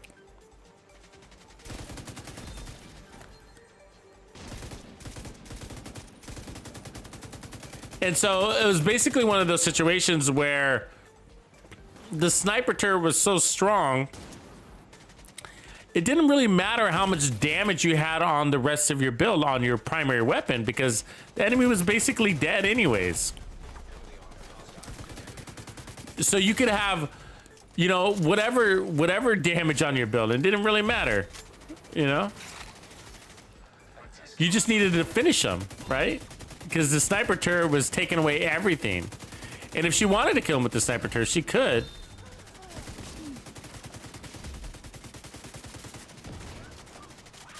See him, how fast he died? He was fully loaded with those ticks. She was shooting at him too, but I'm taking part of the credit. Hostiles guarding location nearby. Detecting additional hostile contacts. Where are they coming from?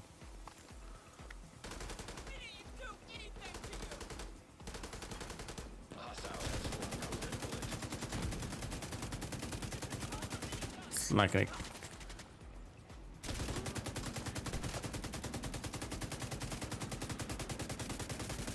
Yeah, I'm wondering if she's running that build now. I gotta take a look. If she is, it might not be as obvious out here. As far as how interesting the build is. No, this is a different one. Yeah. It's an explosive resistance one. But yeah, this other one, it was just a crazy build. It was like the first build I had seen her make, and it worked, and it was just crazy.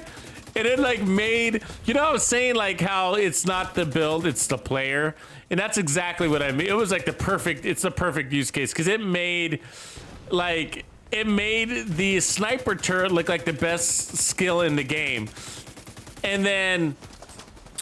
Soon after, I tried the sniper turret myself, and it was a different build on something else. I was trying to run it with, and I'm still not giving up on it. I just had to set it aside. I was working on something else.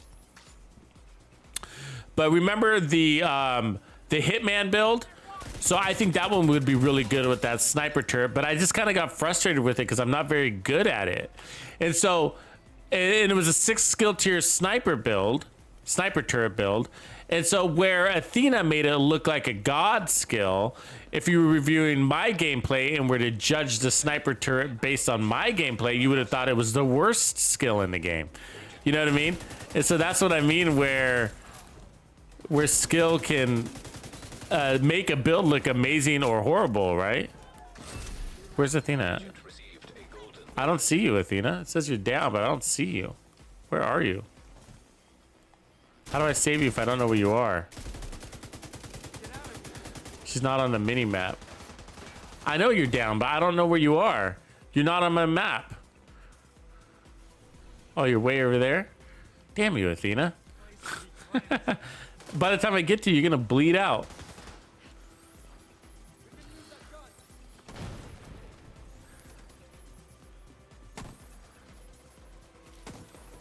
See, you bled out. I'm gonna get all the way over there. I know what's gonna happen. I'm gonna get all the way over there.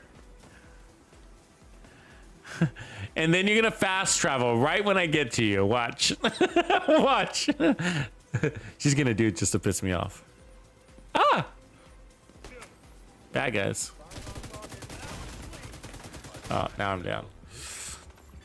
Yeah. The Pestilence is not a very good face tanking weapon. Sorry, I failed. Pestilence sucks at face tanking. That's what. So we were talking about that earlier. Running and gunning with the Pestilence is just not. That's one of those builds that just doesn't really. It's sort of hard to force that one down that avenue, isn't it?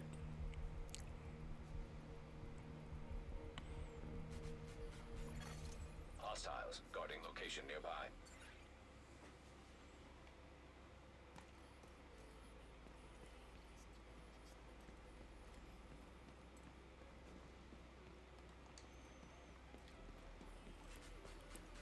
Which way am I going here? Am I going the right way? Yes, no. No.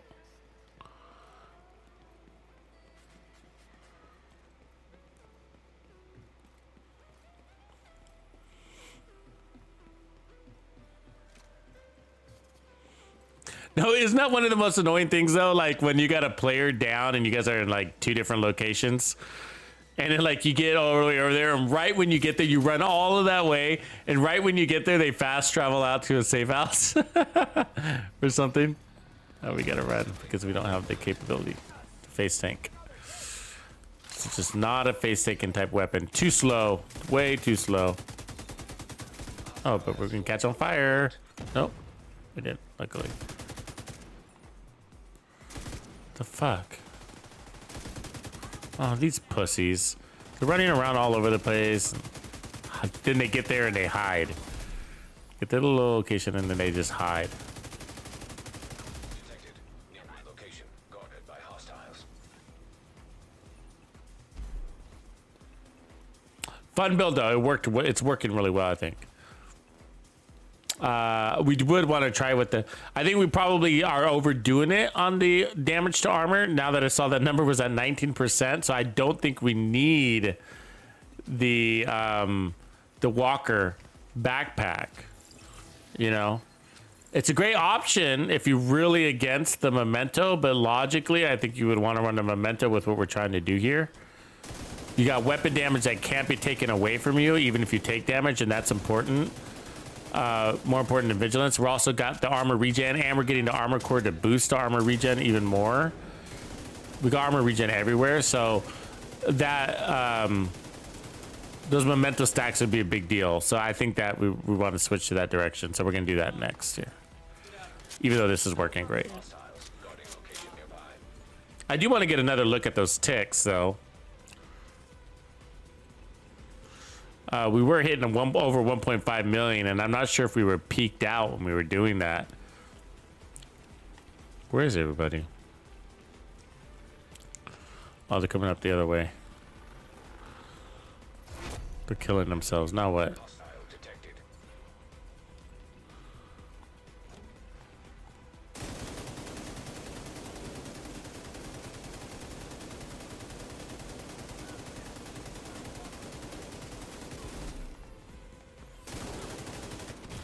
Which is ticking at 1.2, 1 point something. Sorry. Trying to see what that tick was at. Oh, we lost them all.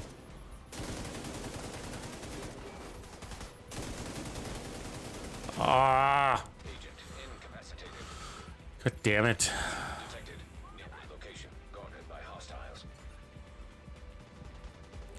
You can't take it. God damn, this guy's a pussy. Seriously? Fucking dude. The outcasts are the worst. They just don't let you get up, man. There's the stupid status effects, you know? We go.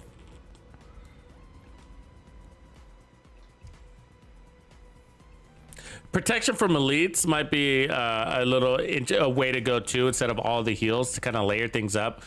That would have helped there in that situation.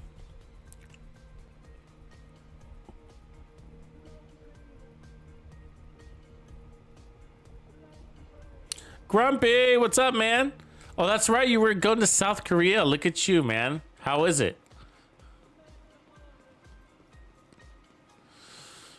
Grumpy in South Korea. How's the food? What's South Korean food like? I have no idea. Sounds good though. Making me hungry just thinking about it. Who gets a Korean short ribs? I mean, up here we got a lot of Korean like short ribs, Korean spicy short ribs. Some Korean bowls. Mmm. Make me hungry. Hostile control point identified. Did we kill them all, Athena? Is anybody alive? What happened? What happened? Did we win? I think it glitched on us, didn't it? Because of that. That's fine. Let's move on. I was trying to get. I just wanted to get one less damage. Let's play this. Let's keep this for the last control point, because I want to gauge what our damage is one last time. I was seeing it hit almost 1.7 million, and I'm gonna see if that's the case. Let's see if she's buffing us on accident. Not on accident, but no. Okay, she's not. So no team buffs, which is good.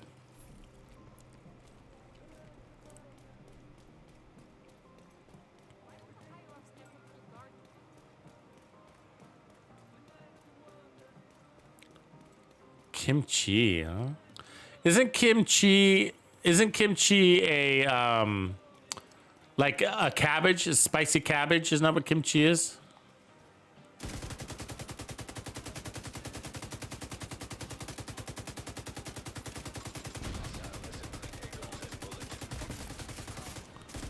Okay, so what's that ticking at? Is he full yet?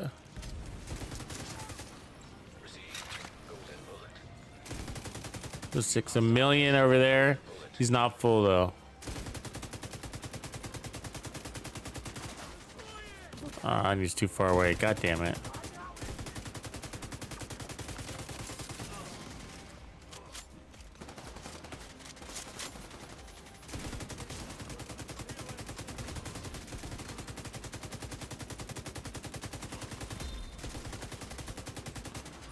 It might not matter, because the truth is like it's possible that the ticks are taking the damage from golden bullet, and if that's the case, then I don't really care what the damage is. it's all good, whatever it is. But it's just interesting to know. So get this guy full.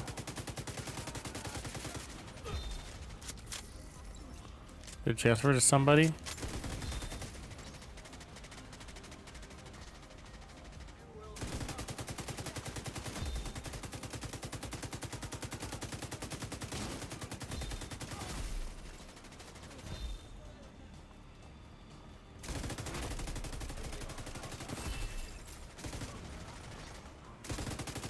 Okay, I'm not gonna shoot anymore.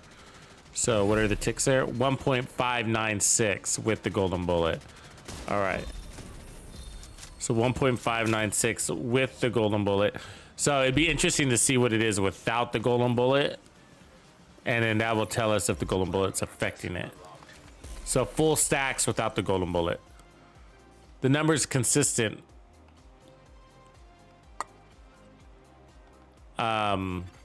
With the golden bullet, because we saw that same damage in the last control point. So oh, that's a nice browser's glove. All rewards unlocked. There it is. We finished this rewards track in a single stream. Congratulations.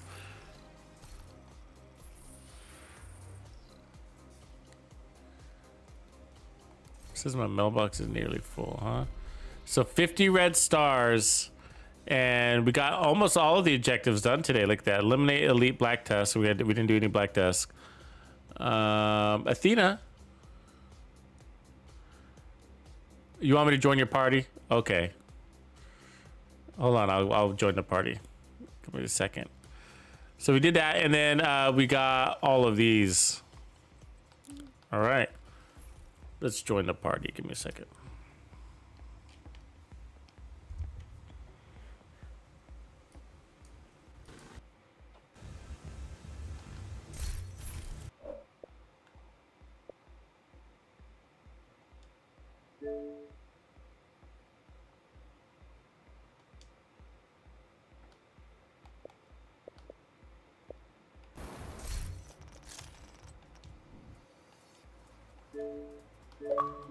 Is that what you meant?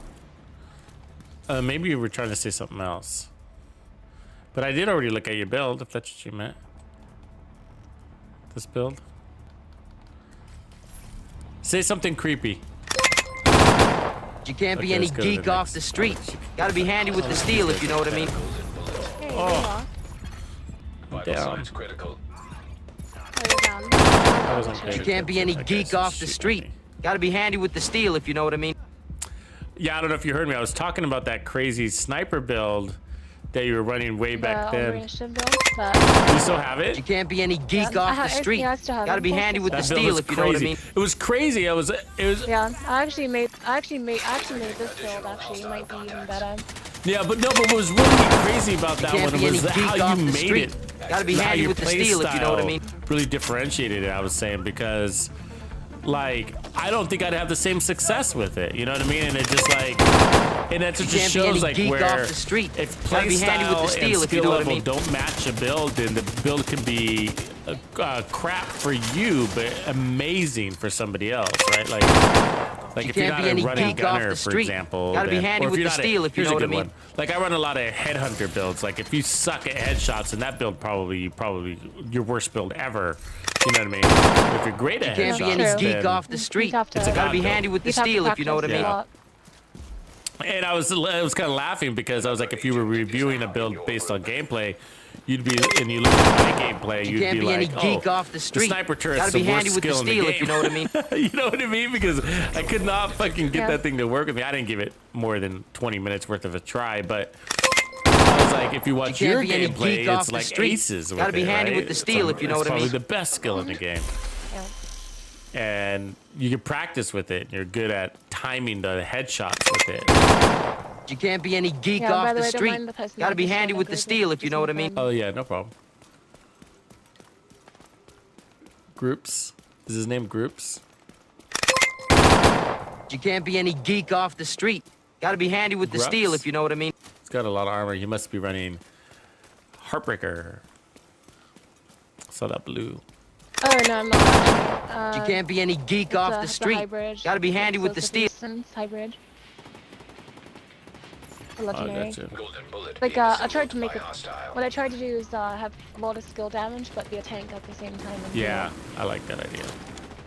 Those are fun builds. Reinforcements incoming. Yeah, I have 1.5 million armor almost. Yeah. Oh yeah, that's tanky. Don't really need much more than that, do you? Yeah. Yeah, that's great. Right. It's almost like system corruption. When you proc the hack set protocol Received. Golden bullet. in the backpack. Fuck. You get all the bonus armor. Detected. The tank just outshot us there. Agent down. This guy's he's about to Oh, get I got me, you. think. Oh, you got it. I got you. Hostile has full golden bullet. Okay, so I'm trying to see here. Shot down below there. I'm trying to see here if now we need to get our damage marker without golden bullet and try to see the difference. Yeah, I'm not sure what he's running. But yeah, we got to see if he's giving us accidental team buffs in order to really evaluate. Let's see what he's running. You just stole my kill. I think. Nothing. So he's not giving us team buffs, so that's good. Crit chance buffs, but we're not really playing crit, so it's okay. So we don't want to kill the golden bullet guy, but we're gonna accidentally get it anyways. Yep, that's what happened.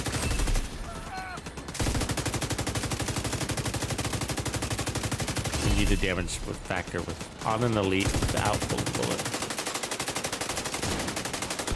Once you get golden bullet, it's hard to get rid of it.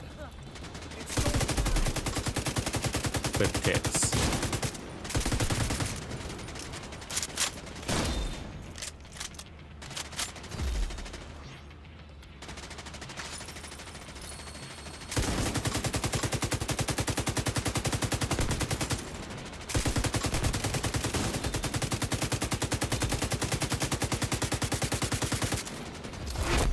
Heavily armored. Hostile detected.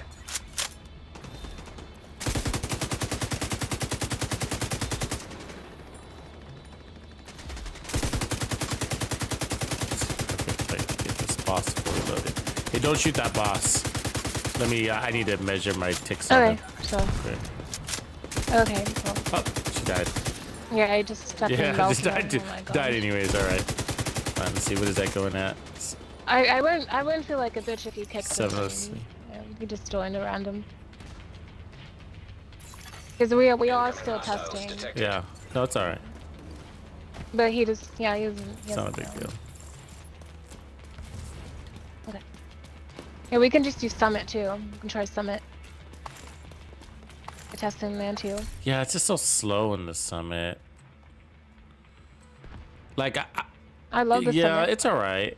So it's fast. It goes really fast for me. I just sometimes I think my biggest disappointment is like the only time I'm going there really is like if it's really bad and I really want to play out here. It's really bad out here, but or I'm looking for the 8 to 10 directives. So I do go in there to play 8 to 10 directives. I like it for that. But what's really frustrating, it really, really irritates me. It's the same thing. This is a looter shooter.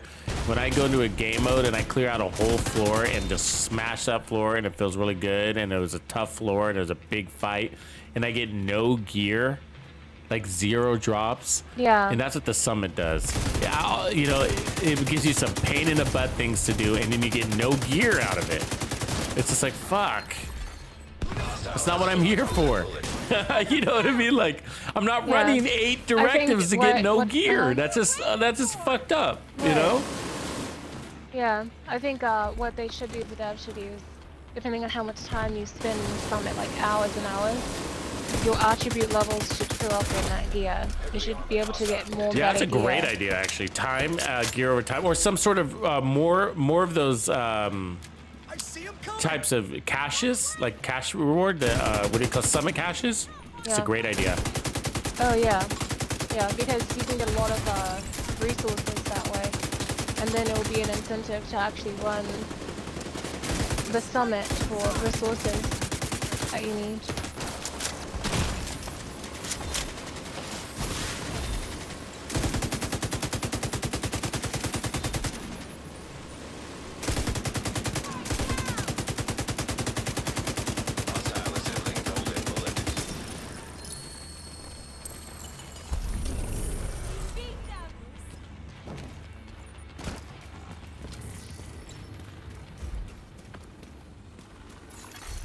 Supply room access unlocked. Yeah, that's a great idea. They need to do something in there because, you know, people use it for as an XP farm, and I think that's a great resource to not be ignored. Oh yeah, and then the longer you, the longer you Yeah. stay, the more XP you get too. I think it's a great resource for that. I mean, and so, but we always need gear. Everything has to be dropped with gear. And so I think that's what they did a really good job with. Oh, what was it?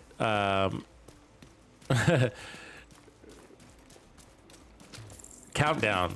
The Countdown just, it's raining gear, right?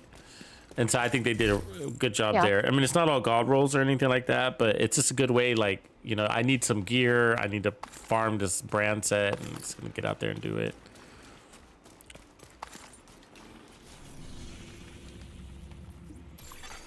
Hostile broadcast detected.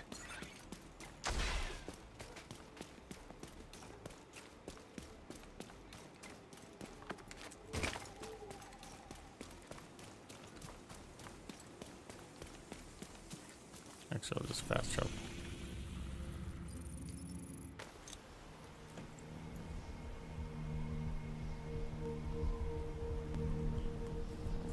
I've yet to do the whole single solo mode. We got to do that one of these days. Have you ever soloed Countdown with the new mode?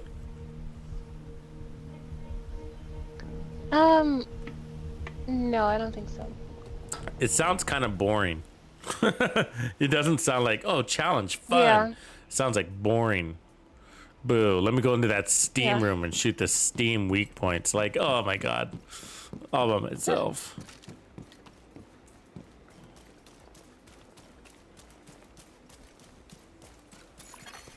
An agent has left your Oh, group. cool. Okay, cool. That's good. Just because I want to test this and Yeah, makes it yeah. easier when you just... Yeah, I just left. Alright. So let me try to do this without the golden bullet. Hostile has full golden bullet. I haven't tried Heartbreaker, the hybrid. Yeah. The Heartbreaker's nice. It works really well. Especially with like headshots. You can just stack headshot damage. Oh, it's and going to then give me the take golden turret. bullet right there. God damn it. Try not to kill him, but it's going to happen. Yeah. Golden bullet. Gonna let it run out. God damn it. Immediate medical assistance needed.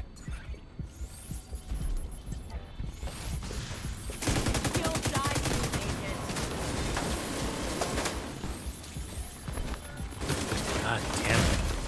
Agent out of action. Fucking turret. I was purposely not shooting. Let me just kill myself here. I was not calling in the no. backup so I could get a test, but it's fine. Okay.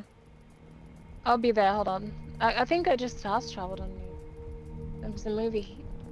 Oh, okay, you just went to Yeah. the safe house.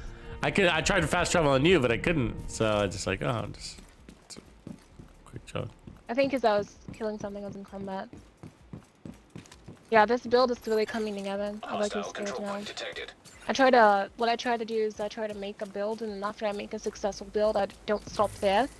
I start making a different Yeah. version of that build Yeah, or different I'm the same variation. way. That's exactly what I do. Are you working on the Brazos one right now? Is that the one you're running? Yeah, yeah. It's a great yeah, build. that's And the it shines. The resistance crazy one. thing is you're loving it Uh-oh. now. And it really shines in Legendary. You know what I mean? Like, well, that build takes off in Legendary. You know? Because of all the explosives, right? Like, Detected. that's saying something. Okay. So this is really annoying because special ammo. We could just get this guy fully stacked here really quick without dying. He's basically fully stacked. Okay. So 1 million, 1.2 without the yeah, that's a really good build. This is a good build, guys. That's without the buff. Get this guy loaded up here all the way. Okay, get off my shit. Come on, come on, come on.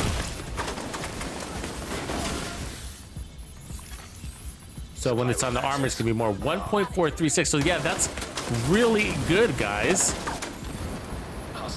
That's really good. I'd like to see this. So you'll see the damages fluctuate because I'm taking damage and it's disabling vigilance.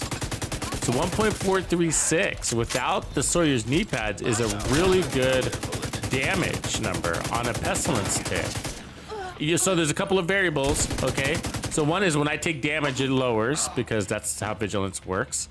And when it hits health, it lowers because we got the high damage to armor. Understand? So there's layers of damage. And so there is a variable to it. So it's gonna be less on a red guy than it is on a gold guy or a purple. So I don't want to kill this red guy because he's got the golden bullet and I don't want the golden bullet. But that's really good damage for what we're running. Look at, I mean, look at this build, guys. That's a Bellstone. That's 2-piece contractors. I mean, what if we ran? What we need is a Walker chest. That's what we need here to make this build top. Is we need a Walker chest piece. And so it's really interesting. So there is a buff from the golden bullet, and the golden bullet's about giving it about another 200,000, give or take. So, but those numbers I just told you were without the golden bullet. So, like let's load up this red guy here. Yo, so if when I break his armor though, the number's gonna be less because we got 19% damage to armor. So it's gonna be higher on those armor targets that have their armor. But once their armor goes away, you'll see it drop dramatically because we don't have damage to health factor, which I don't want. I don't really care for damage to health. It helps a little bit, but non-elites, non-armor targets just die too fast. So I don't really like investing in them. Let's get our golden bullet. I can test this later in the testing range, but that's a pretty good build.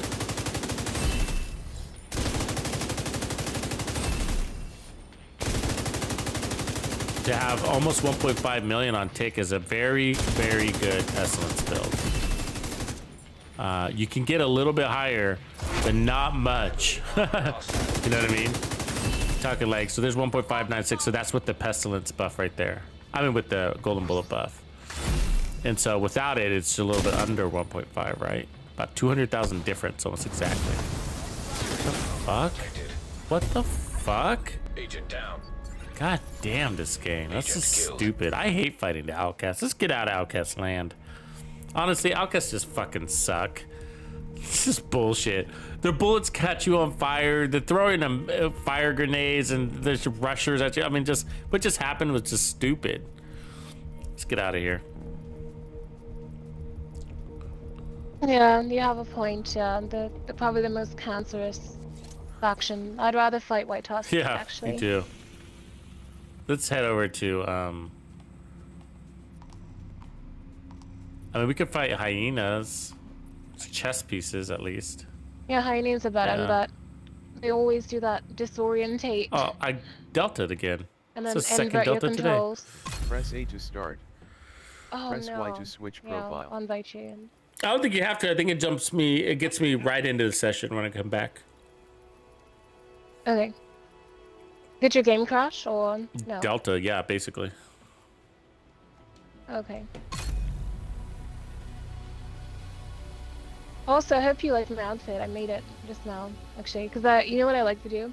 Always, because I carried over, like, my philosophy from GTA Online. And, I just like to make, Me That's too. it. No, I'm totally into it, every man. single build. I wonder if I irritate people and they're like, I got to stop and change my outfit, and it gives me more kill XP. I'm sure of it. You know what I mean? Like, I'm sure of it. Yeah, exactly. Exactly, right. It gives you the courage you need. Dress for success. It's a real deal. No, you know, you got to get into the game, man. Get into it, you know? Get into it. Soak it up. Be there. You know, immerse yourself. So yeah, when I'm a sniper, I like to think about sniper, or sometimes I like to be an urban assassin, and so that's what I am right now. I got my little shirt and tie on. I like to look good when I kill. I mean, and if you do die, you definitely look better dead with a shirt and tie, right? Yeah, I know. You ever Really think awesome about it? tux. Like, what underwear will I be wearing when I'm going to get my autopsy? You don't want to, you know what I mean? Like, you don't want to be wearing your bad underwear when you're dead. You know what I mean? Because somebody's going to be stripping you down, doing the autopsy, and be like, oh, these are this is the underwear this guy's wearing? Like, you know, you don't want to be wearing your polka dotted underwear. Underwear. Yeah, no Picard underwear, and you know, and you never know, you know, that could be tomorrow. Oh, God, I just dealt it again. Yeah, What? Chain Delta? it's like the server booting. It feels like that's what it feels like.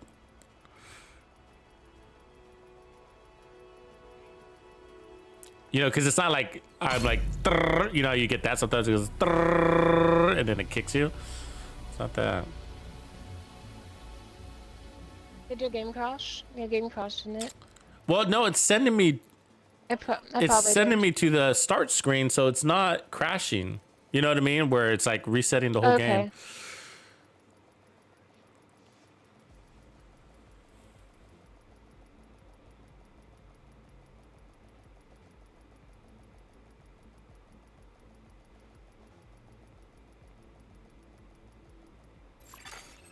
Safe area entered.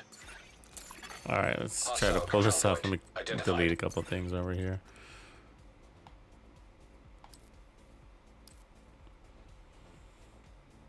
Yeah, but totally happy with how this damage is panning out on this build. So I need to close the chest piece with skill damage. Or explosive resistance. here, I can share these Brazos gloves. I got some nice explosive resistance on it. In case, like 2-piece Brazos.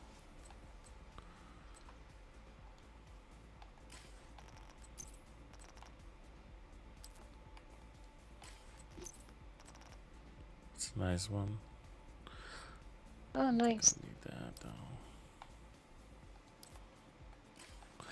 Yeah, so I'm working on the I don't need DPS it. versions of what you're running right now. So I finished the sniper one, the Nemesis one, and it's actually pretty fucking amazing. You'll love it. You'll love it. Yeah, I'll try it. Yeah, imagine going into Roosevelt Island and being able to, you know, you got really good sniper skills, so I know you'll love it because you can snipe it while taking grenades to the face and one-shotting those guys. You know what I'm saying?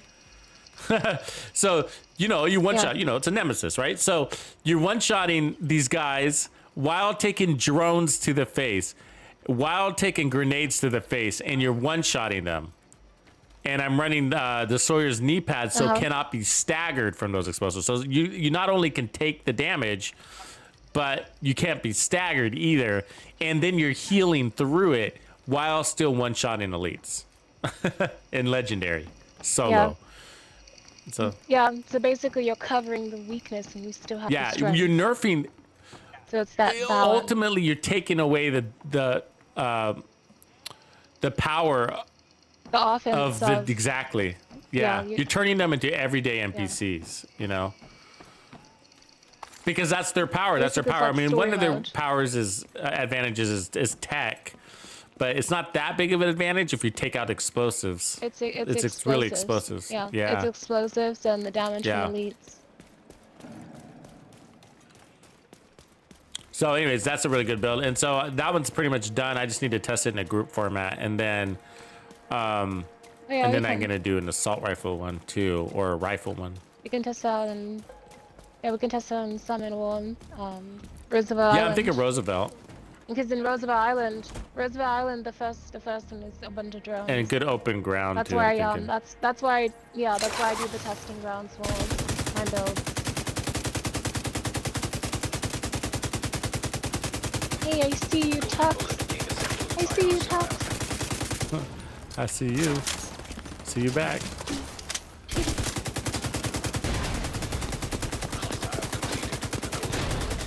Okay, get out of here, lady. You have a rush hour right here. Just come out to see you. Ah.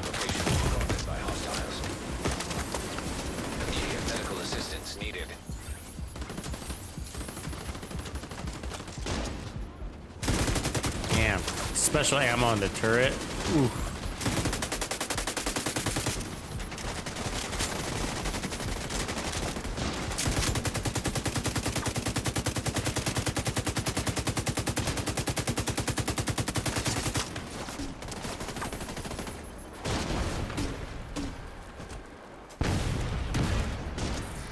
And this is 1.5 million, so I'm gonna round up to 1.5 because we're basically there.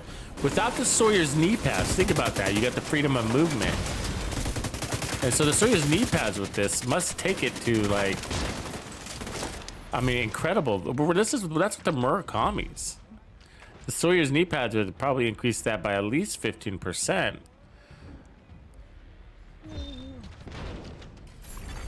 So where are we at? Where is our little tickeroos? I could test it in the testing range later too. Detecting additional hostile contacts.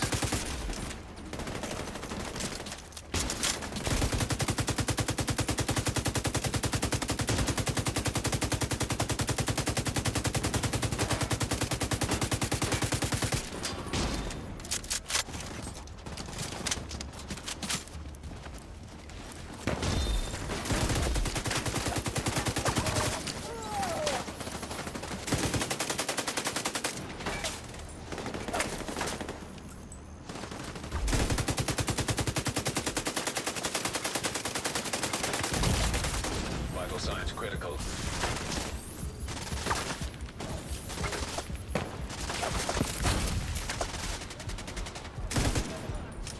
Got the reload.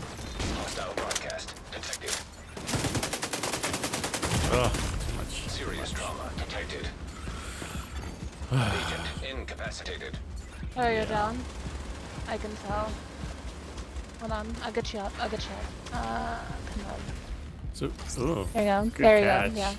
Yeah. I can get you up. Yeah, I can actually get you up through that because it pops. Fun pump. I need to drop this.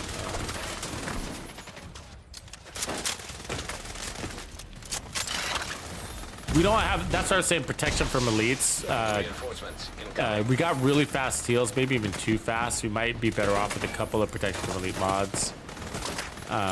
Because we don't. Even though we have really good heals, it still can't take burst damage like we took this second ago. Part of that being glass cannon.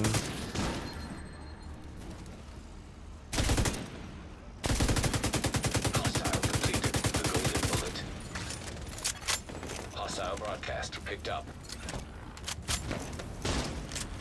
Double reload action.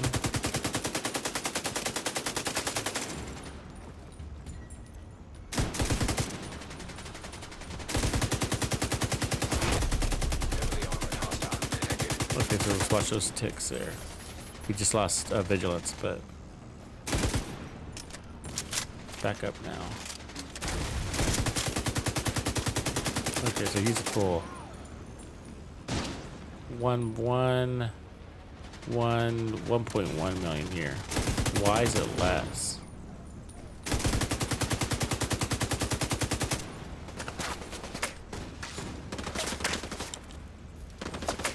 What's different about the hyenas?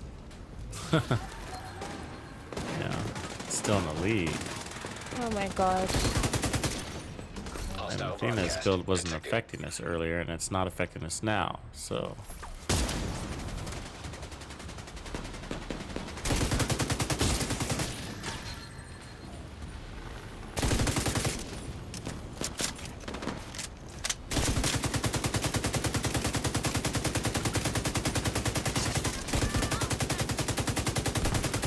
And we checked that number without the golden bullet.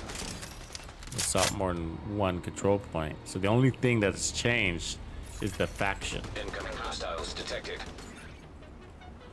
which shouldn't change anything. Armor's armor.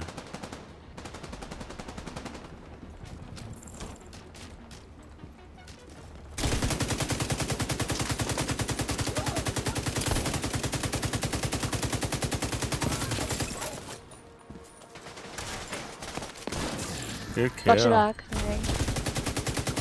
Yeah, I saved you. Oh, Yeah. ho, ho, ho. You guys hear that attitude? Broadcast picked up. You hear that? Or is that just me? There's a tone. She's got a tone. Not afraid to use it.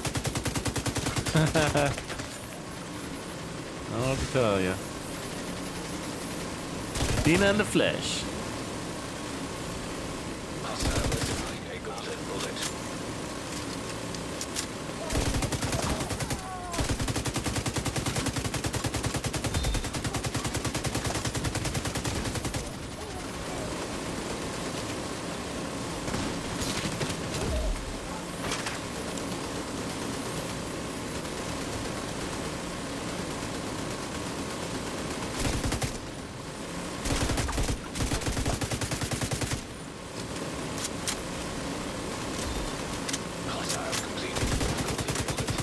Yeah, so if we ran this with a Walker chest piece,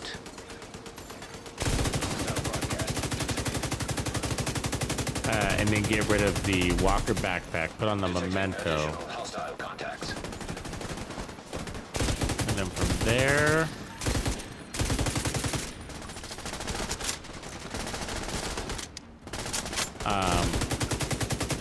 we could get rid of the Murakami. What would we put in its place?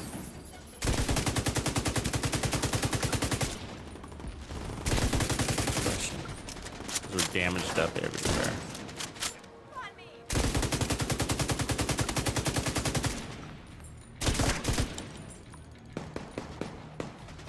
It's weird that we're getting different damage numbers now, though. That's a million on tick. That's weird. The only thing that changes the faction. Game mode's the same, directives are the same, our builds are the same. Athena's build's the same too, so no team buffs right now. So that's just weird. And we were getting 1.4 million off of no golden bullet. So why are we getting a million right now?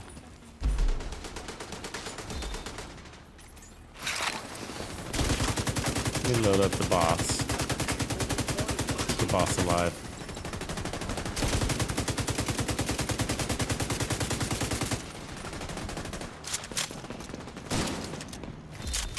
If I break his armor, it's gonna drop the number though. Yeah. So once his armor goes away, the test fails. I'm not gonna have to test that in the lab. Now that I think about it, they were white. Some of those 1.5 were they. I recorded it, so and I'm still recording, obviously, but Hostile broadcast detected.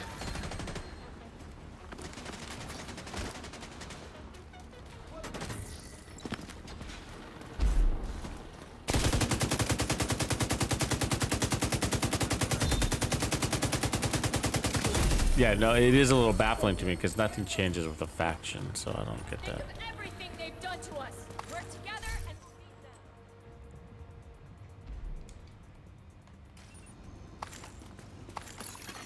Supply room access unlocked. Anyway, I'm not gonna worry about it right now. We can figure that out in the testing range.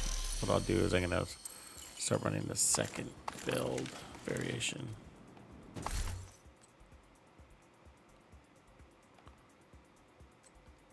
Yeah, run! Don't come back. I think this piece would be good for your build, Athena. I was saying earlier when I was reviewing your Oh, build which one? that because you were running. Let's see, how do I share this? Options, share.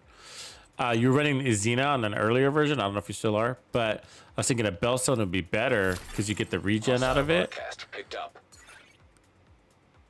or a second piece of Brazos. But this one's got explosive resistance, skill damage, the blue core, 1% armor regen, obviously from Bellstone, and then you can take off Obliterate and put on whatever, glass cannon, spotter. You were running spotter earlier. I mean, I already do have close up. Yeah, but what I was saying was like, Using Gattaca. but I mean, this is kind of one of those things. Got It's it. judgment call. It's just totally up to you. But like, the extra amplified damage at the loss of just a little bit of armor. You know what I mean? Like, would you rather have 5% less amplified damage for 1% armor regen? Or and I was saying actually I was thinking like actually adding a skill tier by putting a Brazos chest and getting an extra skill tier would allow you to put an extra armor core. You know what I mean? Okay. Interesting, because I kind of started talking myself out of a Xenogetica, especially the chest piece, the perfect spotter. Because I mean, amplified damage, I love strong amplified damage, but it's sort of like, oh, I don't know if it's worth it to, you know, to get the 5% extra armor. You know, like I'd rather run the regular spotter on Grupo or Fenris or whatever the build calls for. I see.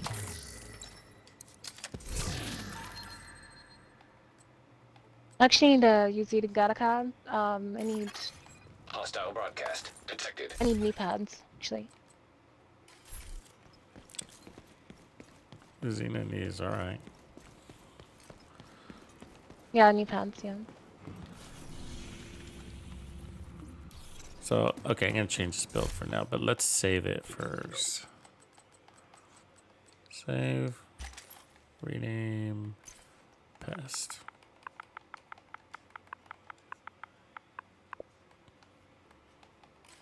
And then, so we're gonna get rid of vigilance, put that on. Then we're gonna keep repairs for now, but we might switch that out for protection from elites. And so our heals are 56,000, so they probably went up because of the skill tier, and then they're gonna go get even higher. So let's get our trophies and then see where we end up. But I would like this to be a walker chest. Get rid of that weapon handling for more weapon damage, damage to armor. So we just dropped our damage to armor down to from 19% to 14%. So not a big deal. Hostile broadcast picked up.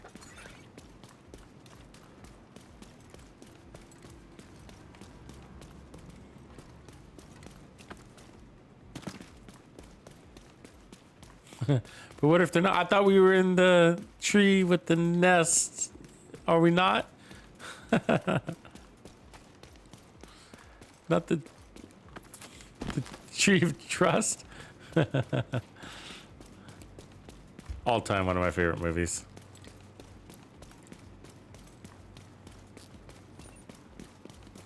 Oh, fucking hyena.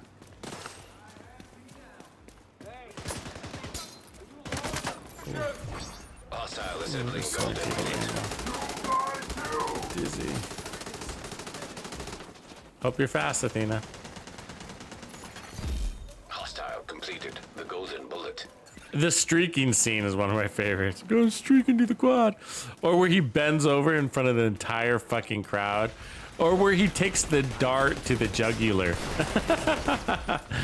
The tranquilizing dart. Just right to the jug.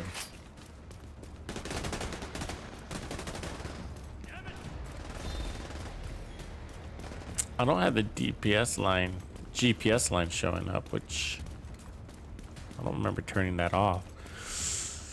I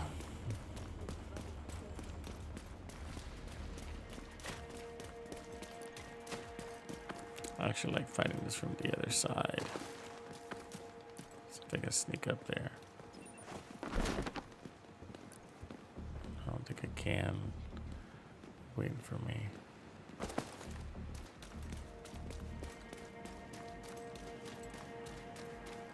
Don't mind me. All they see is a tumbleweed rolling by.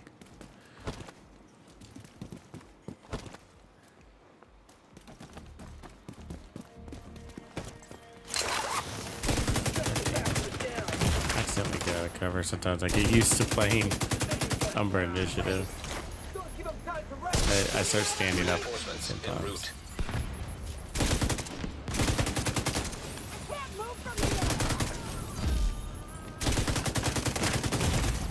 Immediate medical assistance needed. Damn it. Agent down. can't get enough shots out, man. This fucking Pestilence is so slow. You can't blind fire with it very well, you know? Agent received a golden bullet.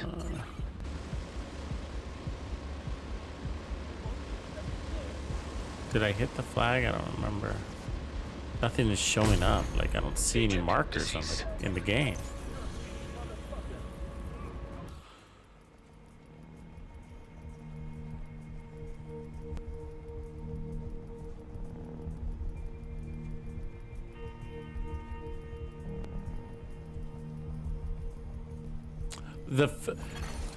You know what would be interesting is the fastest, just looking at Grumpy's comments, the fastest vector.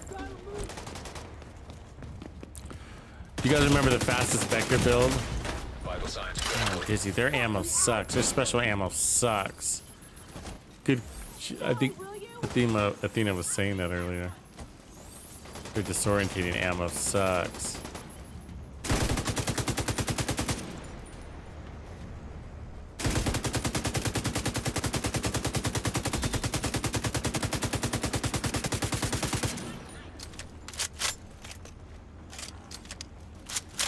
Yeah, but we got that fastest vector in the world build.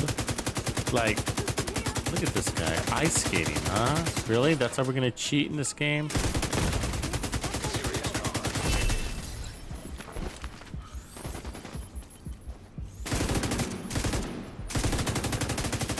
Good shot.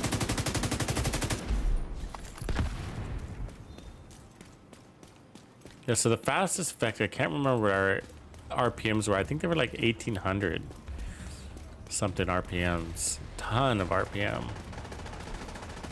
I think I'm stuck. Hostile completed the golden bullet. Yeah, there's barbed wire. I'm Oh yeah, actually you got stuck. off Oh, that no, board. I'm not. Okay, there Good you go. one.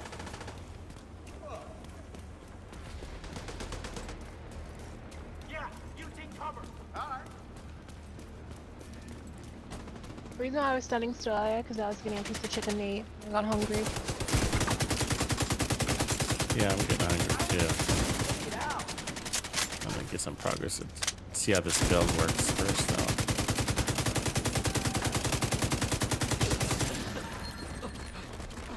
Everybody's so far away though, I'm missing out on the transfer to stacks. There we go, you did get it. Alright. Who's got it now? Up there. Okay.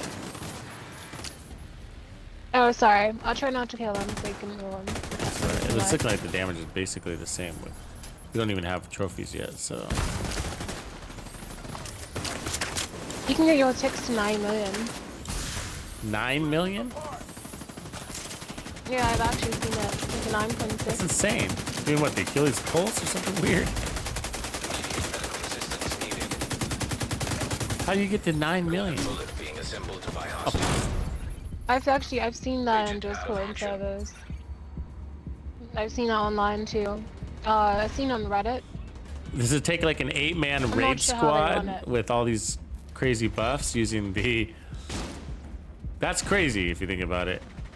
You can't change weapons because you lose the stacks, right? So... Right. Because I was thinking maybe to change weapon strategy like the using this stupid sledgehammer or something like that, but you can't. You can't use the sledgehammer. You switch weapons and you lose it. Wow, yeah, that's crazy. I think you can get you can like buff your team too. You should reach your initiative Yeah, that's what I'm thinking. It's probably some sort of and team then buff. some other things that can contribute.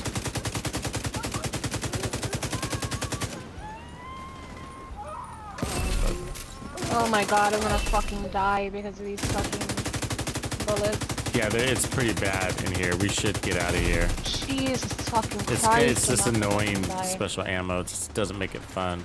Because it keeps inverting my fucking controls every time. It inverts my controls every bullet. Yeah, you're basically uncontrollable.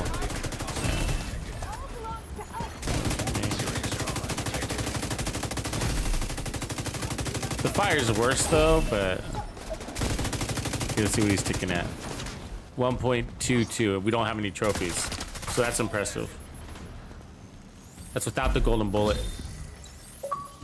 Get off my ass, lady.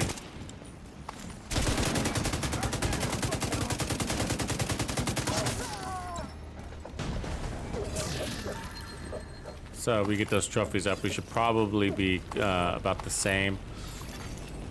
It should be a little bit less, but because vigilance is total weapon damage and the memento is not.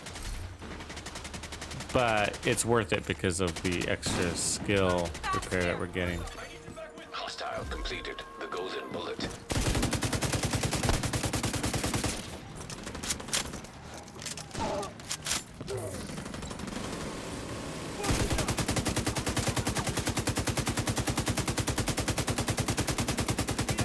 But we can make decisions like, you know, getting rid of the Murakami knee pads because they're giving the skill duration, which we're not using. And so if we could turn that into a damage.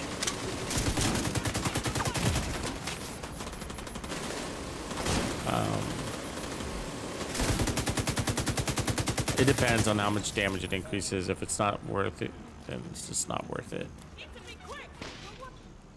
So we could try running 2-piece Heartbreaker.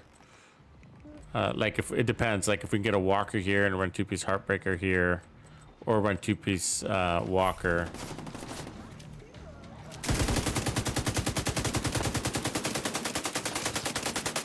I don't like 2-piece Heartbreaker because I don't like losing the slots.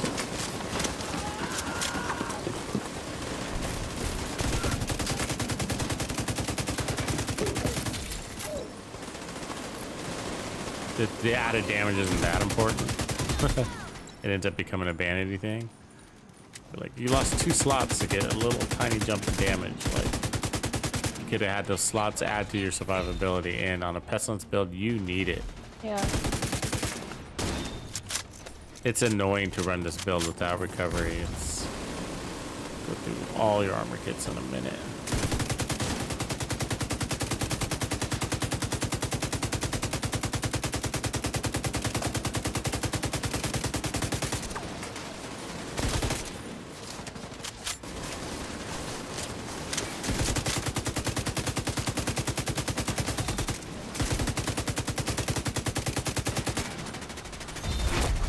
Heavily armored hostile detected. We're a really good team with these builds.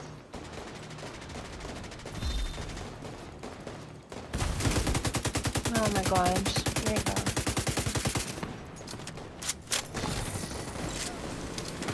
Oh, boss is special ammo. This sucks.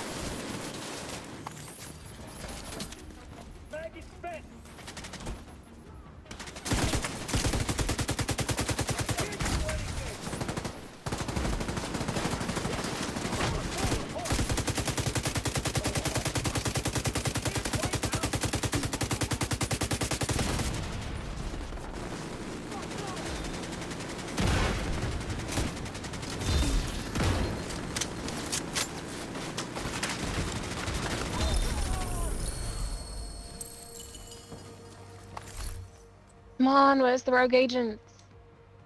I think it cleared them out. They all went home for the day. I fought him like I've had 3, maybe 4 fights today with them already. Golden bullet complete. They're done for the day.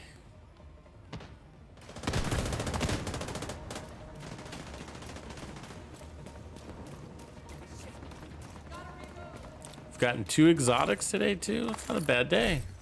Run a lot of control points, so better payout, right?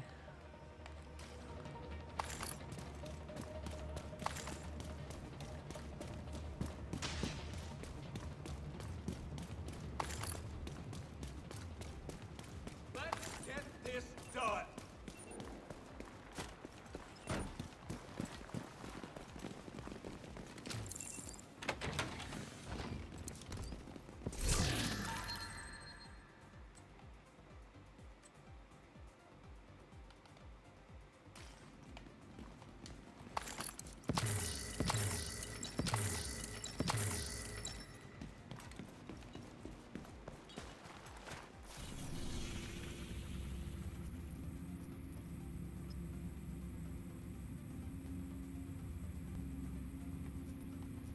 I'm gonna point this down south.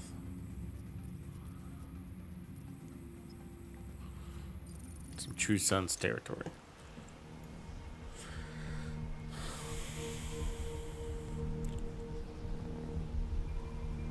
Yeah, choose life. That's what we're doing. We're gonna move on to a different zone. Get out of this weird Dizzy special ammo.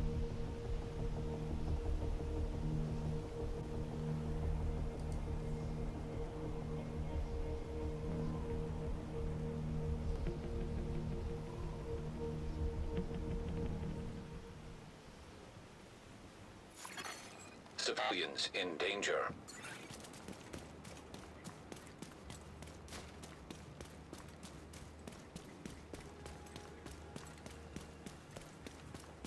If we can get there before all of our mementos go away.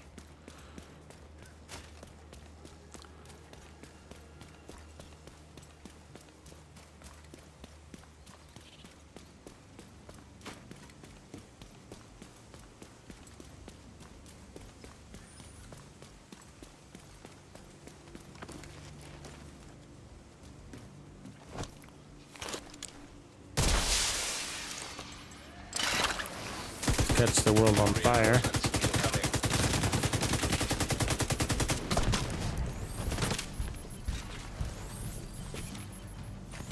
You can have double heal now. Yay. Yeah, you can have my drug. I need it, thank you. I'm the center of attention you're over welcome. here.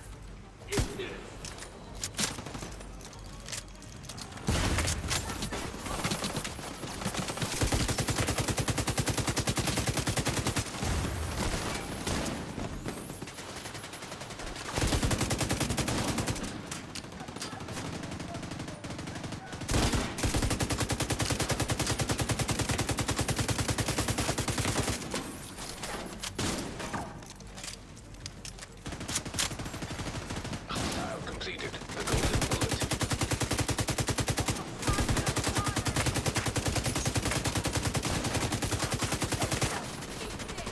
Get back! Get out there!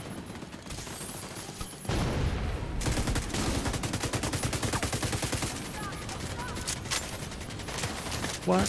When did he get back there? Stupid health bar.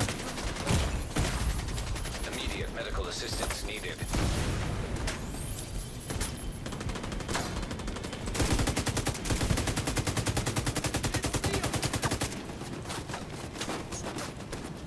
He's annoying, isn't he? He's not gonna come out. Look at him. What a dick. Here's more company! And the game knew I was throwing a grenade, so that's when he moved before I even raised my arm.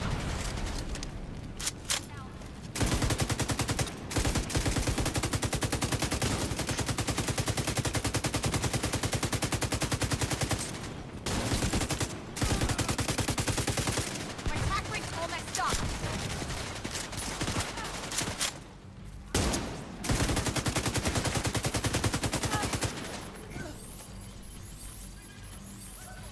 God. Just all these 1v2 kills, it's like we're not getting any pestilence. Like, it's like, why even run a pestilence? We're not getting the plague rolling.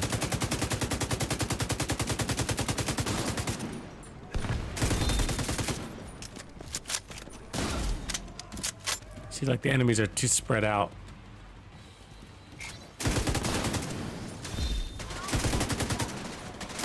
Not even on this side of the map.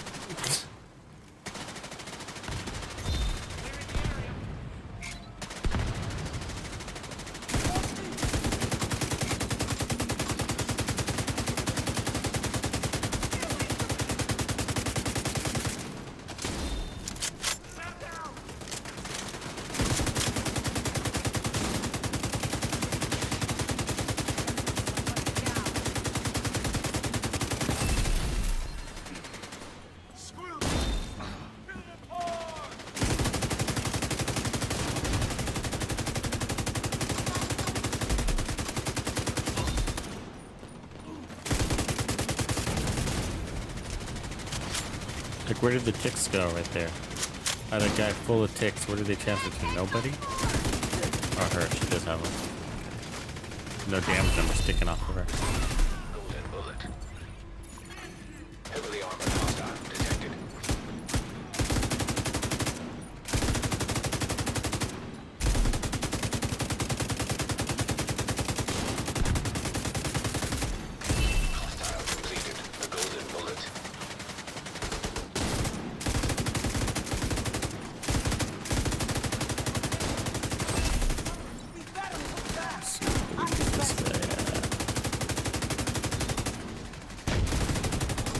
We lost all our memento stacks because I sat around too much.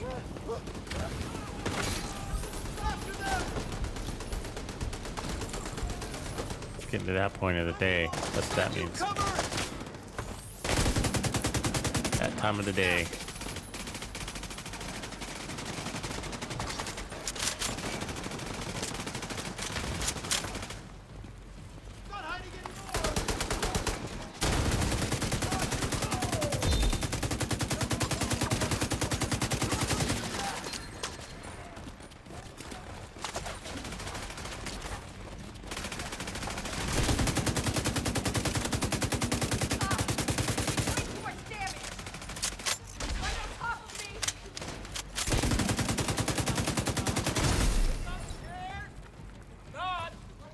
Get him.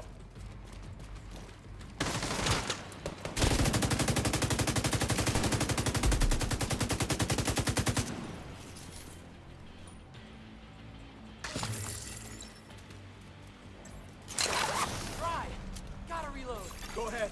Incoming hostiles detected. Found you. Get away from me!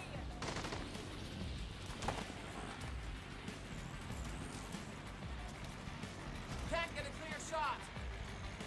It's annoying how long it takes them to get over here.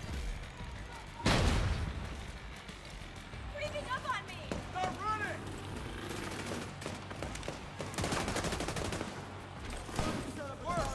I'm here for you!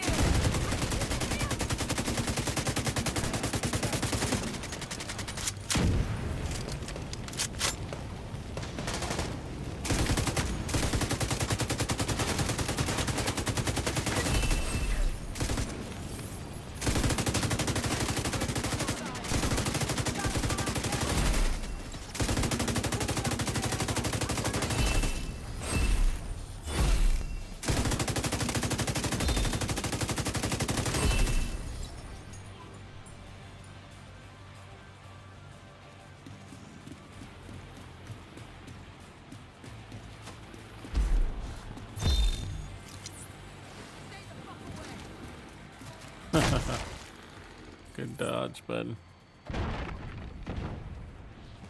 Another one.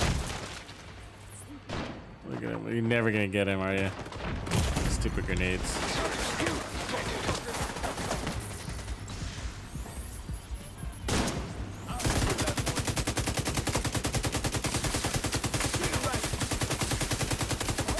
Terminator this guy, huh? Laying into him with an LMG and he's like, I'm still coming with my riot phone.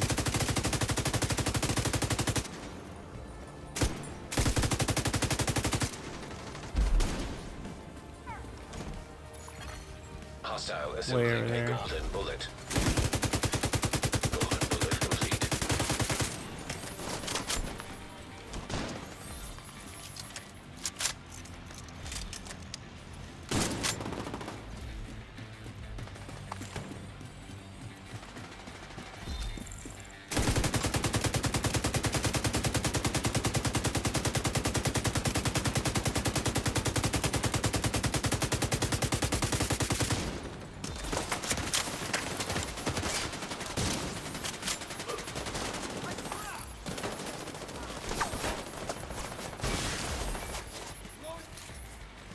Oh, they're so spread out. It's really annoying.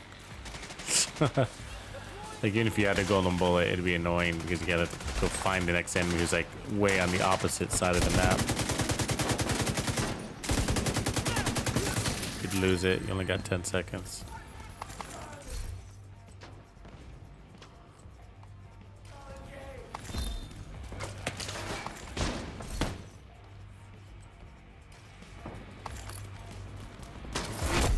Heavily armored hostile detected.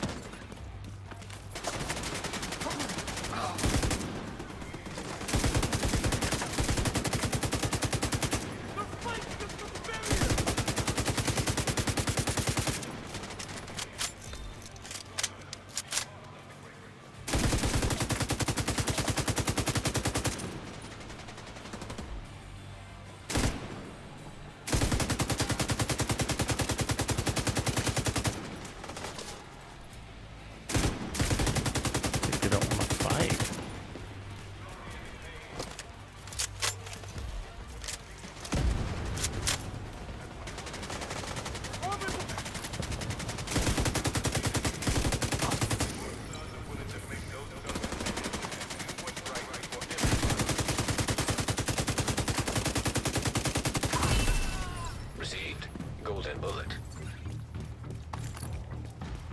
Come all the way from the other side. Yep, and then the golden bullet expires. So two spread out. Right at me!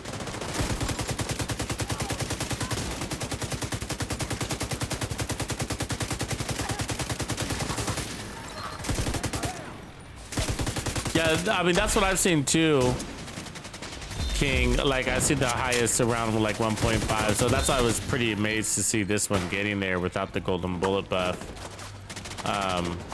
We were at 1.46 or something like that, with the no, without running crits or anything like that. So it's, and that's Murakami, and that's without the Sawyer's knee pads, and it's pretty high. But that was against the Outcasts, and then when we fought the Hyenas, I was getting a different number, which is weird. It shouldn't, with all else being the same.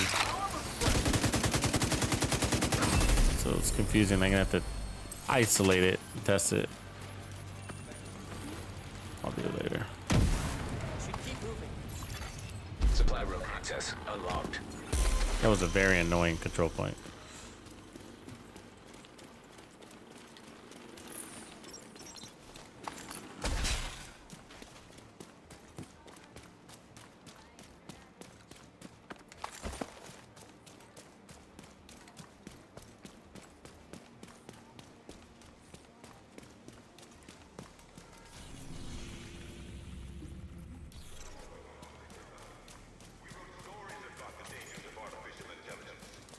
And now that disease has become a reality.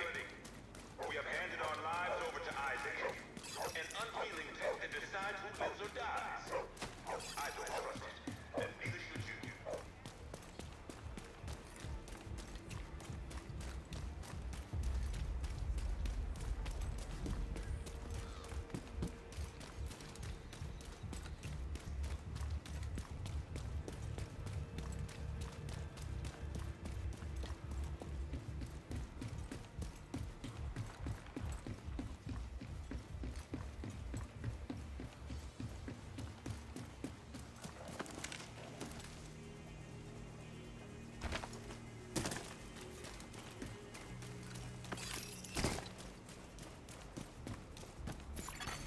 Civilians in distress.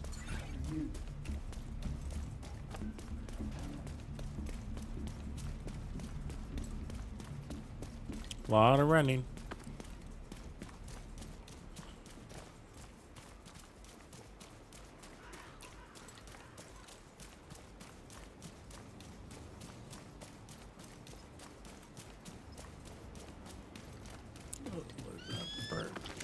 Yes, you are my fast Yeah. travel point. I get it. Reinforcements in. Hostile assembling golden bullet. Special ammo that bleed, huh? Hostile has full golden bullet. 756. Let's get him loaded up. Civilians in danger.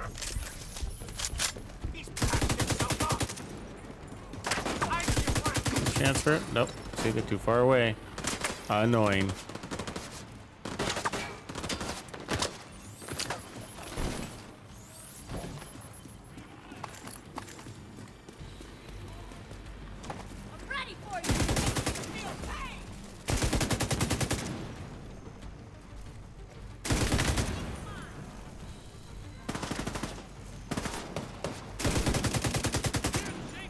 Easy to get suppressed, huh?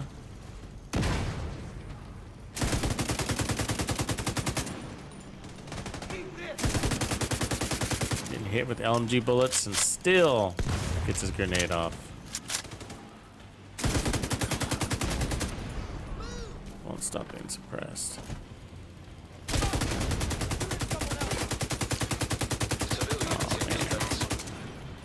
Trying to shoot them when they run with the Pestilence. This thing's got such a slow RPM. It's like all it does is lead you into reloading more. You gotta basically be standing still with the Pestilence. Let's just be honest. The weapon handling on the thing isn't that great. I'm sure you'd want this actually. Agent received a golden bullet. I'm gonna drop it for you. You know, I'll drop it right here mid combat. All right.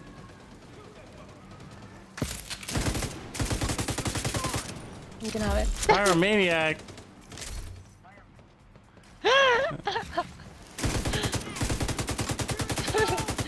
Yeah, you're welcome. I used to like it. It is a police, but the tested. That's one of those things. Like, devs got to think about that. So we ended up getting in sync, and that sort of made the pyromaniac useless, right? The damage that comes off of in sync helps your skills and your weapon. Test subject, that is. And it's 40% and it's multiplicative. And they don't have to be on fire. Hey, where'd you come from, dude?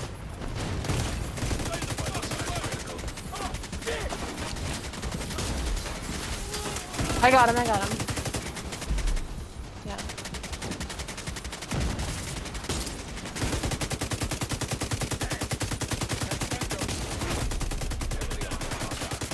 Better watch out. That guy was, it looked like he was taking no damage.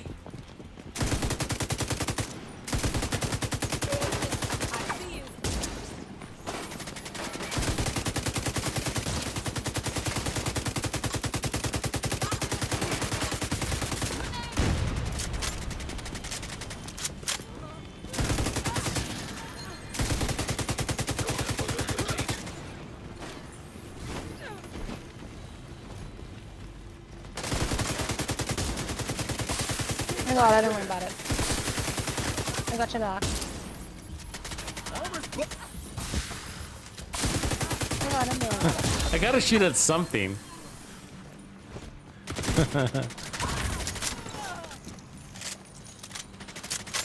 What am I just gonna sit here and look pretty?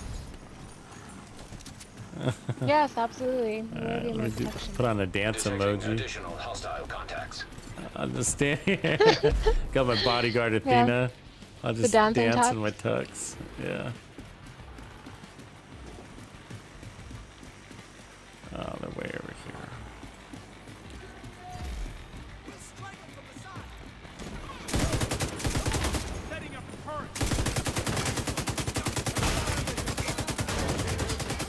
They just set up that turret while they were on fire.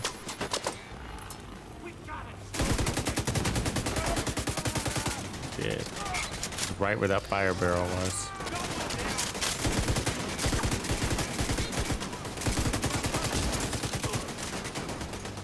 Still won't get out of cover, so I can't put more stacks. So you know this build is really good. It's like out killing, no killing. If you're outpacing another player, you know, it's a very Yeah. fast time to kill. And it doesn't look like it because people will be like, wait, that's a sniper turret. That's so slow. Not if you're good at it.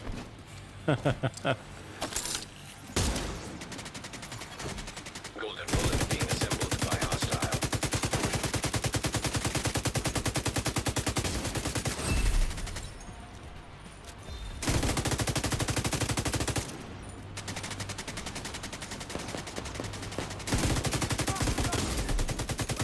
So they're so spread out, it's really annoying. Like by the time I get to the net, I'll get the golden bullet, and by the time I find the next enemy, it's gone. And it keeps happening. Right, because he's all Yeah. the way down there. And then I finally load him up. I'm like, yeah, I got my pistol. It's ticks. And then he dies. He's all isolated, no transfer. Like, oh, okay, gotta start all over. Nature of the open world, I guess.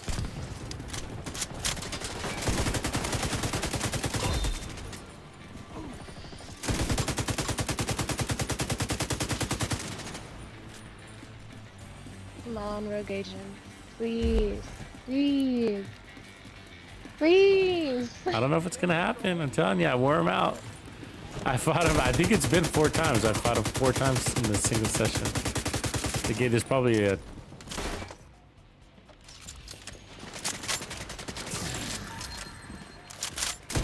They ran out of rogues. Okay, come on, let's just get this over with. Where are you guys? Where? Armored hostile detected.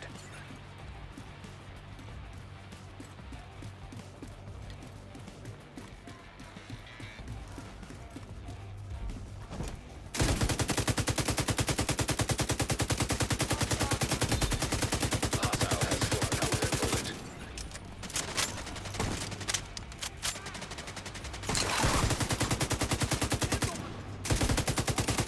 And they keep getting suppressed because of the LMG. And so I'll start shooting at them, and then they hide, and then they never come back out. It's like, come on. Agent received a golden bullet. Yeah, so there's a million right there. We're almost full on trophies, not quite.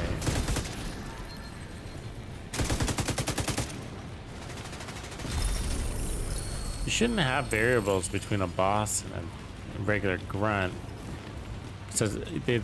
Besides the takes longer to kill them. Supply room access unlocked. Are you getting Yeah. tired, Mr. Tux? Yeah, I'm hungry too. No, and I'm getting cool. irritated. I'm getting What do you want to irritated eat? by little details, so that's how I know. It's like drawn to an end, Civilians I know. but I'm not getting irritated by how long it's taking to clear a control point. I'm like, oh, I'm so irritated right now. My patience is run thin. I understand. Yeah, I'm Impatient, patient Mr. Tux, Tux. and I'm patient Tux. Hungry, Mr. Tux. Ooh, that's a nice holster. I have a question. So when you eat, do you lift up the mask or do you just eat things? Only liquids through a straw. And I sleep on my back. You sleep on your back. You can't sleep face down because you'll be all smothered because you have Exactly. a mask on your face.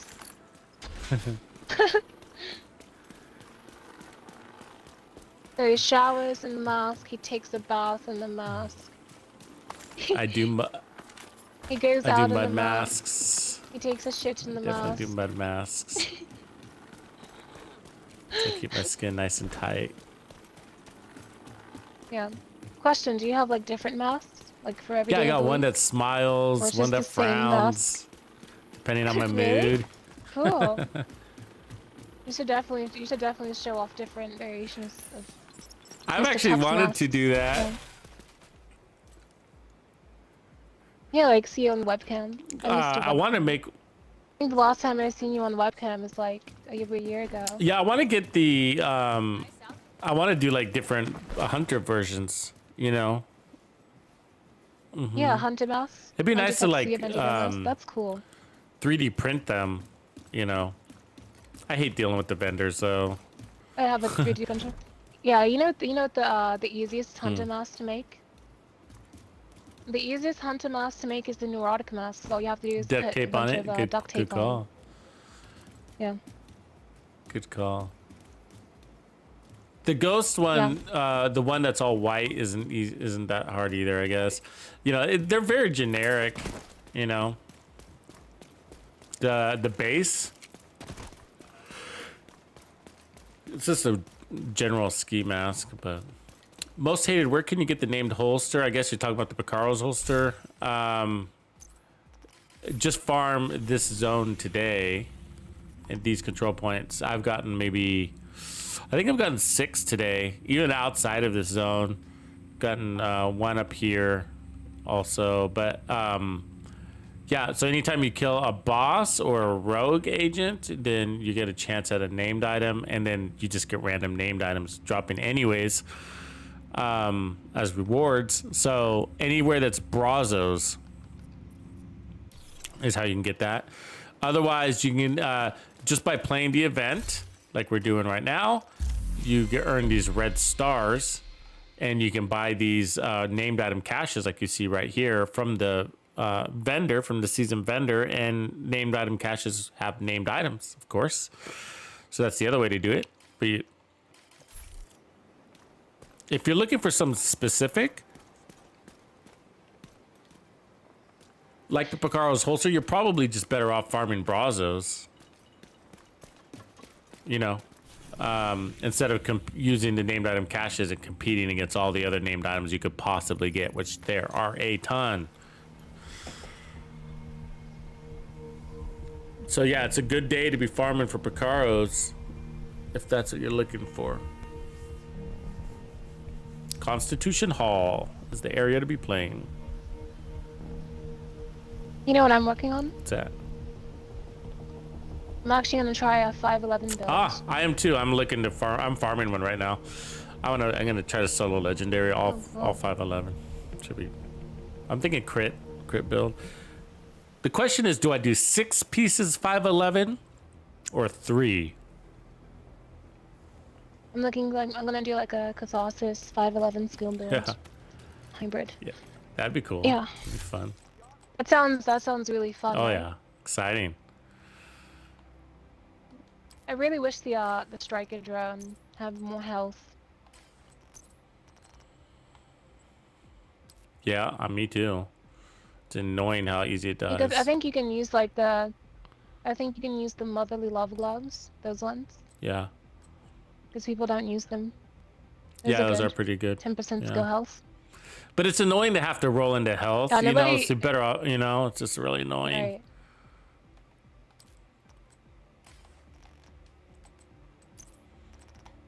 It's kind of like health or damage. And it's just like you roll into all this health just to watch it die easy anyways. That's what ends up happening. You're like, fuck. I actually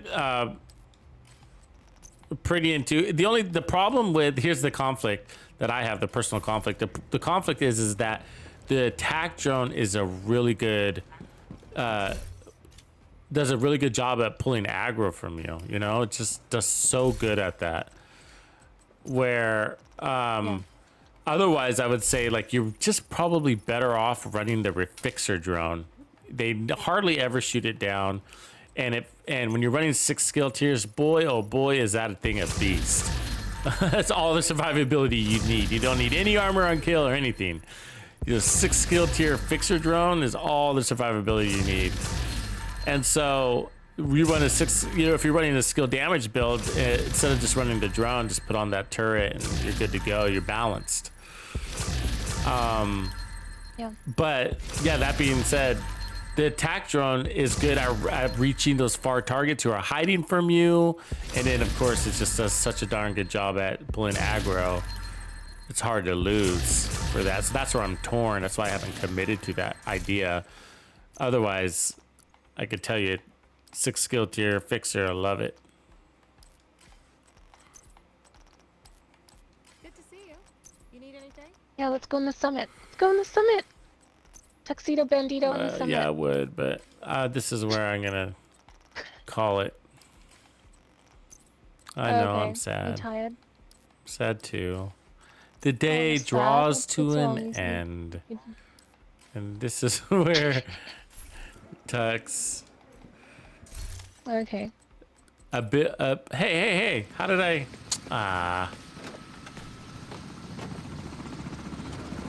Also, I'm thinking about trying as a pistol build. oh yeah, I love those. Just use sidearms, Yeah. like a John Wick build. Oh yeah. What are you thinking with pistol? We need you to secure a skyscraper. 1911 This may take a while. Hope you cleared your schedule. or the orbit. Well, I don't know if you'll like that. I mean, it just depends. But like, because the orbit as a primary, you know, loses its benefit. We need you to secure a skyscraper. This may take a while. Hope you cleared your schedule. You know what I mean? The talent as a primary, you lose it. And so if you're cycling weapons a lot, then why not? I mean, not really, because how I use the orbit is all you have to do is swap and then you just swap back. Oh, and then the crit chance stays So, with you? okay, yeah. so... Yeah, That's a good point. Right, That's a exactly. good So point. it's like kill, swap weapons, and then swap back. But to here's orbit. what I found. Here's my discovery about pistol builds is like some of them. So that's the Magnum, right? That's built on the Orbit. That particular Magnum, which is Yeah. I think is a 5.86, and then the other Magnum, the Police Magnum, Safe area those detected. pistols are so strong. They're one shot, one kill capability. All the revolvers are, and the D50. Those are all one shot capabilities. So to lose your one shot capabilities for crits, you know what I mean, is kind of nerfing yourself a little bit. And so what I've also found is that they don't need additional damage modifiers for their talent on pistol builds because they're really strong. I mean, I think a pistol brings in, let me look at my headshot damage right now on the pistol. Yeah, 100% headshot damage comes with on the pistol as a passive attribute. 100% headshot damage. So we don't have any headshot damage on this build. And so we have headshot 20% on our watch. And so when you look at that headshot damage stat down here on my D50, it's 120% is coming from 100% from the pistol, 20% from the watch. And this is the pistol. So, and then the mod I have is a stability mod. So that's wow. And then you got damage to targets out of cover, and then high base damage, and then you run to punch drunk and make that like a beast, right? Do I have my punch drunk here? Maybe not. I don't think I do. Anyways, and so if you run the punch drunk mask with the Walker and Harris chain killer chest piece, then that is a big boost to that base weapon damage that's already high. I mean, my D50 is at 518. It's huge. Obviously, the Regulus is at the highest. I see. 700,000. And so what I'm saying is, like, I run my pistols with preservation. Since you're always going for headshots anyways, that's giving you 20% armor on kill, which is basically all the survivability you need on your build. That and bonus armor. So from there, it's just a balancing act. Like, and so I end up usually running the Memento because of the bonus armor. And then, but you don't have to, but it's the easiest bonus armor to get, I think. I think it's easier than, whatever you call it, Bloodsucker. But you could also run Adrenaline Rush and kind of watch it come and go. But yeah, I like the Memento. I just like picking up those trophies and getting that little damage buff while you're out there. But either way, 20% armor on kill. So preservation is my go-to talent on pistols. Just constantly refreshing that 20%. But you could also go skill, repair, and then run reformation and get 30% just by landing a headshot, even if you didn't get a kill. But yeah, I get it. You don't have to do one shot kills, you know what I mean? So you could totally go orbit and just go pop, pop, pop, pop, pop, pop, and just kind of keep moving through that way. But so I sometimes don't like to run the Regulus. Obviously, the Regulus is just hands down just such a good gun. But I sometimes don't like running the Regulus because, yeah, it does blow up groups, and that's a huge benefit. Maybe one of the best talents in the game, but preservation adds so much value to running and gunning and playing like a John Wick style build that preservation is what keeps you going from one kill to the next. And Regulus doesn't have that. So if I run Regulus, I end up having to put armor on kill elsewhere, and Hunter's Fury. So try running the Hunter's Fury. That's the easiest pistol build to make. Hunter's Fury, and then with Headhunter, D&H Headhunter, and then the Memento backpack. It's the easiest pistol build to make because you're in that 20 meters. You're in that 15 meters anyways.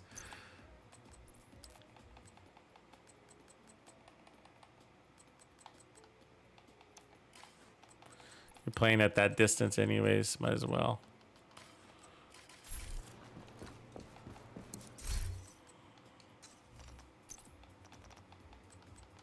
You have to clean out that mailbox. Let's see, we lost that gear. Okay, so let's donate a few things. All right.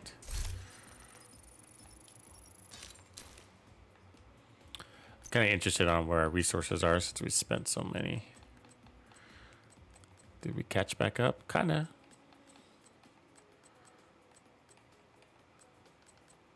Cool.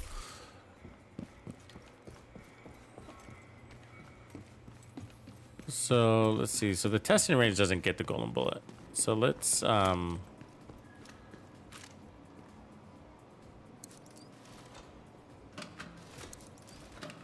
put this on elite and let's load him up and see what we get here real quick. We don't have any mementos, so you know we're gonna be down 30% damage, so it's not really worth testing right here. But that damage transfer, yeah, it's not really worth testing with the mementos. If we want a controlled environment, we're gonna have to go out and get mementos, come back in here.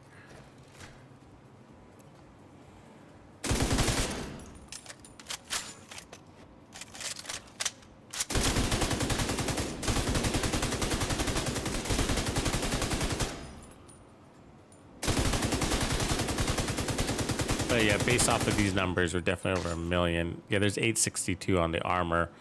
So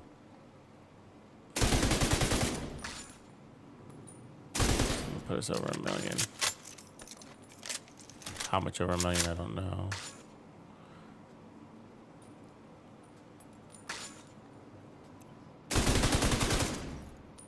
Yeah. I have a question. Have you ever tried the Hermano? I have, but you know, I'm sort of, I don't know. I can't perceive the difference, and I have a hard time accepting. Not that I don't think it exists, but I have a hard time justifying the value when I can't feel the increase in rate of fire or what do you call it? Reload or skill haste and stuff like that. You know what I mean? And so I'm just kind of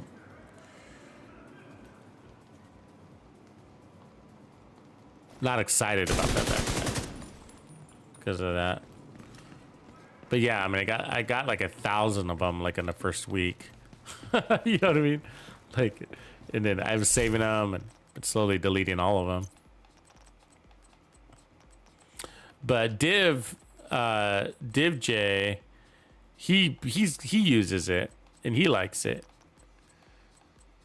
So I just don't know if it's going to be one of those talents that I really buy into.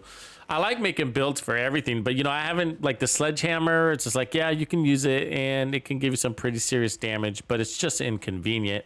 I'm just going to, instead of taking those several seconds to get that damage out there, I'm just going to shoot the guy and kill him instead. You know what I mean? But obviously there are benefits in group. So like, you know, using the sledgehammer in group, especially like, you know, you got a spawn coming, they're about to drop off a helicopter and you huck that fire grenade out there, they get the additional damage and, you know, you move on quickly to the next helicopter, I guess, you know. So there's, you know, saves you a couple of seconds, but the reality is if you didn't throw the, if you didn't have the sledgehammer, would you guys have killed them just as fast while they're standing in a pool of fire? And the answer is probably yes.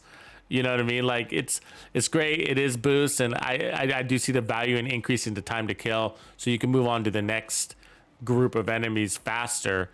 And so there is value there. I get that, but the reality is that they're standing there in fire, and you got 4 guys focus firing on those enemies. You know, the sledgehammer added a time to kill, but they were really dying fast anyways. Like you didn't really need the extra damage to armor that it's giving, but I don't know. So there's a convenience factor to certain things too. Like it's just really inconvenient to get certain damages, right? Like, and then it's just like with that time and inconvenience, are you better off just shooting at them? And instead of not shooting at them so you can try to get that damage. The bloody knuckles is a perfect example, right?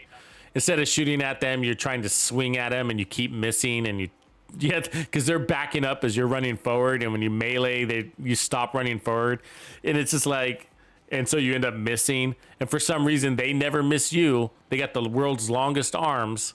You know what I mean? But your arms are short. So the bloody knuckles is one of those examples. It's just like really inconvenient to melee somebody. It's just like, we might as well just shoot them. Just shoot them. Try to, instead of meleeing them, and you know. And then when you do land that melee, it's so random and inconsistent. You don't really have the damage up all the time. And then when you're always worried about the bloody knuckles, you're like, I want that damage up time all the time. Then you're spending all this time trying to melee people, and you have no idea how many times you missed a melee. I missed a lot. With the few times that I tried to run that, like I'd swing at him and be like, there'd be some weird elevation difference where I'm like, for some reason I can't land on him because he's subgrade, or like, or he steps back as I swing at him, and it's just really annoying. And then he swings at me and lands it, even though he stepped back. So I missed mine, he landed his. It's just like, oh, it's a nightmare. And then you get really into it, and you're like, I want my talent to have maximum uptime, so I'm going to constantly try to melee everybody I can. So I'm going to make my whole build around the melee. I'm going to add all this bonus armor and all this survivability so that I can melee people, so you can get this damage. And then you get it, and you're like, I can't tell I have it. You know what I mean? It's just like, it wasn't worth it. It just doesn't feel worth it, you know? And that's my story with the bloody knuckles. But they look cool. It wasn't worth putting all your eggs in that one basket with the hole in it. I'm almost thinking like it's really made for a PvP build, but a lot of people have kind of gone away from that. But there was a lot of, you know, going toe to toe, shield to shield builds where people are pretty much putting their shields, locking horns, right, and fighting that way. But you know, I think we're seeing a lot more assault rifle builds now, so a little more distance play. And so bloody knuckles aren't going to be very helpful there. But they do help with the grenades. And so, right, you can get it from grenades, and people do throw a lot of grenades in PvP. Certain PvP players do that. So I see that. And then otherwise, I think it's a tank build. You know what I mean? I think it's like a Foundry Bulwark with, instead of armor regen, you're running crits, you know, and then so you're up there with your bulwark, and then you just kind of tap them with you melee them with your bulwark shield and get that little extra umph to your D50 is what you're running there, right? You'd be running the Liberty with that. So basically, I mean, I'm thinking that's the use case for it, because if you're going to try to put it on a crit chance, crit damage build, why not just run the whatchamacallit, the fucking coyote mask, you know? Just run the coyote mask. Better off with the coyote mask. You're gonna get the damage all the time, melee or not. Different values at different distances, melee or not, you know? And so, I mean, the only, I guess I can justify it as if like, well, maybe your ally is running the coyote, so you don't have to. Well, then run the ninja bike knee pads. I think that's even better. Or Rich Race Pride. You know what I mean? Whatever. But there's so many, that's the problem with it. There's so many other options. I mean, even the Catharsis mask, probably with its 30% damage, you probably get that damage more. Even if you're not getting the full 30% damage, even if you're at half of that, you're probably getting, it'll pay out more damage over time than the bloody knuckles would. I don't know. We all know the problems with the bloody knuckles. I haven't found a build that I like to run it with, you know. And, you know, I understand the synergy with the Liberty, you know, because it has melee damage or whatever, but I'm not looking to make my melee any stronger. I could give a damn about how strong my melee is, because I know it's always going to suck.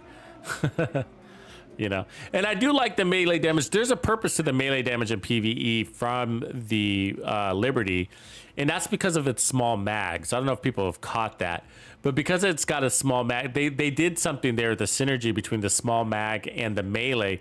So basically, they're giving you enough damage in that mag to almost kill an elite, and some depends on the elite, of course. And so the elite will have just a sliver of health left, where you can swing your Liberty at them and finish them off with the melee, instead of reloading and then, you know, dipping into your next mag. So I've caught that in heroic gameplay, but that does depend on how many players you're playing with and how tanky the enemies are.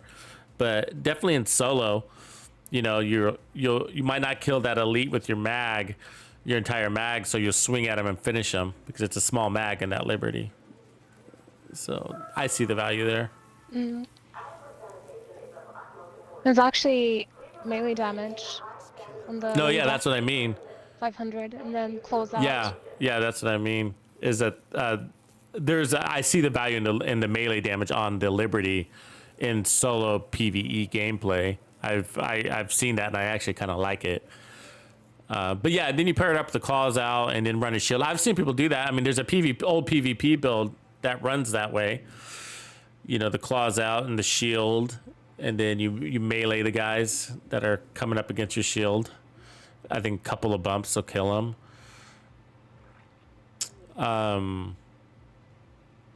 I can't remember what went into the build other than that though. So, but yeah, but with the bloody knuckles. That's a horrible time. This is a horrible time. There you go, my fucking battery no. died. Yeah, no worry, I swapped it out quick enough. Anyways, well, I'm gonna call it. So anyway, appreciate everybody sticking with us. What a stream, we did well. Athena, thanks for your help. Yes. Yeah. I'll be streaming on the regular, probably daily for the Golden Bullet. So catch me anytime. 57 stars is what we got today. All right, I'll catch you later. Peace, everybody. Okay. Tuxedo out.